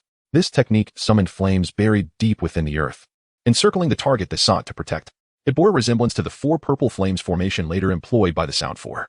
This was a technique that transformed chakra from their fingers into fire, creating a fiery barrier around the target. The inferno, amplified by the earth as a catalyst, burned along the path of the minuscule chakra released by the caster, incinerating anyone who ventured too close to the guarded target. The intense heat generated by this technique was such that even-tailed beasts would hesitate to approach. This was indeed the infernal flame barrier. They formed the formation, trapping Uchiha Douhuan, Yeon, Uzumaki Hanari, and Orochimaru within its confines. Any contact with the four walls of the barrier would result in severe burns from the flames. Oh? Do you possess such confidence in defeating me, Douhuan-kun? Orochimaru licked his lips, a chilling smirk gracing his lips, his sinister eyes gleaming with cunning. He was fully aware of the Uchiha's intentions, merely seeking to use the Uchiha fire formation to confine him and create an opportunity for Uchiha Douhuan to engage him in single combat. However, Orochimaru was not one to be easily manipulated. Orochimaru was about to speak further when Yeon could no longer contain herself. Since being rescued by Uchiha Douhuan, she had been indulging in the Uchiha household without performing any tasks, and she longed to demonstrate her worthiness to be Douhuan's companion. Scorch release, overheating kill. Yeon swiftly formed hand seals, unleashing a lethal technique. Before her words faded, her hands fluttered like butterflies, rapidly forming seals. In an instant, a surge of chakra, mingling wind and fire, gathered in her palms, manifesting into 5 blazing fireballs, each as radiant as the sun.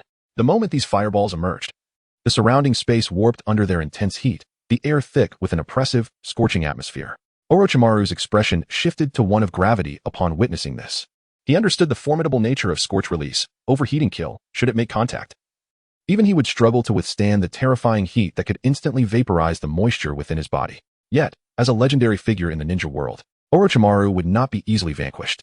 In a blink, he became a mere shadow, darting through the gaps between the chaotic flames and the oncoming fireballs with ghostly speed. His eyes glinted with a profound light, precisely detecting every fleeting safe space, his movements fluid, as though he melded with the searing chaos of the battlefield. One fireball after another was deftly evaded, his agility and keen judgment showcasing the depth of his legendary prowess. However, the 5th fireball surged forward with unyielding force. Despite Orochimaru's utmost effort to sidestep, he could not entirely evade it. The fireball grazed his right arm, instantly reducing his sleeve to ash and leaving a charred mark upon his skin. With a dull thud, the fireball erupted, sending a cloud of dust billowing into the air. Just as Yeon believed she had struck Orochimaru, a charred, coiled snake materialized from the smoke, the hallmark of Orochimaru's signature technique, the snake's substitute technique. "I shall cherish your corpse," he murmured coldly, his voice echoing hauntingly from behind Yeon at the moment of her astonishment. His figure emerged like a wraith, a cruel smile adorning his lips, his eyes alight with the thrill of the predator locking onto its prey. Simultaneously, a flurry of hissing sounds emanated from his sleeves, as dozens of venomous snakes, exuding a chilling aura, shot forth like arrows from his garment. These serpents, slender and gleaming with an eerie light, her sharp fangs dripping with deadly venom, hissing as they lunged toward Yeon's unsuspecting back. This was Orochimaru's shadow snake hand technique, skillfully merging his chakra with the venomous snakes to execute a precise long-range attack that left his foes defenseless. Scorch release, blazing sunburn. Yeon reacted swiftly. In the nick of time, she formed hand seals, and with a cry, a massive wall of flames erupted around her, roaring to life. The barrier blazed intensely, igniting the surrounding air with crackling sounds. The venomous snakes, upon contact with the fiery shield, contorted grotesquely under the searing heat, emitting piercing cries before collapsing into smoldering heaps upon the ground. Orochimaru, taken aback by this turn of events, let out a low exclamation and abruptly opened his mouth, unleashing a gleaming projectile, the famed Kusanagi sword, renowned in the ninja world. The sword carved a lethal arc through the air, aimed directly at Yeon's throat. Her pupils constricted, and without time for contemplation, she spun away at an improbable angle, the Kusanagi slicing through her clothing with a rush of wind. Before Yeon could regain her balance, Orochimaru, like a phantom, closed in, the Kusanagi flashing with cold light as he thrust toward her vital points with ferocious intent. Drawing a kunai from her waist, Yeon parried the onslaught. The clash of the Kusanagi and kunai produced a series of sharp metallic sounds. Orochimaru's swordsmanship was ruthless. Each thrust carried lethal momentum, aiming straight for Yeon's vital areas. Yet, Yeon refused to yield, skillfully evading his strikes with her nimble movements and quick reflexes, countering his attacks with precision. As their figures danced across the battlefield, stirring up clouds of dust, Orochimaru seized upon a fleeting gap in Yeon's defense. With a fierce shout, he swept the Kusanagi in a devastating arc. Yeon's heart raced. Reacting instantaneously, she sprang back like a soaring swallow, her kunai slipping from her grip, tracing a sharp arc through the air, aimed directly at Orochimaru's face. Orochimaru's gaze turned icy. He tilted his head slightly, allowing the kunai to whistle past, severing a few strands of hair that drifted down like feathers. He would not grant Yeon a moment's respite. His hands moved like shadows, rapidly forming seals as he chanted. Wind release, great breakthrough. In an instant, the air around him swirled violently, as if an invisible giant hand had gripped it tightly. A ferocious whirlwind erupted. Roaring like a beast unleashed, the ground's debris spiraling upward in chaotic dance, everything around caught in the tumultuous force. Yeon felt an overwhelming surge of power bearing down upon her, her hair whipping wildly in the gale, her clothing flapping violently, as though it might tear apart. Understanding the formidable might of this wind technique, she knew that a direct hit would leave her as scattered as fallen leaves. Gritting her teeth, she rapidly formed hand seals without hesitation, scorch release, flame bullet. With her declaration, a searing fireball rapidly coalesced before her, radiating blinding red light. The air around it distorted by the heat, surging forth like a burning meteor aimed at Orochimaru. The collision of the whirlwind and fireball produced a sharp, piercing wail. Observing this, Orochimaru's lips curled into a cold smirk, letting out a derisive snort. He brandished the Kusanagi once more, his feet lightly touching the ground as he maneuvered through the tempest with ghostly speed, a blur to the eye. Yeon, drawing a new kunai, focused intently on countering Orochimaru's relentless assault. The kunai and the Kusanagi sword clashed continuously, producing a series of crisp metallic sounds that echoed across the chaotic battlefield. However, the Kusanagi sword, renowned in the world of ninjas as a divine weapon, was extraordinarily sharp. Within just a few exchanges, the kunai in Yitsong's hand had sustained several noticeable nicks, their jagged edges glinting coldly in the sunlight, suggesting they could shatter at any moment. Yitsong inwardly lamented, fully aware that her weapon had fallen short in this confrontation. Meanwhile, Orochimaru seemed to sense Yitsong's predicament, intensifying his assault. Each strike bore the weight of fatal intent, aiming to conclude the battle in the briefest span of time. In a sudden whirl, the Kusanagi sword gleamed with a chilling light, slicing horizontally toward Yitsong's neck like a bolt of lightning. The speed and force of the blow were immense, the air itself hissing in protest as it sliced through. Faced with Orochimaru's merciless strike, Yitsong's pupils dilated in an instant. On the precipice of life and death, she unleashed all her strength, abruptly leaning backward until her body was nearly parallel to the ground. The Kusanagi sword grazed her throat, sending a wave of icy dread coursing through her. And a few strands of hair fell, twirling gracefully in the air. Seizing the moment, Yitsong executed a backward somersault, attempting to create distance between herself and Orochimaru. However, he was not one to let her escape easily. With a powerful push of his foot, he closed in like a shadow, wielding the Kusanagi sword with an impenetrable barrage of strikes. The cold light of the blade flickered ominously, and a series of sword energies crisscrossed, sealing off all routes of retreat for Yitsong. With only her battered kunai to defend herself, she fought to withstand the onslaught. Yet, each parry sent a jolt through her arms, her breath becoming increasingly labored. Orochimaru seized the opportunity, shouting a command as he formed hand seals, then forcefully struck the ground with his palm. Earth style, earth prison. In an instant, the earth beneath Yitsong trembled violently, and from the ground erupted numerous formidable earthen spikes, swiftly encircling her. The spikes, thick and densely packed like a bamboo grove, reached skyward, trapping Yitsong within a cage of earth. Defeat was evident on Yitsong's face. Chapter 40. Uchiha Douhuan vs. Orochimaru after a strenuous struggle. Yitsong finally discovered a flaw and exerted all her strength to break free from the earthen prison, just as she was panting and filled with reluctance. The calm and powerful voice of Uchiha Douhuan resonated. Enough, Yitsong. Step aside and let me handle this. Upon hearing this, Yitsong turned to look at Uchiha Douhuan, whose unwavering gaze emanated a reassuring aura of strength. Though reluctant, Yitsong gritted her teeth and obeyed his command, swiftly retreating to the side. At that moment, the battlefield was left with only Uchiha Douhuan and Orochimaru. The two stood several paces apart, their eyes meeting, as if sparks were colliding in the air. A strange smile curled at the corner of Orochimaru's mouth. Douhuan-kun, it seems you are quite confident? In contrast, Uchiha Douhuan's expression remained cold, his three-tomo Sharingan sharp like an eagle, emitting a chilling light. Orochimaru, the warm-up is over. I shall now take you back to Konoha. Before his words faded, Orochimaru flickered and appeared before Uchiha Douhuan in an instant, forming hand seals and shouting, "Hidden shadow snake hands." In an instant, several poisonous snakes burst forth from his sleeves, their scales glinting with a cold sheen, their hissing sound sending chills down the spine. These serpents struck like bolts of black lightning, aiming directly for Douhuan's throat and limbs. Undeterred, Uchiha Douhuan's three-tomo Sharingan accurately tracked the snake's trajectories. He lightly tapped his toes, propelling himself backward like a swift swallow, while his hands rapidly formed seals. Declaring, "Fire release, Phoenix fire technique." A series of fireballs erupted from his mouth, hurtling towards the snakes like meteors, colliding with them head-on. The fireballs exploded, engulfing the serpents in searing flames, emitting a sizzling sound as the snakes writhed in agony. Their formidable attack instantly dissipated. Orochimaru's expression shifted slightly, yet he showed no signs of panic. He vanished once more, reappearing several paces away, and sneered, "Interesting, but this is just the beginning." Abruptly, Orochimaru reached into his bag, and in the blink of an eye, a shimmering shuriken appeared in his palm. Shuriken Shadow Clone Technique, he exclaimed. A jutsu he had secretly learned from the Third Hokage in his youth. With a mighty throw, the shuriken was sent flying, triggering a chain reaction in midair, resulting in hundreds of shuriken clones springing forth. In an instant, a torrential downpour of shuriken rained down, accompanied by a sharp whistling sound, relentlessly targeting Douhuan. In the face of this overwhelming assault, Douhuan remained as calm as a placid lake. His hands swiftly came together, and he declared, "Wind release, great breakthrough." While merely a C-rank jutsu, the magnitude of the wind generated depended entirely on the user's prowess. Douhuan, as the Jinchuriki of the Ninetales, possessed an extraordinary reservoir of chakra, allowing him to unleash a hurricane of terrifying might. Douhuan opened his lips, and a massive gust of wind erupted forth. The air was violently agitated, producing a piercing howl as if the very fabric of space were being torn asunder. In a heartbeat, the hurricane collided with the swarm of shuriken. Those once menacing shuriken clones, dense as stars, were rendered feeble as candles in the wind, swiftly scattered and dissipated into mere flickers of light. Yet the hurricane's force was far from exhausted. It surged forward, carrying with it an unstoppable momentum, sweeping directly toward Orochimaru. Upon witnessing this, Orochimaru's eyes flickered with surprise, soon replaced by an insatiable thrill. He could hardly evade the onslaught, as the powerful winds enveloped him, lifting him effortlessly like a leaf caught in a current, hurtling him straight into a sturdy tree.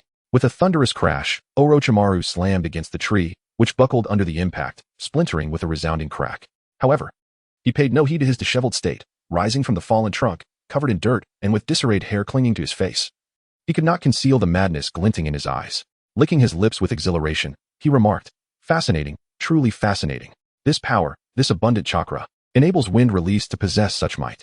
Uchiha Douhuan, you undoubtedly have secrets waiting for me to uncover." Meanwhile, the Uchiha quartet nearby observed this spectacle, their admiration palpable. Truly worthy of being the president of the One Heart Society, they marveled. At such a young age, he possesses such immense chakra, and the jutsu he wields can even suppress the legendary Sannin, Orochimaru. Uchiha Hyanji nodded in agreement. Indeed, Lord Douhuan's strength will lead our Uchiha clan to a glorious future. Uchiha Douhuan remained silent, aware that against the cunning serpent Orochimaru, he could afford no relaxation. His offensive showed no signs of waning. Rather, it intensified. As the remnants of the hurricane began to fade, he swiftly formed new seals and unleashed another powerful fire release, exclaiming, "Fire release, dragon flame song." In an instant, fiery dragons erupted from Uchiha Douhuan's mouth, attacking Orochimaru from above, below, left, and right simultaneously, like four furious fire serpents, intent on engulfing their target in flames. This fire release, Dragon Flame Song, was an A-rank jutsu of tremendous power. Confronted with the sudden onslaught of the four dragons, Orochimaru's expression turned grave. He understood he could not evade such a comprehensive assault, and thus braced himself for impact. Quickly, he formed hand seals and declared, "Summoning technique, triple Rashomon." Three immense black iron gates materialized from thin air, adorned with symbols of death and exuding a peculiar miasma. They not only provided physical defense, but also instilled a psychological deterrent against foes. The first gate absorbed the brunt of the attack, maximizing its defensive capabilities. The second gate further reduced the power of the remaining assault, while the third gate aimed to disperse any residual force, significantly diminishing the impact reaching Orochimaru. Yet, the fire dragons, amplified by the vast chakra of the Ninetales, were not so easily repelled. When they collided with the triple Rashomon, an ear-splitting roar resounded, accompanied by dazzling flames. Orochimaru's face was tense as he steadfastly supported the summoning technique, continuously channeling chakra. However, he realized that the ferocity of the four dragons was overwhelming. Although the gates were formidable, they could only hold for a brief moment. Indeed, under the relentless assault of the fire dragons, the Rashomon began to show signs of damage, cracks spreading ominously. Orochimaru keenly sensed that Uchiha Douhuan's chakra was beyond the norm, exceedingly abundant. If this distant exchange of jutsu continued, he would surely find himself at a disadvantage. Thus, he swiftly made a decision, seizing the moment before the gates were completely breached and vanished from the scene. Orochimaru contemplated inwardly, realizing that a long-distance ninjutsu confrontation would be disadvantageous. Therefore, he decided to close the distance and engage in a decisive battle with Uchiha Douhuan using his favored Kusanagi sword and taijutsu. He could scarcely believe that Uchiha Douhuan possessed not only abundant chakra but also formidable physical prowess. Chapter 41. Uchiha Ninjutsu. Orochimaru moved like a specter, a chill smile curling at the corners of his mouth. In an instant, he slipped away from the heavy shadows of the three gates of hell, executing a series of agile leaps that brought him perilously close to Uchiha Douhuan. Douhuan's eyes sharpened, the three tomo of his Sharingan spinning rapidly, emanating an aura of omniscience as he meticulously tracked every subtle motion of Orochimaru. "Child," Orochimaru's voice was low and sinister, "no matter how much chakra you possess. In close combat, It merely serves to deplete your strength. With that, he opened his mouth wide, unleashing a small yet extraordinarily agile serpent that shot forth like an arrow, slicing through the air with a sharp hiss. From the serpent's mouth emerged a gleaming Kusanagi sword, aimed directly at Douhuan's vulnerable throat, moving with astonishing speed. Douhuan's gaze intensified as he sidestepped gracefully, evading the lethal strike like a leaf in the wind. Unbeknownst to him, a glimmering tachi had appeared in his hand, reflecting the faint light around it, resembling a poised silver dragon. Uchiha style, sword leap blaze. As the elder brother of Uchiha Shisui and the grandson of Uchiha Kagami, Douhuan's ninjutsu was honed in the same school of thought. Unlike Shisui, whose speed was unparalleled, Douhuan favored the standard tachi, typically measuring between 5 to 6 shaku, approximately 8 to 8 centimeters, owing to his greater strength. With a fierce shout, flames erupted from the tachi, infused with a wind attribute that was both sharp and ferocious, resembling a fire dragon as it cleaved toward the Kusanagi. The fiery blade clashed violently with the metal, producing a sharp, ear-piercing sound as sparks flew. Orochimaru's wrist flicked, and the Kusanagi traced an elegant arc in the air, narrowly avoiding the tachi's edge, a cold smile playing on his lips as if he had anticipated Douhuan's response. He formed hand signs, declaring, "Blade of the Void," before the words fully left his lips.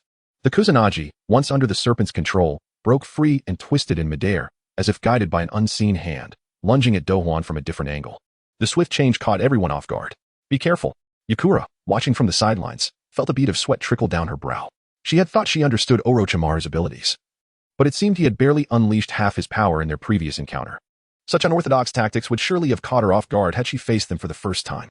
However, as a time traveler, Douhuan was well aware of Orochimaru's bizarre techniques. Wasn't it Orochimaru's remote-controlled flying sword that had led to Sarutobi Hiruzen's demise? Douhuan snorted, his foot lightly tapping the ground, vanishing like a ghost, only to reappear behind Orochimaru. His tachi, enveloped in fierce flames, came crashing down with the force of thunder. Uchiha style, Gale Sword. The massive flame blade surged forward like a volcanic eruption aimed at Orochimaru's back, exuding an overwhelming aura. Yet, Orochimaru reacted with astonishing speed, his body twisting like a serpent. Narrowly evading the fatal blow, he rolled onto the ground, darting forward like a venomous snake, targeting Douhuan's legs. Venomous bite. Should this strike connect, he could rise and ensnare Douhuan, voraciously devouring him to seal the fate of the battle. However, Douhuan had already sensed the impending danger beneath him. He tapped the ground lightly, leaping high into the air like a majestic eagle. In mid-flight, he spun, wielding his tachi in a rapid, windmill-like motion, creating an impenetrable barrier of flames that intercepted the incoming serpents. Sparks erupted as the serpents screeched in agony, yet they were ultimately unable to breach the wall of flames. As he landed, Douhuan's form became a blur, executing the body flicker technique with exquisite precision. In a flash, he launched a rapid 3-hit combination at Orochimaru. Uchiha style, Solar Halo Dance. 3 fiery blades, resembling homing missiles, shot toward Orochimaru from 3 different directions, their momentum breathtaking. The air burned and twisted in their wake, emitting a sizzling sound, as if seeking to reduce everything around Orochimaru to ashes. Unable to evade in time, Orochimaru was struck by all 3 fiery blades. Boom! A resounding explosion echoed as Orochimaru's body was sent flying like a kite severed from its string, tracing a long arc through the air before crashing heavily to the ground, creating a deep crater, dust swirling, and debris scattering. Hit!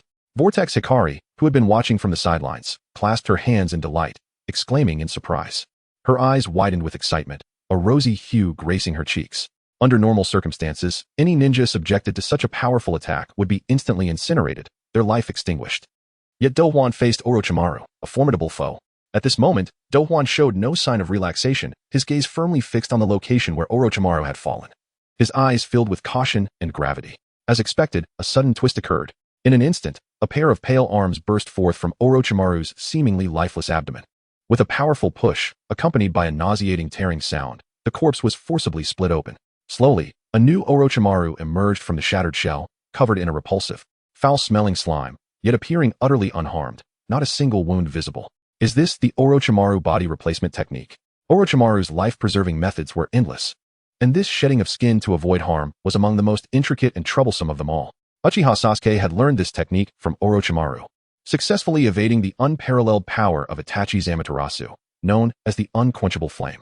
However, gazing at the repulsive slime dripping from Orochimaru, Douhuan felt a wave of revulsion wash over him, goosebumps prickling across his skin. Truly, you are the grandson of Kagami. You and your brother have inherited the true essence of his body flicker technique and ninjutsu.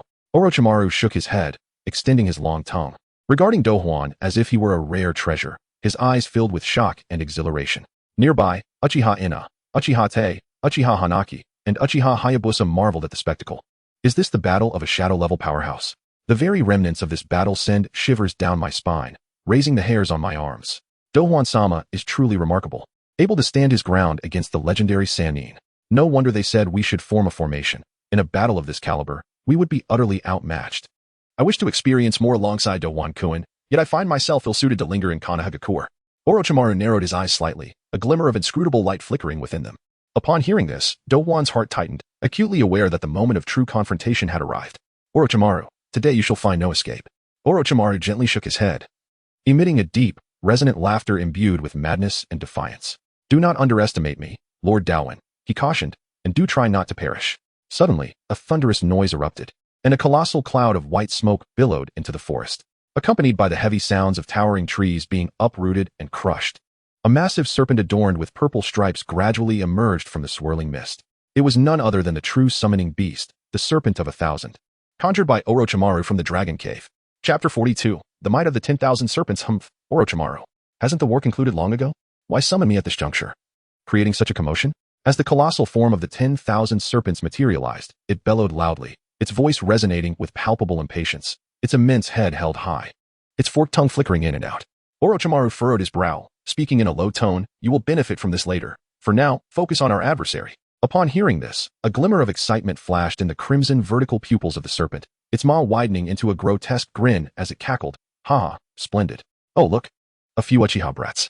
Orochimaru, you have engaged the Uchiha clan. I have yet to savor the flesh and blood of an Uchiha. Today, I shall indulge. Uchiha Douhuan raised his gaze to behold the immense and imposing figure of the 10,000 serpents, a tightening sensation gripping his heart.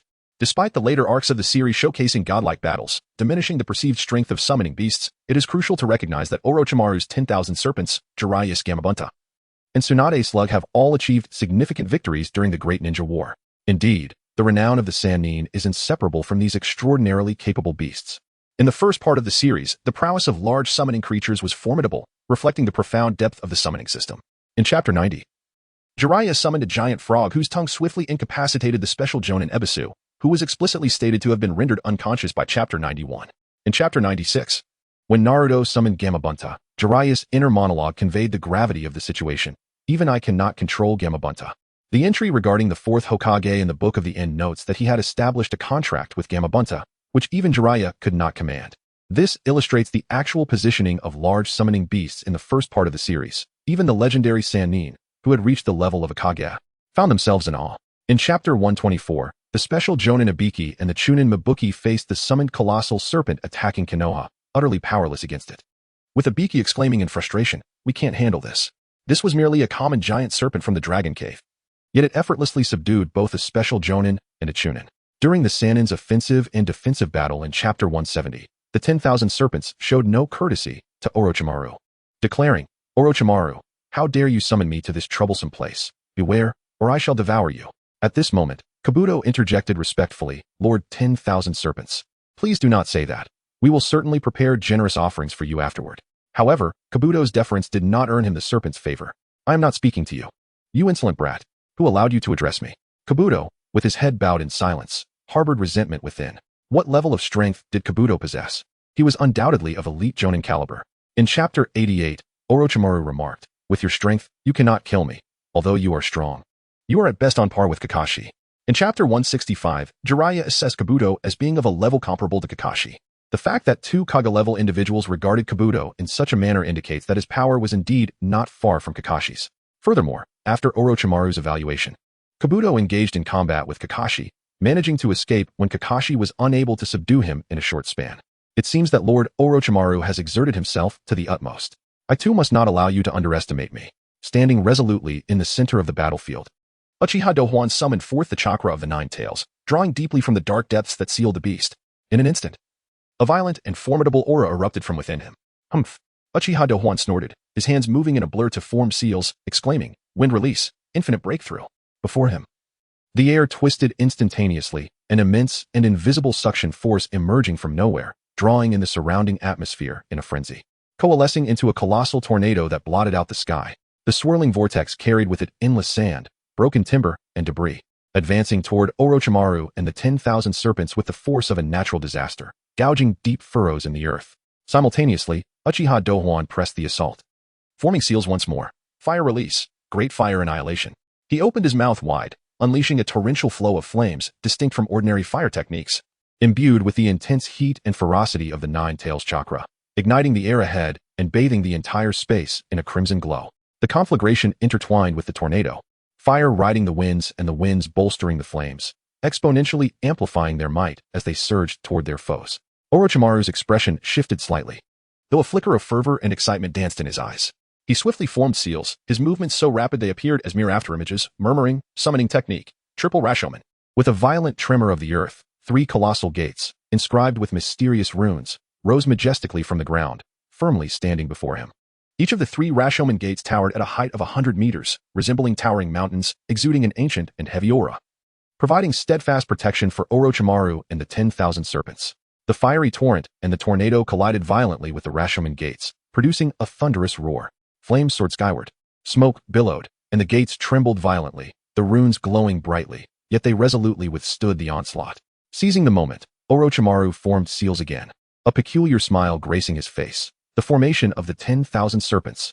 He opened his mouth wide, and countless serpents of varying sizes surged forth like a tidal wave, obscuring the sky. These serpents writhed and flicked their tongues, emanating a lethal aura as they lunged toward Uchiha Douhuan. The 10,000 serpents, unable to contain its eagerness, unleashed a deafening roar, its massive form charging like a high-speed train toward Uchiha Douhuan. Wherever it passed, the ground was crushed into deep crevices, and surrounding trees were splintered. In the face of such a ferocious counterattack, Uchiha Douhuan, though striving to resist, gradually found himself overwhelmed. His wind and fire techniques were stalemated by the tenacity of the Rashomon gates and the 10,000 serpents, while the relentless wave of serpents and the rampaging beast left him scrambling to respond. A large serpent seized the opportunity as Douhuan attempted to evade the onslaught, coiling around his arm and sinking its sharp fangs into him, but he managed to trap the serpent's jaws with his blade. However, the tail of the 10,000 serpents swept toward him, striking him in the chest with tremendous force, sending him flying like a broken kite, crashing heavily to the ground and raising a cloud of dust.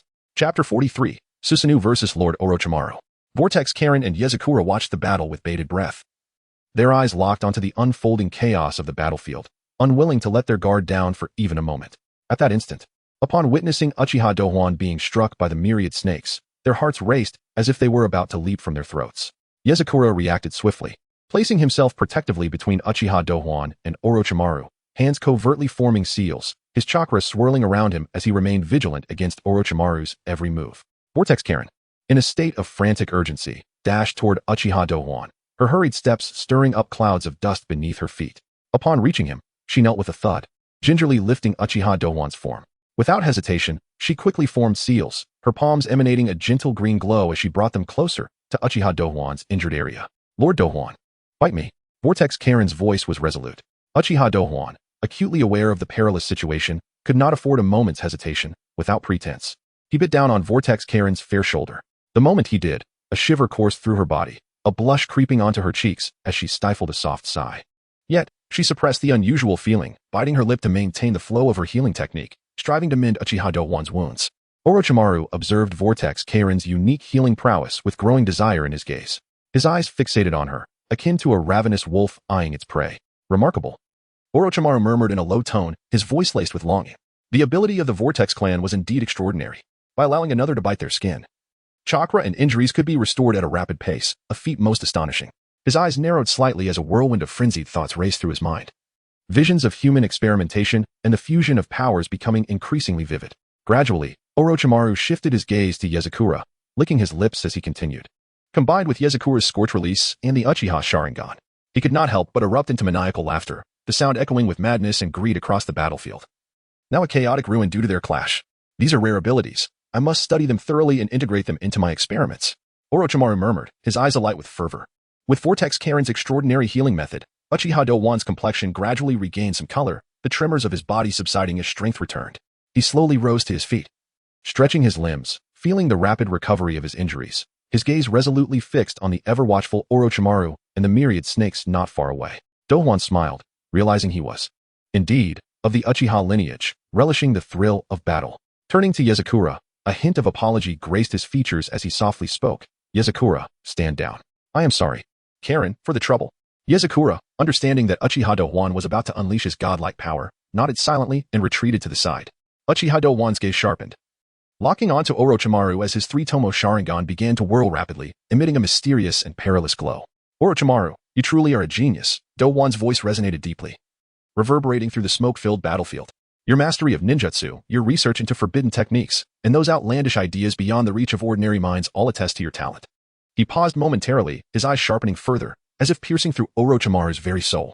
However, no matter how brilliant a genius may be, before these Sharingan, they are but mere mortals. As his words fell, Uchiha Douhuan's gaze transformed into something fiercely piercing. The three-tomo Sharingan evolved instantaneously, revealing the six-pointed star pattern as his Mangeki Sharingan awakened. In that instant, an overwhelming force emanated from within him, warping the surrounding space.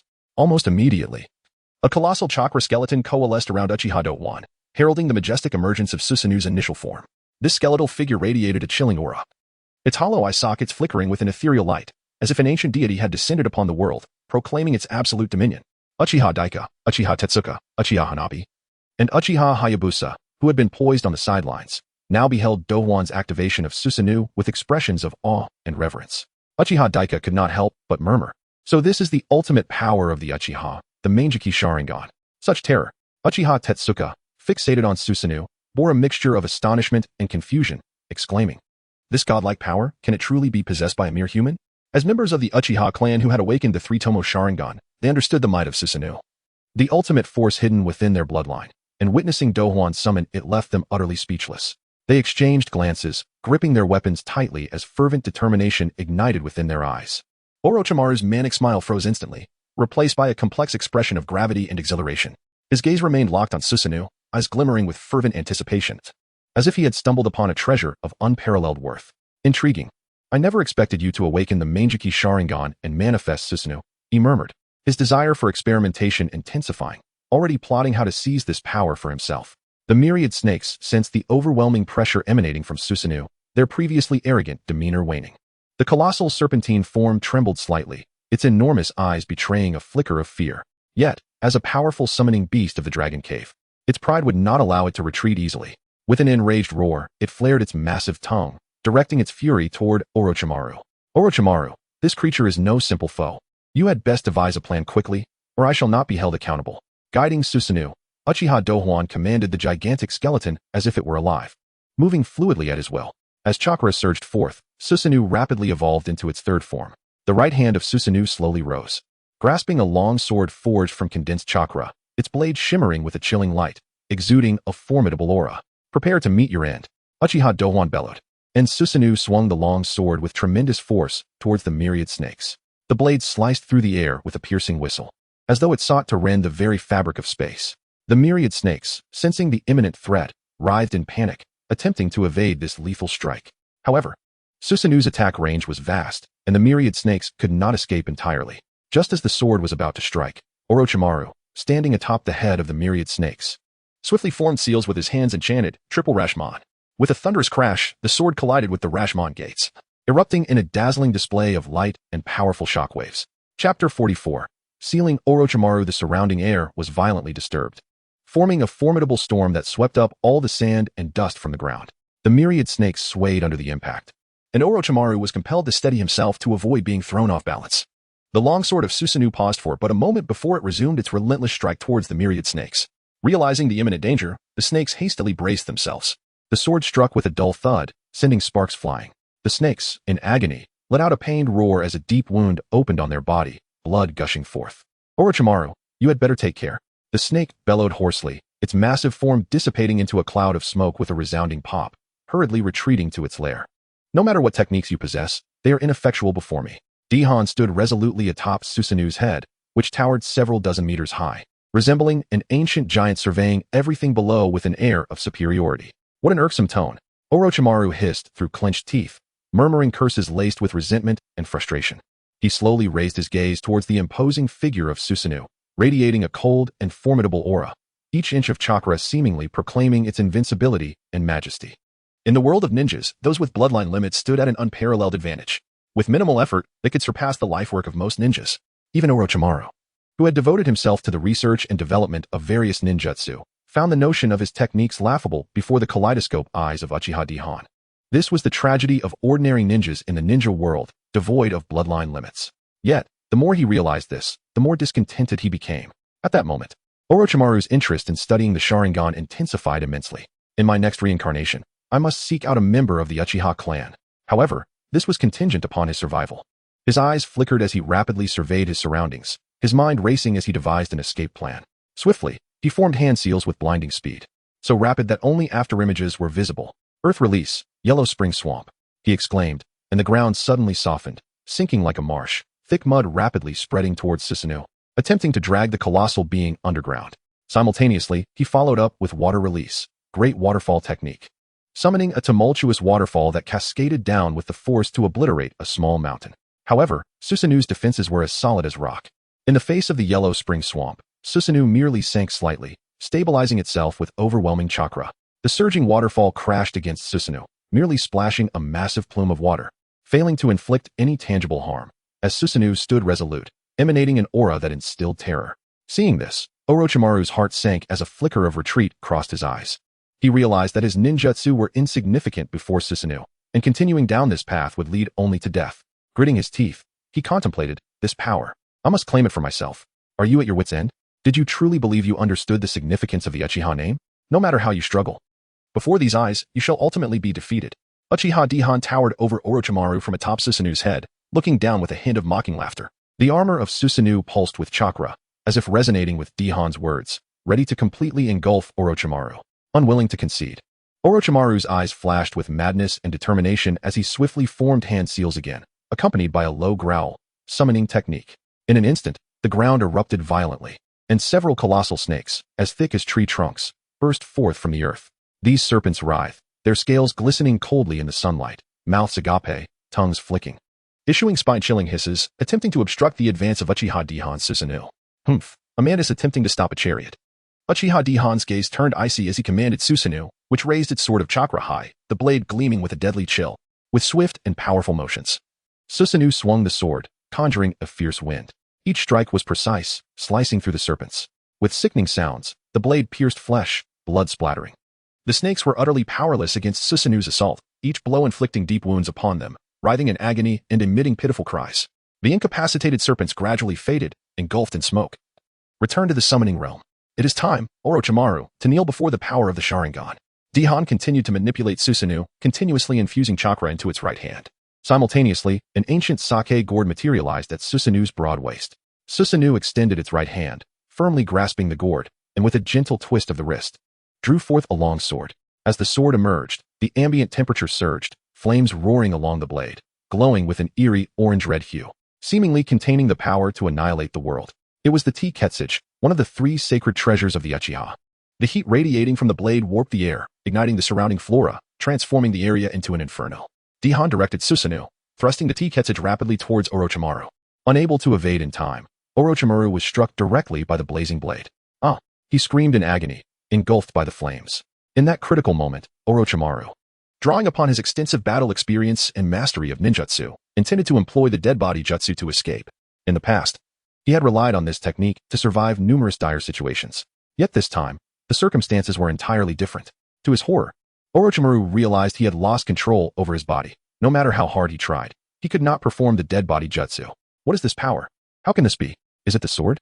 He thought, his eyes widening in terror and disbelief, letting out a hoarse roar. He had planned to execute the dead body jutsu and seize an opportunity to flee during Daihon's moment of inattention. However, the mysterious power imbued in the Tea-Ketsage acted like an invisible yet unyielding chain, firmly binding his very soul. He could distinctly feel his body melting away like wax under searing flames, his strength waning with each passing moment, even the act of struggling becoming increasingly arduous. Fear surged through him like a tidal wave, completely engulfing him, his mind a chaotic tempest of despair and unwillingness. The Tea-Ketsage, that sword is in your hands. Orochimaru bellowed, his voice laden with shock and regret. Suddenly, the sake gourd at Susanoo's waist emitted a strange light, which enveloped Orochimaru like a vast net. Desperately attempting to evade, Orochimaru found his body unresponsive, helplessly watching as the light enveloped him. A powerful suction drew him uncontrollably towards the sake gourd. In the moment before being drawn inside, Orochimaru let out one final furious roar, "Uchiha Daihon, I will return." Yet, before he could finish, he was completely sealed within the gourd. Subsequently, the lid of the wine gourd slowly closed, and the once radiant aura that emanated from it gradually faded into obscurity. The surroundings fell into tranquility, as if the recent exhilarating battle had merely been a fleeting, ethereal dream. Chapter 45. The End and Return to the Village. Susanoo. You are the bane of the serpent, Orochimaru. Uchiha Douhuan gazed at the sealed Orochimaru, his voice laced with the exhaustion of battle. He slowly raised his hand, dispelling the state of Susanoo. As a flicker of dissipating chakra light surrounded him, the towering and majestic Susanoo, which had instilled awe throughout the battlefield, gradually became ethereal and ultimately vanished, leaving behind a landscape marred by the impact of its immense power. In the instant Susanoo dissipated, a piercing and bone-deep pain surged through Douhuan's limbs, akin to a relentless tide rising from the depths of his soul, swiftly enveloping his entire being. He felt as though every bone was on the verge of shattering, each muscle was vehemently protesting, as if his body were being crushed under an immense weight.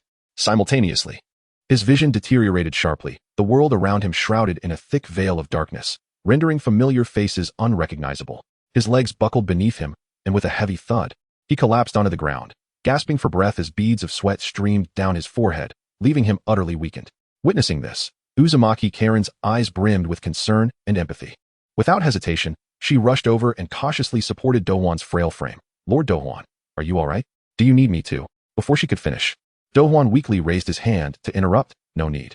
He forced himself to speak, his voice rasping like sandpaper, gesturing to indicate he could endure. Deep down, he understood that the side effects of the kaleidoscope Sharingan were manifesting in full force, with the decline of his bodily functions, excessive chakra depletion, and severe visual impairment plunging him into an unprecedented predicament.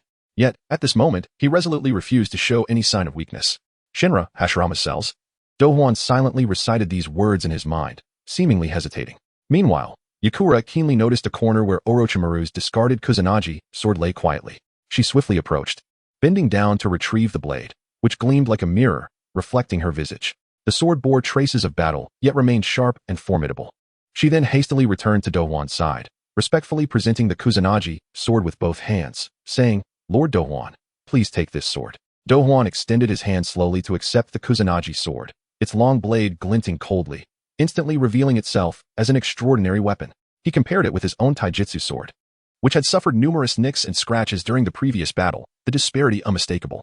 Though the battle had concluded, Douhuan's mind lingered in a haze, questioning how he had successfully captured Orochimaru. This thought wound around his consciousness like a delicate thread, refusing to dissipate. Orochimaru had left a profound impression on him, not as an invincible force like Uchiha Madara, but as an indomitable spirit that could never be extinguished, an entity that could survive against all odds. Throughout the shinobi world, none could rival his tenacity for survival. He was akin to an unyielding cockroach, always finding a glimmer of hope through extraordinary wisdom and means, returning time and again in the most unexpected and bizarre ways to shatter preconceived notions. Hence, even though Orochimaru was now successfully sealed, Douhuan found himself apprehensive, wondering if one day Orochimaru might swagger back into his presence, brimming with vitality, without a trace of surprise. After all, Orochimaru was precisely the type of being capable of conjuring miracles and defying conventions. However, surely such a scenario would not arise, for at present, Orochimaru had yet to employ the eight-headed serpent technique, and Douhuan had indeed prepared thoroughly, retrieving the ten-fist sword from the Uchiha clan's treasure vault. In the original narrative, Uchiha Itachi, during his battle with Sasuke, witnessed Orochimaru emerging from Sasuke's body, while Itachi activated Susanoo, which transformed the sake spewed from Susanoo's gourd into the ten-fist sword, using it to seal Orochimaru. Douhuan had merely advanced this event by 16 years. With this thought, Douhuan nodded to himself, dismissing unnecessary musings. Overall, the plan had been executed flawlessly. He had undoubtedly achieved a resounding success. It was now time to reap the rewards that belonged to him. Sarutobi Hiruzen, Danzo. Wait for me, Douhuan silently plotted, a flicker of determination and resolve gleaming in his eyes. At this moment, Uchiha Inaka, Uchiha Taika, Uchiha Haim, and Uchiha Hayabusa approached with expressions of admiration and astonishment, chattering excitedly. Uchiha Inaka's eyes widened in disbelief and reverence as he exclaimed, Clan leader, you actually activated the kaleidoscope Sharingan, and you defeated Orochimaru with Susanoo. This is beyond incredible. Uchiha Taika nodded vigorously, his face alight with excitement, his voice barely containing his elation. Indeed, clan leader. Once Susanoo appeared, Orochimaru was utterly defenseless. Who in Konoha can stand against our united clan now? Uchiha Haim's eyes sparkled with admiration as she gazed into Douhuan's eyes, saying, Orochimaru is a renowned shadow-level powerhouse in the shinobi world. You truly defeated him with your own hands. This is a tremendous pride for our Uchiha clan. Douhuan looked at his clansman, feigning calmness, striving to conceal his deteriorating vision, and spoke softly, Thanks to everyone's concerted efforts, although Orochimaru is sealed, we must not let our guard down. Countless challenges await us in Konoha.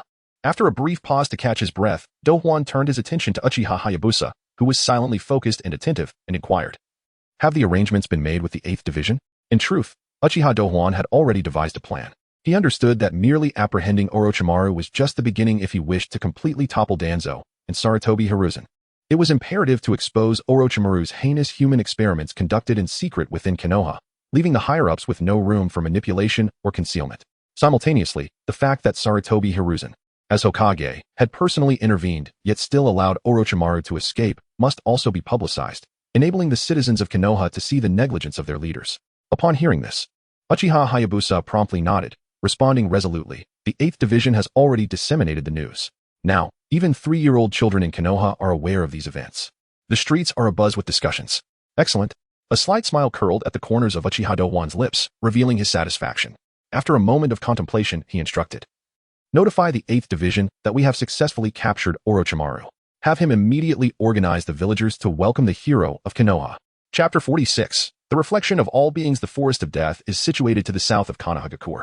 The route from the village to this perilous forest is quite intricate.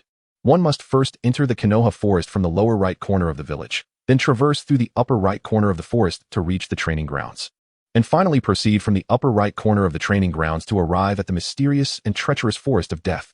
Consequently, returning from the Forest of Death necessitates passing through the southern gate of Konoha, which has become a bustling hub of activity. At this moment, the southern gate of Konoha is teeming with people. The shocking news of Orochimaru, one of the legendary Sannin, defecting has struck the village like a thunderbolt, creating an uproar unprecedented since the Nine Tails incident. Furthermore, it was revealed that Orochimaru had desecrated the remains of the first Hokage and conducted live experiments on innocent villagers, leading to his escape from the Uchiha police force. This revelation alone was astounding, but the subsequent revelations proved even more sensational. The third Hokage, Sarutobi Hiruzen, Orochimaru's former mentor, personally led the Umbu to capture him, believing success was assured. However, the outcome was devastating, with heavy casualties among the Umbu, and Orochimaru managed to elude capture once more. This even more explosive news ignited fervent discussions among the ninjas and ordinary villagers of Konoha. In the crowd, an elderly man clad in gray robes furrowed his brow and spoke with gravity. "This situation is exceedingly peculiar. Lord Sarutobi is a seasoned shinobi, having endured countless battles. How could he fail to apprehend Orochimaru?" Beside him, a young ninja agreed, "Indeed, sir. Do you think it could be true, as the rumors suggest, that Lord Sarutobi deliberately let Orochimaru escape? After all, they share a master-disciple bond. Surely some leniency must exist." The old man shook his head and sighed. If that were the case, it would be a disservice to the fallen Umbu members. Their families would be heartbroken. Not far away, a group of young female ninjas huddled together, whispering. One girl with a ponytail looked anxious. "The live experiments Orochimaru conducted are terrifying to contemplate. We must be cautious when we go out in the future." Another round-faced girl expressed her frustration. "How could the third Hokage allow Orochimaru to escape? He's a grave threat. Might the Hokage have his own considerations?" A quieter girl suggested. "Considerations? What could possibly be more important than capturing Orochimaru?" The round-faced girl retorted. "A group of children, though not fully grasping the complex power struggles and conflicts of the adults, were nonetheless swept up in the lively atmosphere." A small boy, brimming with excitement, waved his wooden sword. "When I grow up to be a ninja, I will become even stronger than Orochimaru and bring him back." His companions cheered in unison. "Yes, yes, let us do it together."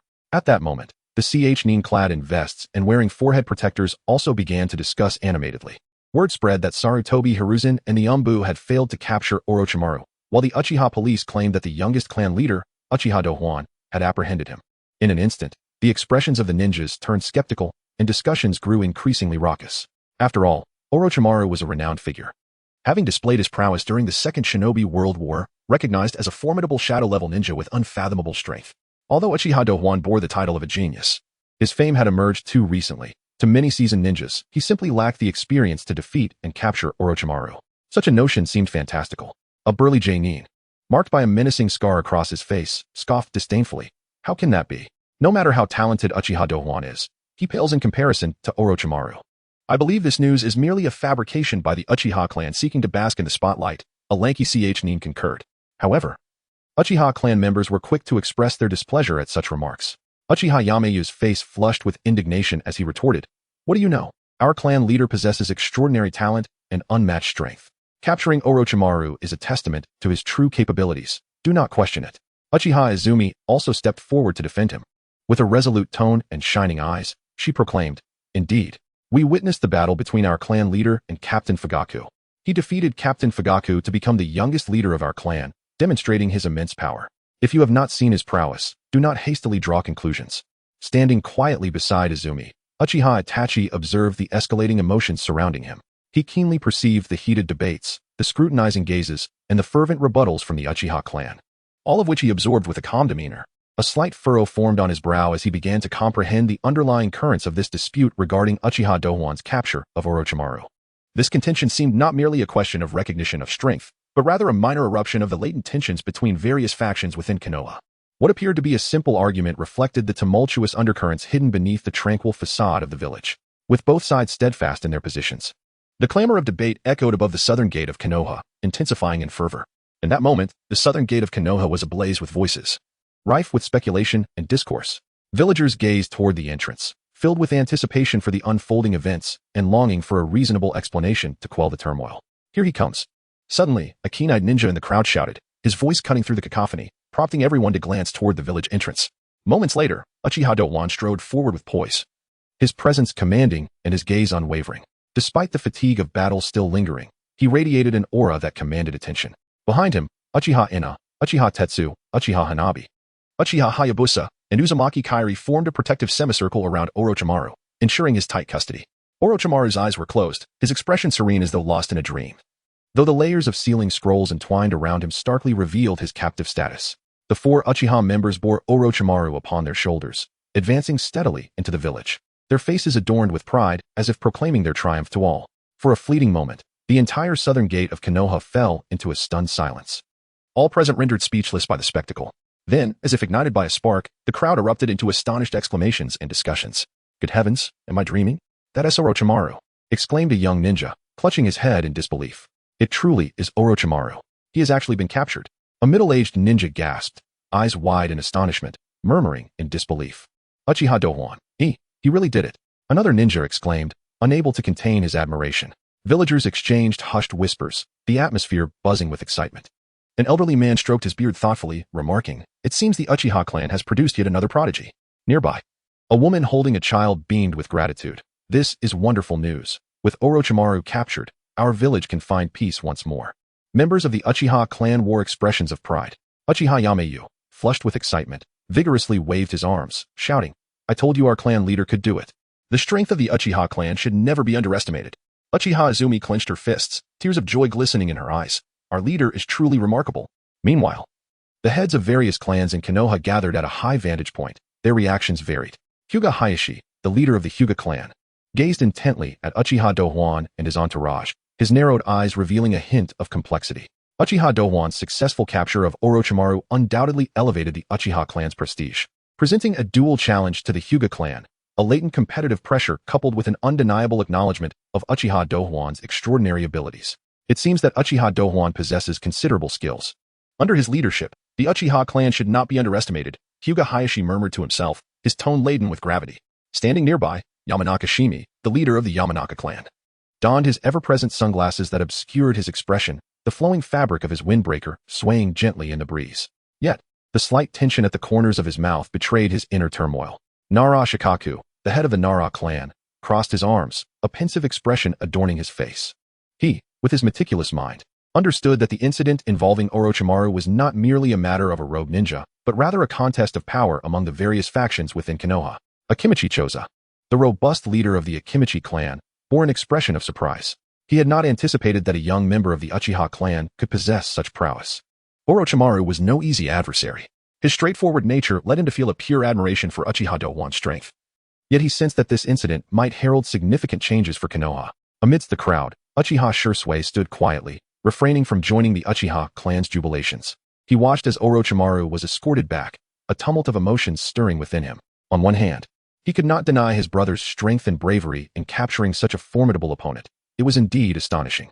On the other hand, he feared that this event would further exacerbate the already delicate tension between the Uchiha clan and the higher echelons of Konoha. He pondered silently. How would the Third Hokage respond to his brother's display of aggression toward Konoha's leadership? What implications would this hold for the future of Konoha? Unconsciously clenching his fists, He was engulfed in a whirlwind of conflict and helplessness, uncertain of how to proceed. Chapter 47. Imprisonment as Uchiha Douhuan and his companions stepped into the territory of Konoha. Their strides quickened, feet barely touching the ground as they made their way toward the Uchiha clan's domain. Villagers gathered along the streets like a rising tide, their gazes filled with a blend of awe and curiosity. This young Uchiha clan leader had successfully captured the notorious Orochimaru, an achievement that sent ripples through the community, igniting fervent discussions.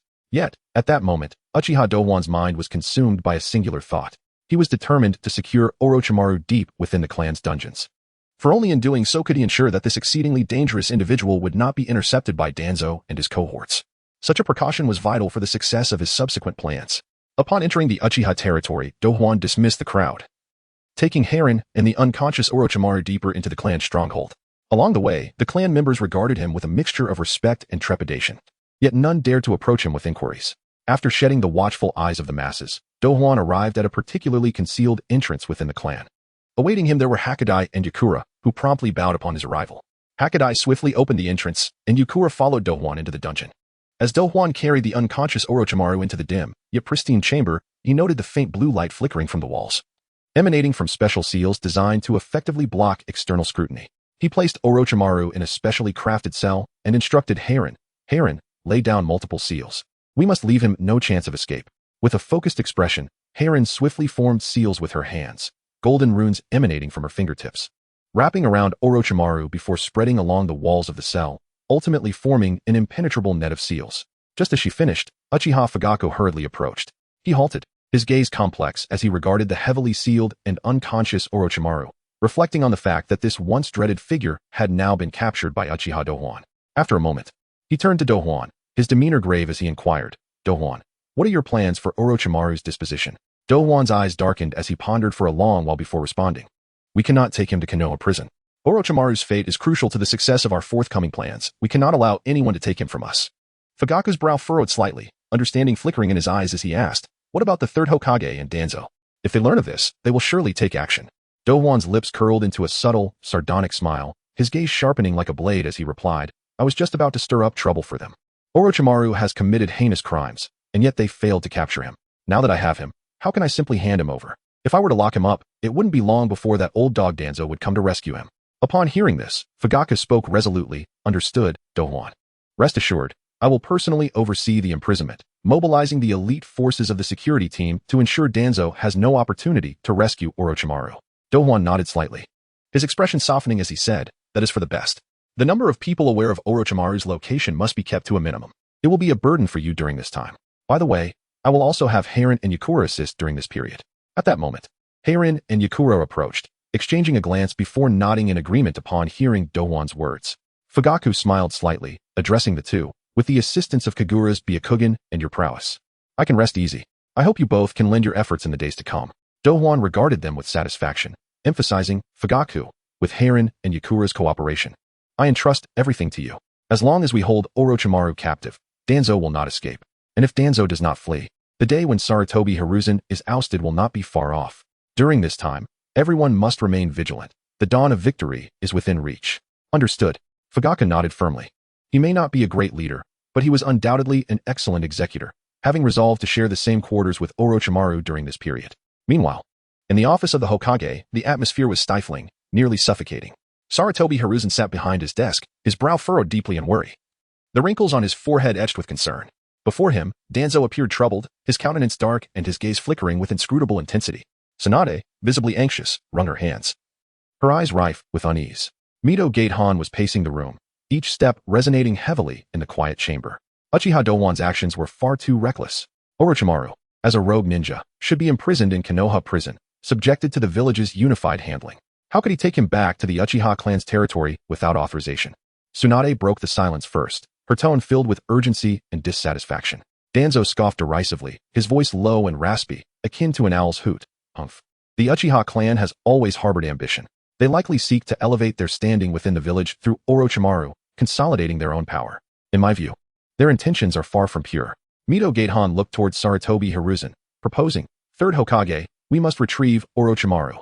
Hiruzen sighed softly, massaging his temples, fatigue evident in his expression. "Regardless of their motives, Orochimaru's existence poses a threat to the village's safety. We cannot allow them to act unimpeded." We must transfer Orochimaru to Konoha prison to provide the villagers with an explanation and ensure that his punishment is just and transparent. The four convened together, deliberating for an extended period, each expressing their opinions, their debates echoing throughout the room. Ultimately, they reached a consensus. Hiruzen lifted his head, his gaze resolute as he addressed the door, his expression austere. Summon the Umbu captain, Yokoyama Hayato, and Kakashi's squad. Before long, Umbu captain Yokoyama Hayato, clad in a sleek black uniform resembling a specter of the night, entered the Hokage's office, followed by Kakashi and other Umbu members. They stood tall, forming a line. Kneeling in unison, their movements synchronized. Yokoyama lowered his head slightly, his eyes focused, awaiting the Hokage's command. Yokoyama Hayato, you will lead Kakashi's squad to the Uchiha clan's territory and bring Orochimaru back to Konoha prison. Exercise utmost caution and avoid any confrontation with the Uchiha clan. Remember, prioritize peaceful solutions. Do not resort to violence unless absolutely necessary. Sarutobi Hiruzen's gaze was intense, his tone imbued with undeniable authority, yet beneath it lay a flicker of concern. Yokoyama bowed his head in acknowledgement, his voice deep and resolute. Yes, Hokage-sama. With that, he swiftly turned, leading his team out of the office. Their figures quickly vanishing into the streets of Konoha, heading toward the Uchiha clan's domain. Chapter 48. This glory shall not be mine alone. In the tranquil depths of Konoha Village, the night was enveloped in a profound silence, occasionally pierced by the gentle whisper of the wind rustling through the treetops. The Uchiha clan grounds were softly shrouded in a warm, golden glow, with lanterns swaying lightly in the breeze, casting elongated shadows of Uchiha Douhuan as tall and imposing figure upon the stone path. Strength determined status. And following the capture of Orochimaru, the efforts of the Shinra Association had finally borne fruit. With arms crossed and brows furrowed, he gazed intently into the night, seemingly awaiting the arrival of a significant figure. Before long, the rhythmic sound of steady footsteps approached from the distance. Oil Girl Shirway, clad in a distinctive dark trench coat, walked with a leisurely gait, his wide-brimmed hat tilted low, revealing only his eyes, which sparkled in the dim light. Following closely was Inuzuka Kiba, a robust figure, with moonlight illuminating his rugged face and tousled brown hair. Beside him, his ninja dog panted, ears pricked straight, vigilantly scanning the surroundings. Under the guidance of the clan's guards, the two strode confidently toward the courtyard.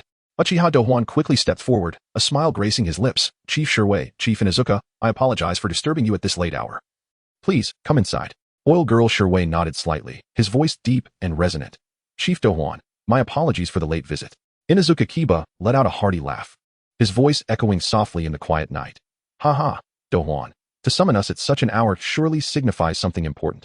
We wouldn't dare be negligent. The trio gathered around a stone table in the center of the courtyard, where lanterns swayed gently, casting flickering shadows across their faces. Clan members swiftly brought forth steaming cups of tea, the warmth dissipating into the crisp night air. Uchiha Douhuan leaned forward, his expression serious. I am sincerely grateful that both clan leaders could come on this late night. I previously sent members of the Shinra Association to contact you. You must have an inkling of my intentions. Oil Girl Shirway raised his teacup and took a leisurely sip, as if gathering his thoughts.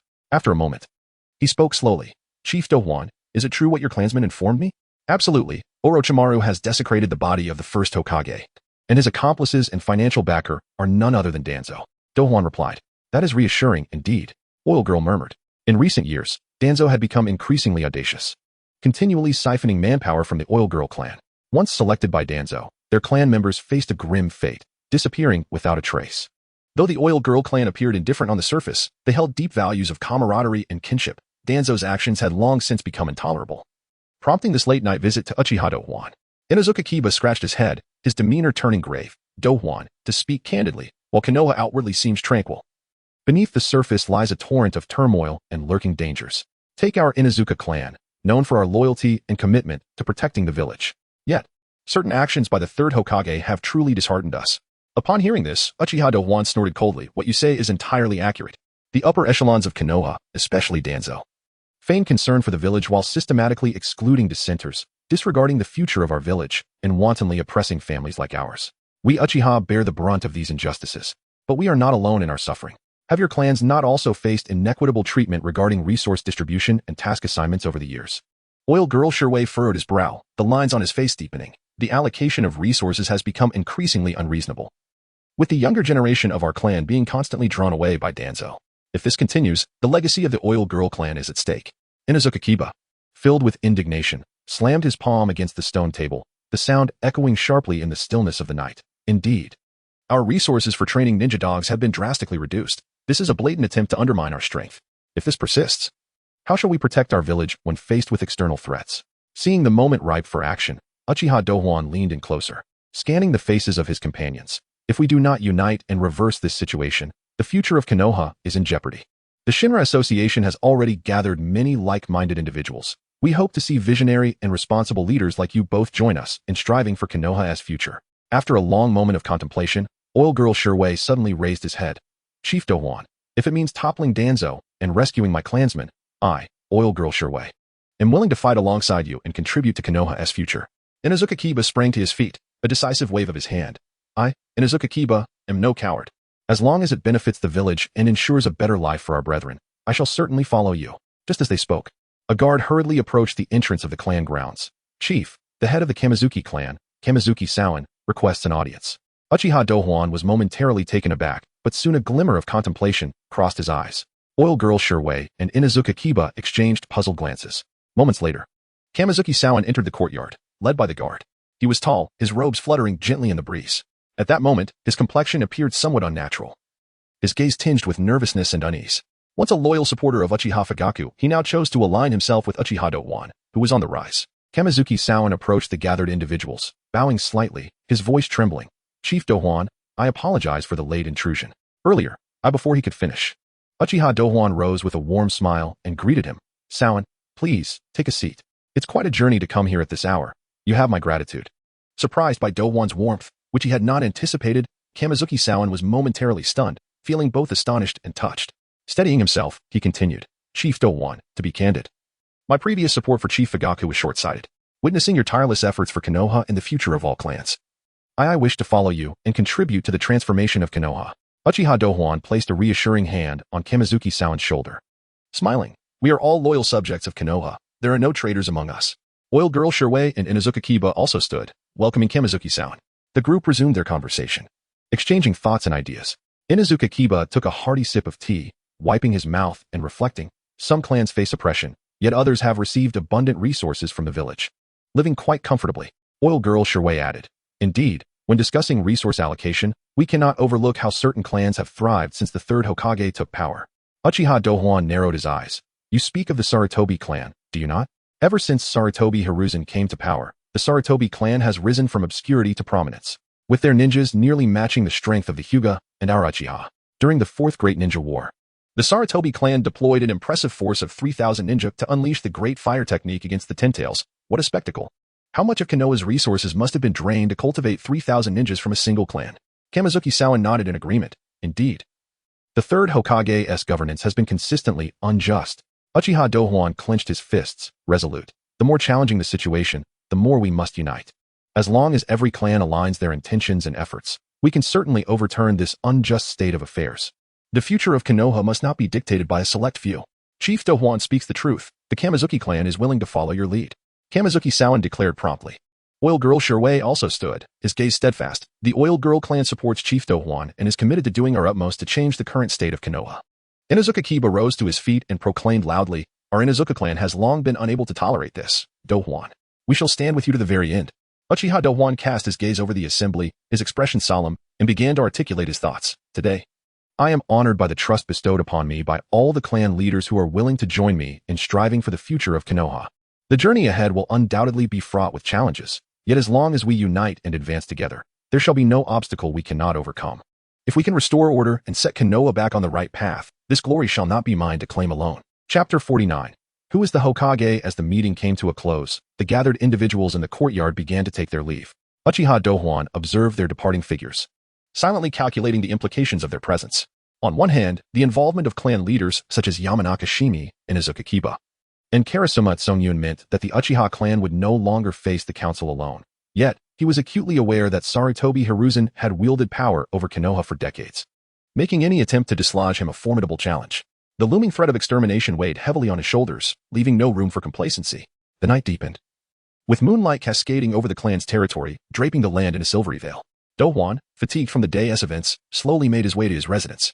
He had first engaged in a harrowing battle with Orochimaru, exhausting his body in the process. Subsequently, he had navigated the intricate web of political maneuvering among the clan leaders, which had further strained his already taut nerves. At that moment, he felt as if his very bones had come undone, yearning only for the solace of rest. Upon entering his room and washing up, he eagerly sank onto his bed. Just as he nestled his head upon the pillow, a tide of weariness washed over him. However, before he could drift into slumber, a faint sound of footsteps echoed from outside, followed by the respectful voice of a clan guard. "Leader, the Umbu have come to visit." Uchiha Douhuan's brow furrowed slightly, a cold scoff escaping his lips as he thought to himself. It seems Sarutobi Hiruzen and Danzo can hardly contain themselves, not even granting me a single night to recuperate. Their urgency only confirms that my previous maneuvers struck at the heart of the matter. With a resigned sigh, he rose from his bed, donned the black cloak of the Uchiha clan leader, and gathered his thoughts. His voice, steady and imbued with authority, commanded, "Let them in." At his behest, the door creaked open to reveal Yokoyama Hayato and Kakashi, clad in the signature black attire of the Umbu, their figures shrouded in the night, exuding an air of severity. Upon entering, Uchiha Douhuan coldly remarked, laced with a hint of sarcasm and impatience, "Director Yokoyama, Captain Kakashi, do you still think to hide in the shadows here?" Yokoyama hesitated momentarily, a bitter smile forming within. In Konoha, facing the Uchiha clan leader, their so-called concealed identities were, as Douhuan pointed out, mere self-deception. The leaders of Konoha's great clans were deeply rooted and well-informed. They could not be easily deceived by mere masks. With a deliberate motion, he removed his mask. The dim light flickered, casting shadows that accentuated his defined features, his expression austere, and his gaze tranquil as water, obscuring any true intentions. "Leader Douhuan, I apologize for the late disturbance," he began. Kakashi, following suit, also removed his mask, his eyes reflecting a complex array of emotions. "Leader, the Hokage has urgent matters to discuss." Uchiha Douhuan raised an eyebrow, a semblance of amusement flickering on his face. "Oh, what is it?" Yokoyama met Douhuan's gaze with unwavering resolve, stating, "The Hokage has ordered us to take Orochimaru into custody at Konoha prison." With that, he produced a directive bearing the signature of the Third Hokage, presenting it to Douhuan. The bright red seal glimmered under the dim light, glaringly apparent. Kakashi stood silently beside him, nodding slightly, observing Douhuan's reaction. He understood that Douhuan would not easily relinquish Orochimaru, and an intense confrontation seemed inevitable. Douhuan scoffed, his expression dripping with derision as he fixated on Yokoyama and Kakashi. "Today? No, it was yesterday, when the Third brought so many of you elite Umbu. Why was Orochimaru not captured? Now you come to me demanding his surrender. What sort of logic is this?" As he spoke, he rose to his feet, pacing the room with deliberate steps, each one resonating with strength. "How much effort did I expend? How many clan members sacrificed to capture Orochimaru? And you think you can just take him away with a mere directive?" He halted abruptly, his gaze piercing into the directive as if seeking to scorch a hole through it. Yokoyama fell silent, aware of his own shortcomings, a hint of embarrassment crossing his visage. Yet, duty compelled him to persist. He lifted his chin slightly, asserting, "Leader Douhuan, yesterday's operation indeed had its flaws. However, this is the Hokage's command, and as members of the Umbu, we must obey. I hope you can understand and allow us to take Orochimaru back to Konoha prison." Douhuan countered with a fierce intensity, "The Hokage's command? Humph, I would inquire whose command it truly is. Is it the valiant fourth Hokage, Minato Namikaze, who sacrificed himself for Konoha? Or perhaps the first Hokage, Hashirama Senju, who was reduced to a mere experiment by Orochimaru? Hashirama dedicated his life to the peace and prosperity of Konoha. If he were aware, would he permit someone like Orochimaru, a threat to the village, to escape punishment?" As he spoke, he advanced a few steps closer, his aura radiating power. "Do not use the Hokage's command to intimidate me. A true Hokage, one who genuinely cares for Konoha, would never commit such a folly. I, Uchiha Douhuan, have exerted immense effort and sacrificed numerous clan members to capture Orochimaru. You, Yokoyama Hayato, know this well, and the entirety of Konoha ought to know it too. Now, to think you can simply take him away with a flimsy directive is utterly inconceivable." Kakashi, standing aside, lowered his head, moved by Douhuan's words, enveloped in a tense silence that thickened the atmosphere. Yokoyama, as the Umbu director appointed by Sarutobi Hiruzen, felt the weight of Douhuan's statements but maintained an unyielding tone. "Leader Douhuan, I understand your and the Uchiha Guard's contributions, but I must reiterate, this is the Third Hokage's order, and as Konoha ninjas, we must comply with his directives." A manic smile spread across Douhuan's face, soon followed by a loud, raucous laughter that echoed eerily in the stillness of the night. "Hokage? Who? Sarutobi Hiruzen? Has he not resigned?" His voice was sharp, laced with mockery, eyes glimmering with unabashed disdain. "I only remember our Hokage being Minato Namikaze, who sacrificed his life to protect Konoha and its villagers. He is the one truly deserving of our respect." Yokoyama's face turned ashen, teeth clenched, fists instinctively tightening. He had not anticipated Uchiha Douhuan's audacity in openly questioning the Third Hokage's authority. "Leader Douhuan, tread carefully. While the Third may have stepped down, he has now taken up the mantle again, shouldering the responsibility of protecting Konoha in these tumultuous times. His position is recognized by the entire village." Douhuan fixed his gaze squarely on Yokoyama, questioning, "Recognized by whom? By you?" Yokoyama, As a ninja of Konoha and the Umbu director, you should know that our Hokage requires the acknowledgement of the daimyo of the Land of Fire to be deemed the official Hokage. His eyes narrowed, his expression rife with scorn. To my knowledge, the third has yet to report to the daimyo. He is merely self-proclaimed as Hokage. What right does he have to issue commands? Yokoyama was rendered speechless, his face flushed with indignation. To everyone's astonishment, Uchiha Douhuan displayed remarkable acuity, swiftly pinpointing the awkward position of the third Hokage, striking directly at the heart of the matter. You may return. I shall not make things difficult for you. Just inform the third Hokage that a meeting of the Hidden Leaf Village will be convened tomorrow afternoon, with the leaders of all ninja clans in attendance. By then, the truth shall reveal itself. Uchiha Douhuan waved his hand dismissively. Hayato Yokoyama was momentarily taken aback. It appeared that Uchiha Douhuan intended to confront issues during the assembly. Chief Douhuan, I hope you refrain from any tricks, Yokoyama cautioned, his tone laced with a hint of warning. The third Hokage will certainly consider your proposal. If you genuinely wish to resolve the matter, I trust that the assembly will yield a fair judgment. With a cold smirk, Uchiha Douhuan retorted, Uchiha Douhuan. Stand upright and just, why would I resort to any trickery? It is the third Hokage who, after all these years, ought to provide an explanation to the people. I believe the leaders of the various ninja clans will reach a consensus at tomorrow's assembly. Very well, let us return and report. I hope the meeting proceeds smoothly and that we can avert unnecessary conflict, Yokoyama replied, nodding slightly before donning his mask once more and turning to depart. Before leaving, he cast a final glance at Uchiha Douhuan, his eyes reflecting a complex array of emotions. As the two prepared to exit, Uchiha Douhuan's gaze shifted toward Kakashi, who was also set to leave. Kakashi, please stay a moment. I wish to speak with you privately. Kakashi paused, his footstep halted, and he turned, a flicker of curiosity crossing his face. Chief Douhuan, what is it you wish to convey? Chapter 50. Kakashi upon hearing that Uchiha Douhuan wished to speak with Kakashi privately. Yokoyama Hayato instinctively wanted to remain.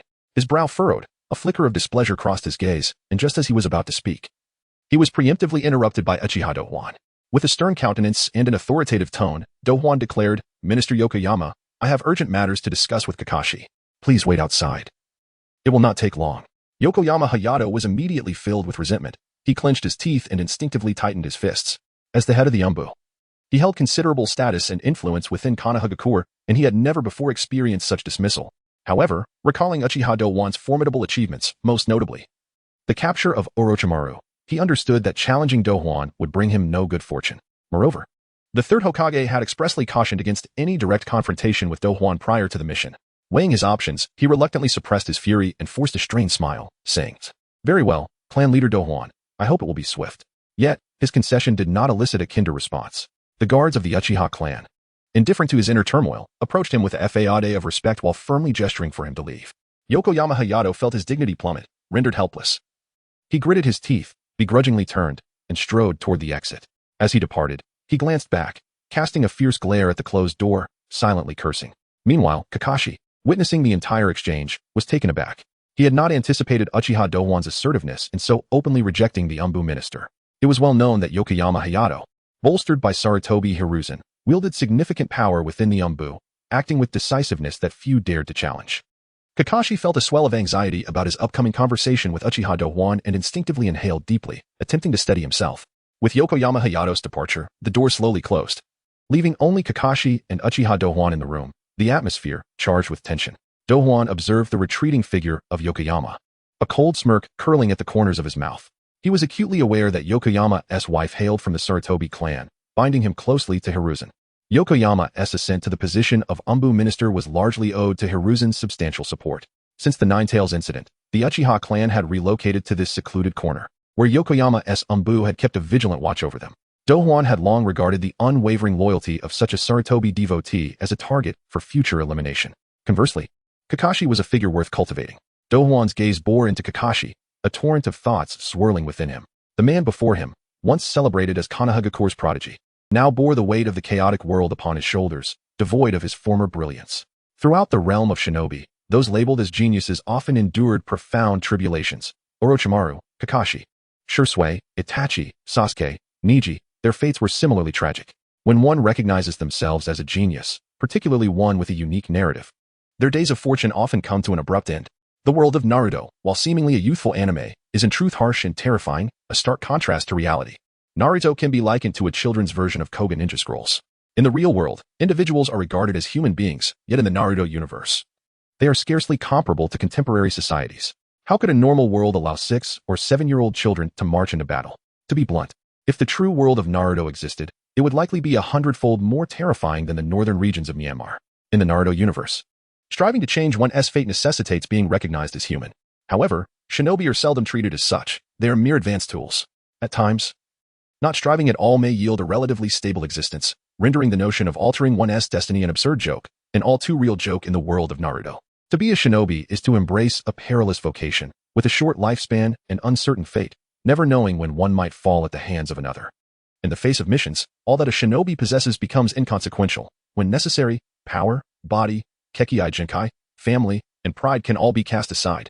The brutality of the Naruto world does not overtly showcase the concept of cannibalism, but rather resembles an iceberg, revealing only the tip above the surface. It is only upon collision that one realizes the immense form lurking beneath the waves. From the perspective of a shinobi, the so-called fatalism of their world is, in essence, a manifestation of Kishimoto's compassion.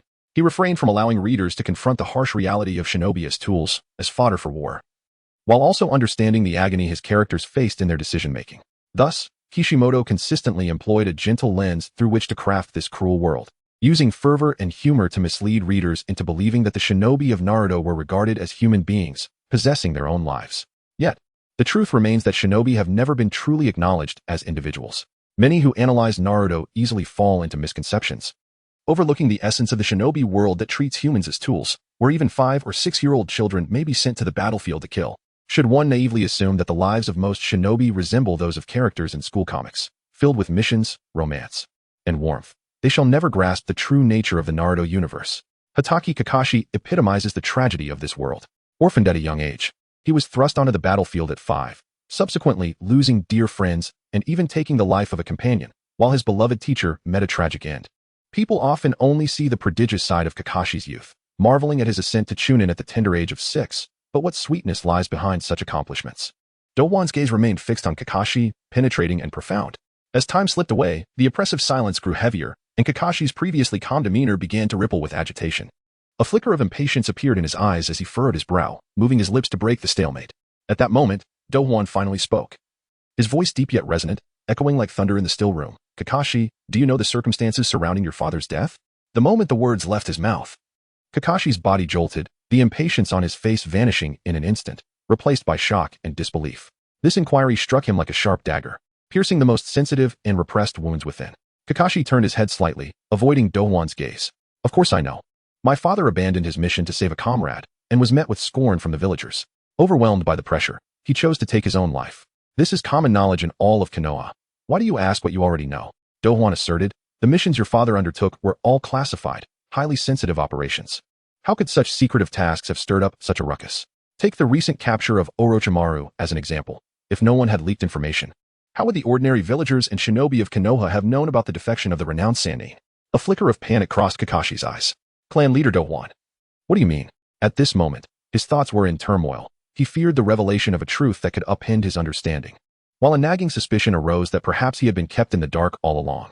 Douhuan met Kakashi's scrutinizing gaze without flinching and calmly stated, the news of Orochimaru's defection has stirred quite a storm. It was I who dispatched others to disseminate it. The intention was to ensure that the higher-ups in Konoha could not evade this matter. He paused slightly, emphasizing his words. Kakashi, your father once donned the mantle of Hokage, revered in Konoha, a position of immense stature, almost above all others. Within this village, who could possess such motives and means to put him to death? Reflect carefully. Who stands to gain from your father's demise? And who possesses the capability to leak sensitive mission information while inciting the villagers to cast blame upon him? Kakashi's pupils constricted suddenly, as if struck by an electric current, causing his entire being to shudder. His lips quivered slightly, a barely audible tremor escaping his throat. A name danced on the tip of his tongue, threatening to spill forth. Yet, as he prepared to speak, it was as though an invisible hand had grasped his throat, forcing the name back down. Douhuan observed Kakashi's facade of composure, which could not conceal his rising panic, and a cryptic smile graced his lips. Moreover, do you know who your teacher, the fourth Hokage, fell to? This statement detonated in Kakashi's heart like a bomb. His eyes widened in shock as he blurted, the masked man. He possesses the Sharingan and wields would-release jutsu. This was witnessed firsthand by the Umbu who participated in the battle. Douhuan immediately posed another question. Do you know who the masked man is? Kakashi, upon hearing this, shook his head in defeat. Uchiha Douhuan drew a deep breath, as if to expel the loathing and fury simmering within him. This individual is none other than our elder in Konoha, Shimura Danzo. What? Kakashi's voice trembled, sharp and incredulous. In his mind, while Danzo was indeed ruthless and secretive, he was still an elder of Konoha, a pivotal figure in safeguarding the village. How could he possibly be linked to the masked man who manipulated the Nine Tails and caused his teacher's demise? Uchiha Douhuan's expression turned grim as he continued. This revelation came to me after interrogating Orochimaru. Shimura Danzo colluded with Orochimaru. Together they desecrated the remains of Hashirama Senju, conducting inhumane experiments using his cells. That old coot stole the Sharingan from our Uchiha clan in pursuit of power. Kakashi was utterly stunned by this relentless barrage of bombshell revelations. His mind was a tumultuous storm, the once unshakable beliefs now a tangled mess, distorted by Douhuan's words. Observing Kakashi's disoriented state, Uchiha Douhuan sighed softly. I never intended for you to accept these harrowing truths on mere hearsay, Kakashi. But rest assured, evidence will soon be thoroughly investigated and laid bare for all to see. He stepped forward, declaring, I have no desire for you to conduct any investigations, but the meeting tomorrow afternoon is of paramount importance. I hope you can candidly share what you have witnessed, revealing everything you know. This concerns the fate of all of Konoha. We cannot allow those with ulterior motives to act with impunity any longer. It is time to unveil the truth and restore justice to the village. Kakashi furrowed his brow, a flicker of doubt crossing his eyes as he slowly replied, Are you referring to Orochimaru's defection yesterday? Uchiha Douhuan nodded slightly, seemingly gauging Kakashi's reaction. Indeed. Consider this, while Orochimaru is undeniably powerful, Hiruzen Sarutobi, as the Third Hokage, is equally formidable. Do you not find it suspicious that the Third Hokage might have allowed the enemy to escape? Kakashi fell silent. His brow furrowed deeply as he rapidly recalled the events of his confrontation with Orochimaru. At that moment, Orochimaru appeared calm and composed, displaying no signs of having just engaged in a fierce battle with a master like the Third Hokage. After departing from Uchiha Douhuan's residence, Kakashi's heart was an amalgam of conflicting emotions. As he walked, the conversation with Douhuan echoed incessantly in his mind, each word piercing like sharp thorns, stirring his unease. Soon, Hayabusa Yokoyama and Kakashi arrived at the Hokage's office to report to Hiruzen Sarutobi. Kneeling before the Third Hokage, Kakashi raised his head, his gaze meeting the familiar, yet now somewhat unfamiliar visage of Hiruzen Sarutobi. Douhuan's final words exploded in his mind like thunder. Kakashi Hataki's mission failed, leading to his suicide. What then of the illustrious Third Hokage? Chapter 51. The Dispute of the Senju Clan. The Senju Clan, descendants of Ashura, the second son of the Sage of Six Paths, shares a distant kinship with the Uzumaki clan and is renowned as the Thousand Hands of the Forest. In the world of ninjas, the Senju clan stands as a formidable force, rivaling the Uchiha clan as the two great powers of Konoha, the only clan that the Uchiha clan truly respects. During the tumultuous times of war, the Senju and Uchiha clans engaged in fierce battles. However, through strength and wisdom, Hashirama Senju gradually led the Senju clan to prominence, ultimately forging an agreement with Madara Uchiha to co-found Konoha, ushering in an era of peace for the ninja world. After the establishment of the village, the Senju clan served as the primary military force during the First Great Ninja War, contributing significantly to Konoha's victory. With the efforts of Hashirama, Tobirama, and other clan members, the village flourished and became the strongest ninja village in the world. As the core power of Konoha, the Senju clan bore the brunt of battles in multiple great ninja wars. For instance, during the First Great Ninja War, the second Hokage, Tobirama Senju, perished. In subsequent wars, many clan members sacrificed their lives. The Senju clan also suffered severe losses during the Second Great Ninja War, with numerous family members, including Tsunade's brother Nawaki, falling in battle. Moreover, Tobirama Senju's policies aimed at breaking down familial barriers and encouraging intermarriage diluted the clan's lineage. While this initiative prevented insularity, it gradually led to the fading of the Senju surname, causing members to disperse and integrate into other families or the common populace. Tsunade and Nawaki's failure to inherit the Senju name exemplifies the clan's conscious effort to diminish their identity in order to evade political strife or external threats. Consequently, the Senju clan began its decline, and now, only a handful of clan members remain alive. The current head of the Senju clan is Senju Jinsai. However, given the clan's diminished size, his authority is relatively insignificant. Nonetheless, as one of the founders of Konoha, the Senju clan's influence persists, having intermingled its bloodline widely within the ninja community of the village due to past policies promoting intermarriage. This enduring influence is evidenced by the villagers' unwavering affection for Tsunade, who, upon returning to the village after years of absence, was smoothly appointed as the fifth Hokage. Recently, Senju Jinsai has been troubled by a pressing issue concerning his younger son, Senju Ryuzo. Jinsai's wife has passed away, leaving him with two sons. The elder son, Senju Taka, has married Haruno Mabuki, a civilian medical ninja from Konoha, and has adopted the name Haruno Taka to integrate into his wife's family. They recently welcomed a lovely daughter named Haruno Sakura. In stark contrast, Ryuzo scoffs at his brother's actions. Having grown up hearing tales of the Senju clan's illustrious past, he yearns deeply to restore the clan's former glory. Jinsai understands that times have changed, and in an effort to secure his son's future and to align with the clan's evolving trajectory, he has repeatedly urged Ryuzo to change his surname. However, Ryuzo remains obstinate. Jinsai is acutely aware that although his younger son harbors grand ambitions, he lacks the talent and character of their illustrious ancestors, Hashirama and Tobarama Senju. In blunt terms, Ryuzo's aspirations far exceed his capabilities. Hence, Jinsai resolutely refuses to allow Ryuzo to inherit the position of clan leader, often stating that the Senju clan is but a remnant of a bygone era, with no vessel capable of carrying them in the tide of the new age. As a result, every encounter between father and son is fraught with intense disputes, disrupting the peace of their home. This morning, their quarrel resonated throughout the expansive Senju estate, which now stands stark and desolate, a shadow of its former grandeur. The once majestic clan gates are now worn and dilapidated, the clan emblem etched upon them dulled by time, and the edges marred with signs of decay. Within this estate, Jinsai's residence sits amidst overgrown weeds and withered flora trembling in the wind, as if lamenting the prosperity of yesteryears and the decline of the present. Inside the residence, a heated argument unfolds. Ryuzo, his face contorted with rage and veins bulging on his forehead, shouts, "Father, have you heard? Someone in Konoha has desecrated Lord Hashirama's remains, using them for abhorrent human experiments. Orochimaru, that scoundrel, has committed an unforgivable act." Jinsai, seated with a grave expression and furrowed brow, remains silent, absorbing his son's fury. Through the window, he gazes at the vacant training grounds of their clan, his heart heavy with bitterness. In his youth, this place was bustling with life, where clan members honed their skills and exchanged jutsu. Now, it stands eerily quiet. How long until the Senju clan fades entirely from Konoha? Will anyone in the ninja world remember the once-renowned Senju clan? To make matters worse, Sarutobi Hiruzen led a team to apprehend Orochimaru, only to let him escape. Ryuzo's agitation escalates as he paces the room, the floorboards creaking beneath his feet. What kind of Hokage is he? Utterly incompetent. The second Hokage should never have passed the mantle to someone like him. Upon hearing this, Jinsai slams his hand on the table with a resounding thud, causing the teacups to rattle. He rises, fixing a stern gaze on Ryuzo, and admonishes, "Enough. Ryuzo, how dare you speak such nonsense? The third Hokage has dedicated years to Konoha, and you cannot slander him so casually." Ryuzo stands his ground, defiantly retorting, "Dedication? If he truly cared, how could our village be in decline? How could Lord Hashirama's remains be subjected to such indignity? He is derelict in his duties." "That's enough." Jinsai trembles with rage. "Do you think the position of Hokage is an easy one? Do you grasp the complexities of the situation? I don't care." Ryuzo's face flushes red. "The Senju clan has sacrificed so much for Konoha, yet I watch as it is trampled upon. I cannot remain idle. I must do something to restore the Senju clan's prestige and set the village back on the right path." "What can you do?" Jinsai scoffs, disappointment etched in his eyes. "With your abilities and character? Stop dreaming those impractical dreams and face reality. The era of the Senju clan has long passed."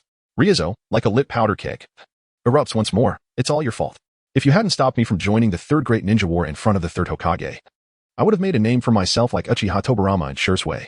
The Senju clan wouldn't be in such a pitiful state now. I could have restored our family's former glory." Jinsai, hearing this, is momentarily at a loss for words, only able to shake his head in exasperation. He knows all too well the limitations of his son. Uchiha Tobarama and Shisui possess extraordinary talent, thriving on the battlefield, while Ryuzo's sheer brute force and unrealistic fantasies would likely lead him to a fate similar to that of Nawaki in the harsh realities of war.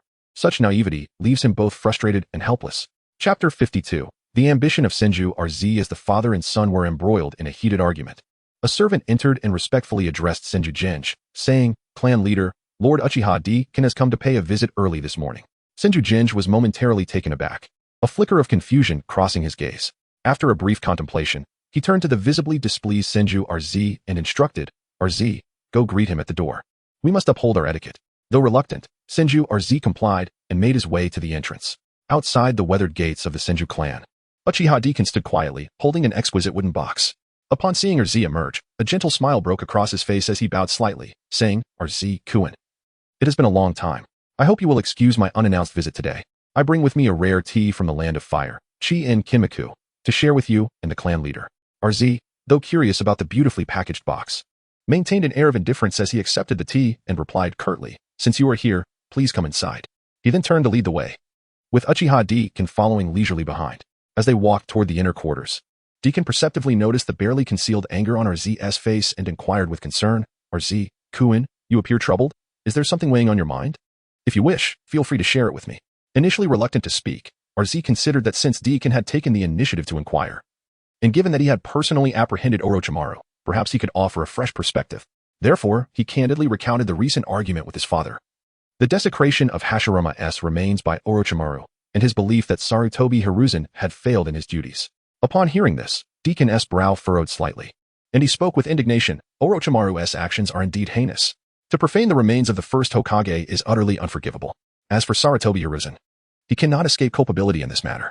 It is only natural for you to feel anger, Kuin. However, we should focus on uncovering the truth and ensuring that those responsible are duly punished. Do not let your anger consume you. The future of the Senju clan relies on ambitious successors like you.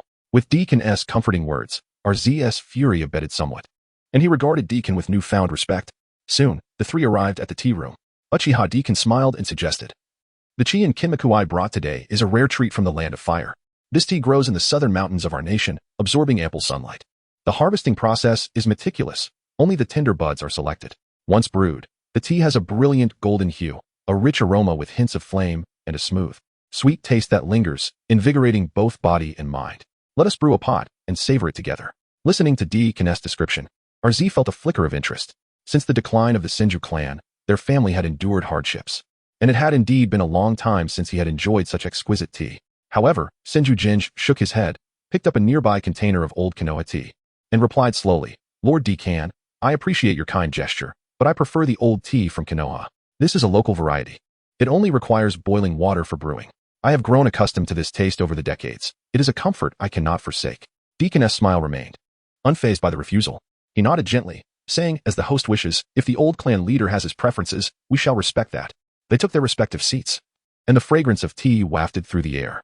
Uchiha Deacon began to speak, his tone tinged with nostalgia. "Old clan leader, the situation we find ourselves in today has not come easily. In the Warring States period, the Uchiha and Senju clans fought tirelessly, leaving countless bodies in their wake. Those days were truly unbearable." Senju Jin's gaze grew distant, as if he were peering through the walls of the tea room into that long and brutal past. "Indeed, I recall the battle between the first Hokage and Uchiha Madara at the Valley of the End. The heavens changed hue, and the earth trembled. That battle laid the foundation for the Konoha we know today." Their conversation flowed effortlessly, traversing the grievances and bonds between Hashirama and Madara, the sacrifices made by both clans during the village's inception, and the camaraderie forged in the numerous ninja world wars. Time slipped by in their discourse, yet they never broached the core issue of the visit. Meanwhile, Senju RZ, brimming with impatience, finally interjected, "You continue to dwell on these bygone matters while Orochimaru has betrayed us, desecrating Lord Hashirama's remains, and Sarutobi has allowed him to escape. This is what truly matters."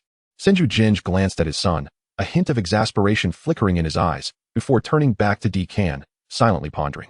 Deacan, despite his youth, exhibited remarkable composure and patience. It was no wonder he had triumphed over Fugaku and ascended as clan leader at such a tender age, stirring such turmoil in Konoha with Orochimaru's defection. In stark contrast, his own son, of the same age as Deacan, acted impulsively and lacked restraint, truly disappointing. A soft sigh escaped Senju Jin's lips as he contemplated the notion of having a son like Deacan. Having lived through the glory days of the Senju clan, he wished not to witness its decline. If only RZ could possess Deacan's caliber and talent, he would spare no effort in supporting him. Alas, reality was cruel, leaving him to silently lament. With the opportunity to speak presented, Uchiha Deacon's expression turned serious as he addressed the desecration of the first Hokage's remains with righteous indignation. "Old clan leader, Orochimaru's actions are utterly intolerable. His violation of Lord Hashirama's remains is not only a disgrace to the Senju clan but also an affront to the very faith of Konoha. As Sarutobi Hiruzen, Orochimaru's mentor, he bears a significant responsibility in this matter. Moreover, how could Orochimaru escape so easily under his watch? Is there not some ulterior motive at play? I suspect Sarutobi Hiruzen may have deliberately allowed the enemy to flee." Senju Jin's expression grew grave, yet he shook his head slowly, responding, "Lord Deacan, the third Hokage is the leader of all in Konoha. He has dedicated countless efforts to the village over the years. We must adhere to his decisions and trust in him. He likely has his own considerations in this matter." Senju RZ, filled with indignation at his father's words, could no longer contain himself and interjected, "Father, even now, you defend Sarutobi Hiruzen. Our clan's honor is being trampled by Orochimaru. Are we to stand idly by and continue to trust that negligent Hokage?" Senju Jin shot a glare at his son, about to reprimand him, but Uchiha Deacan raised a hand to intervene, looking earnestly at Senju Jinj. "Old clan leader, RZ, Kuin's frustration is completely justified. The contributions of the Senju clan to Konoha are evident, and the legacy of the first Hokage is etched in the hearts of every Konoha ninja. With such an occurrence, It is imperative that Konoha thoroughly investigates the truth, providing closure to the Senju clan and all villagers. If we let this pass without consequence, how will we command respect in the future? However, Senju Jinji waved his hand dismissively, his expression resolute and unyielding as he stated, Lord Dekan, my mind is made up. The leaders of Konoha have always been far-sighted, with the Third Hokage tirelessly dedicating himself to the village's welfare. I believe they will provide a reasonable explanation. As the backbone of Konoha, we must maintain unity and trust, lest we allow unfounded speculation to disturb our minds. Uchiha Douhuan gazed at Senju Hashirama's resolute demeanor and understood that persuading him further today would be futile. With a soft sigh, he rose, clasped his hands in salute, and said, Old clan leader, since your mind is set, I shall refrain from further argument. I only hope you will reconsider. This matter is of great significance, not only concerning the dignity of the Senju clan, but also impacting the future direction of Konoha. I take my leave. Rizi, see him out. Hashirama nodded slightly and waved his hand. Beside him, Senju Rizi, filled with anxiety, wished to say more but was silenced by his father's stern gaze. Reluctantly, he followed Uchiha Douhuan out the door. As they walked, a tumult of emotions swirled within Rizi. He felt helpless at his father's obstinacy while faintly resonating with Douhan's words. Douhan-kun, Rizi spoke, forgive my frankness, but your father has aged. The leader of the clan has lost his edge. Douhan furrowed his brow, weighing his words, then slowly articulated his thoughts. His voice was not loud, yet it resonated distinctly in the still air. Rizi remained silent, a complex emotion flickering in his eyes, silently agreeing. Douhan observed him, nodding slightly, a contemplative expression gracing his features. It is true, our clans share many similarities, he sighed softly. Previously, our Uchiha leader, Fugaku, was much like your father, overly cautious and hesitant. However, I ultimately defeated him and ascended to the position of clan leader. Rizi's heart skipped a beat, instinctively locking eyes with Douhan. A myriad of thoughts swirling in his mind. Douhan's eyes were truly captivating. They were contemporaries, having even shared the same class at the Ninja Academy, experiencing that youthful phase together. Yet, Douhan graduated early to join the Third Great Ninja War, earning fame on the battlefield, while Rizi, hindered by his father's wishes, remained at the academy, missing the opportunity to prove himself. Listening to the accolades bestowed upon Douhan and his brother Shisui on the battlefield, it would be a lie to say he felt no envy. A pang of bitterness surged within Rizi. Those missed opportunities, moments that could have validated his worth, slipped away like whispers in the wind. Clenching his fists, a flicker of defiance crossed his gaze as he murmured, Douhan-kun, I do not wish to perpetually live under my father's protection. I yearn to prove myself, to show that the descendants of the Senju clan possess courage and strength that rival any. If only the leader of the Senju clan were Rizi-kun. Douhan's poignant parting words echoed hauntingly in Rizi's mind. Standing alone in the somewhat dilapidated courtyard of the Senju clan, he stared blankly in the direction Douhan had departed. Could it be that the talented Douhan holds such high regard for me?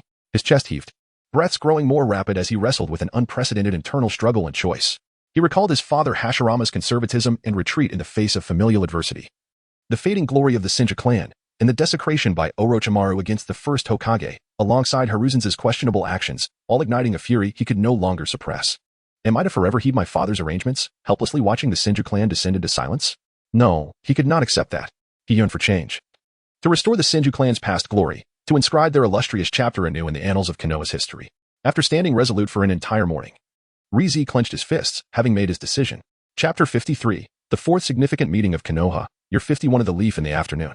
Within the confines of the Hokage's office in Konoha, an important assembly that would determine the future trajectory of the village was about to commence.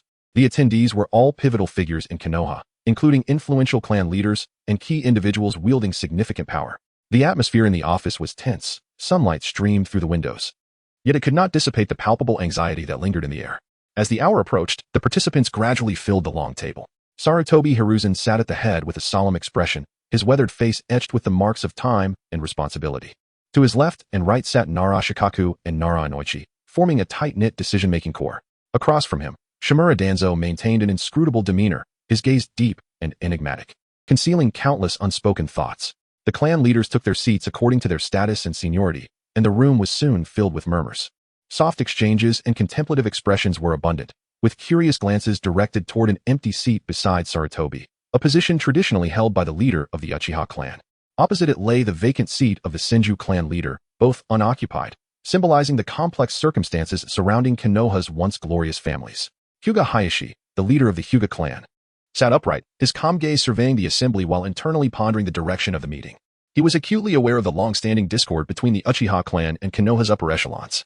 With Uchiha DH's recent capture of Orochimaru, Tensions would undoubtedly rise during the discussions, and he had to carefully consider the Hyuga clan's position in this power struggle. Nara Shikaku, known for his wisdom, leaned back in his chair with arms crossed, his expression a blend of calm and contemplation. His mind raced through the possible implications of the meeting, the Uchiha clan's ascendance, the aftermath of Orochimaru's incident, and whether the Third Hokage had indeed allowed Orochimaru to escape. Each topic was crucial to Konoha's destiny. Akimichi Chca, the robust leader of the Akimichi clan, scratched his head in confusion, glancing at the two empty seats. He wondered why Yamanaka Inoichi and Inuzuka Kiba had yet to arrive, as they were typically punctual, though straightforward and less adept in political maneuvering. He understood the meeting's significance and silently hoped for a favorable outcome that would ensure Konoha's continued prosperity. Yamanaka Kaiji, leader of the Yamanaka clan, sat with a furrowed brow, lightly tapping his fingers on the table while analyzing the current situation. As one skilled in perception and mental manipulation, he sensed the charged atmosphere in the room. The emergence of Uchiha DH and the capture of Orochimaru had disrupted the existing power balance in Konoha, making this meeting a battleground for various factions. The Inuzuka and Nara clans had always been closely allied, and Chza frequently cast hopeful glances at Shikaku and Kaiji, seeking thoughts and guidance. Their eyes met, conveying a silent understanding that unity among the three clans was imperative to maintain their footing in this intricate scenario. As the head of the Konoha Anbu, Yokoyama Hayato also held a place at the table. Dressed in a dark ninja vest, he sat quietly in the lower ranks, blending into the shadows. His gaze inadvertently drifted to the vacant Uchiha seat, a flicker of disdain crossing his features. He pondered the implications of DH's actions and how they might be used to further expand the Uchiha clan's influence in Konoha, an outcome he could not allow. Suddenly, a soft voice broke the tension. They have arrived. The words, though faint, rippled through the assembly like a stone cast into still waters, silencing the murmurs. All eyes turned toward the entrance, as if a grand performance were about to commence. Uchiha DH entered with measured steps, instantly captivating the room's attention. His Haori, a masterpiece crafted by a renowned artisan of the Land of Fire, was worth a fortune. The deep black fabric was adorned with intricately embroidered fan motifs in crimson and gold, the lines bold and fluid, while the edges were embellished with delicate golden accents. This attire, combined with DH's striking features, contrasted sharply with the typical image of a humble ninja ready for battle, resembling instead an aristocrat of noble bearing. Indeed, DH had always favored opulence. At previous meetings, he had donned similarly extravagant garments, exuding an air of nobility. Following closely behind were Yamanaka Inoichi, Inuzuka Kiba, and Karasuma San, who displayed deference, clearly aligned with DH's lead. Among them, Senju Rizi, attending such a significant meeting for the first time, sat upright, striving to quell his excitement.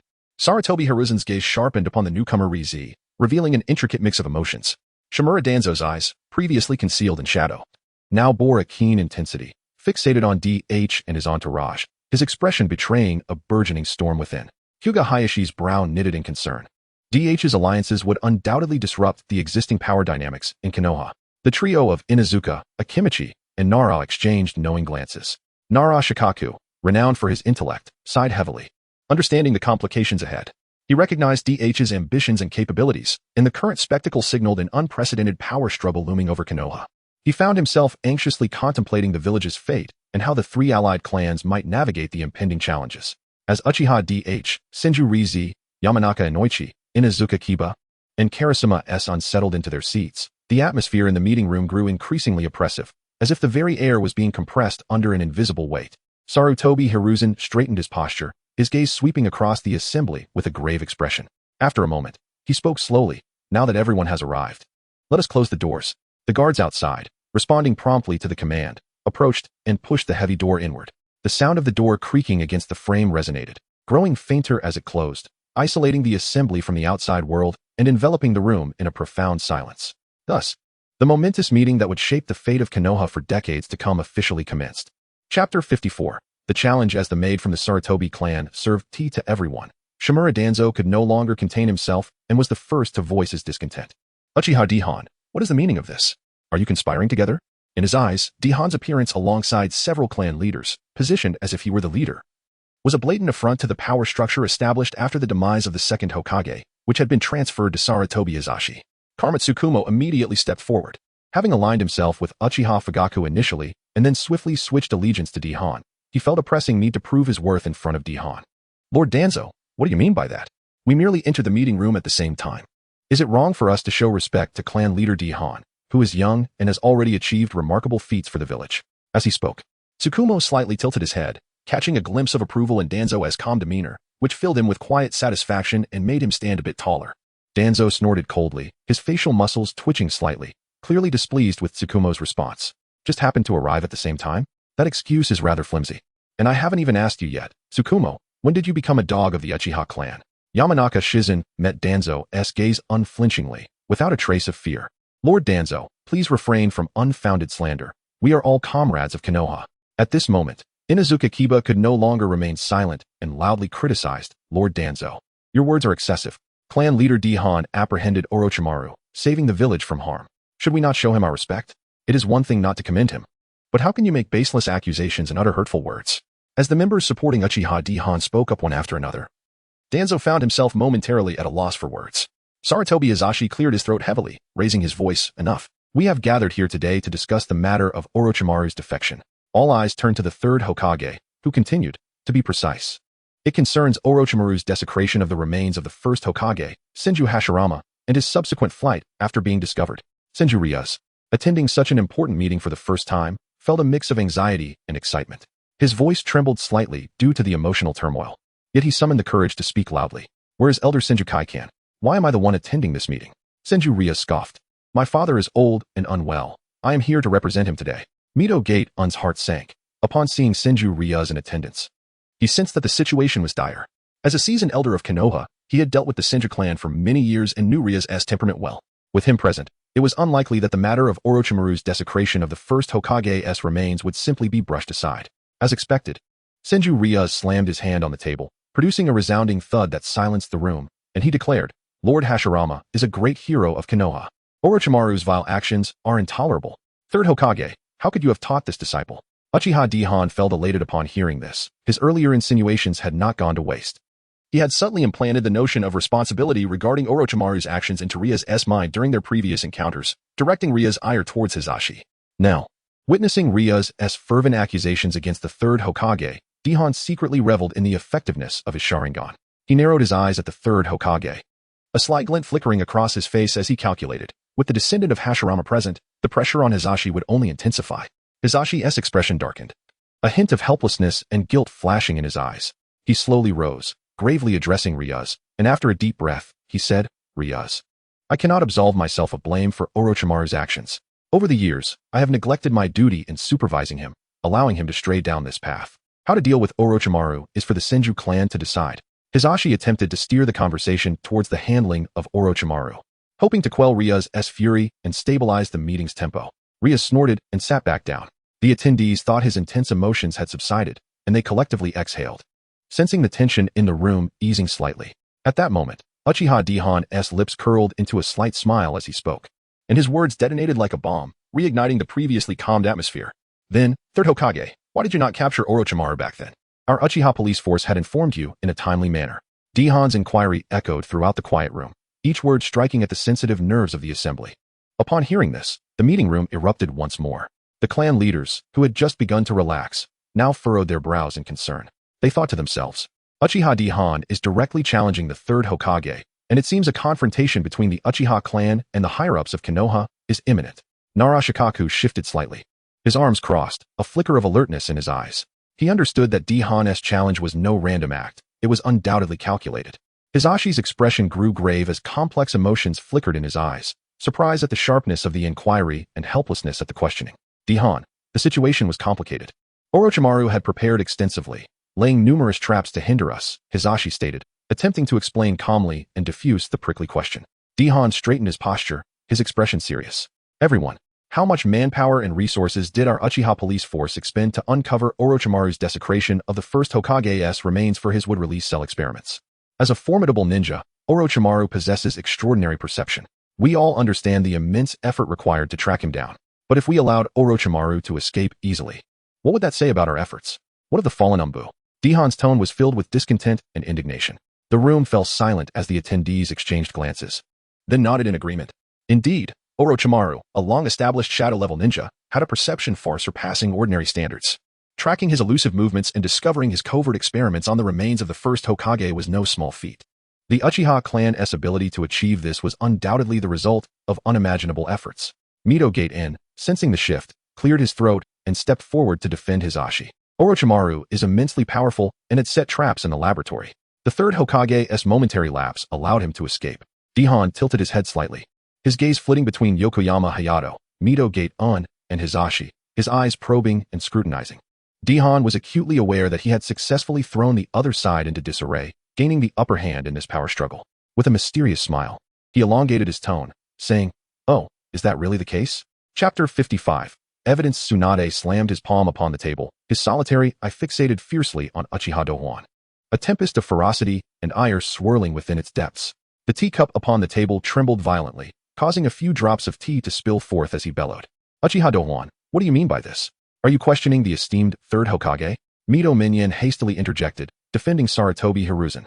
The Third Hokage has dedicated his life to Konoha, navigating countless storms and leading the village through insurmountable trials. You, a mere youth, dare to spout such outrageous claims based solely on hearsay?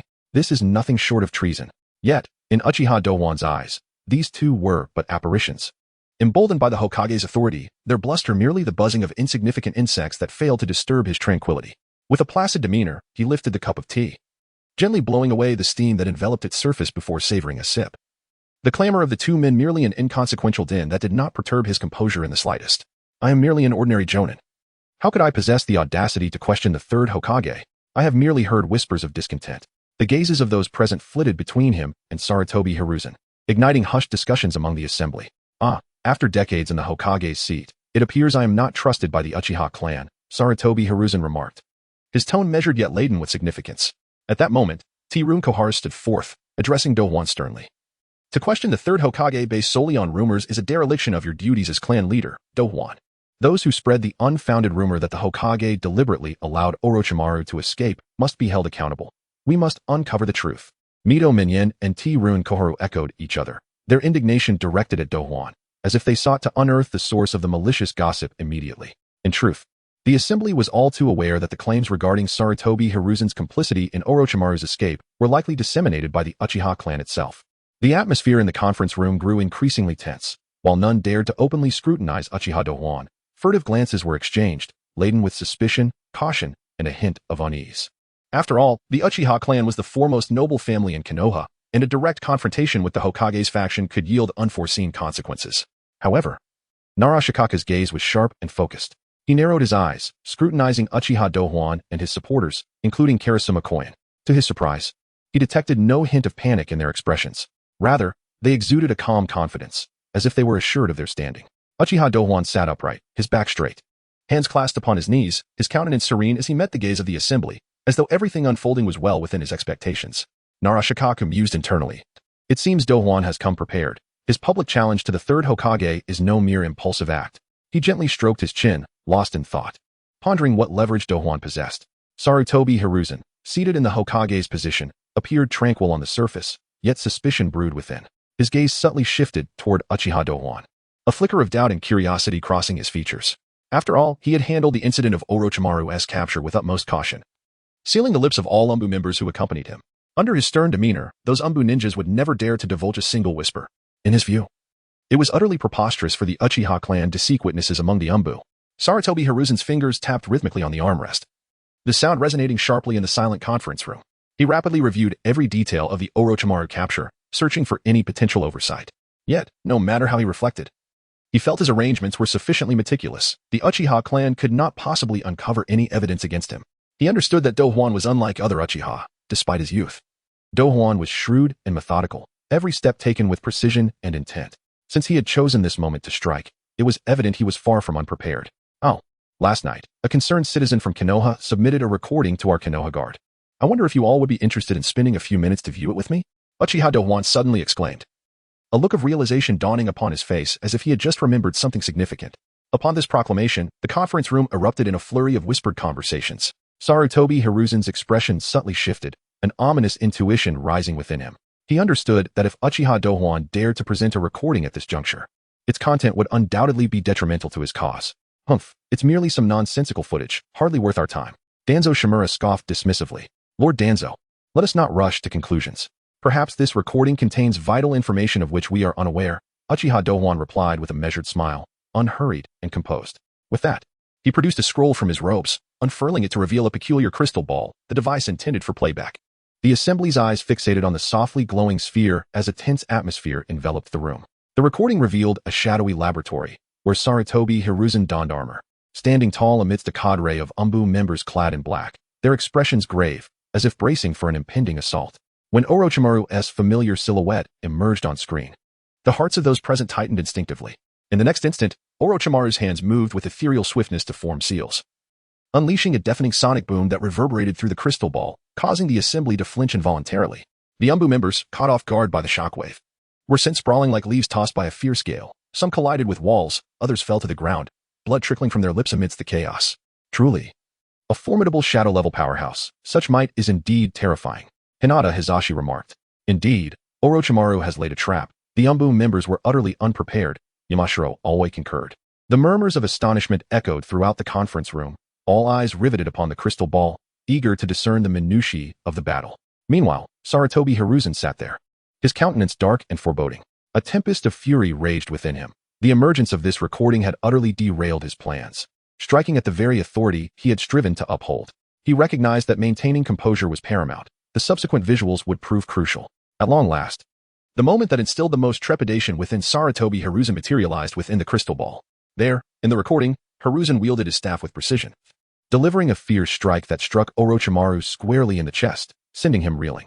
Orochimaru grimaced in pain, yet in the next breath, Sarutobi Hiruzen did not capitalize on his advantage. Orochimaru seized the fleeting opportunity, vanishing from the scene in an instant. The conference room fell into a suffocating silence, all present wide-eyed, unable to fathom the reality before them. A moment later, an uproar ensued, gasps and exclamations reverberating throughout the space. The clan leaders exchanged incredulous glances, their eyes brimming with astonishment and disbelief. For a long time, the third Hokage, Hiruzen Sarutobi, has been regarded as a figure of immense virtue and respect. Yet, the stark reality before them brutally shattered that perception. To their astonishment, the rumors were indeed true. The third Hokage was suspected of allowing the enemy to escape. Inuzuka Kiba exclaimed loudly, his voice laden with disappointment and anger. Indeed, the Rui Bang struck Orochimaru, and with the third Hokage's prowess, he could have easily subdued him. How could he have let him slip away so effortlessly? Kurama-ke unechoed in agreement, a look of skepticism etched upon his face. The gazes of the clan leaders converged upon Hiruzen Sarutobi, their eyes reflecting scrutiny, disappointment, and wrath. Hiruzen sat there, his complexion as pale as a sheet, beads of cold sweat forming on his brow. He opened his mouth to defend himself, only to find that his throat felt as if it were constricted, rendering him utterly speechless. Mito Gate's flames flushed his face as he waved his arms, attempting to overpower the collective doubts with sheer force. This footage is fabricated. The third Hokage has devoted himself tirelessly to Konoha. How could he possibly allow Orochimaru to escape? He has sacrificed so much for the village. How can you cast suspicion on him based solely on this dubious footage? Oh, devoted and diligent, is it? Yamanaka Inoichi interjected coldly. His voice, though not loud, carried an undeniable piercing quality. Third Hokage, the one you stationed at the laboratory entrance was Kakashi Hatake, correct? If you truly endeavored to capture Orochimaru, Kakashi should have sensed his presence during their confrontation, should he not? Uchiha Douhuan replied leisurely, a subtle smirk gracing his lips.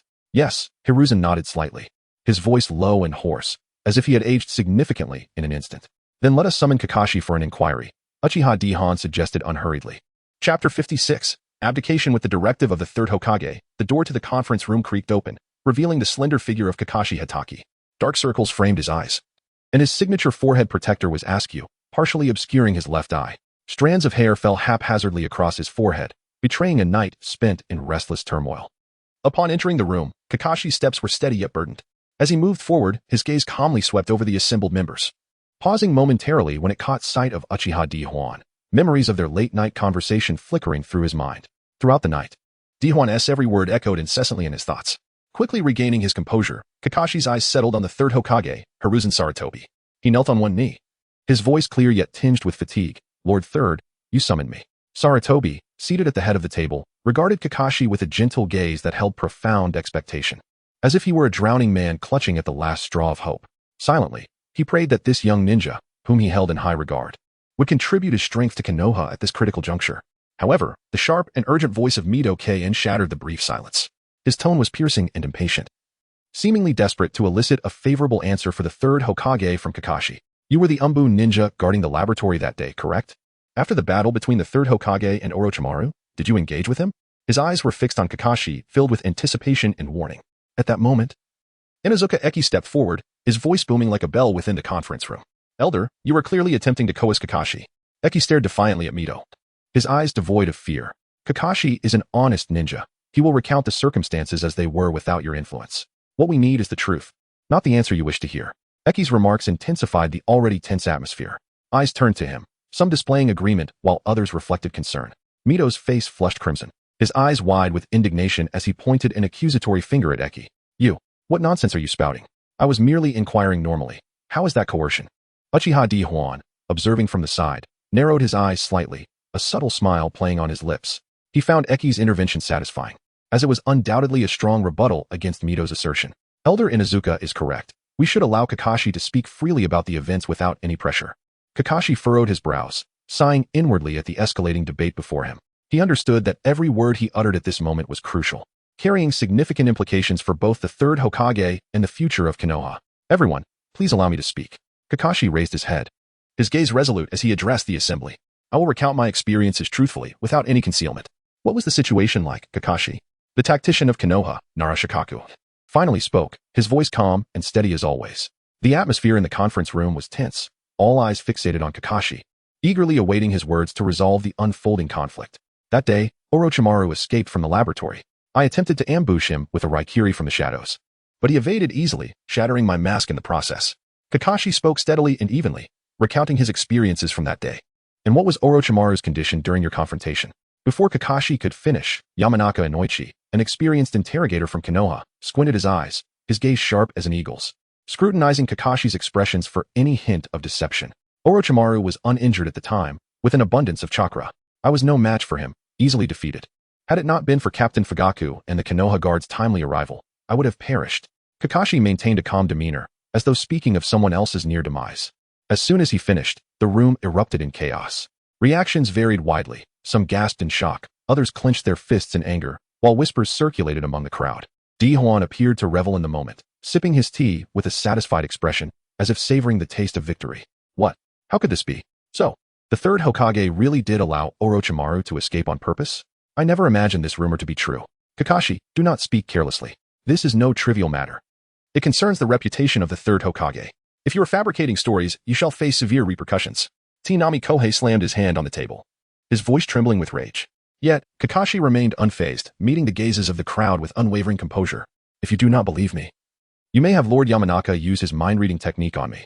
The moment those words left his lips, the audience had already reached a consensus in their hearts. Enough, Kohei. Enough. Sarutobi grasped the armrest of his Hokage seat tightly, his voice hoarse and quaking. At that moment, pain etched across his features, a visage of profound fatigue and regret. Slowly, he lifted his head, surveying the assembly, his throat constricted as he struggled to speak. After a prolonged silence, he finally uttered in a faint yet clear voice, I, indeed held back during the battle with Orochimaru.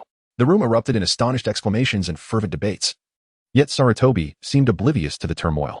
His mind drifted back to years past, to the moment he first ascended to the Hokage position, when the villagers of Konoha rejoiced in celebration. Their cheers still echoed in his ears.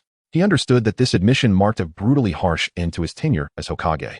Sarutobi slowly rose to his feet, his posture stooped as if he had been drained of all vitality. I, who have committed such a grave error, am no longer worthy to lead you all. The incident with Orochimaru arose because of my decisions, and I cannot absolve myself of that blame. Konoha is my lifelong belief, a place I would defend with my life. Yet, I now recognize that my mistakes have disqualified me from continuing to guide you. His voice trembled slightly, laced with barely perceptible emotion. I will not resume the role of Hokage. As for the selection of the fifth Hokage, I will leave it to your collective decision, followed by a vote of confidence among the Jonin. Konoha's future requires a leader who can inspire trust and guide us toward a brighter path. I believe you will choose the most suitable candidate to lead Konoha forward and rectify my missteps. With that, he sat down slowly, as if completely drained, awaiting the response of the assembly, which had fallen into a stunned silence in the wake of his declaration. Konoha was on the brink of transformation. Chapter 57. The value of harmony. As Sarutobi Hiruzen declared his decision to step down from the position of Hokage, the expressions of those gathered in the meeting room varied, resembling a tableau of human emotion frozen in time. Some appeared utterly astonished, struggling to fathom the end of the legendary leader's era in Konoha. Others wore expressions of regret, for Hiruzen had contributed immensely to the village, and his departure seemed to herald the end of a magnificent epic. Indeed, a chapter had irrevocably closed, and Konoha was on the brink of a new and uncertain transformation. Amid this tumult of emotions, Danzo's demeanor stood in stark contrast. His eye, hidden in the shadows, betrayed a barely concealed excitement, his pupils dilating and contracting in a dance of fervent ambition. Ever since the demise of the fourth Hokage, Danzo had been like an ant on a hot skillet, frantically seeking to ascend to the position that symbolized ultimate authority. He believed that the fourth's death was a fortuitous opportunity bestowed by fate, yet Hiruzen's resurgence had struck him like a hammer, ruthlessly shattering his aspirations. However, it seemed that fate had played another trick on him. Now, the opportunity had re-emerged before Danzo. Unable to contain his elation, he nearly blurted out, his voice trembling with excitement. "Ladies and gentlemen, I believe I am fit to be Hokage and to lead you all. For years, I have devoted myself silently to Konoha, fully grasping the affairs of the village. In this current predicament, I am certain that I can guide Konoha out of adversity and into glory." As he spoke, he scanned the faces of those present, his eyes brimming with eagerness and yearning, hoping to catch a glimmer of approval in their expressions. The moment his words escaped his lips, the expressions of the clan leaders, such as Yamashiro and Yamanaka, shifted dramatically, their countenances darkening. Yamashiro Heya furrowed his brow tightly. His previously amiable visage now clouded with anger and disgust. The root organization, under Danzo's control, had unscrupulously siphoned clan members over the years in a relentless pursuit of power. How could Yamashiro not harbor hatred for the countless friends and kin who had been ensnared in this web? Hearing Danzo shamelessly offer himself as a candidate for Hokage ignited a fierce fury within him, compelling him to confront Danzo about the fate of those innocently taken. Yamanaka Shizumi's face was as dark as a stormy sea, resolutely deciding that Danzo must not succeed. Inuzuka Iku could not suppress a low curse, his rugged features contorted with disdain and outrage. "Danzo, do you even deserve that title? With the vile deeds you've committed over the years, you think you can feign indifference and claim the position of Hokage?" Meanwhile, Uchiha Douhuan stood aside, his eyes narrowed, a playful smile gracing his lips. He observed the unfolding drama with keen interest, contemplating that Danzo's audacity had undoubtedly thrust him into the spotlight, making this battle for Hokage all the more riveting. Mito Gatika and T-Rune K. Haru exchanged glances, their faces betraying hesitation. They were keenly aware of Danzo's ambitions and methods, yet in the midst of such chaos, a better candidate seemed elusive. Their minds were a turmoil of conflict, uncertain of the path to take. As the meeting adjourned, individuals departed in small clusters, each lost in their own thoughts. The following day, sunlight streamed through the windows of the Konohagakure meeting room, casting dappled shadows. Sarutobi Hiruzen summoned Danzo, Douhuan, and a select few for another small gathering. As the saying goes, minor matters warrant large gatherings, while significant matters are discussed in smaller circles. Since announcing his intention to relinquish the Hokage position, Hiruzen felt an immense weight lifted, finding himself much lighter and able to view the current situation with greater objectivity. The seasoned elder, though etched with the marks of time, now possessed an even clearer gaze. Raising his teacup, he took a gentle sip and, adopting a paternal tone, lamented, "Over the years, my greatest joy as Hokage has been witnessing the prosperity of Konoha and your achievements now. It is time to consider the selection of the next Hokage. What are your thoughts?" Many ministers nodded in agreement, affirming their unwavering support. Danzo's face radiated confidence, a smirk curling at the corners of his mouth, as if the Hokage title were already within his grasp. "So, you will indeed run for the position," Hiruzen stated, his gaze steady, revealing no hint of emotion. "Danzo, you have contributed to Konoha for many years. Let us lend our support." Hayakawa Hayato quickly ingratiated himself, beaming with sycophantic enthusiasm as he poured tea for Danzo, his manner eliciting sideways glances from those nearby. "Ah, the rat in the gutter, peeking out. What merit do you possess?" Inuzuka Iku's voice rang out, his disdain for Danzo evident. "Everyone here has contributed to Konoha. We have all toiled for its prosperity." Hiruzen raised a hand, attempting to defuse the tense atmosphere. "What does past effort matter if there is no strength to back it? Third Hokage, do you support my bid for the position?" Danzo queried. Lounging in his chair with an air of entitlement, his legs crossed, he fixed Hiruzen with an intense gaze, demanding an answer. Hiruzen leaned on the table, a smile that did not reach his eyes gracing his features. "With so many supporters, your candidacy is sufficient on its own. I will certainly run, and we shall see who possesses true capability," Danzo declared, striking the table with force, rising to survey the room, his arrogance provoking disdain among many. Hiruzen then turned to Uchiha Douhuan, who was idly toying with the teaware to his left. "Douhuan, you are formidable. You have the numbers and the resources. Your chances are substantial." To Hiruzen's surprise, Douhuan responded nonchalantly, "I merely wish for the Uchiha clan to thrive. If you become Hokage, the Uchiha clan will flourish." Hiruzen attempted to persuade him. Being Hokage often requires stricter expectations of one's clan, and the incessant busyness can be quite burdensome.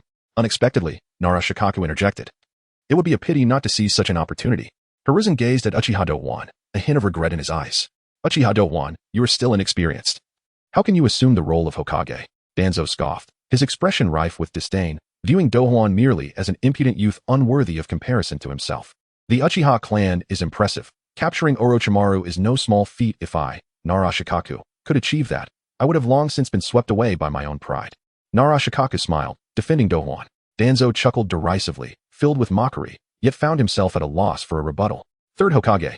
I wish to follow Douhuan north to earn a fortune. He claims the Uchiha clan has sales channels in the Land of Lightning, where our clan's deer blood and antler velvet can fetch high prices. Nara Shikaku shifted the conversation to his own ambitions. Do you find my business insufficient? Hiruzen's brow furrowed slightly as he regarded Nara Shikaku with a cold gaze. No, it's just that our clan's birth rate has increased, and we wish to earn a bit more, Nara Shikaku quickly explained, a smile plastered on his face. If there is profit to be made, I won't hinder you. Hiruzen nodded, his expression inscrutable. Thank you, Third Hokage. Nara Shikaku exhaled, relief washing over him as gratitude illuminated his face. The decision rests with you, Douhuan. Hiruzen's gaze returned to Uchiha Douhuan, his eyes shrouded in contemplation. It is you who have granted me this opportunity. Douhuan sat calmly, leisurely sipping his tea, his eyes glimmering with determination. Chapter 58. Jiraiya's return before the memorial stone of Konoha. The atmosphere was so heavy it felt as if one could wring water from it. The pure white monument towered high, inscribed with a multitude of names, each representing a tale of valor and sacrifice poured forth for the village. Sunlight streamed down, casting a cold, harsh light upon the stone, as if the spirits of the fallen shinobi were silently recounting their past battles and sacrifices. A gentle breeze rustled the surrounding pine and cypress branches, producing a soft, mournful sound, reminiscent of the grand scenes of your whispering through the trees.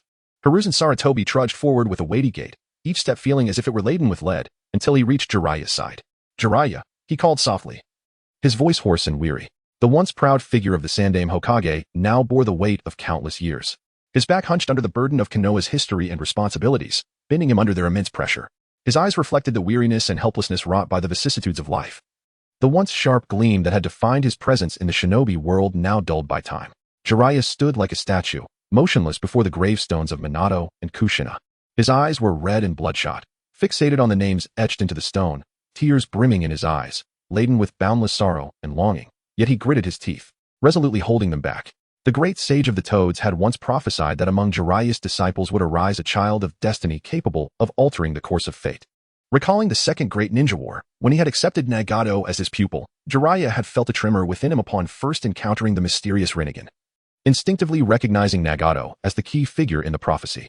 After the war, Minato had become Jiraiya's student, yet at that time, Jiraiya had believed Nagato was destined for greatness and had not associated Minato with the child of destiny. However, Minato's extraordinary talents soon became evident, showcasing an unparalleled aptitude for ninjutsu, his speed of comprehension and innovative capabilities far exceeding those of his peers. He transformed seemingly mundane techniques into breathtaking displays of power, especially excelling in space-time ninjutsu, mastering the Flying Thunder God technique, which had not been learned since the second Hokage, and refining it to astonishing heights. His combination of this technique with the Rasengan during the Third Great Ninja War had captivated the entire shinobi world. Such prodigious talent was indeed rare, even in the illustrious village of Konoha, and it naturally moved Jiraiya. Yet now, as he gazed upon Minato's gravestone, his heart felt as if it were being twisted by a sharp blade, nearly suffocating him. His lips trembled slightly as he whispered, Minato, you possessed extraordinary potential, yet departed this world far too soon. Truly, the heavens are envious of such talent. The sacrifices of Minato and his wife, coupled with Orochimaru's betrayal, had left Konoha bereft of its formidable strength. Moreover, during the Ninetales incident, many other shinobi had perished, including the Third Hokage's wife, Koharu, the father of Yuhi Kurenai, and Irika's parents, leading to a significant loss of mid-generation shinobi and creating a power vacuum within the village. The new generation, represented by Kakashi and Guy, was still in the process of maturing, unable to shoulder the responsibilities alone. This period marked one of the weakest phases in Konoha's history, according to the official compendium.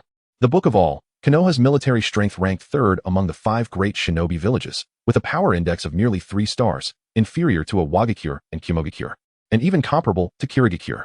This was undoubtedly a dark hour for a village that had always prided itself on its robust military might to safeguard peace. Thus, Hiruzen hastily dispatched Umbu operatives to summon Jiraiya back to the village.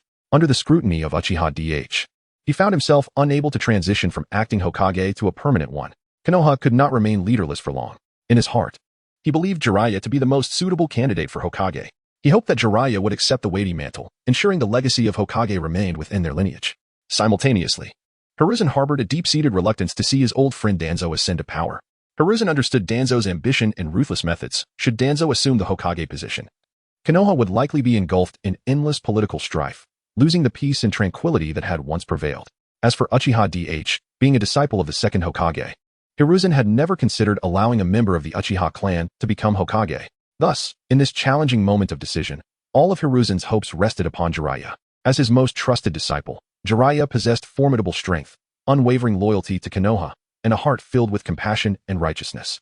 Hiruzen believed that with his guidance, Jiraiya could stabilize the tumultuous situation in Konoha, leading the village out of its predicament and back to greatness. However, when Hiruzen earnestly proposed that Jiraiya assume the role of Hokage, Jiraiya resolutely declined the offer. Hiruzen froze at his words, the light in his eyes dimming. Jiraiya, do you understand what you are saying? Konoha is in dire straits, teetering on the brink. You are my most trusted disciple. Who else can shoulder the burden of saving the village? Jiraiya lowered his head slightly, avoiding Hiruzen's gaze, a complex emotion flickering in his eyes, guilt over his teacher's expectations, coupled with the firm resolve of his own choices. Teacher, I am fully aware of Konoha's precarious situation and your trust in me, but I am truly unfit for the position of Hokage. Hiruzen's brow furrowed deeply as he stepped forward, fixing his gaze upon Jiraiya. Unfit? Look at all of Konoha. Is there anyone more suitable than you? The village needs you. Jiraiya remained unmoved, gently shaking his head. In his heart, he knew that had he desired the position of Hokage, he could have easily secured it during the selection of the fourth Hokage. Although Minato was his prized disciple with extraordinary talent, he lacked the qualifications and strength to rival Jiraiya at that time. Moreover, given Minato's character, even if there had been a chance to compete, he would never have contended against Jiraiya. With this thought, Jiraiya lifted his head, his gaze resolutely fixed on the distance, and spoke slowly. Teacher, it is not that I am unwilling to contribute to Konoha. I simply understand that the role of Hokage requires more than just strength and loyalty. It demands a heart capable of weighing the village's interests and navigating various factions. I am inherently free-spirited, accustomed to wandering, and truly find it difficult to fulfill the myriad responsibilities of Hokage. But Konoha is in grave danger. If you do not step up, what will become of the village? Hiruzen's eyes were filled with anxiety, fully aware that Jiraiya's refusal could have dire consequences for Konoha. Since childhood, Jiraiya had cherished his freedom, resisting constraints and rules. The Hokage must bear the safety and development of the entire village, a task replete with complexities, requiring unwavering dedication. This was in direct conflict with Jiraiya's free-spirited nature. Should he become Hokage, he would lose the nomadic life he cherished. Furthermore, Jiraiya held an idealistic pursuit deep within. He was repulsed by the political darkness and machinations that Hokage had to confront. He could not suppress the shadows with sheer strength like the first Hokage, nor guide them with cunning and intellect like the second, and he lacked a partner like Danzo who had supported the third in facing such darkness. Moreover, the Sage of Toads bestowed upon Jiraiya the profound mission of guiding the prophesied child destined to transform the shinobi world. For the better part of his life, he has sought and mentored those who might embody this prophesied figure, which he deemed his life's work. Facing the expectant and anxious gaze of Hiruzen Sarutobi, Jiraiya spoke solemnly. Master, if we must nominate a Hokage, I recommend Tsunade. Upon hearing these words, Sarutobi was momentarily taken aback, his brow furrowing as a complex expression flickered in his eyes. He slightly tilted his head, gazing up at the azure sky above the memorial stone, which seemed to bear a weighty gloom, and let out a long sigh. This sigh resonated with boundless resignation and compromise, echoing solemnly in front of the revered stone. It seemed there was no other choice. In Sarutobi's heart, Tsunade was indeed a commendable candidate. Not only was she his cherished disciple, but she also possessed unparalleled medical ninjutsu, her strength and prestige rendering her fit for the role of Hokage. However, Tsunade had long been deeply wounded by the darkness within Konoha and harbored significant grievances towards her teacher. Thus, for many years, she had wandered far from the village, leaving one to wonder if she would be willing to return and shoulder such a heavy burden. Yet, with Jiraiya firmly declining and the situation in Konoha becoming increasingly precarious, there remained no better alternative but to place their hopes upon Tsunade. Chapter 59. The genius of Orochimaru. Within the depths of the Uchiha clan's secluded dungeon lies an extraordinary interrogation room. Upon entry, one is met not with the typical darkness and dampness of a prison, but rather an unexpectedly pristine and orderly environment. Along the walls, a row of exquisitely crafted bookshelves stands silently, filled with a myriad of travelogues and historical accounts detailing the rise and fall of various nations, alongside the unique customs of distant lands. Such meticulous arrangement serves to indicate that Orochimaru, during his confinement, has received quite favorable treatment. At present, a tea table occupies the center of the interrogation room, where several teacups are neatly arranged. Yakura is attentively preparing tea for two, while the imprisoned Orochimaru and Uchiha Douhuan leisurely sip their beverages. Orochimaru, how have you been faring of late? If you find yourself lacking in anything, do not hesitate to speak up. I shall make every effort to accommodate your needs, Uchiha Douhuan remarks, lifting his teacup and blowing gently upon the steam. His gaze warm and inviting, framed by a smile. Orochimaru squints slightly, a glint of cunning flashing in his eyes. Leaning back comfortably, he replies in a low voice, Douhuan. With the position of Hokage currently vacant and various factions stirring restlessly, we are at a pivotal moment. It is rather amusing that, instead of seizing this opportunity to forge connections and navigate the political landscape, you choose to spend your time conversing with me, a mere prisoner. A knowing smile tugs at Douhuan's lips. Orochimaru, it is precisely your acumen that impresses me, even confined within these dungeon walls. You remain acutely aware of the shifting tides beyond. Had the third Hokage possessed foresight, he would have directly bequeathed the Hokage title to you, thus preventing the tragic demise of the fourth Hokage and his spouse and sparing Konoha from its current turmoil. With a scoff, Orochimaru licks his lips with his elongated tongue. His expression one of disdain. The position of Hokage holds little allure for me anymore. There are far more significant matters awaiting my exploration. Oh, let me guess. You are preoccupied with the experimental fusion of Hashirama's cells and the power of the Sharingan? Douhuan interjects with a smirk, his gaze fixed intently on Orochimaru. Oh, it seems Douhuan is rather well informed about my endeavors. Orochimaru thinks to himself, though he maintains an outwardly calm demeanor, tinged with intrigue. After all, before departing the research facility, he had meticulously purged all documentation. The Konoha Guard could only uncover traces of his studies on Wood Release, and it should have been impossible for them to know of his clandestine research on the Sharingan. He ponders the source of Douhuan's information. Could it be the cunning Danzo? No, Danzo has always operated in secrecy. It would be unlikely for him to divulge such sensitive information to anyone, let alone to a member of the Uchiha clan. The fusion of Wood Release and the Sharingan is, in essence, the merging of Yin and Yang Release. Orochimaru, have you not considered a partnership between us? Douhuan suggests, his eyes narrowing slightly, a mysterious smile gracing his lips. The proposition lands like a stone cast into a tranquil lake, sending ripples of shock through Orochimaru, who momentarily stiffens in his chair. His usually inscrutable eyes, filled with an eerie glimmer, now betray an unmistakable surprise. He scrutinizes Douhuan, searching for any hint of jest. Yet the steadiness of Douhuan's gaze reveals the seriousness of his words. Meanwhile, Yakura, who has been focused on serving tea, is startled by the suggestion, causing her to spill scalding tea onto her hand. She gasps, her face a mask of disbelief as she looks at Douhuan. In her view, Douhuan's audacious proposal to collaborate with Orochimaru on such a forbidden research topic is exceedingly bold. If this were to become public knowledge, it would undoubtedly incite a tremendous uproar within Konoha and throughout the shinobi world. Regaining his composure, Orochimaru allows a knowing smile to grace his lips. Douhuan, you certainly take me by surprise. However, the matter of collaboration is not one to be discussed lightly. You must first clarify what benefits you can offer me. Orochimaru. Within Konoha, and indeed across the shinobi world, none understand the mysteries of Wood Release and the Sharingan better than I. The experimental materials required for future research can only be procured through me. Consider this. If you were to leave Konoha, where would you find more Sharingan to study? And with the many rare materials scattered throughout the shinobi world, how could you possibly gather them all alone? Furthermore, once I ascend to the position of Hokage, funding for research will be abundant. He straightens his posture, arms crossed, and continues, at that time, I will allocate sufficient resources to ensure you need not fret over financial matters. Your sole focus will be on your research, while I handle all the extraneous affairs. This collaboration would be of immense benefit to you, with no drawbacks. You need only immerse yourself in your studies, while I manage the complications outside, Douhuan adds, pausing for effect. With your intellect and my resources, our research is bound to flourish. What say you, Orochimaru? In Douhuan's eyes, Orochimaru is an unparalleled genius within the world of the Hokage and shinobi, his brilliance eclipsing even that of the illustrious second Hokage, Tobirama Senju. While Tobirama's mastery of ninjutsu reached unparalleled heights, producing numerous techniques that drastically transformed the shinobi world, Orochimaru's talents span across multiple dimensions, revealing a uniquely astonishing prowess. Not limited to the realm of ninjutsu, Orochimaru's true excellence lies in his groundbreaking achievements in the field of biotechnology. Danzo's arm, implanted with the Sharingan from Senju Hashirama, stands as a testament to Orochimaru's remarkable biological research. This is no simple organ transplant. It involves a profound understanding of the intricacies of bloodline limits and the delicate regulation of cellular adaptability.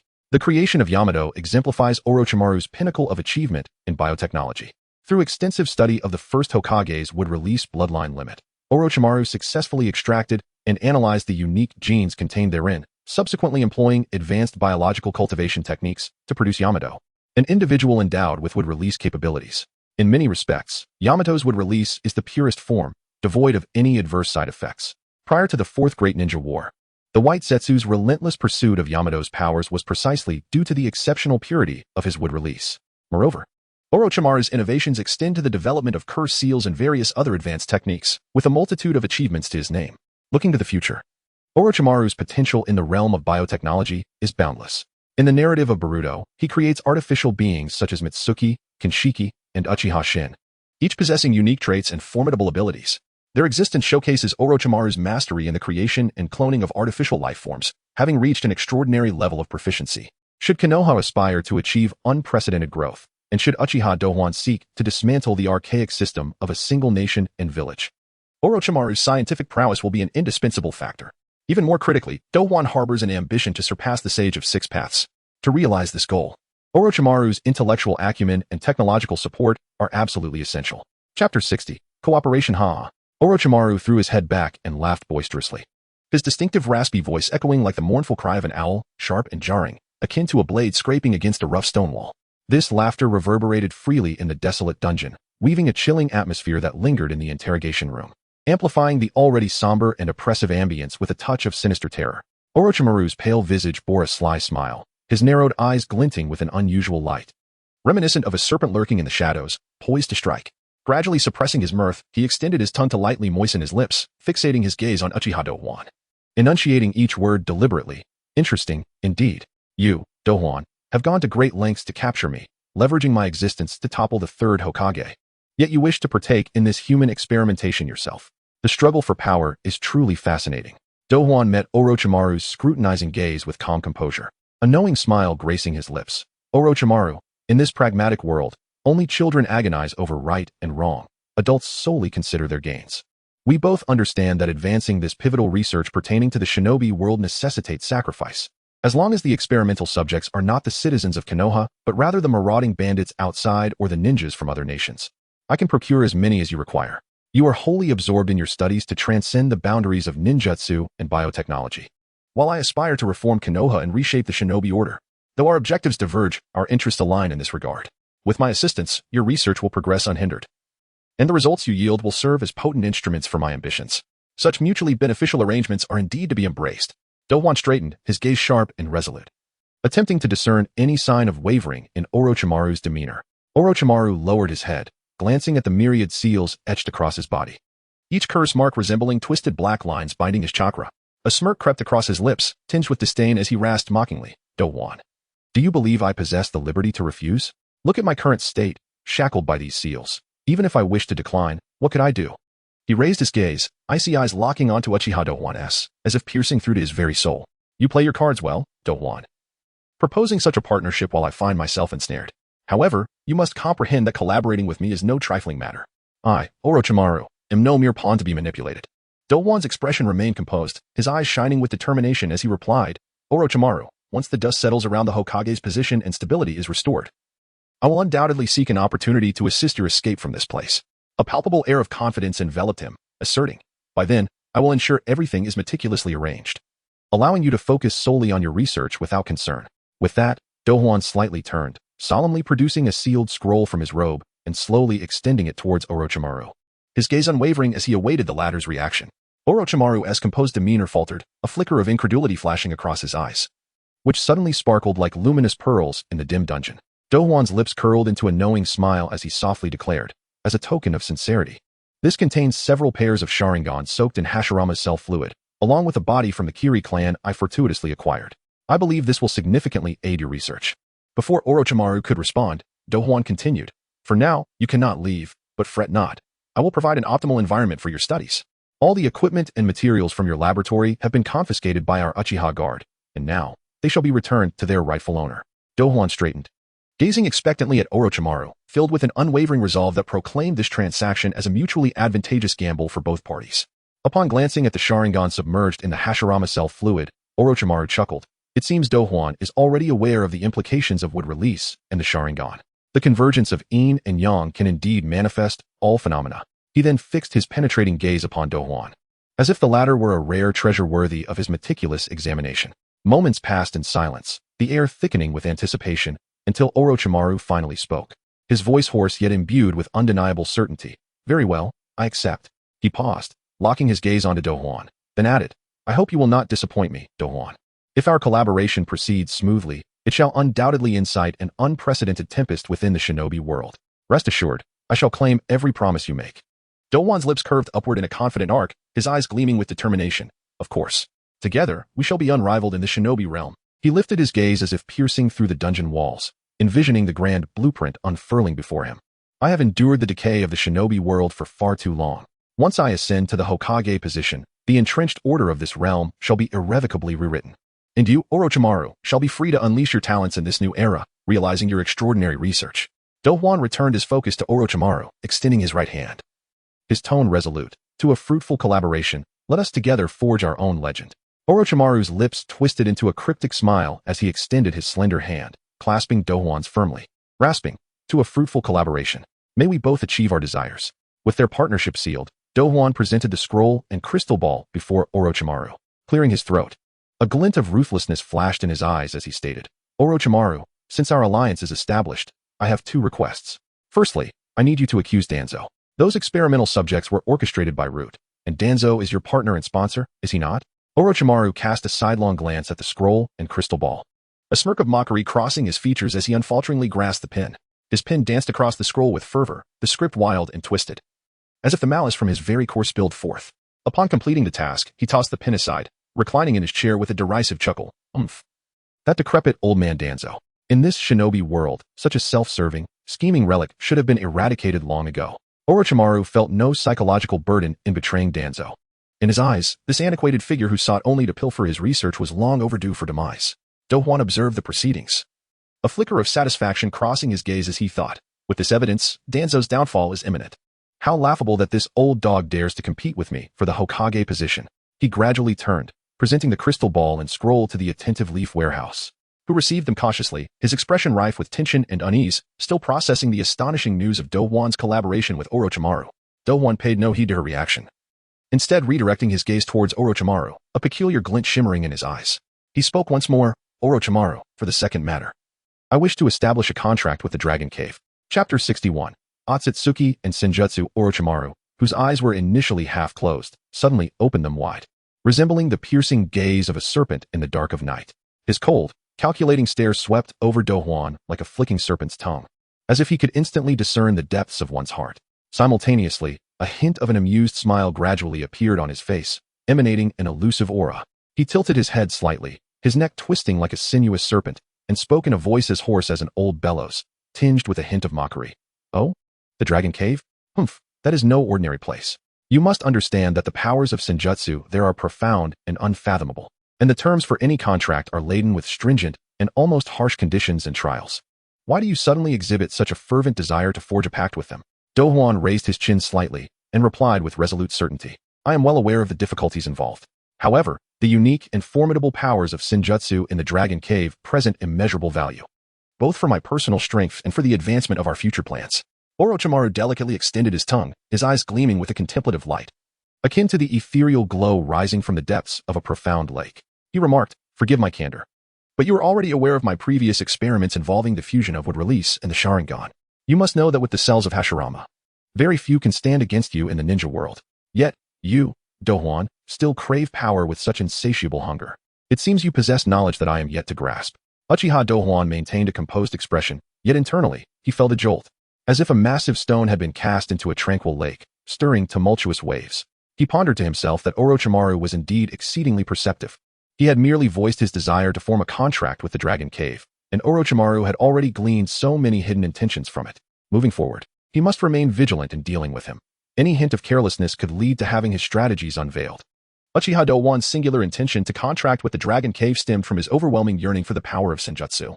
Since his arrival in the world of Naruto, Douhuan had navigated his path with trepidation, the conclusion of his journey shrouded in mist, distant and fraught with uncertainties. As the narrative of Naruto unfolded, the world expanded into grander dimensions. What began as minor skirmishes between villages gradually escalated into a global conflict, culminating in the second part, Boruto, where the stakes rose to confrontations with extraterrestrial beings. The Otsutsuki clan, hailing from distant celestial realms, loomed ominously above the world like the sword of Damocles, instilling fear.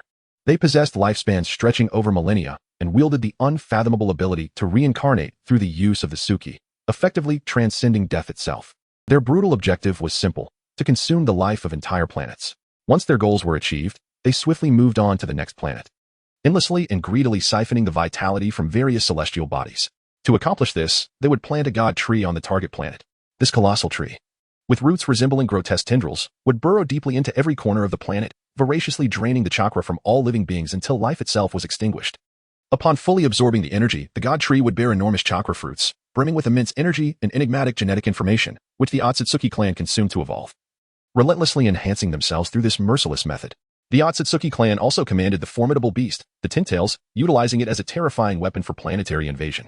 During an attack, they would first implant the Tintails into the planet's soil, allowing it to gradually transform into the god tree and commence its ravenous consumption. However, a peculiar condition was required for the Tintails to metamorphose into a god tree. It needed to devour a living Otsutsuki. Thus, during each invasion, the Otsutsuki would operate in pairs, with one willingly sacrificing themselves as bait for the Tintails to spawn the god tree, while the other guarded it until it bore chakra fruits. The Otsutsuki chosen as a living sacrifice would preemptively utilize the Suki to prepare their vessel for resurrection.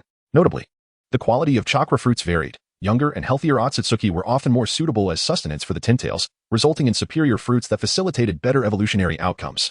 For millennia, the Otsutsuki clan roamed the cosmos unchecked, perpetually consuming the life of countless planets, evolving relentlessly toward their singular goal of becoming unparalleled and unique beings. This is the so-called will of Otsutsuki. In the face of such a formidable extraterrestrial force, Uchiha Douhuan understood that even if he honed his ninjutsu to perfection, evolving his Sharingan into the eternal Mangeki Sharingan, and even attaining the Rinnegan, he would still be ensnared within the power structure established by the Otsutsuki. After all, chakra is inherently a product of the Otsutsuki, and following that path to its conclusion would merely render him another Uchiha Madara. Yet, Uchiha Madara, whether confronting the Otsutsuki or the Sage of Six Paths, had no viable chance of victory. Douhuan recognized that his future would undoubtedly be fraught with thorns and obstacles. He harbored grand ambitions to transform the entire ninja world and reshape its order, yet no one could predict whether the Sage of Six Paths, as the world's guardian, would intervene. Thus, Senjutsu became an essential power he must master. Within the Otsutsuki clan, aside from Otsutsuki Kagaya, the Sage of Six Paths, no other members possessed Senjutsu. In the past, the Sage of Six Paths successfully cultivated and mastered Senjutsu with the assistance of Fugaku from Mount Myaboku. In contrast, other known members of the Otsutsuki clan, such as Otsutsuki Kagaya, Otsutsuki Momoshiki, Otsutsuki Urashiki, and Otsutsuki Kinshiki, have no recorded instances of directly cultivating or utilizing Senjutsu. In Boruto, Otsutsuki Urashiki explicitly stated that the Senjutsu displayed by Mitsuki is a power they do not possess. Therefore, if Douhuan aims to surpass the Sage of Six Paths and prepare for the potential extraterrestrial invasion looming on the horizon, mastering potent Senjutsu is of paramount importance. In the vast landscape of the Naruto world, Senjutsu is mainly divided into three schools. The first is the Senjutsu practiced by the first Hokage, Hashirama Senju. However, its origins remain a subject of debate. Some fan theories suggest it derives from the Wet Bone Forest Senjutsu, yet the official narrative has never provided definitive evidence, and no other ninja has reportedly learned Senjutsu from the Wet Bone Forest. The second is the widely recognized Senjutsu of Mount Myaboku, which figures such as Jiraiya, Naruto, and Minato have mastered, and even the Sage of Six Paths trained there. The third school is the Senjutsu of the Dragon Cave, represented by Kabuto. After mastering Dragon Cave Senjutsu, Kabuto's combat prowess surged dramatically. In the Ninja World War, he, who was originally merely of Jonin level, could confront Uchiha Sasuke, who possessed the eternal Mangeki Sharingan, and Itachi Uchiha, in peak condition, with Edo Tensei, free from physical constraints, head-on. Though he ultimately faced defeat, who within the ninja world could confidently face the combined assault of the Uchiha brothers and emerge unscathed. It is precisely for this reason that Uchiha Douhuan had identified the Senjutsu of the Dragon Cave as his target from the very outset. Chapter 62. Contracting with the Dragon's Cave. There are three reasons for this. Firstly, the Sage of Six Paths regards the Myaboku Mountain as a partner, and Douhuan considers the Sage of Six Paths as an imagined adversary. Naturally, he would not choose to join Myaboku Mountain. Secondly, from the portrayal in the original work, the combat power enhancement brought by the Dragon's Cave techniques is the most pronounced. Thirdly, in the original text, the Dragon's Cave techniques are deemed the strongest. The higher-ups of Myaboku Mountain, such as Gamamaru, Shizuka Sage, and Shima Sage, still maintain their toad forms, which in the realm of cultivation novels, merely represent untransformed spirits. In contrast, the upper echelons of the Dragon's Cave, including Tenshin Shinji, Ichikishima Haim, and Tanjin Haim, have already achieved human forms. In the realm of cultivation, this signifies a formidable existence that has attained enlightenment and transformation. Given such a comparison, the choice of the Dragon's Cave techniques is an unequivocal decision for Douhuan. Orochimaru regarded Douhuan with an amused expression for quite some time before ultimately acquiescing to his request. Upon witnessing this, Douhuan immediately raised his hand to summon Uzumaki Karen. Karen hurried over, her demeanor cautious as she glanced at Orochimaru, and then, upon Douhuan's signal, swiftly formed a series of hand seals. As a complex sequence of seals was completed, a peculiar radiance flickered, gradually dissipating the chakra seal enveloping Orochimaru. Orochimaru initially shook his head slowly, as if to dispel the sense of confinement brought by the seal. He then extended his tongue, greedily licking his lips, his face reflecting the exhilaration and satisfaction of regaining his chakra power, akin to a beast that had long been dormant, reclaiming its sharp claws and fangs. With his restored power, Orochimaru wasted no time. His hands formed seals with ghostly speed as he chanted, summoning technique. In an instant, a dense cloud of smoke filled the dungeon, a pungent odor permeating the air. As the smoke gradually cleared, a robust white serpent emerged before everyone. This serpent exuded a chilling aura, its scales gleaming with a sinister light, its triangular head held high, flicking its tongue, eyes gleaming with wildness and ferocity. Orochimaru whispered a few words to the white serpent, which understood his intent, and slowly opened its massive mouth, from which it expelled an ancient scroll. The scroll rolled in the air a few times before gently descending, and Orochimaru reached out to catch it steadily. He then stepped forward, presenting the scroll containing the secrets of the Dragon's Cave contract to Douhuan. Here you go, this scroll pertains to your ability to establish a contract with the Dragon's Cave. The intricacies within will become clear to you in due course. Orochimaru's voice was hoarse yet tinged with a hint of anticipation, as if he were eager to see what path Douhuan would carve out on this journey, filled with uncertainties. Douhuan gazed at the Dragon's Cave scroll handed to him by Orochimaru, devoid of any excitement, replaced instead by an unmistakable sense of revulsion. The scroll was damp, its surface coated with a layer of slick mucus, glistening unpleasantly in the dim dungeon light and emanating a faintly sour, putrid odor, reminiscent of serpentine gastric juices. Douhuan's hand awkwardly lingered in the air, stretched out yet repulsed by the slimy, foul-smelling scroll. He was torn between retracting his hand and understanding the significant implications this scroll held for his future. What on earth is this? Douhuan couldn't help but complain, his brows knitting into a tight frown, his face a mask of disdain. Orochimaru, can't you perform your jutsu in a cleaner, more dignified manner? As he mumbled. Memories of Orochimaru's various bizarre and unsettling techniques flooded his mind, the sudden emergence of countless serpents from Orochimaru's body, the rustling sound of scales still echoing in his ears. Then the current image of this scroll smeared with strange liquid in the Kusanagi sword sent a shiver down his spine, raising goosebumps all over his body. Orochimaru, upon hearing this, flashed an expression of exasperation, rolling his eyes slightly, thinking to himself that Douhuan could take it or leave it. Meanwhile, Uzumaki Karen, who had been silently observing like a mere shadow, quickly stepped forward, deftly producing a pristine white handkerchief from her pocket, her gaze focused. She then proceeded to wipe the scroll with remarkable agility, meticulously ensuring no residue of mucus was left behind, scrubbing every corner until the surface of the scroll was entirely dry and clean, devoid of any unpleasant traces. Only then did she reverently present the scroll back to Douhuan. Douhuan glanced at the astute and perceptive Karen and nodded in satisfaction. A good woman, you deserve a promotion. He then turned his attention to Yi Tsong, this oblivious woman, thinking that if she were in a workplace, she would undoubtedly remain stagnant in her position for life, having been entrenched in the battlefield since childhood. Yi Tsong had encountered countless harrowing experiences amidst bloodshed. At this moment, she stood with her chest out, wearing a disdainful expression, looking at Douhuan with a mix of scorn, as if to say that he was merely a pampered nobleman. This woman is truly insufferable. Douhuan felt a surge of irritation, lifting the scroll and giving Yi Tsong a light tap on the head. Ouch! Yi Tsong clutched her head, her eyes widening in indignation, resembling an agitated desert creature. Glaring at Douhuan, Douhuan met her gaze defiantly, exclaiming, "What is the matter? Are you planning a rebellion?" Yi Tsong felt wronged and furious, huffing heavily, yet dared not retaliate further. Douhuan smirked at Orochimaru, feigning nonchalance. This cactus in the desert needs to be pruned occasionally, or it will prick you. After saying this, he ignored the fuming Yi Tsong and slowly unfurled the scroll. As it opened, an ancient and mysterious aura enveloped him. He picked up a pen, without hesitation, neatly inscribing his name upon the scroll. As the pen tip lifted from the paper, Douhuan felt a peculiar force quietly connect him to the distant Dragon's Cave. From this moment forth, he officially became one of the heirs of the Dragon's Cave. Subsequently, as the signing concluded, Karen was about to reapply the seal onto Orochimaru. But Douhuan's unexpected action caught everyone off guard. No need for that. Let it be. Douhuan waved his hand dismissively, much to the astonishment of those present. Karen and Yi Tsong exchanged anxious glances. It was Karen who spoke first, her tone laced with concern. "My lord, after all, Orochimaru, it would be wise to exercise caution." Yi Tsong quickly chimed in. "Indeed, he is not someone to be easily trusted. What if?"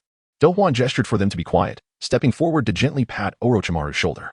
His gaze was steady as he met Orochimaru's eyes, his voice calm and resolute. "Doubt those you do not use, trust those you employ."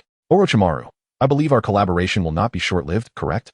Orochimaru raised an eyebrow, a glimmer of intrigue flashing in his eyes, a mix of surprise and amusement.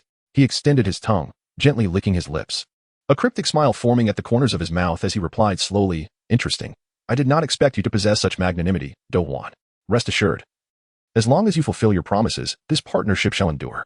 Karen and Yitsong stood by, still filled with concern, yet seeing Douhuan's determination. They swallowed their words of caution and remained vigilant, keeping a watchful eye on Orochimaru's every move. Chapter 63. Jiraiya's visit in the heart of the Uchiha clan's territory. The residence of Uchiha Douhuan stood tall, a magnificent monument to the family's glory. Following Uchiha Douhuan's collaboration with Orochimaru, this emerging figure of the Uchiha clan plunged into a whirlwind of activity. He navigated the intricate web of various shinobi clans within Konoha, frequently engaging with representatives from all sides to discuss matters concerning the village's future direction, resource allocation, and the inheritance of ninjutsu, embarking on a series of profound negotiations. The residence became a hub of bustling excitement, with a constant flow of visitors from prominent families like the Hyuga clan and smaller clans such as the Akimichi, Namanaka, and Uzumaki.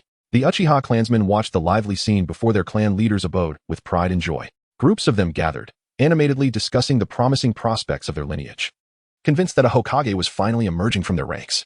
Look, so many clans have come, our Uchiha clan is on the verge of rising, exclaimed Uchiha Tiahua, his face flushed with excitement as he waved his arms. Indeed, Lord Douhuan is remarkable. Once he becomes Hokage, our clan will surely ascend to greater heights. Uchiha Funghua chimed in, his eyes sparkling with boundless aspirations for the future. Yet, only Douhuan maintained a clear mind, acutely aware that until he donned the Hokage hat and the ceremonial robes, everything remained uncertain. One day, sunlight filtered through the leaves of Konoha, casting dappled shadows. Uchiha Douhuan, clad in a sleek black uniform adorned with the exquisite Uchiha crest, radiated an aura of mystery in the sunlight. He stood at the entrance of his residence, personally bidding farewell to Hyuga Hizashi. Hizashi, dressed in a flowing white robe with the Hyuga clan's hexagram embroidery, walked with steady steps, exuding an innate authority in his gaze. As they strolled side by side, Hizashi broke the silence, a slight smile gracing his lips as he remarked, Clan leader Douhuan, it has been a pleasure conversing with you during this visit. The Uchiha clan boasts a rich heritage and an abundance of talent. The future is promising. Uchiha Douhuan inclined his head slightly, a polite smile on his face as he responded, You flatter me, Clan leader Hizashi. The Hyuga clan's long-standing legacy and the renowned Byakugan technique have always been objects of admiration for the Uchiha clan. Engaging in dialogue with you has been immensely beneficial. Unbeknownst to them, they had reached the entrance of the residence. Hizashi paused, crossing his arms, and looked earnestly at Douhuan, stating, The future of Konoha requires collaboration among all major clans. I hope our two clans can engage in further cooperation. Uchiha Douhuan met his gaze with determination, replying, You are absolutely correct, clan leader Hizashi. The Uchiha and Hyuga clans are pillars of Konoha and should support one another. If the opportunity arises, I will certainly discuss significant matters with your esteemed clan. Nearby, Uchiha Dahu looked at the retreating figure of the Hyuga clan with flushed cheeks, excitement gleaming in his eyes. Unable to contain himself as he eagerly exclaimed, Even the Hyuga clan has come. It seems our Uchiha clan is truly the people's choice. Uchiha Douhuan turned his head slightly, casting a discerning glance at Dahu. He then shifted his focus back to the distant Hizashi, coldly stating, These noble clans are merely eager for a taste of the spoils. They come here hoping to partake in our gains. I shall ensure they leave with their cheeks stuffed. A subtle smile played at the corners of his mouth, revealing a profound understanding of the unfolding situation, as if he had already devised a plan in his mind. Just as Uchiha Douhuan contemplated Hizashi's departure, an Uchiha guard hurriedly approached, kneeling respectfully a few steps away, and announced loudly, My lord, Lord Jiraiya, one of the legendary Sannin, has come to pay a visit. This announcement shattered the surrounding tranquility. Lord Jiraiya? Why would he return to the village at this time? Uchiha Dahu exclaimed, perplexed. Douhuan maintained a calm demeanor, responding slowly. The fourth Hokage was Jiraiya's disciple. Given the unfortunate demise of the fourth, it is only natural for him to return to the village. But, what about the Hokage position? Dahu queried anxiously. I fear Jiraiya may compete with you for the Hokage role. Douhuan gently shook his head, his eyes revealing a deep understanding of Jiraiya's character as he confidently remarked, I am well aware of Jiraiya's disposition. If he truly desired to become Hokage, he would have claimed the position after the fourth's passing. He and I are not rivals. Regardless, the current tumultuous times and Jiraiya's visit were of great significance. Uchiha Douhuan furrowed his brow, a hint of contemplation flickering in his gaze. Instinctively, he adjusted his attire and straightened his posture, his previously stern expression now imbued with solemnity. Jiraiya, renowned for many years and the chosen teacher of Fate's child, must have come for an extraordinary reason. Please, invite Lord Jiraiya inside, Douhuan instructed steadily. his tone filled with respect for the elder. The guard complied promptly, rising and hastening towards the entrance. Shortly thereafter, a tall figure approached with purposeful strides, clad in a striking white cloak emblazoned with the kanji for oil. It was indeed Jiraiya, his white hair flowing freely in the wind, wearing his signature smile. Yet, upon closer inspection, the depths of his eyes bore the weight of time and experience. "Aha, Douhuan, my boy. Long time no see." Jiraiya called out with a hearty laugh from afar, his voice booming with an innate carefree spirit. Uchiha Douhuan hurried forward, slightly bowing in greeting, and warmly replied, "Lord Jiraiya, what a rare honor. Please, come in." He gestured invitingly, leading Jiraiya into the residence. Meanwhile, Uchiha Daha remained in a state of shock, staring at Jiraiya until Douhuan glanced back at him, signaling him to follow, prompting Daho to snap out of his reverie and hurriedly catch up. Upon entering the living room, a waiting maid gracefully approached, skillfully rearranging the exquisite tea set and artfully presented pastries. The tea set, crafted from fine purple clay, glimmered with a soft sheen, while the pastries, meticulously made, were adorned with vibrant fruit preserves, emanating an enticing aroma. Jiraiya nonchalantly seated himself, showing no pretense. He reached for a pastry, savoring it with evident delight, occasionally letting out satisfied exclamations. In contrast, Uchiha Douhuan maintained his composure, leisurely lifting his teacup to take a sip, allowing the tea's fragrance to unfold on his palate. He narrowed his eyes slightly, gazing at Jiraiya through the rising steam, understanding that Jiraiya's visit bore significant matters to discuss. Thus, he patiently awaited Jiraiya to speak first. Chapter 64. A more suitable individual youth is indeed a remarkable thing. Just look at that face. Jiraiya, while savoring his snacks, raised his gaze toward Douhuan, his eyes brimming with nostalgia as he couldn't help but gently shake his head. Time, it seems, is relentless. Back in the day, when I was your age, I too was vibrant and full of boundless energy, yet now, I find myself with graying hair. With that, he reached up to touch his signature long white hair. A faint smile playing at his lips, a smile that reflected both fond memories of the past and a certain acceptance born of life as trials. Aha. Lord Jiraiya certainly knows how to jest, Douhuan remarked, a slight smile gracing his lips as he politely replied, "Your white hair is a natural gift, exuding a unique charm. It hardly speaks to the passage of time." Jiraiya threw back his head in hearty laughter, the sound echoing through the living room. "Haha, perhaps you're right." Seizing the moment, Douhuan straightened his posture, his expression turning earnest as he spoke. "Our village is currently in a period of turmoil. With the untimely passing of the fourth Hokage and his wife, the villagers have lost their guiding light. We truly need you, Lord Jiraiya, to take charge of the village." Upon hearing this, Jiraiya slowly lowered his eyelids, his brow furrowing deeply, the lines on his face becoming even more pronounced. He remained silent for a long while before exhaling a deep sigh. This sigh was heavy and prolonged, as if it carried boundless sorrow and helplessness, resonating softly in the stillness of the room. Though he did not speak, the weight of that sigh conveyed a multitude of unexpressed sentiments: the grief over the loss of Minato and Kushina, the anxiety regarding the future of Konoha, and the powerlessness in the face of such circumstances. Now that Konoha is without its leaders, the situation is quite unstable. Lord Jiraiya's return surely indicates your intention to take the reins, correct? Douhuan leaned forward slightly, his gaze sincere as he looked at Jiraiya, his words imbued with hope. "If you were to shoulder this burden, I firmly believe that the entire village would unite and lend their full support." A faint smile tugged at the corners of Jiraiya's mouth as he playfully retorted, "Oh, does that include you as well?" With that, he lifted his teacup and took a delicate sip, his eyes peering through the rising steam, seemingly casual yet tinged with scrutiny as he regarded Douhuan.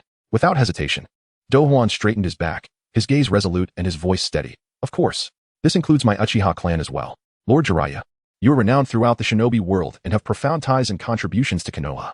The Uchiha clan has always regarded the protection of Konoha as our duty. And at this critical juncture, we shall support you wholeheartedly, standing together to weather this storm for the stability and prosperity of Konoha." Haha. Jiraiya laughed heartily, his joyous laughter reverberating in the living room, his face adorned with a proud expression. "I didn't realize my stature in your eyes was so elevated. It seems my title as the legendary frog sage is indeed well deserved."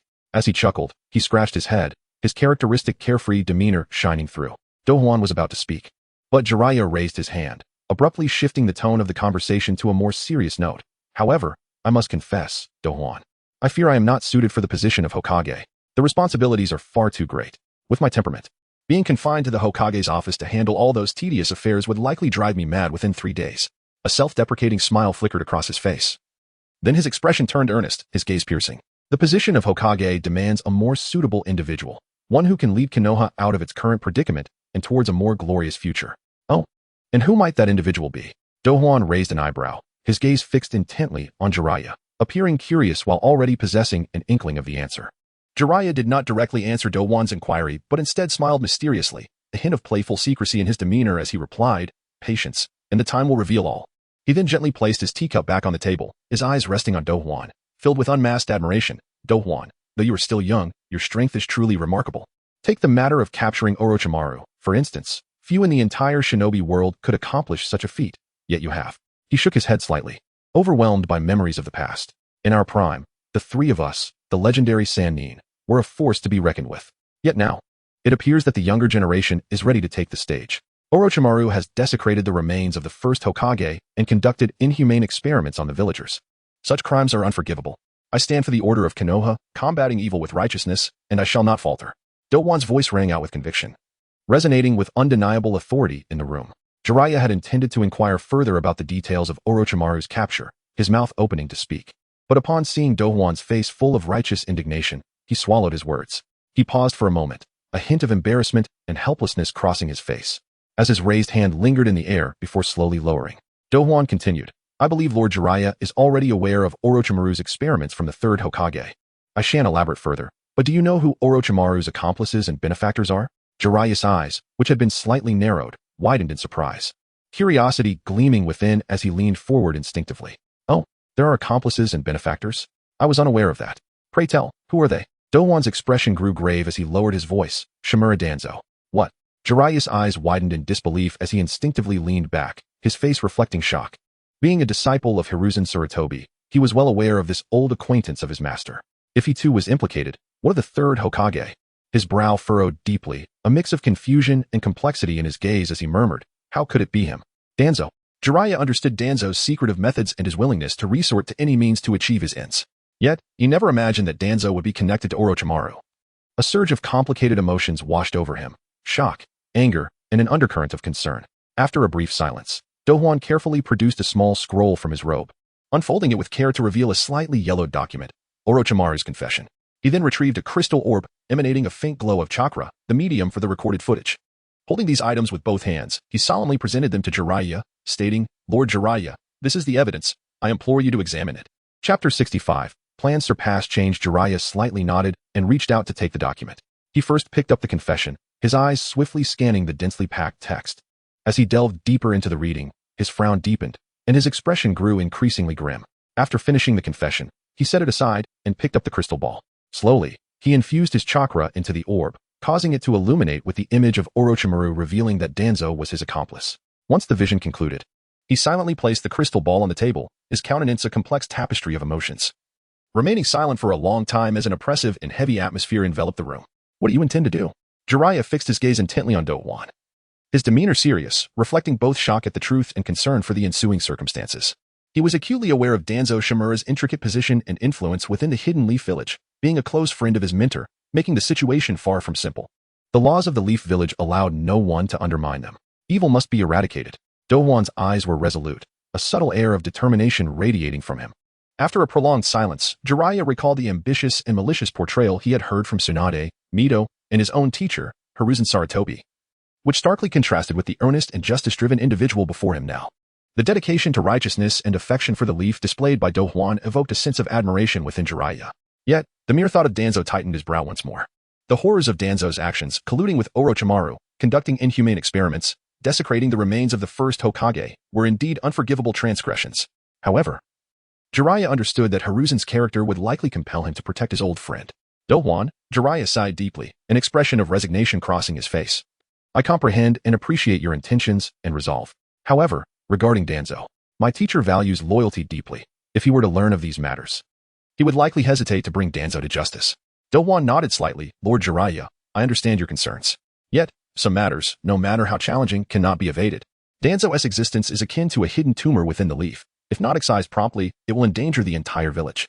I believe that while the third Hokage may hold on to old sentiments, he will ultimately make the right choice when faced with the greater good." Jiraiya regarded Douhuan, his mind racing with contemplation. Douhuan was indeed correct. When it came to the greater good, personal feelings must be set aside. However, confronting Danzo's crimes would not be an easy task for his teacher. "I will do my utmost to persuade him," Jiraiya stated slowly, "but before that, we must continue gathering irrefutable evidence to render Danzo's crimes indisputable. Only then might my teacher be able to set aside his sentiments and deliver a just verdict." "Very well. I shall comply, Lord Jiraiya, Douhuan replied. The Uchiha clan will devote itself entirely to the future of the leaf and the cause of justice. After concluding their discussion, Jiraiya rose to take his leave, with Douhuan respectfully escorting him to the door, watching as the figure of this legendary ninja gradually receded into the distance. Once Jiraiya's silhouette had completely vanished, Douhuan's expression hardened. He swiftly turned back inside, his gaze sharp as he addressed Uchiha Inahira, speaking in a low, urgent tone. Inahira, the situation is critical. We must act immediately. Uchiha Inahira nodded slightly, his demeanor serious as he awaited Douhuan's orders. First, Douhuan said with conviction, articulating each word deliberately. Dispatch someone at once to inquire about the recent missions of the Umbu, focusing on whether anyone has been sent to locate Tsunade. Yes, Uchiha Inahira exclaimed, astonished. Could it be that the esteemed lady was returning? This was not favorable news for the Uchiha. Second, Douhuan continued, immediately send our elite forces to search for Tsunade's whereabouts. Targeting major casinos. Once located, ensure she is kept under close surveillance, preventing Umbu from approaching her. Understood. I shall make arrangements at once. Uchiha Inahira swiftly turned, preparing to set the mission into motion. Douhuan called him back, adding, remember, be swift. Yes, clan leader. Uchiha Inahira affirmed, then hurriedly exited the room to organize and mobilize their forces. Douhuan's brow furrowed deeply, his thoughts a whirlwind. He paced slowly within the confines of the room, arms crossed, his eyes betraying a profound worry. Logically, it was indeed improbable that Tsunade would return to assume the mantle of Hokage. After all, her deeply entrenched fear of blood remained a significant obstacle, and with the third Hokage, Hiruzen Sarutobi, still in place, the leaf, though facing difficulties, was not yet at a point where it necessitated Tsunade's return. However, the unpredictability of fate loomed large, should an unforeseen circumstance arise, and Tsunade suddenly resolved to come back. The scenario would shift dramatically. As the medical sage of the leaf, her unparalleled skills in healing jutsu had saved countless lives, earning her immense respect within the village. Coupled with her heritage as a descendant of the Senju clan, her status was unassailable. Should she return to compete for the position of Hokage, her advantages would render her unmatched. No, this situation must not be allowed to come to pass, Douhuan murmured to himself. Once confident and composed, he now felt an urgent sense of pressure surge within him. He slightly gritted his teeth, reflecting that his prior plan to deal with Danzo in a gradual manner, akin to boiling a frog in warm water, was now rendered obsolete by the changing circumstances. The urgency of the situation dictated that if Tsunade returned, her influence and stature could potentially disrupt all his carefully laid plans. He needed to accelerate his actions. The looming threat posed by Tsunade compelled him to reassess his strategies and adapt accordingly. He was acutely aware that time was running short. A glint of cold resolve flickered in Douhuan's eyes, akin to a blade in the frigid night, instilling a sense of trepidation. Without further hesitation, he swiftly turned, calling for Uchiha Yada. Inahira, Douhuan spoke with urgency and conviction, immediately gather the clan's elite and Uzumaki Karen, intensifying the search for the roots. Once discovered, notify me without delay. Yes, clan leader. Uchiha Inahira sensed the urgency in Douhuan's voice and wasted no time, promptly departing to fulfill the command. Douhuan watched Inahira's retreating figure, his sense of urgency intensifying. He abruptly reached for the Kusanagi sword, drawing it from its ornate display.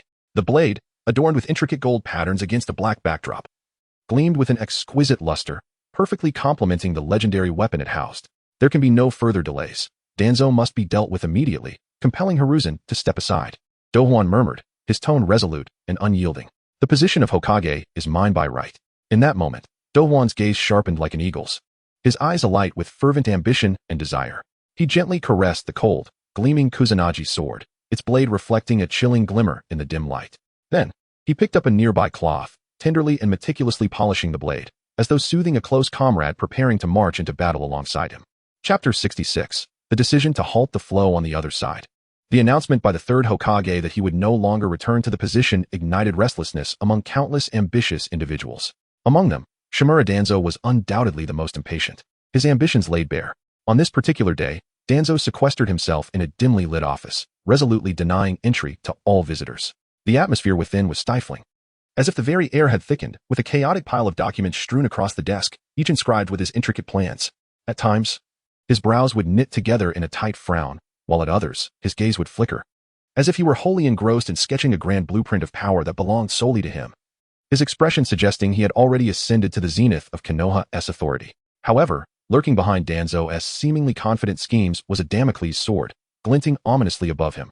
Orochimaru. The mere thought of Orochimaru being secretly detained by Uchiha D.H. sent a darker shadow across Danzo's already grim visage, as if a bucket of cold water had been poured over him. He slowly rose, hands clasped behind his back, pacing the room with deliberate, heavy steps. Unbidden, Orochimaru's figure loomed in his mind. In the past, Orochimaru had conducted human experiments using the corpse of the first Hokage, Shinja Hashirama. And Danzo had been both a co-conspirator and financial backer of this nefarious endeavor. Beyond the already exposed research on would-release cells, there lurked hidden studies on the Sharingan.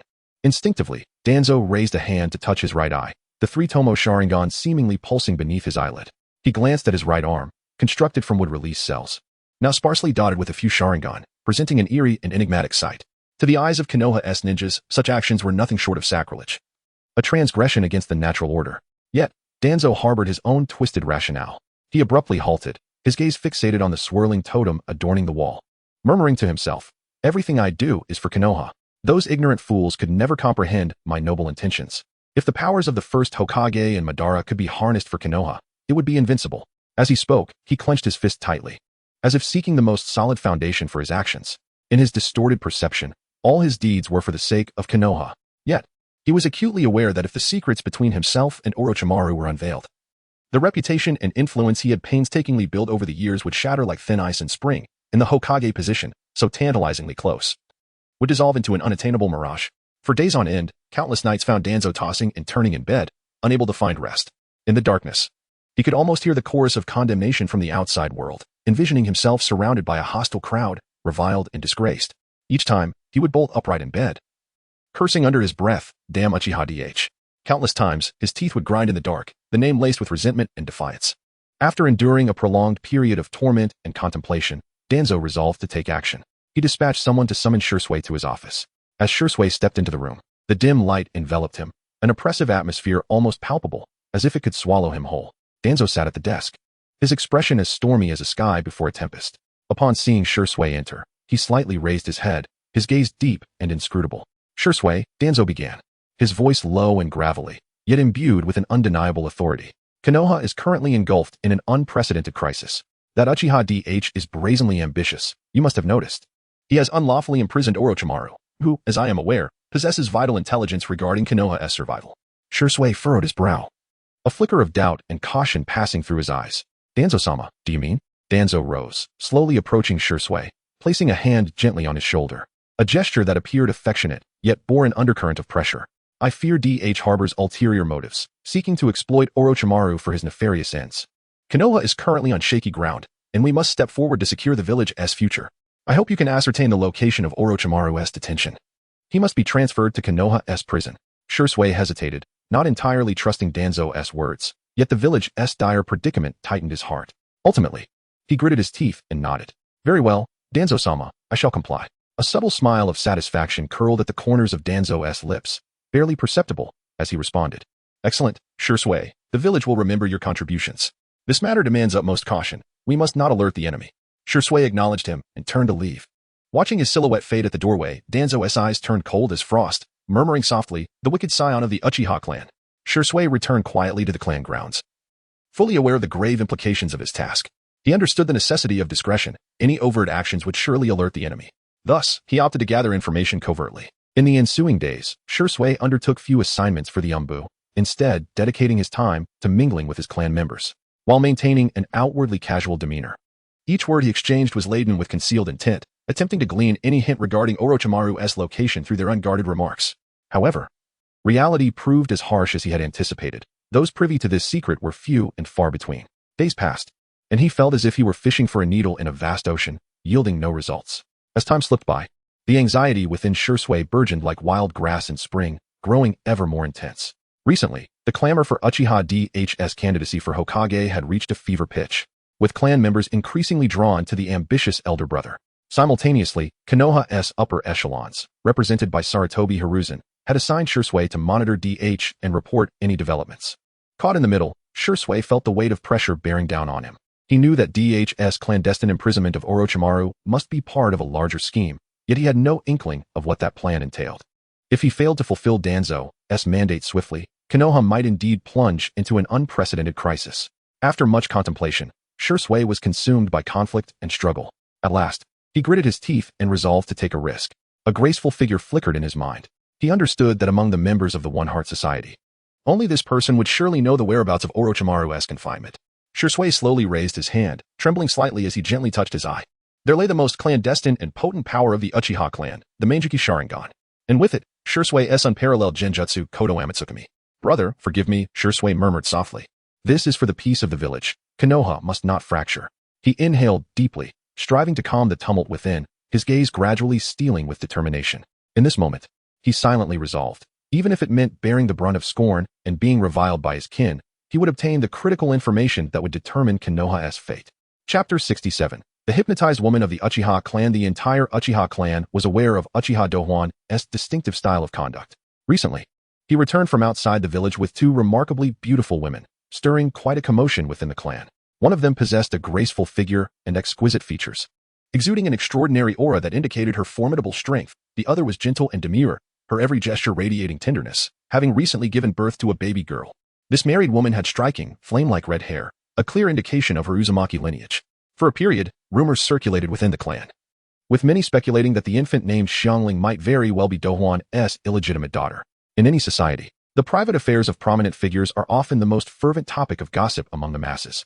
However, as Douhuan held the esteemed position of clan leader within the Uchiha, with considerable prestige and the potential to become the first Hokage of the Uchiha clan, the curiosity surrounding his cohabitation with these foreign women was whispered about only in hushed tones. Otherwise, the clan elders, staunch traditionalists, would have vehemently condemned such behavior. As Douhuan's younger brother, Shisui was naturally more attuned to his brother's affairs. He understood that Uzumaki Huali was not his brother's lover, and Xiangling was certainly not his brother's biological daughter. Douhuan was always meticulous in his plans. What he valued was the Uzumaki clan's unparalleled talents in sealing techniques and reconnaissance. With Huali's exceptional skills in sealing jutsu, she could undoubtedly become a pillar of support for Konoha in that field. Thus, Shisui realized that, given Douhuan's regard for Huali and her unique abilities, she was the most likely person within the clan to know the whereabouts of Orochimaru. One day, after observing for some time, Shisui seized the opportunity to visit his brother's courtyard while Douhuan was engaged in discussions with the other clan leaders in Konoha. His thoughts wandered back to the past. He reminisced about their childhood spent in the old courtyard left by their grandfather, Uchiha Kagami. Every flower and blade of grass, every stone, held the echoes of their laughter and the memories of their growth. In summer, they would chase each other beneath the old tree, its dappled shadows dancing around them. In winter, they built snowmen and had snowball fights, their joyful laughter resonating through the air. Those moments were pure and beautiful, indelibly etched in Shisui's heart. However, fate took a sudden turn. The Kyubi incident struck Konoha hard, throwing the village into turmoil. Distrust towards the Uchiha clan grew among the higher-ups of Konoha, resulting in an order for the clan to relocate to a secluded corner of the village. In the face of such injustice, Douhuan resolutely decided to reconstruct their old courtyard at the new site, maintaining its original form to uphold the dignity and future of their family. The newly built courtyard was grander and more lavishly decorated, reflecting the exceptional status of the Uchiha clan. Even so, Douhuan had deliberately reserved a room for his brother Shisui, a testament to their brotherly bond that Shisui was well aware of. Unconsciously, Shisui found himself standing before the new courtyard. He gazed up at the towering gate, feeling a tumult of emotions within him. The juxtaposition of the past and present momentarily disoriented him. Taking a deep breath to steady himself, he knocked on the gate. Moments later, the door creaked open to reveal Uzumaki Huali's gentle visage. Recognizing Shisui as Douhuan's brother, her expression shifted from surprise to a warm smile as she softly said, "Lord Shisui, this is also your home. You need not knock. Please, come in." Shisui nodded slightly, returning a somewhat reserved smile as he replied, "Thank you, Huali-san.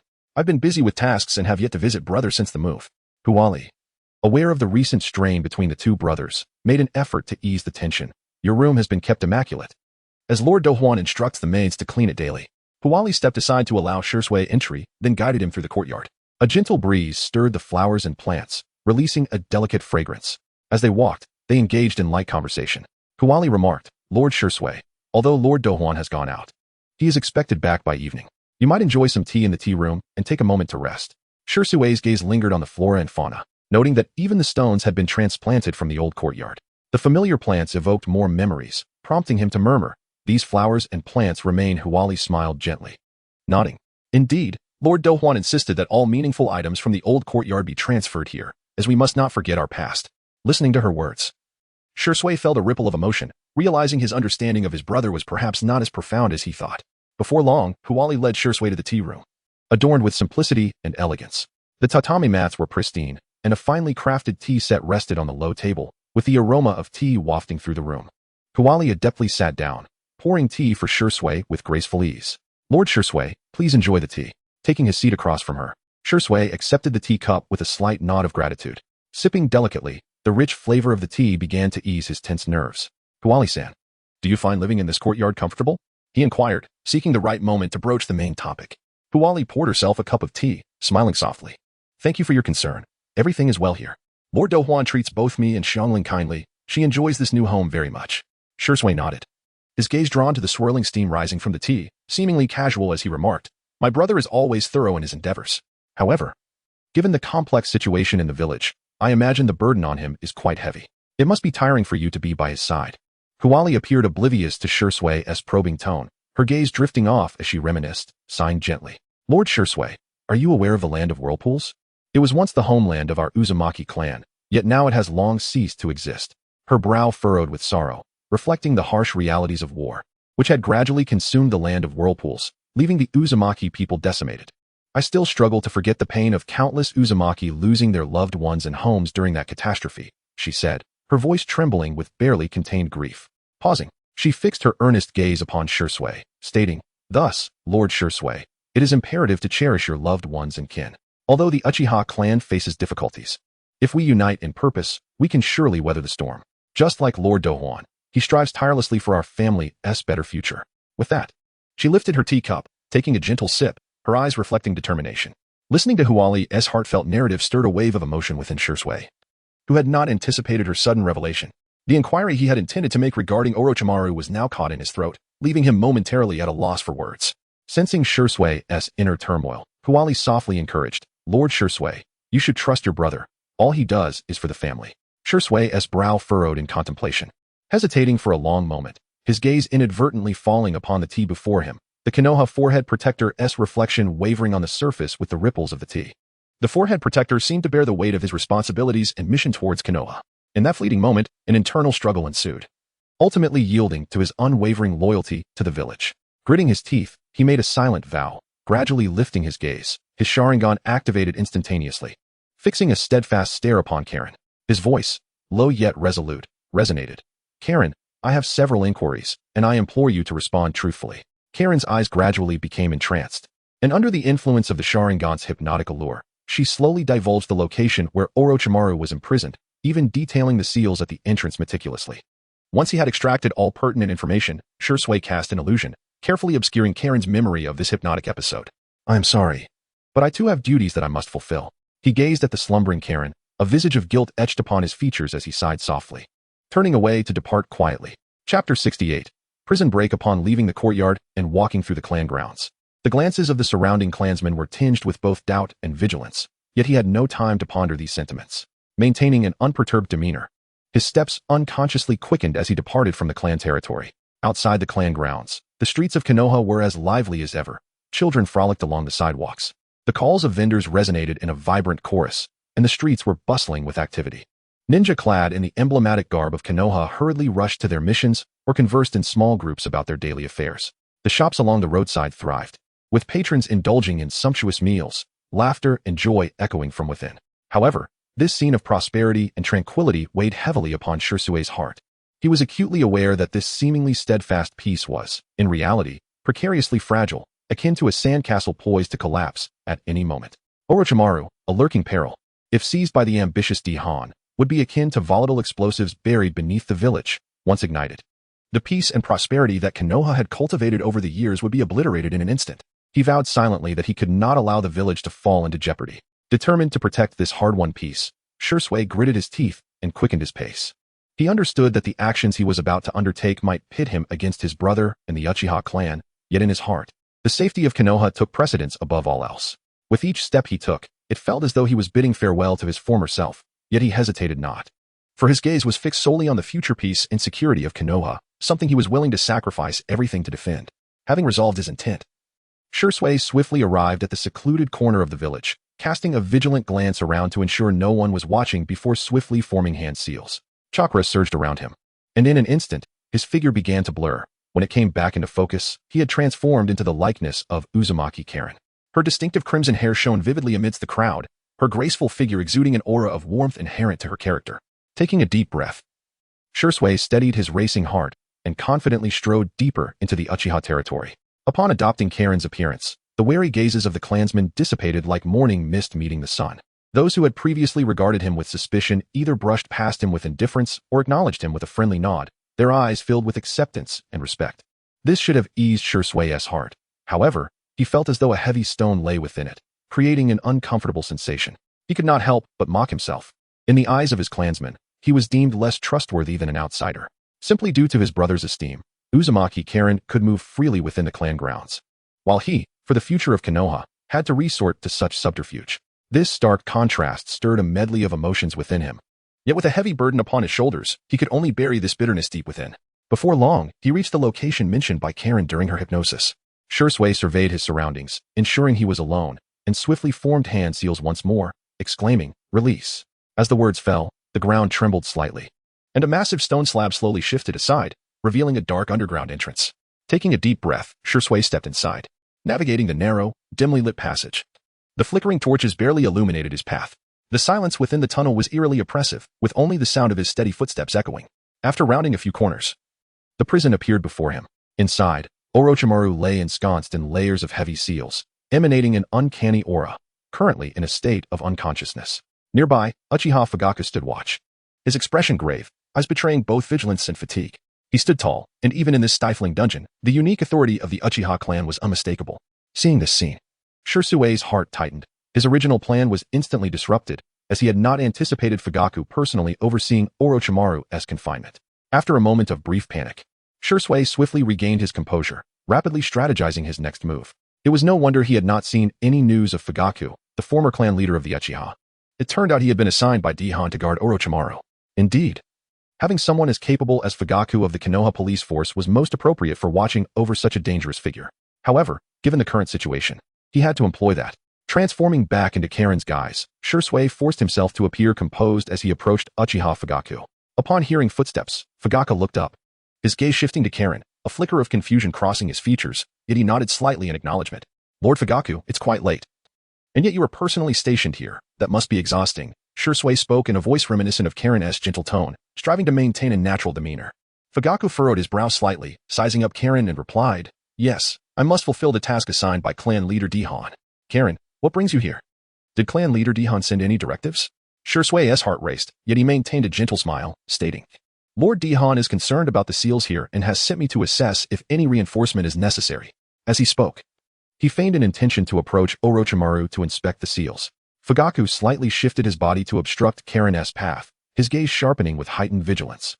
"The seals are under my watch. There will be no issues. If you are uneasy, you may observe from the side." Internally lamenting, Shisui recognized that Fugaku, as the captain of the Konoha police force, was an experienced adversary. This challenge would not be easily surmounted. While responding, he discreetly gathered his chakra, keeping a close watch on Fugaku's every move. At the moment Fugaku turned to inspect Orochimaru, Shisui seized the opportunity, launching his attack with chakra coalescing in his palm like a razor, aimed at Fugaku's neck. Fugaku sensed the impending danger, swiftly sidestepping. Yet he was a moment too late, and Shisui's strike grazed him, causing him to stumble. Shocked, he turned to Karen, roaring, "You are not Karen. Who are you really?" Aware that his identity was now exposed, Shisui chose to abandon pretense. In an instant, his eyes glowed crimson like blood, the previously dark pupils instantaneously transformed. Three tomo began to spin within his irises at a frenetic pace, and as they twirled, a formidable and enigmatic chakra surged forth from his eyes, rippling outward like waves. In the blink of an eye, the rotating tomo fused, distorted, and morphed, ultimately revealing Shisui's unique kaleidoscope pattern. This pattern appeared as a square with a hollow center, resembling a four-bladed shuriken suspended at the center of his gaze, akin to a twisted windmill shuriken, with its blades interlocking and glinting menacingly, instilling fear in those who beheld it. Upon witnessing Shisui activate his kaleidoscope Sharingan, Fugaku's heart jolted. Years of battle-hardened experience allowed him to sense the dire nature of the situation before him. Yet, before he could react, Shisui's hands moved with the swiftness of lightning as he formed hand seals, a torrent of chakra surging forth from his eyes like an overwhelming tide. Illusion technique. Magical sealing. Shisui's voice resonated within the confines of the dungeon. This powerful genjutsu initiated by the Sharingan took effect instantaneously. Fugaku felt an invisible yet immense force enveloping him, and the surrounding scenery abruptly transformed. The dark and oppressive dungeon vanished, replaced by the sensation of being suspended in midair. Alarmed, Fugaku desperately focused, attempting to harness his formidable willpower to break free from the terrifying shackles of the illusion. However, the genjutsu unleashed by Shisui's kaleidoscope Sharingan was far beyond imagination. Fu felt as though his limbs were truly pierced by enormous nails, and excruciating pain surging through him. rendering his body immobile and his consciousness gradually fading into obscurity. He trembled uncontrollably, a victim of the illusion's torment. Shisui gazed upon Fu Yu's anguished struggle within the illusion. His heart a tumult of conflicting emotions, rife with struggle and anguish. Fu Yu was a venerable elder he had long respected. A figure of great prestige within the Uchiha clan, who had led his kin into battle during the Third Shinobi World War. Memories of fighting alongside Douhuan under Fu Yu's command for the glory of their clan flickered through his mind like a rapidly turning lantern. His hands trembled slightly. For a fleeting moment, he even contemplated halting this ordeal. Yet, the thought of Konoha's future and the potentially greater threat posed by Orochimaru's continued imprisonment steeled his resolve, forcing him to suppress his compassion. After a brief hesitation, the illusion continued to exert its influence, and Fu Yu's resistance waned, ultimately leading him to collapse slowly into unconsciousness. Nevertheless, he was not a Tachi Uchiha. He could not bring himself to harm his own kin. Shisui hurried forward, unlocking the prison, and bent down to lift the unconscious Orochimaru. He cast a lingering glance at the fallen Fu Yu, his eyes filled with guilt and helplessness, his lips quivering as he murmured, "I am sorry, Captain Fu Yu." With a swift motion, he lightly touched the ground, employing the body flicker technique, his figure vanishing like a streak of black lightning, carrying Orochimaru into the depths of the darkened passageway. All that remained was the desolate, eerie dungeon, enveloped in an ominous atmosphere, and the unconscious Uchiha Fu Yu. Chapter 69. Zhengbo Ku Duan in Yen. After a period of time, Fu Yu slowly awakened, his head feeling as though it had been struck by a heavy hammer, clouded and throbbing. However, upon noticing the desolate scene of the dungeon, he felt as if struck by lightning, the drowsiness dissipating entirely. This was bad. He gasped quietly, hurriedly scrambling up from the cold ground, his legs weak and unsteady as he stumbled several steps before managing to stabilize himself. The dungeon was eerily silent, permeated by an unsettling stillness. The once captive Orochimaru had long since vanished. A chill gripped Fu Yu's heart, akin to an icy serpent slithering up his spine, leaving him feeling cold all over. With no time to adjust his disheveled clothing, he dashed toward the exit of the dungeon. As he raced, terrifying thoughts flashed wildly through his mind, his legs moving with increasing urgency, stirring the air with a whooshing sound. Bursting out of the dungeon, Fu Yu focused intently on his destination, channeling his chakra. With a series of agile leaps, he shot through the air like a bolt of black lightning toward Uchiha Douhuan's residence. It was evening, and the sunset painted the sky in vivid hues reminiscent of blood, yet Fu Yu was too anxious to appreciate the beauty around him. His form was lithe as he darted between rooftops and alleys, each step landing heavily, the dust swirling in his wake. The clansmen he passed regarded his frantic and disheveled appearance with astonished glances, but Fu Yu was singularly focused on reaching Douhuan to report this shocking development, oblivious to the stares of onlookers. In no time, Fu Yu arrived before Douhuan's door. Gasping for breath, his chest heaving violently, he raised his hand and knocked forcefully. His voice tinged with unmistakable urgency and fear. "Clan leader Douhuan. Clan leader Douhuan. Something terrible has happened." The door creaked open slowly, revealing a servant peeking out, eyes wide with astonishment at Fu Yu's state. Before the servant could speak, Fu Yu pushed past him and charged into the room. Douhuan was deeply engrossed in his affairs, papers strewn across the table, his brow furrowed in concentration. Vortex Hina sat quietly beside him, delicately grinding ink, the room previously filled with silence, save for the soft scratch of the brush on paper. Suddenly, the commotion outside startled Douhuan, who had just stood up when Fu Yu burst in. "What is it? Captain Fu Yu, this is unlike you," Douhuan exclaimed, taken aback by the unexpected disturbance. Fu Yu's anxious gaze fell upon Hina, and he was momentarily struck by the memory of being knocked out by Hina, transformed into her. "Clan leader Douhuan." Fu Yu's voice trembled with deep shock. "Something has gone terribly wrong. Orochimaru has been rescued." Douhuan, unperturbed, took a sip of tea from his cup and calmly inquired, "What exactly has transpired? Speak slowly." Fu Yu inhaled deeply, striving to suppress the tumult of emotions within him, and began recounting. "Clan leader Douhuan, it was Shisui. He transformed into Vortex Hina and, catching me off guard, knocked me unconscious before rescuing Orochimaru." He paused, his chest still rising and falling rapidly, his breath slightly erratic, and continued, "Moreover, he activated his Manjiki Sharingan. The potency of his Genjutsu was beyond my anticipation. I had no idea Shisui had also awakened the Manjiki, and thus, I was caught unprepared and easily subdued." At this moment, Vortex Hina, who had been quietly standing to the side, displayed a complex expression of confusion and fear. Her brows knitted tightly, her eyes filled with uncertainty and anxiety. She interjected, "Not long after clan leader Douhuan left this morning, Lord Shisui came to visit us. We were in the tea room, chatting over tea, yet what transpired afterward is a complete blank to me." As she spoke, she gently rubbed her temples, attempting to retrieve the lost memories. But no matter how hard she tried, her mind remained a void, as though that period had been forcibly erased. Fu Yu's expression shifted. and he instantly comprehended that Hina had fallen victim to Shirsue's Jinjutsu, which had revealed the location and sealing technique of Orochimaru's confinement. Upon hearing this, Douhuan slowly approached the window, gazing at the darkening sky outside, murmuring softly, "Shisui, you have ultimately made your choice. Clan leader, I have failed in my duty. Please, punish me," Fuyue implored, kneeling on the ground, his heart heavy with self-reproach and guilt. Douhuan turned to face the kneeling Fuyue, his gaze a mixture of disappointment, helplessness, and an unsettling sense of foreboding. It seemed that he must take this step after all. Douhuan sighed deeply within, feeling the memories of Uchiha Douhuan blending with his own, the lines between his identities blurring with time. As the memories of growing up alongside Shisui flooded back to him, they played in his mind like a film. Their shared experiences under Uchiha Kageme's tutelage, their entrance into the ninja academy, their diligent study of ninjutsu, and their battles side by side on the misty and cloudy battlefields, establishing their formidable reputations. They had supported and protected each other in the heat of battle. Their shared experiences of life and death etched indelibly into their souls. Taking a deep breath, Douhuan steadied himself. "Rise, this cannot all be attributed to you. The activation of Shirsue's Manjiki is something no one could foresee. It is only natural that you were caught off guard. Truly, I am deeply sorry." Fuyue remained prostrate. His body bowed low, not daring to lift his gaze, as if only in such a profoundly humble position could he slightly alleviate the burdensome guilt within. Douhuan said nothing further, striding toward the coat rack, his movement steady yet imbued with an undeniable authority. He deftly donned a dark cloak, slipping his arms through the sleeves, then giving it a gentle shake to remove non-existent wrinkles, instantly transforming into the decisive and commanding leader of the Uchiha clan. "Let us proceed." Douhuan's voice was low yet resolute, radiating a determination that would not relent until the objective was achieved. Fuyue quickly rose, his expression still flustered, instinctively asking, "Where to?" Douhuan's gaze sharpened, his eyes fixed firmly on the heart of Konoha, where the Hokage's office lay. His tone turned icy as he stated, "To seek our esteemed Third Hokage." "Clan leader Douhuan," Fuyue exclaimed, a flicker of surprise and worry crossing his features. He fully understood that this course of action meant a direct confrontation with Konoha's higher-ups, and any misstep could exacerbate tensions between the Uchiha clan and Konoha.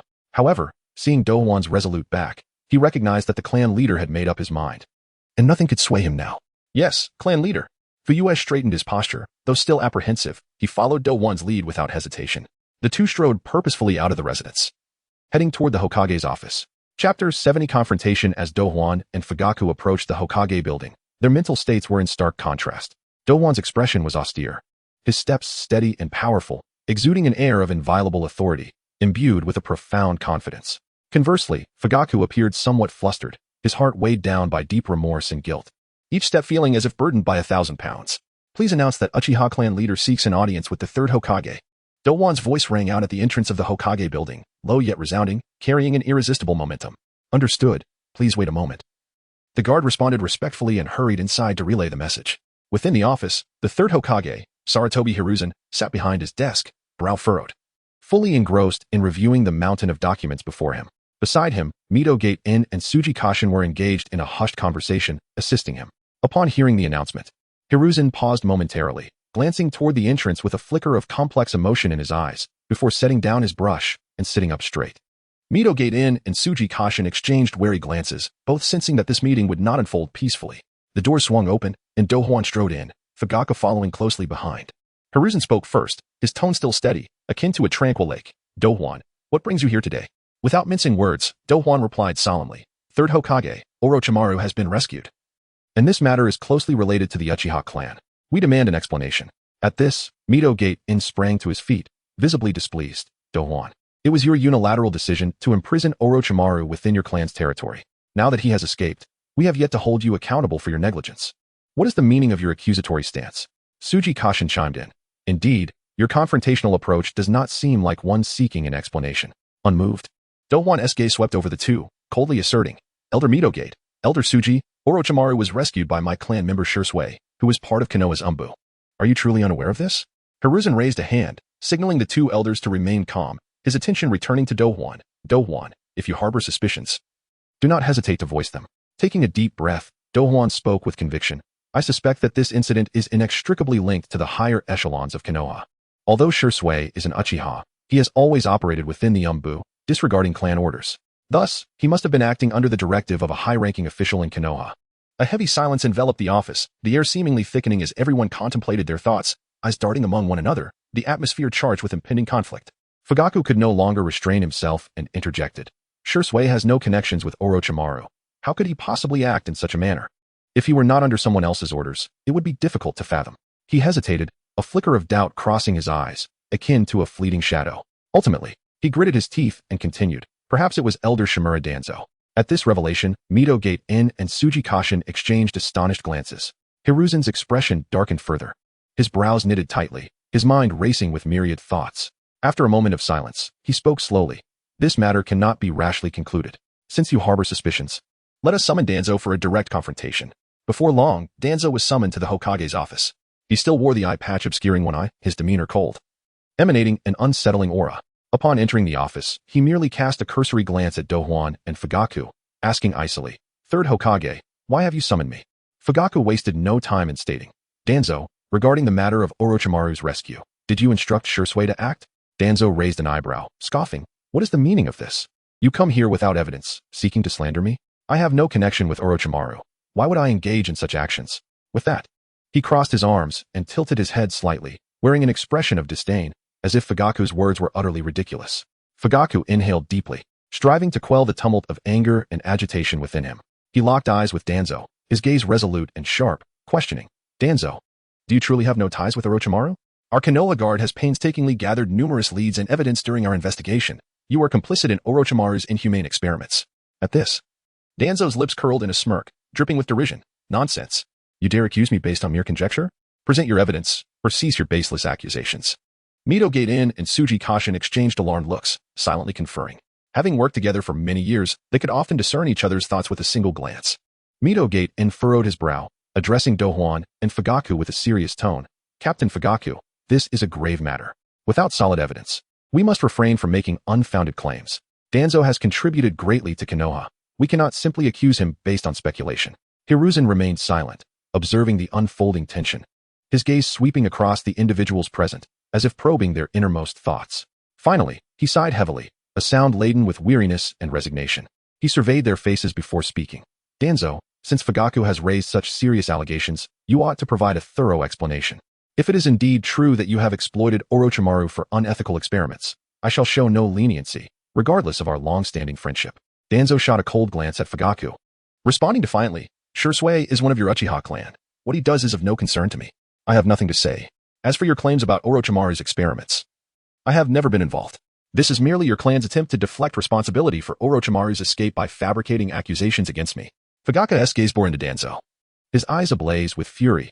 Orochimaru's experiments require vast resources and backing. In Konoha, who else possesses the capability and motive to support him, if not you? Furthermore, Shisui has always been fiercely loyal to the Umbu. He must have acted under your orders.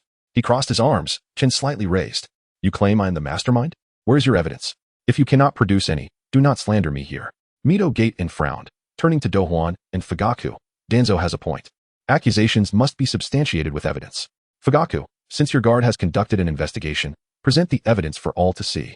Tsuji Kashin nodded in agreement. Indeed, mere conjecture is insufficient. We require tangible proof to lend credence to these claims. Douhuan's lips curled into a slight smile, words pronounced with clarity. If you seek evidence, then I shall provide it. With that, Douhuan retrieved a scroll from his robes and handed it to Hiruzen. This is a confession written by Orochimaru during his imprisonment, detailing his collusion with you and the specifics of the inhumane experiments. Then, Douhuan produced a crystalline orb from his ninja tool pouch. He swiftly formed hand seals, murmuring incantations, and a gentle light emanated from his hands, infusing the orb. In an instant, the orb radiated brilliantly, revealing vivid images. It was a recording of Orochimaru penning his confession. Chapter 71. The hypocrisy of Danzo. As the video concluded, an oppressive silence enveloped the office, with everyone's gaze fixated on Danzo, their expressions a tapestry of emotions. In this stifling atmosphere, Danzo suddenly threw his head back and erupted into a sharp, piercing laughter that echoed throughout the room, reminiscent of a wicked spirit's mockery from the depths of hell. Haraha! Danzo laughed until he was breathless, finally subsiding after a lengthy moment. He surveyed the room, a cold smile creeping across his face. Is this video enough to prove my guilt? This is merely a fabrication by Orochimaru to save his own skin. He is notoriously cunning. What lengths wouldn't he go to achieve his ends? Fugaku glared at Danzo, his voice low and seething with anger. Danzo, at this point, how can you still deny it?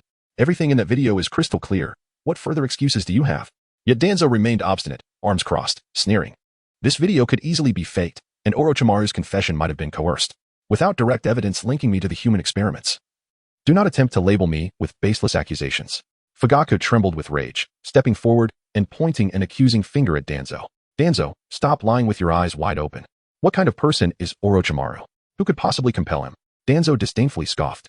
Your Uchiha clan's proficiency in Jinjutsu is common knowledge throughout the ninja world.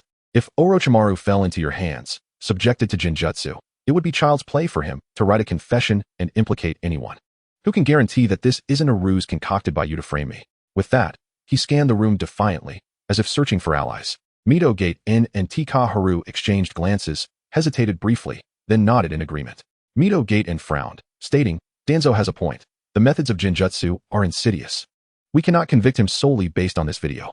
Tika Haru chimed in. Indeed, this evidence is insufficient to condemn someone lightly.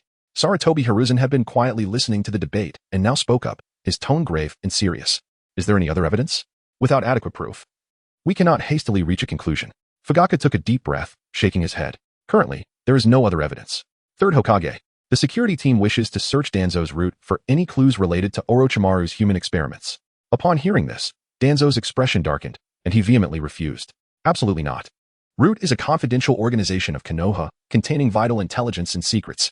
You cannot simply invade it at your whim. DH's gaze was steadfast as he faced Danzo. Danzo, if your conscience is clear, why do you fear our search? Are you truly hiding something shameful within Root? Danzo coldly retorted, I am confident in my innocence, but I will not allow you to trample upon the dignity and secrecy of Root. To demand a search without evidence is sheer harassment. Fugaku suddenly recalled something and urgently inquired, where is Shisui? He rescued Orochimaru. He must be connected to you. Where have you hidden him? Danzo replied without missing a beat. Shisui has been dispatched abroad on an S-rank mission. This is a crucial task for Konoha, and the details are confidential. Seeing the deadlock between the two sides, Sarutobi Hiruzen rose, placing his hands down to signal for silence. He spoke slowly. Currently, the evidence is insufficient. Let us put this matter on hold. Danzo, you must cooperate with the investigation. If there is truth to these claims, you must provide an explanation to Konoha. Fugaku, continue your search for evidence. The truth will ultimately surface. DH and Fugaku exchanged glances, realizing that with the Third Hokage's apparent bias, they could not bring Danzo down, and thus took their leave. As they traversed the path back to the Uchiha compound, Fugaku was consumed by self-reproach and indignation, chastising himself for allowing Orochimaru to escape under his nose. The thought of Danzo's deceitful demeanor only fueled his anger further. Finally, they entered DH's courtyard. How hypocritical, Third Hokage. As soon as they stepped into the yard, DH threw his head back and burst into a raucous laugh, the sound wild and carefree, reverberating against the courtyard walls, starkly contrasting with Fugaku's somber demeanor. Fugaku was taken aback by this sudden outburst, instinctively looking up with a gaze filled with confusion and disbelief. DH approached Fugaku, placing a reassuring hand on his shoulder. You've done well, Captain Fugaku.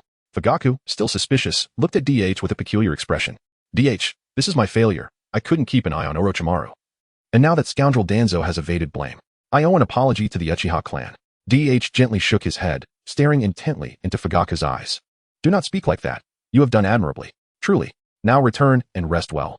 We shall face a formidable battle ahead. Could it be? All of this was orchestrated by you. Fugaku felt as though struck by lightning, awakening to a myriad of details flashing through his mind. DH had previously met with Orochimaru privately, and since then, the guards in the dungeon had inexplicably relaxed. Could it be? Observing DH's confident demeanor, Fugaku suddenly comprehended, as if all the pieces fell into place. He nodded vigorously. Very well, DH. I will heed your counsel. During this time, I will organize our security team and prepare thoroughly. DH gazed toward the Hokage building, his eyes deep and contemplative, nodding in satisfaction. The Third Hokage has instructed us to gather evidence. How could the Konoha security team not act upon his orders? Meanwhile, the office door slowly closed behind DH and Fugaku, emitting a dull thud, while Sarutobi Hiruzen's expression shifted to one of grave concern. He sat quietly at his desk, leaning slightly forward, hands folded, his gaze deep and troubled. Time passed slowly in this heavy atmosphere, and after a long silence, he raised his hand slowly and heavily. Clearly enunciating, summon Shisui to see me. Beside him, Mito Gate-un's lips moved slightly, his throat bobbing as if he had much to say, but ultimately, he swallowed his words. Tika Haru's expression shifted, her eyes revealing a glimmer of understanding. Danzo remained expressionless, standing coldly by, resembling an emotionless statue, quietly observing the unfolding events, as if he had not just fervently claimed that Shisui was abroad on a mission. Before long, Shisui entered the office with a steady gait, kneeling on one knee and bowing respectfully. Third Hokage, you summoned me. What is your command? Sarutobi Hiruzen regarded Shisui with a scrutinizing yet concerned gaze, slowly articulating, Shisui. Today DH and Fugaku questioned me regarding Orochimaru's escape and the human experiments. They suspect that all of this is connected to Danzo, and they mentioned you. Shisui's expression remained unwavering, his eyes calm and resolute, as though he had anticipated such inquiries. He replied serenely, "It was Lord Danzo who instructed me to rescue Orochimaru. This was for the sake of Konoha. Orochimaru was far too dangerous in DH's hands. Good child. You truly are a grandson worthy of Kage. I commend you for your sacrifice," Sarutobi Hiruzen remarked with a hint of appreciation in his voice. He then gestured for Shisui to withdraw. After Shisui bowed once more, he turned and exited the office. At that moment, only Sarutobi Hiruzen, Mito Minyin, Tika Shikamaru, and Danzo remained in the room. Sarutobi Hiruzen was the first to speak. His voice deep and grave. "Where is Orochimaru now?" At the root, Danzo replied tersely, his tone as calm as if discussing a trivial matter. Sarutobi Hiruzen's gaze sharpened instantly. "Challenging. Did you participate in Orochimaru's human experiments? Did you desecrate the body of the first Hokage?" Danzo snorted dismissively, his eyes betraying a hint of disdain. Rather than answer directly, he straightened his posture and asserted firmly, "Everything I do is for the sake of Konoha." Sarutobi Hiruzen's expression darkened significantly, his brows knitted tightly together. His eyes glimmering with fury, he rose from his seat, slamming his hands upon the table, exclaiming, "For Konoha? Your methods, which defy morality, are a detriment to Konoha." The echoes of their argument reverberated within the office, the atmosphere thickening with tension. Observing their relentless dispute, Mito Minyin and Tika Shikamaru hurriedly stepped forward to mediate. Mito Minyin urged anxiously, with Uchiha Douhuan vying for the position of Hokage and having garnered the support of numerous clans. "If we old-timers continue to squabble, Konoha will be in peril. We must unite and present a united front." Tika Shikamaru concurred. "Indeed, this is not the time for internal strife. We must prioritize the greater good." Danzo cast a cold glance at Sarutobi Hiruzen and remarked, "Have you forgotten the teachings of the second Hokage? The Uchiha are utterly untrustworthy. They must never be allowed to ascend to Hokage. My actions adhere to his guidance." Sarutobi Hiruzen let out a heavy sigh, his eyes reflecting resignation and fatigue. After a prolonged silence, he slowly resumed his seat, seemingly acquiescing to Danzo's stance. Chapter 72, Brothers in the Stillness of the Night. A profound silence enveloped the surroundings. Moonlight cascaded through the window, blanketing the tatami mat of Uchiha Shisui in a silvery frost. Shisui lay quietly, his hands interlaced behind his head, gazing at the ceiling. As his mind replayed the events of the day in an endless loop, he vividly recalled the moment he entrusted Orochimaru to Danzo. It was then he realized that the bridge connecting him to the Uchiha clan had quietly severed. He understood that his clansmen would never comprehend his actions. In their eyes, he had likely become a traitor. Thus, he chose not to return to the clan's territory, opting instead to reside in the room arranged for him by the Umbu. The room was eerily quiet, so silent that he could hear the rhythmic beating of his own heart. His thoughts were tangled like a ball of yarn, and he reflected on the moments spent growing up with his brother, DH. He questioned whether his actions were truly for Konoha, or if he had unknowingly become a pawn in Danzo's schemes.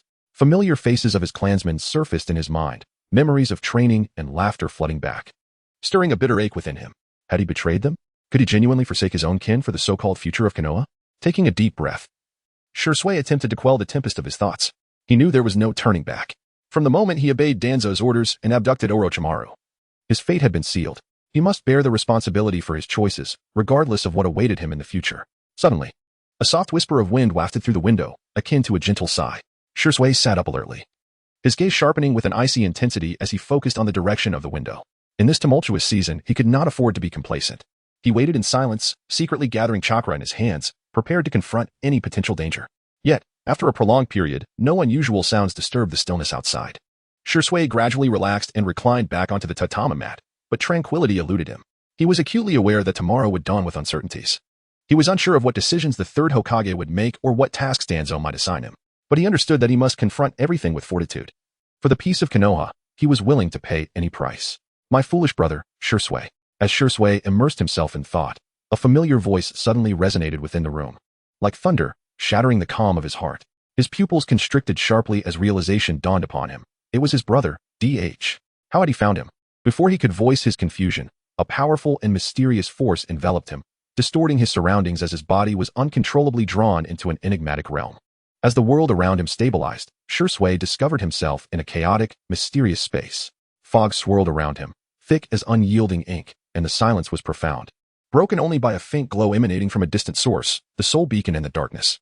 Steadying himself, he scanned his surroundings. And when his gaze fell upon a familiar figure ahead, his breath caught in his throat. Before him stood his brother, Uchiha DH. DH's posture was regal. Yet an icy aura that Shisui recognized enveloped him. At that moment, DH had awakened his Mangeki Sharingan, the six-pointed star gleaming like burning blood, radiating an overwhelming sense of authority and pressure. However, what troubled Shisui was the blood trickling from DH's right eye, crimson droplets sliding down his cheek, starkly visible in the dim space. Brother, you too have awakened, Shisui murmured, his voice trembling. Indeed, the power of the Mangeki Sharingan is not yours alone to wield. Shisui, why have you chosen this path? DH questioned. Shisui raised his head slightly, determination flickering in his eyes as he replied, Brother, have you forgotten Grandpa Kage's teachings? He instructed us that the ninja way is to inherit and uphold the will of fire, to regard the protection of Konoha's peace as our own conviction. Everything I do is for Konoha and for that peace. DH scoffed, a glimmer of disdain flashing in his eyes. Then why is it that Shinji Tobarama's favored disciple is Sarutobi Hiruzen, along with Danzo and the others? Why did Kage pass away so early while they continue to thrive? Occupying high positions? Have you never pondered these truths? Shisui's body trembled slightly, a flicker of pain crossing his gaze. Grandpa sacrificed himself to protect Konoha. His devotion and sacrifice should not be questioned. Foolishness. You and Grandpa are both foolish. DH's voice rose sharply, brimming with unbridled fury. Guarding Konoha and protecting the Uchiha clan have never been mutually exclusive. On the contrary, as founders of Konoha, why can't we produce a Hokage? We possess the capability and the right. Yet look at our current standing. The Uchiha clan's position in Konoha is perilously unstable. And you, for the sake of the so-called will of fire, betray your own kin for those who sit high above. A look of struggle crossed Shisui's face. Brother, I have not betrayed our clan. I merely believe that only by maintaining the peace of Konoha can the Uchiha clan enjoy a stable environment. I trust that with my efforts, I can facilitate harmony between our clan and Konoha. DH shook his head, disappointment etched across his features. You were too naive, Shisui. Over the years, how much suspicion and oppression have we faced from Konoha's higher-ups? Do you think that by obeying Danzo's commands and rescuing Orochimaru, you will earn their trust and respect? Do not be foolish, you are merely a pawn in their game. Brother, why can't you choose to trust the third Hokage and the others? Shisui sighed. Huh. DH laughed uproariously, his laughter echoing through the mysterious space. His shoulders trembled slightly, the fiery Mangeki Sharingan in the darkness becoming increasingly intimidating. After a long pause, he ceased his laughter, his gaze piercing through Shisui like a blade as he articulated each word with deliberate emphasis. Trust? How can you expect me to trust? For so many years, we Uchiha have fought valiantly for Konoha, shedding blood and risking our lives on the battlefield. Have we ever held back? DH's voice grew increasingly fervent, his emotions surging. Yet what is the outcome? Constant suspicion and wariness from Konoha's upper echelons. The third Hokage appears benevolent, yet when it comes to critical matters concerning the Uchiha clan, how many times has he truly spoken in our favor? Take this incident with Orochimaru, for instance. DH's eyes glinted with a fierce intensity. You, for the sake of Konoha's future, obeyed that old fool Danzo's orders and abducted Orochimaru. You think you are contributing to Konoha, but in reality, why is Danzo so fixated on Orochimaru? Because he is in league with Orochimaru. Your understanding of this matter is quite limited, isn't it? Shisui's lips parted, ready to retort. But he found himself momentarily speechless. Deep down, he had sensed the veracity of DH's assertions. Yet he had chosen to numb himself with the concept of the will of fire, unwilling to contemplate the intricate and shadowy truths lurking beneath. Chapter 73. The Eye of the Soul's Reflection. Shisui, open your kaleidoscope. Douhuan's voice was low and powerful, echoing through the mysterious space. Shisui took a deep breath, and in an instant, his aura shifted dramatically. Deep within his pupils, 3 tomos suddenly appeared, then began to spin wildly.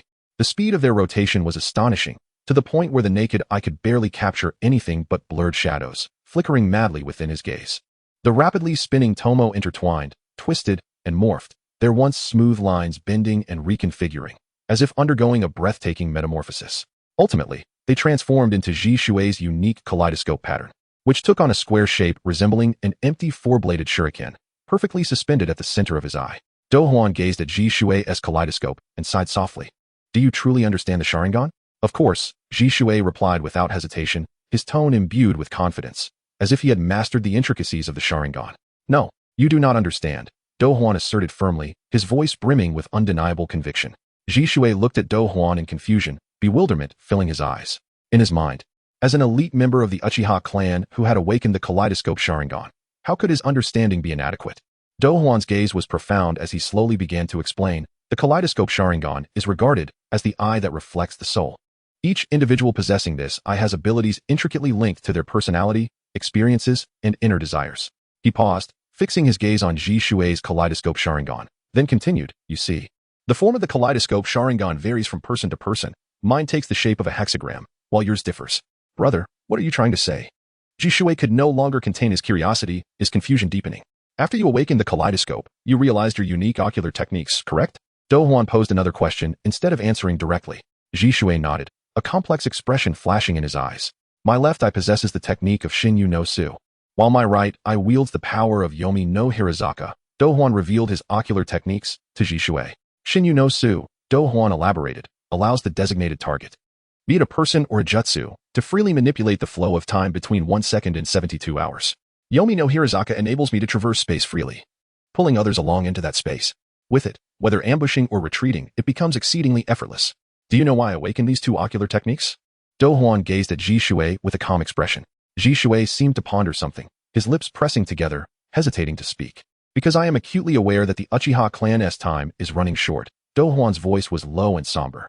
I wish to alter the timeline of our clan's demise. At the very least, I want the means to escape at any moment, to spare my kin from slaughter. This concern and unwillingness for my family's fate gave birth to these two ocular techniques. Shisui, what about your ocular technique? What brought it forth? In that instant, Shisui fell silent, the air around them seemingly freezing. Your ocular technique can alter the will of others, cannot it? Douhuan's words struck Jisui's heart like a blade, effortlessly breaching his psychological defenses. Shisui trembled, retreating uncontrollably. His face etched with fear as if recalling something terrifying enough to shatter his sanity. Each step back felt like a desperate attempt to escape the truth he had long buried deep within. You claim to desire mutual understanding between families and villages, urging me to trust Sarutobi Hizashi and the others, yet why did you awaken such an ocular technique? Deep down, you know that true understanding between people is simply unattainable. In this chaotic world of ninjas, where interests clash and power struggles reign, human hearts have become intricate and unpredictable. Even companions who stand by each other day and night may turn against one another in critical moments for their own gain. Our Uchiha clan has made significant contributions to Konoha, yet what we receive in return is suspicion and oppression. In such an environment, you have long since lost trust in others, which is why you awakened an ocular technique capable of rewriting others' thoughts without their awareness, hoping to achieve so-called understanding and peace through such extreme measures. Shisui, you are, in fact, the one who trusts others the least. Douhuan's voice resonated in that mysterious space, like a heavy hammer striking Jisui's heart. Jisui's face turned pale as paper, his body swaying as if he might collapse at any moment. Brother, He opened his mouth to retort, but found his throat choked, unable to produce a sound. At that moment, his tower of belief began to crumble under the impact of Douhuan's words. The two brothers remained silent for a long while, the air around them seeming to congeal, with only the thick mist swirling silently around them. Suddenly, Shisui swayed, a flicker of panic crossing his face. He keenly sensed the mysterious space around them trembling, as if invisible giant hands were recklessly manipulating it, threatening to crush everything at any moment. Truly, the Yomi no Hirazaka is losing potency. Douhuan chuckled bitterly, blood streaming from his right eye, trailing down his cheek, painting a stark red against the dim backdrop. Brother, you! Shisui exclaimed in distress, instinctively reaching out his right hand, wanting to assist Douhuan, but halting midway. Douhuan waved his hand, signaling that he could still endure, despite his body trembling slightly. His tone remained resolute and unwavering. What I intend to do, you cannot prevent. Offer me your eyes. I will use them to witness the glory of the Uchiha clan. Upon hearing this, Shisui slowly shook his head. His voice, though soft, was imbued with an unyielding determination. Brother, I cannot agree to that. In his heart, he held steadfast beliefs. Even if they ran counter to Douhuan's ideals, he could not relinquish them. He understood that relinquishing his eyes meant not only forsaking his power, but also abandoning the ideals of peace and understanding for which he had fought tirelessly, something he could not accept. Then let us determine the truth through our actions. From childhood, you have been the favorite grandchild of Grandfather Jing. It has been a long time since we last sparred. Allow me to see just how much you have learned from Grandfather. Douhuan spoke, a complex gleam flashing in his eyes. Brother, then come. Shisui inhaled deeply, his gaze sharpening like an eagle, resolutely beginning to draw upon his chakra. Suddenly, Shisui felt a tumult within, as chakra surged uncontrollably, flowing out like a bursting dam. His eyes widened in terror, instinctively glancing around, searching for the source of this anomaly. When his gaze fell upon Douhuan, his pupils constricted instantly. In Douhuan's hand rested a peculiar little insect, entirely black and radiating a chilling glow, seemingly enveloped in a faint, eerie chakra fluctuation. Brother, this is... Shisui struggled to articulate, his voice trembling as his body twitched uncontrollably from the chaotic flow of chakra. This is a special parasitic insect cultivated by the Oil Woman clan. What I have here is merely the mother insect. Douhuan's tone was calm, devoid of any hint of a victor's pride. A larva? Within me? When? Shisui pressed on, for the Oil Woman clan's insects were well known throughout Konoha. Let me, as your older brother, impart another lesson.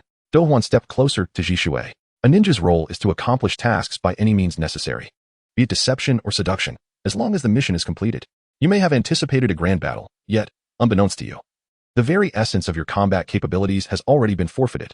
As an overwhelming amount of chakra swiftly dissipated, the strength of Shisui was rapidly drained, rendering his legs feeble, and he collapsed helplessly to the ground.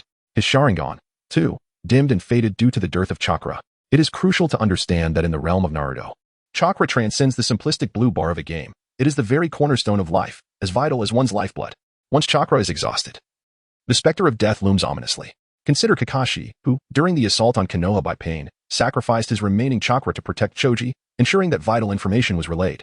Despite nearing depletion, he summoned his last reserves of strength and chakra to activate Kimui, diverting a lethal missile to another dimension, ultimately succumbing to the exhaustion of his chakra.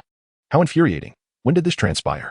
Suddenly, images of bearing Orochimaru in the dungeon flickered through Shisui's mind like a bolt of lightning.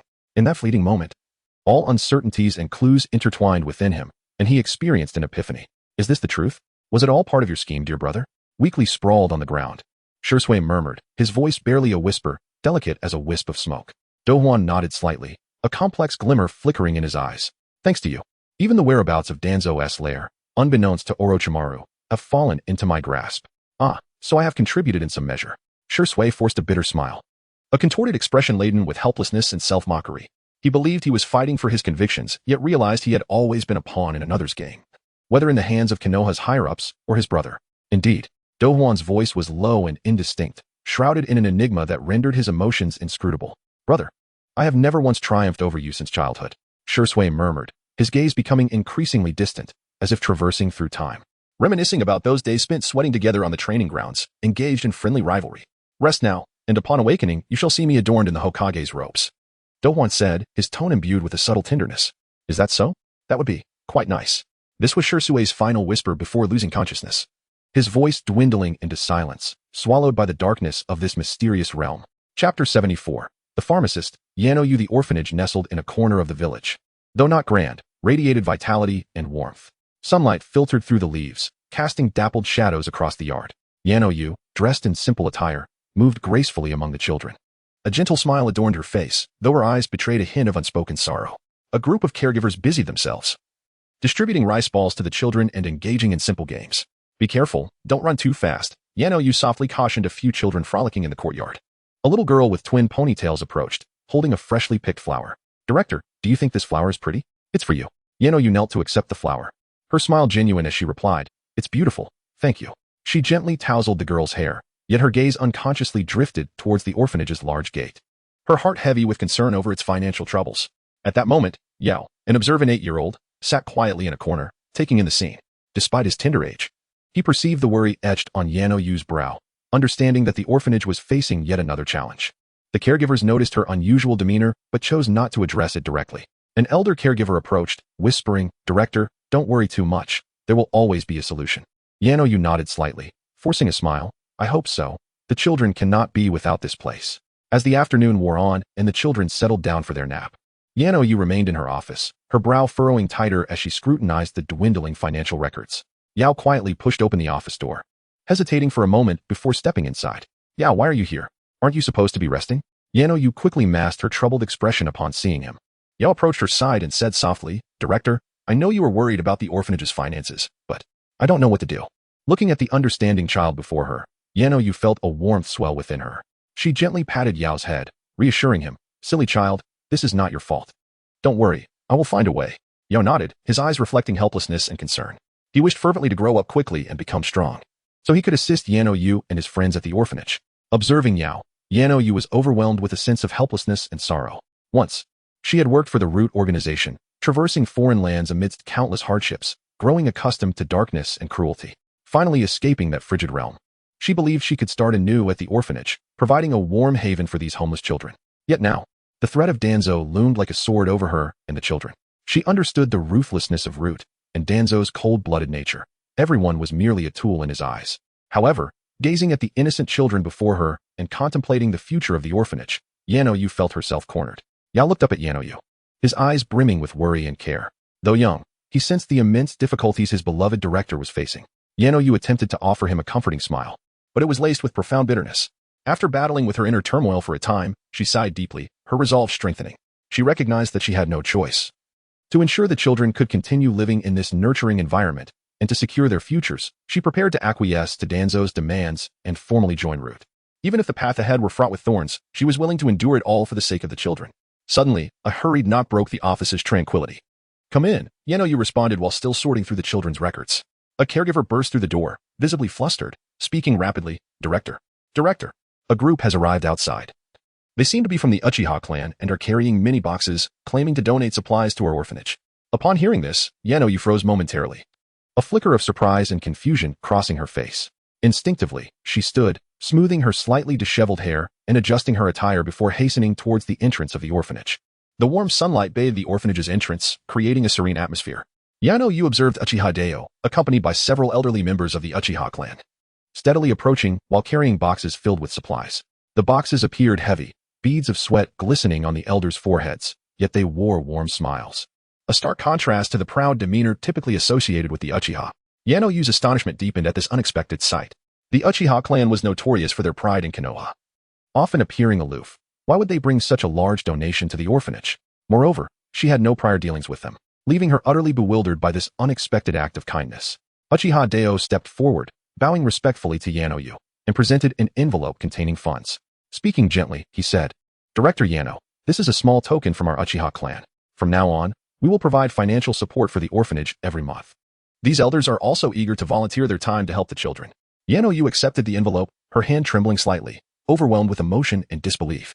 Regaining her composure, she called for the caregivers to assist with the supplies and organized the children to line up and bow in gratitude to Uchiha Deo and his companions. The children's sweet voices of thanks echoed joyfully in the courtyard, and the Uchiha elders' smiles grew even brighter, their eyes filled with affection. After the donation was completed, Uchiha Deo approached Yanoyu, lowering his voice, Director Yano, may I speak to you privately for a moment? I would like to request your presence at the Uchiha compound. There is a matter I would like to discuss with you. Yanoyu's heart skipped a beat. She understood that such kindness often came with strings attached. However, given the recent resolution of the orphanage's financial crisis, she resolved to accept whatever request they might make. Thus, she nodded slightly and followed Deo toward the Uchiha compound. As they walked, Yanoyu felt a whirlwind of anxiety, contemplating what task might await her. Soon, they arrived at the courtyard of Uchiha Douhuan. Before her stood an elegantly crafted wooden gate, its deep brown surface emanating a luster cultivated by time, adorned with the Uchiha clan's distinctive fan emblem, simple yet dignified. The flowing lines silently narrating the family's trials and triumphs. Upon entering, Yanoyu was awestruck by the courtyard's beauty. The ground was paved with ancient stone slabs, and at its center lay a meticulously crafted Japanese rock garden. Beside a stone basin, a few bamboo stalks swayed in the breeze, their leaves rustling softly, adding a touch of vitality to the serene setting. Yanoyu's eyes widened in astonishment, overwhelmed by the elegance surrounding her. She had never anticipated that the courtyard within the Uchiha clan would exude such an elegant and ancient charm.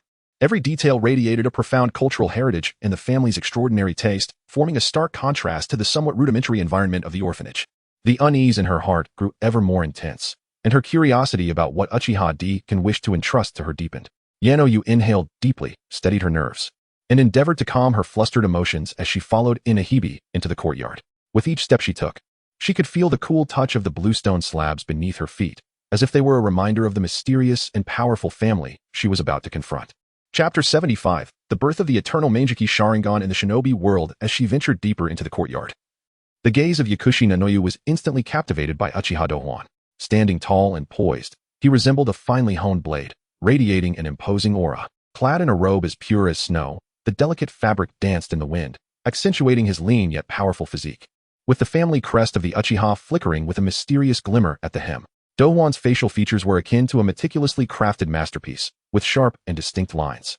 His high, straight nose imparted a striking three-dimensionality to his visage. His thin, tightly pressed lips exuded an undeniable resolve and coldness.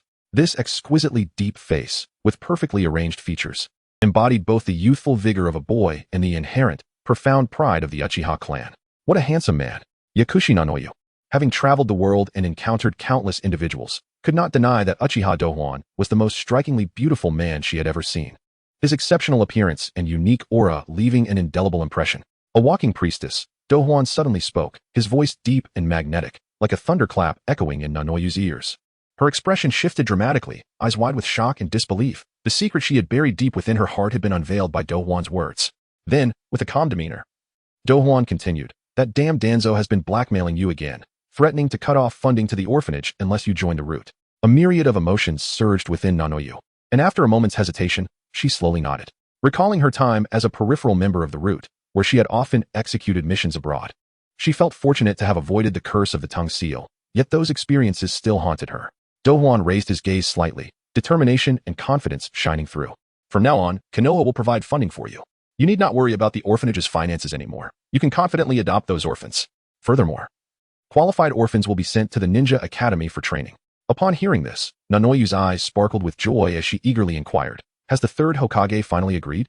A slight smile graced Douhuan's lips, hinting at something profound as he responded, "No, it is the decision of the fifth Hokage." "The fifth Hokage?" Nanoyu pondered, her brows furrowing as her mind raced through the current situation in Konoha and the potential candidates for the fifth Hokage. Suddenly, as if struck by lightning, her eyes widened in realization as she focused intently on Douhuan, understanding the implication. "However, I now require your assistance for the future fifth Hokage." Douhuan's voice brought Nanoyu back from her astonishment. She inclined her body slightly, her demeanor respectful. "Lord Douhuan, your strength is formidable. What is it that I can assist you with?" Douhuan nodded slightly, his gaze piercing as he regarded Nanoyu. "I need your expertise in medical ninjutsu." Internally, Douhuan felt a sense of helplessness. The Uchiha clan had long revered martial prowess, pouring all their efforts into combat skills, resulting in a dire deficiency in medical knowledge within the family. Determined, he resolved to replan and reorganize the clan's developmental direction, ensuring a more well-rounded growth in the future. After a moment of contemplation, Douhuan succinctly instructed, "Follow me." Nanoyu hesitated briefly before trailing behind Douhuan. They traversed the courtyard and arrived at a secluded corner, where Douhuan raised his hand to push aside a stone slab, unveiling a passage leading underground. Following Douhuan down the steps, Nanoyu was astonished to find the underground chamber fully equipped with medical instruments, each tool meticulously arranged, gleaming with a metallic sheen. In the center of the chamber lay a medical bed, upon which rested a young man. His complexion was pale as paper, devoid of color, with eyes firmly shut, as if ensnared in a deep slumber. Instinctively, Nanoyu rushed closer, eager to assess the young man's condition, her curiosity mounting about the medical task Douhuan had in store for her. "I need you to transplant his eyes for me," Douhuan indicated towards Uchiha Shisui, who lay nearby. Nanoyu gasped in shock. During her brief encounter with Douhuan, she had sensed that his vision was somewhat impaired, yet she had never anticipated such a request. Douhuan then summoned multiple shadow clones, who swiftly secured every exit in the underground chamber. With deliberation, Douhuan activated his Manjiki Sharingan, the six-pointed star emanating an eerie and potent light as he fixed his gaze upon Nanoyu, his tone grave. "To ensure everything proceeds smoothly, I must cast a genjutsu on you to guarantee the safety of the operation." Though a sense of trepidation stirred within her, Nanoyu bit her lip and nodded softly. "I understand." No sooner had she spoken than Douhuan wove the genjutsu. Nanoyu felt a wave of disorientation wash over her, her consciousness becoming hazy. Yet her body instinctively followed Douhuan's directives. Subsequently, Nanoyu meticulously prepared the sterilization procedures, carefully extracting Douhuan's eyes and Shisui's, submerging them in a solution of would-release cell liquid. The fluid shimmered faintly, as if imbued with magical properties. Then, she commenced the transplant procedure, her focus unwavering as she skillfully positioned Shisui's eyes into Douhuan's eye sockets.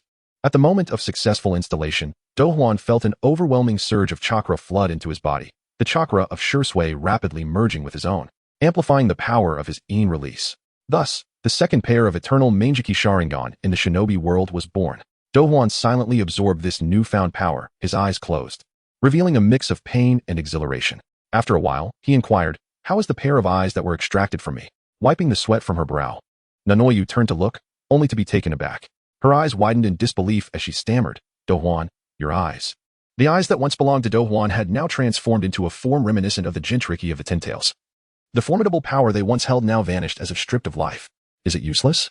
"As expected, let us replace them with this pair," Douhuan remarked, indicating Shisui's remains, and then gesturing towards another pair of three-tomo Sharingan immersed in the would-release cell liquid. Gazing at the three-tomo Sharingan, which radiated a faint crimson glow, Nanoyu felt a tumult of emotions. Yet, under the influence of Douhuan's genjutsu, she hesitated little, steeling herself for another surgery. Taking a deep breath to steady her trembling hands, she meticulously disinfected the tools, her gaze resolute. Carefully, she retrieved the three-tomo Sharingan, its surface smooth and warm, as if still resonating with its former owner's essence. Approaching Shisui with caution, she meticulously implanted the three-tomo Sharingan into his eye sockets, each movement precise and delicate, as if sculpting a treasured work of art. At the very moment the eyes were installed, the body of the water spout quivered slightly, and an unusual flush of crimson appeared on the originally pale visage. Douhuan furrowed his brow slightly, his gaze shifting urgently towards Yinayu, inquiring, "How long will it take for me to recover?" Yinayu, diligently tending to the surgical instruments with swift and methodical movements, paused her actions upon hearing Douhuan's question. She lifted her head and replied earnestly, "Lord Douhuan, the recovery time for eye transplantation varies significantly among individuals. For instance, the transplanted eyes require time to adapt to their new host. It could be as swift as a few days or, conversely, extend to several weeks. During this period, you must rest adequately and refrain from overstraining your eyes, allowing your body to accept these new eyes smoothly. I will prepare some restorative medication for you and employ medical ninjutsu to expedite your recovery." "How soon at the earliest?" Douhuan's tone inadvertently intensified, his state of helplessness rendering him restless. "1 week, Yinayu replied thoughtfully after a brief pause. 1 week. When will that be?" Douhuan pressed further.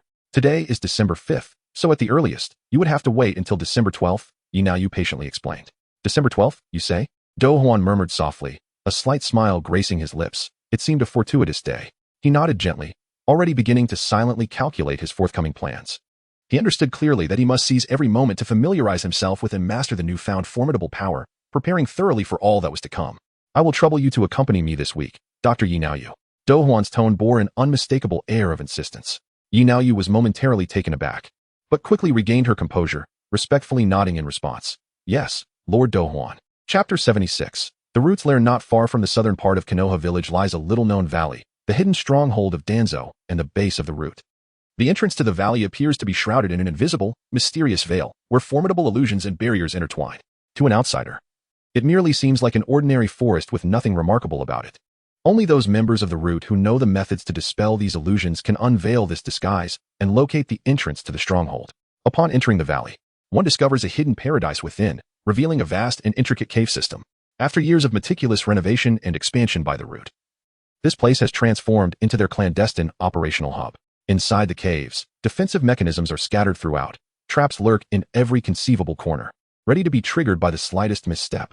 Hidden weapons are concealed within the walls and floor, poised to deliver fatal strikes to any intruder. Simultaneously, the base features well-planned living and working areas. The unique terrain and natural phenomena of the valley are cleverly utilized by the root to further enhance the security and concealment of the base.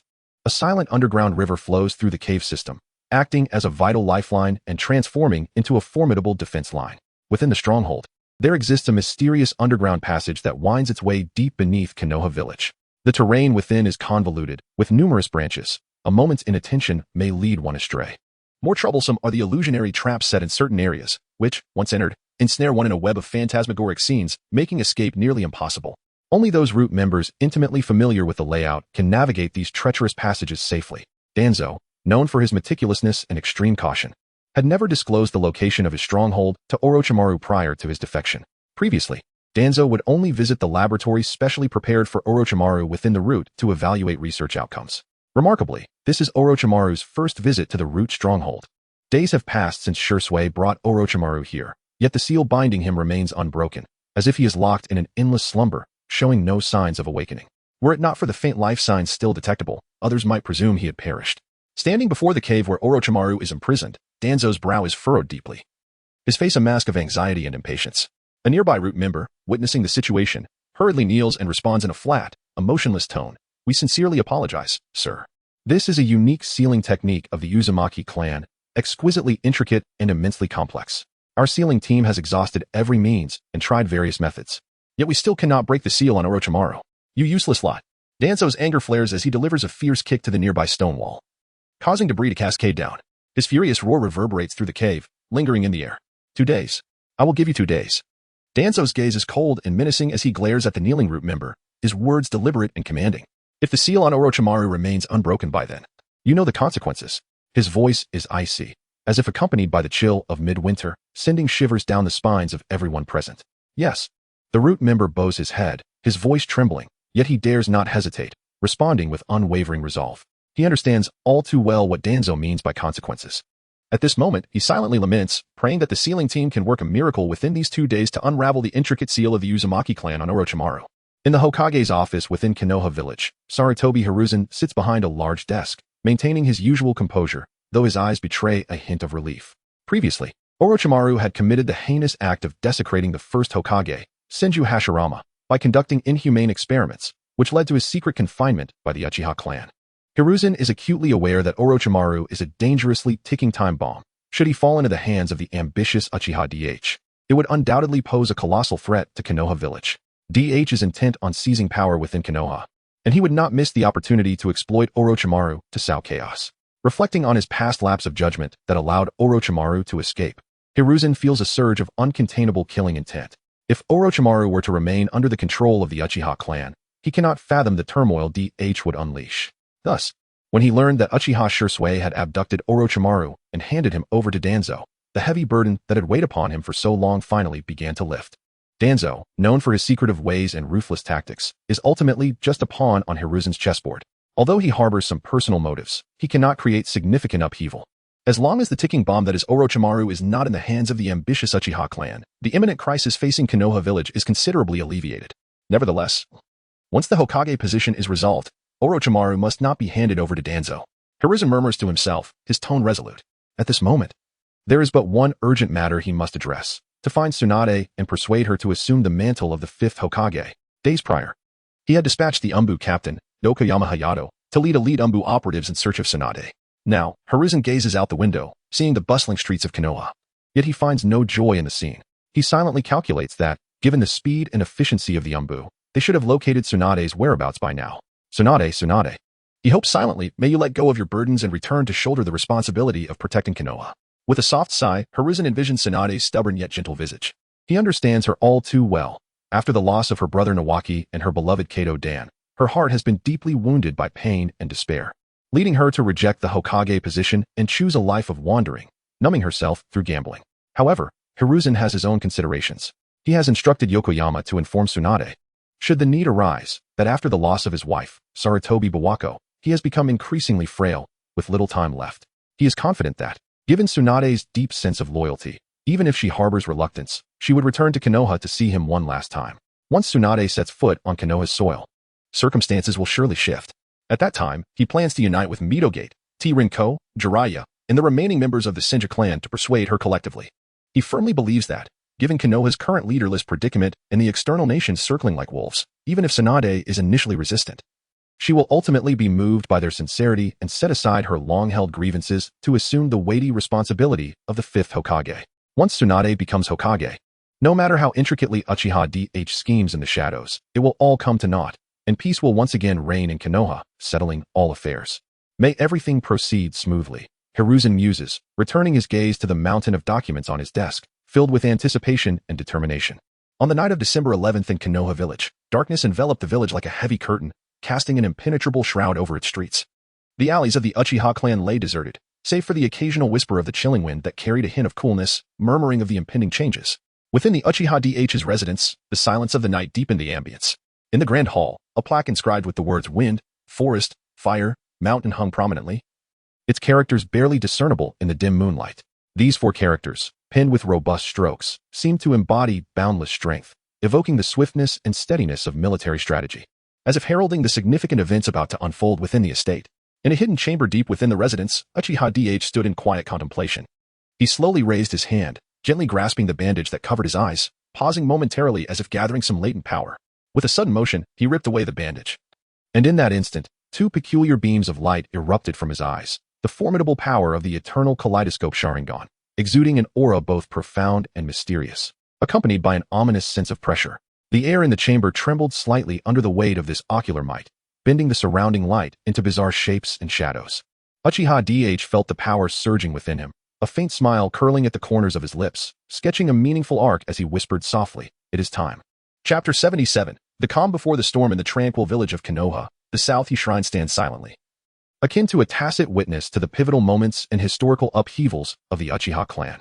It serves not only as a sacred site for the Uchiha to honor their ancestors, but also as a spiritual sanctuary that embodies the weighty history and legacy of the clan, a profound anchor deep within the souls of the Uchiha, where their unwavering faith resides.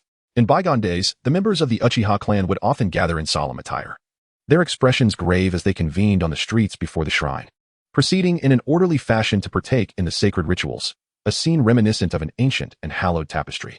Beneath the South Shrine lies a vast and enigmatic space, a clandestine gathering place for the Uchiha clan. Throughout the years in Konoha, apart from those engaged in missions or fulfilling duties within the security department, the overwhelming majority of existing nin and higher-ranking ninjas of the Uchiha have passed through this gathering. Within the shrine, several plaques inscribed with Chinese characters hang prominently on the walls. Burn the Boats boasts a vigorous stroke, exuding determination, though the world is peaceful. Forgetting war invites danger stands upright and solemn, brimming with caution.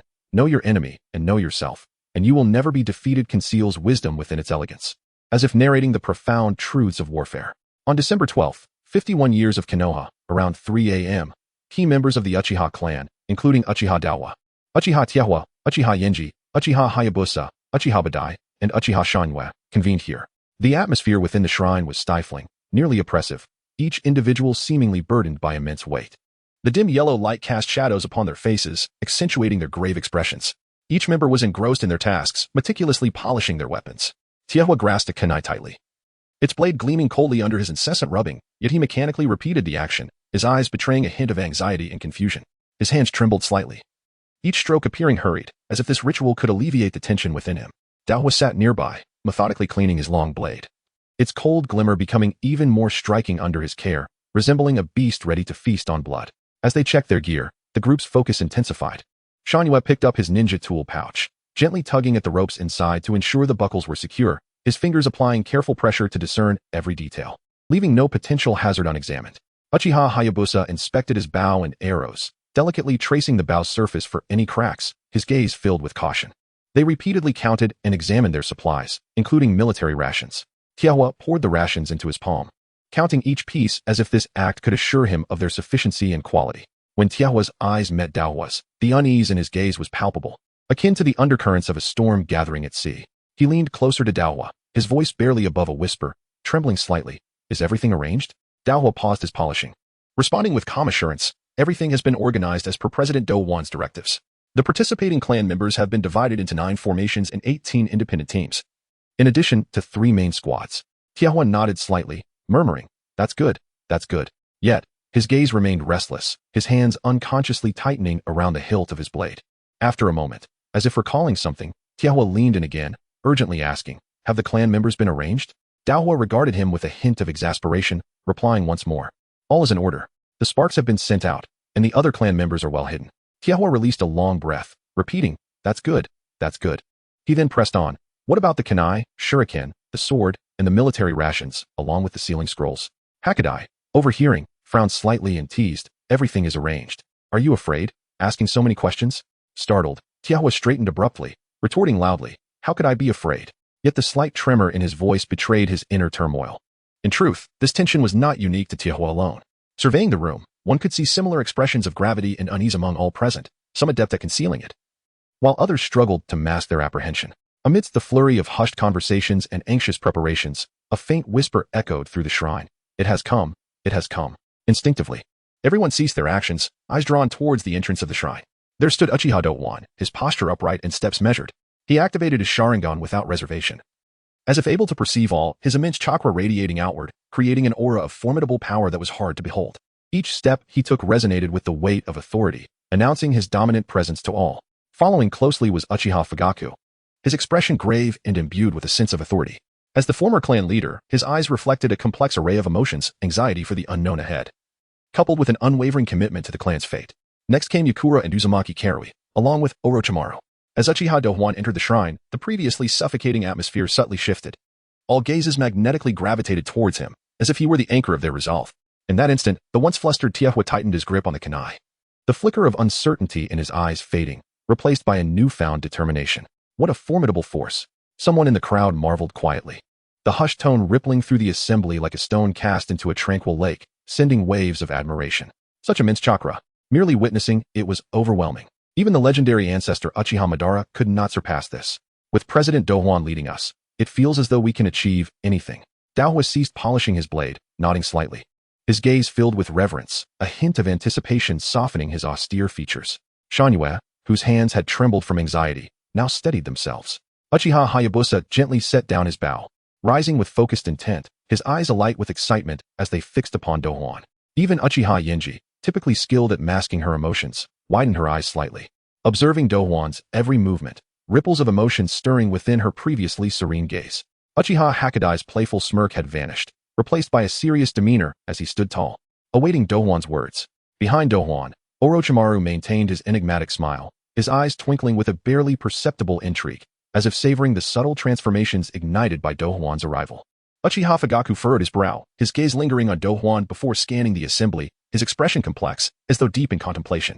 In that moment, the shrine fell into a silence so profound that only the soft breaths of the assembly could be heard, all awaiting Douhuan to shatter the stillness and usher in the glory of the Uchiha clan. Chapter 78. Failure is rebellion.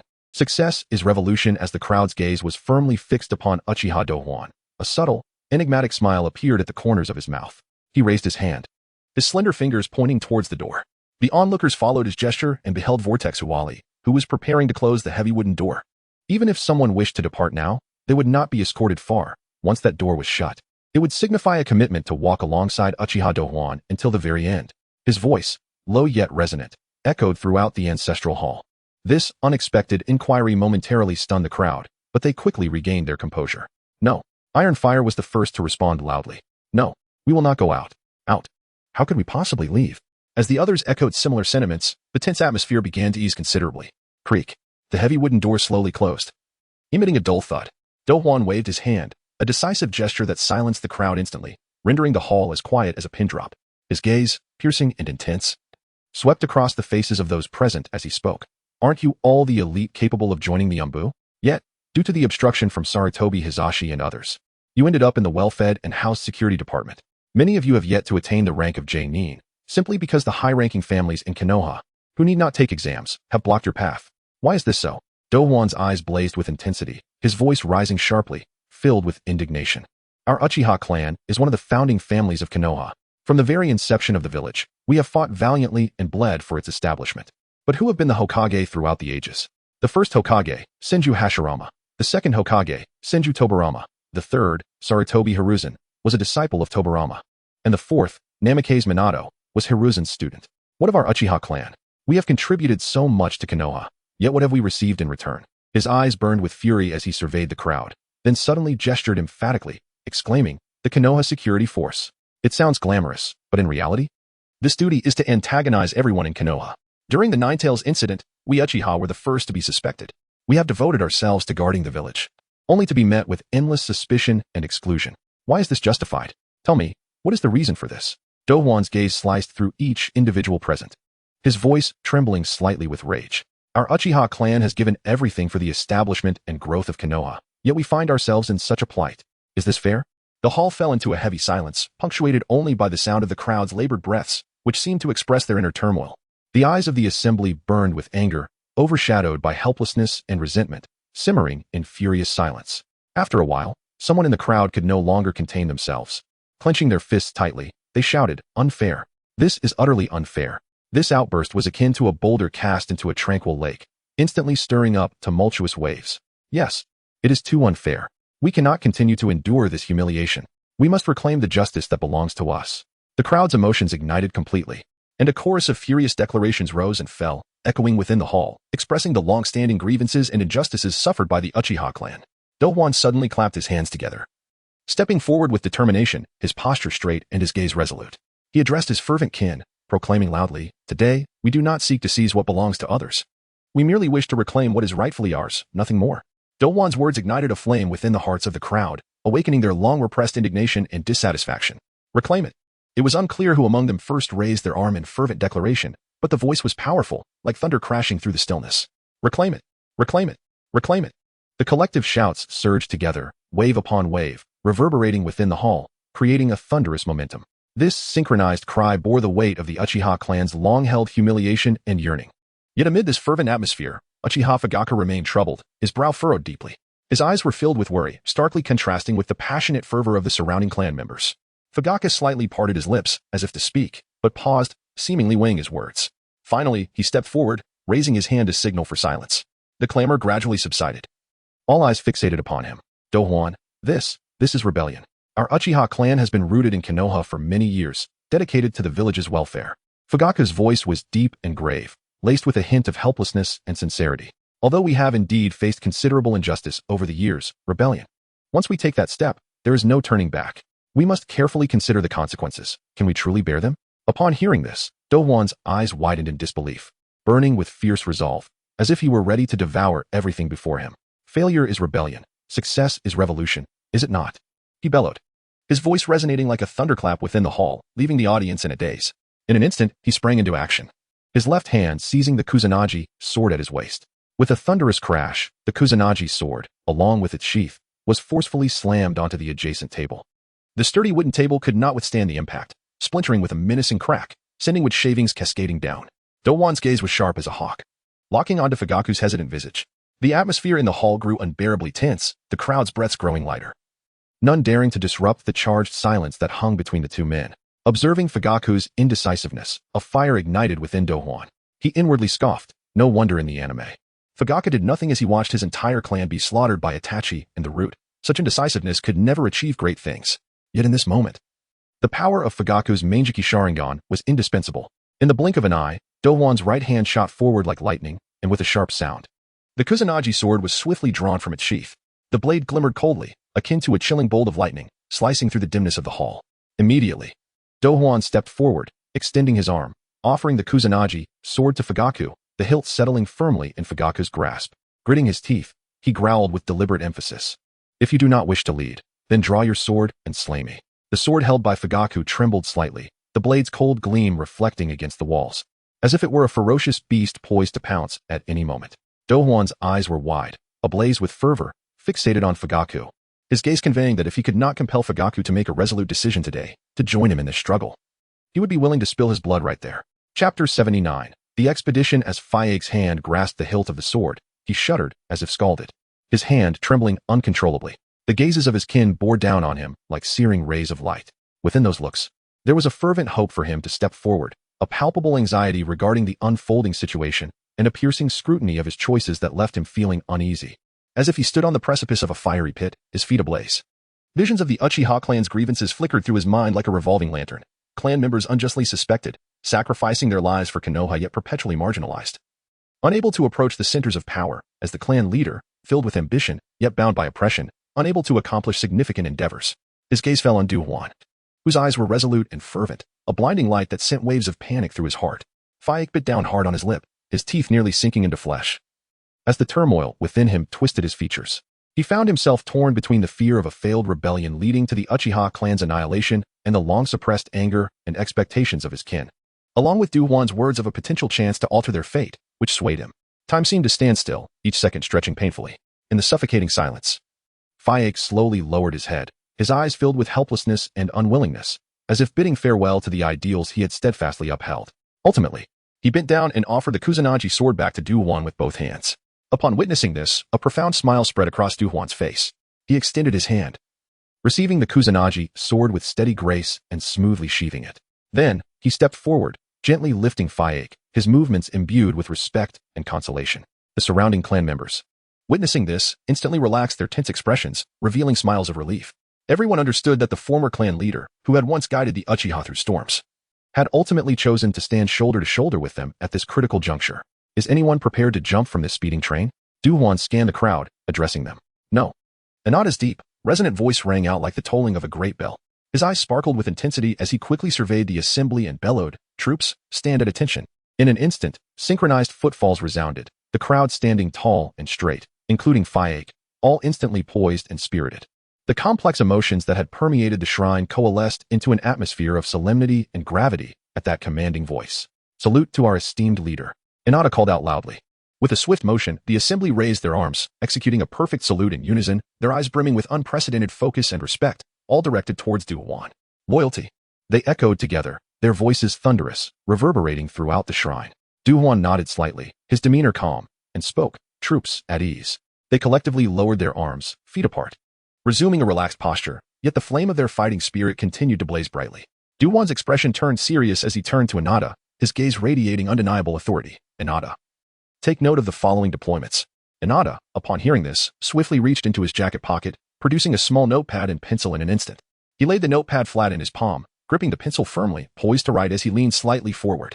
Douhuan paused briefly, his sharp gaze sweeping over the crowd to ensure every individual was wholly attentive. The first unit, led by Faye alongside Orochimaru, will command 2 divisions and 1 main squad. Your mission is crucial. Ensure the Third Hokage signs the arrest warrant for Danzo. The second unit, under the leadership of Yura, will oversee 2 divisions, 5 independent squads, and 1 main squad. You bear the responsibility of intercepting any possible reinforcements from the Umbu.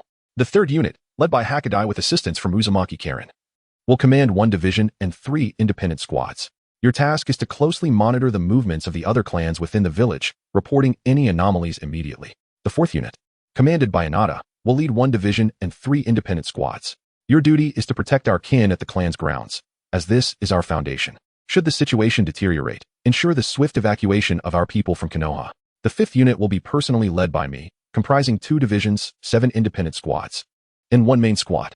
Our target is the south, to assault the root base and apprehend Danzo.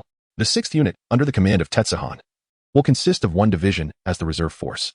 You are to remain on standby, ready to assist wherever most needed. Moreover, to ensure smooth operations, I will leave a shadow clone with each unit to monitor their dynamics in real time. Everyone should carry a communicator. I will relay urgent information via the Ninja Hawks. With that, Douhuan fixed his sharp gaze on Inada, asking, "Did you take note?" Inada stood tall, his eyes filled with determination and confidence, promptly reciting Douhuan's orders clearly and accurately, word for word. Douhuan nodded with satisfaction and proclaimed loudly, "Very well, let us proceed."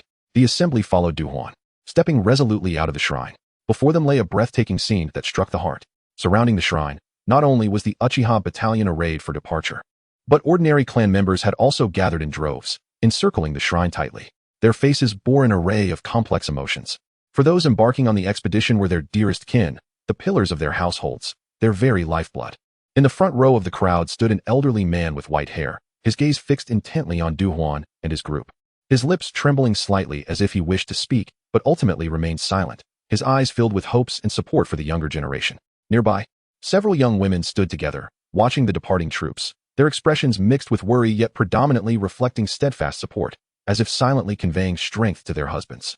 Douhuan paused, suddenly taken aback, his steps faltering.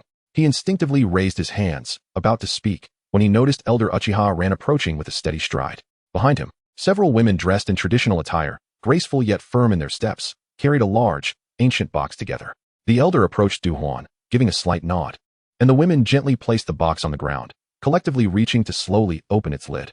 In an instant, a vibrant crimson hue captivated the gaze of all present.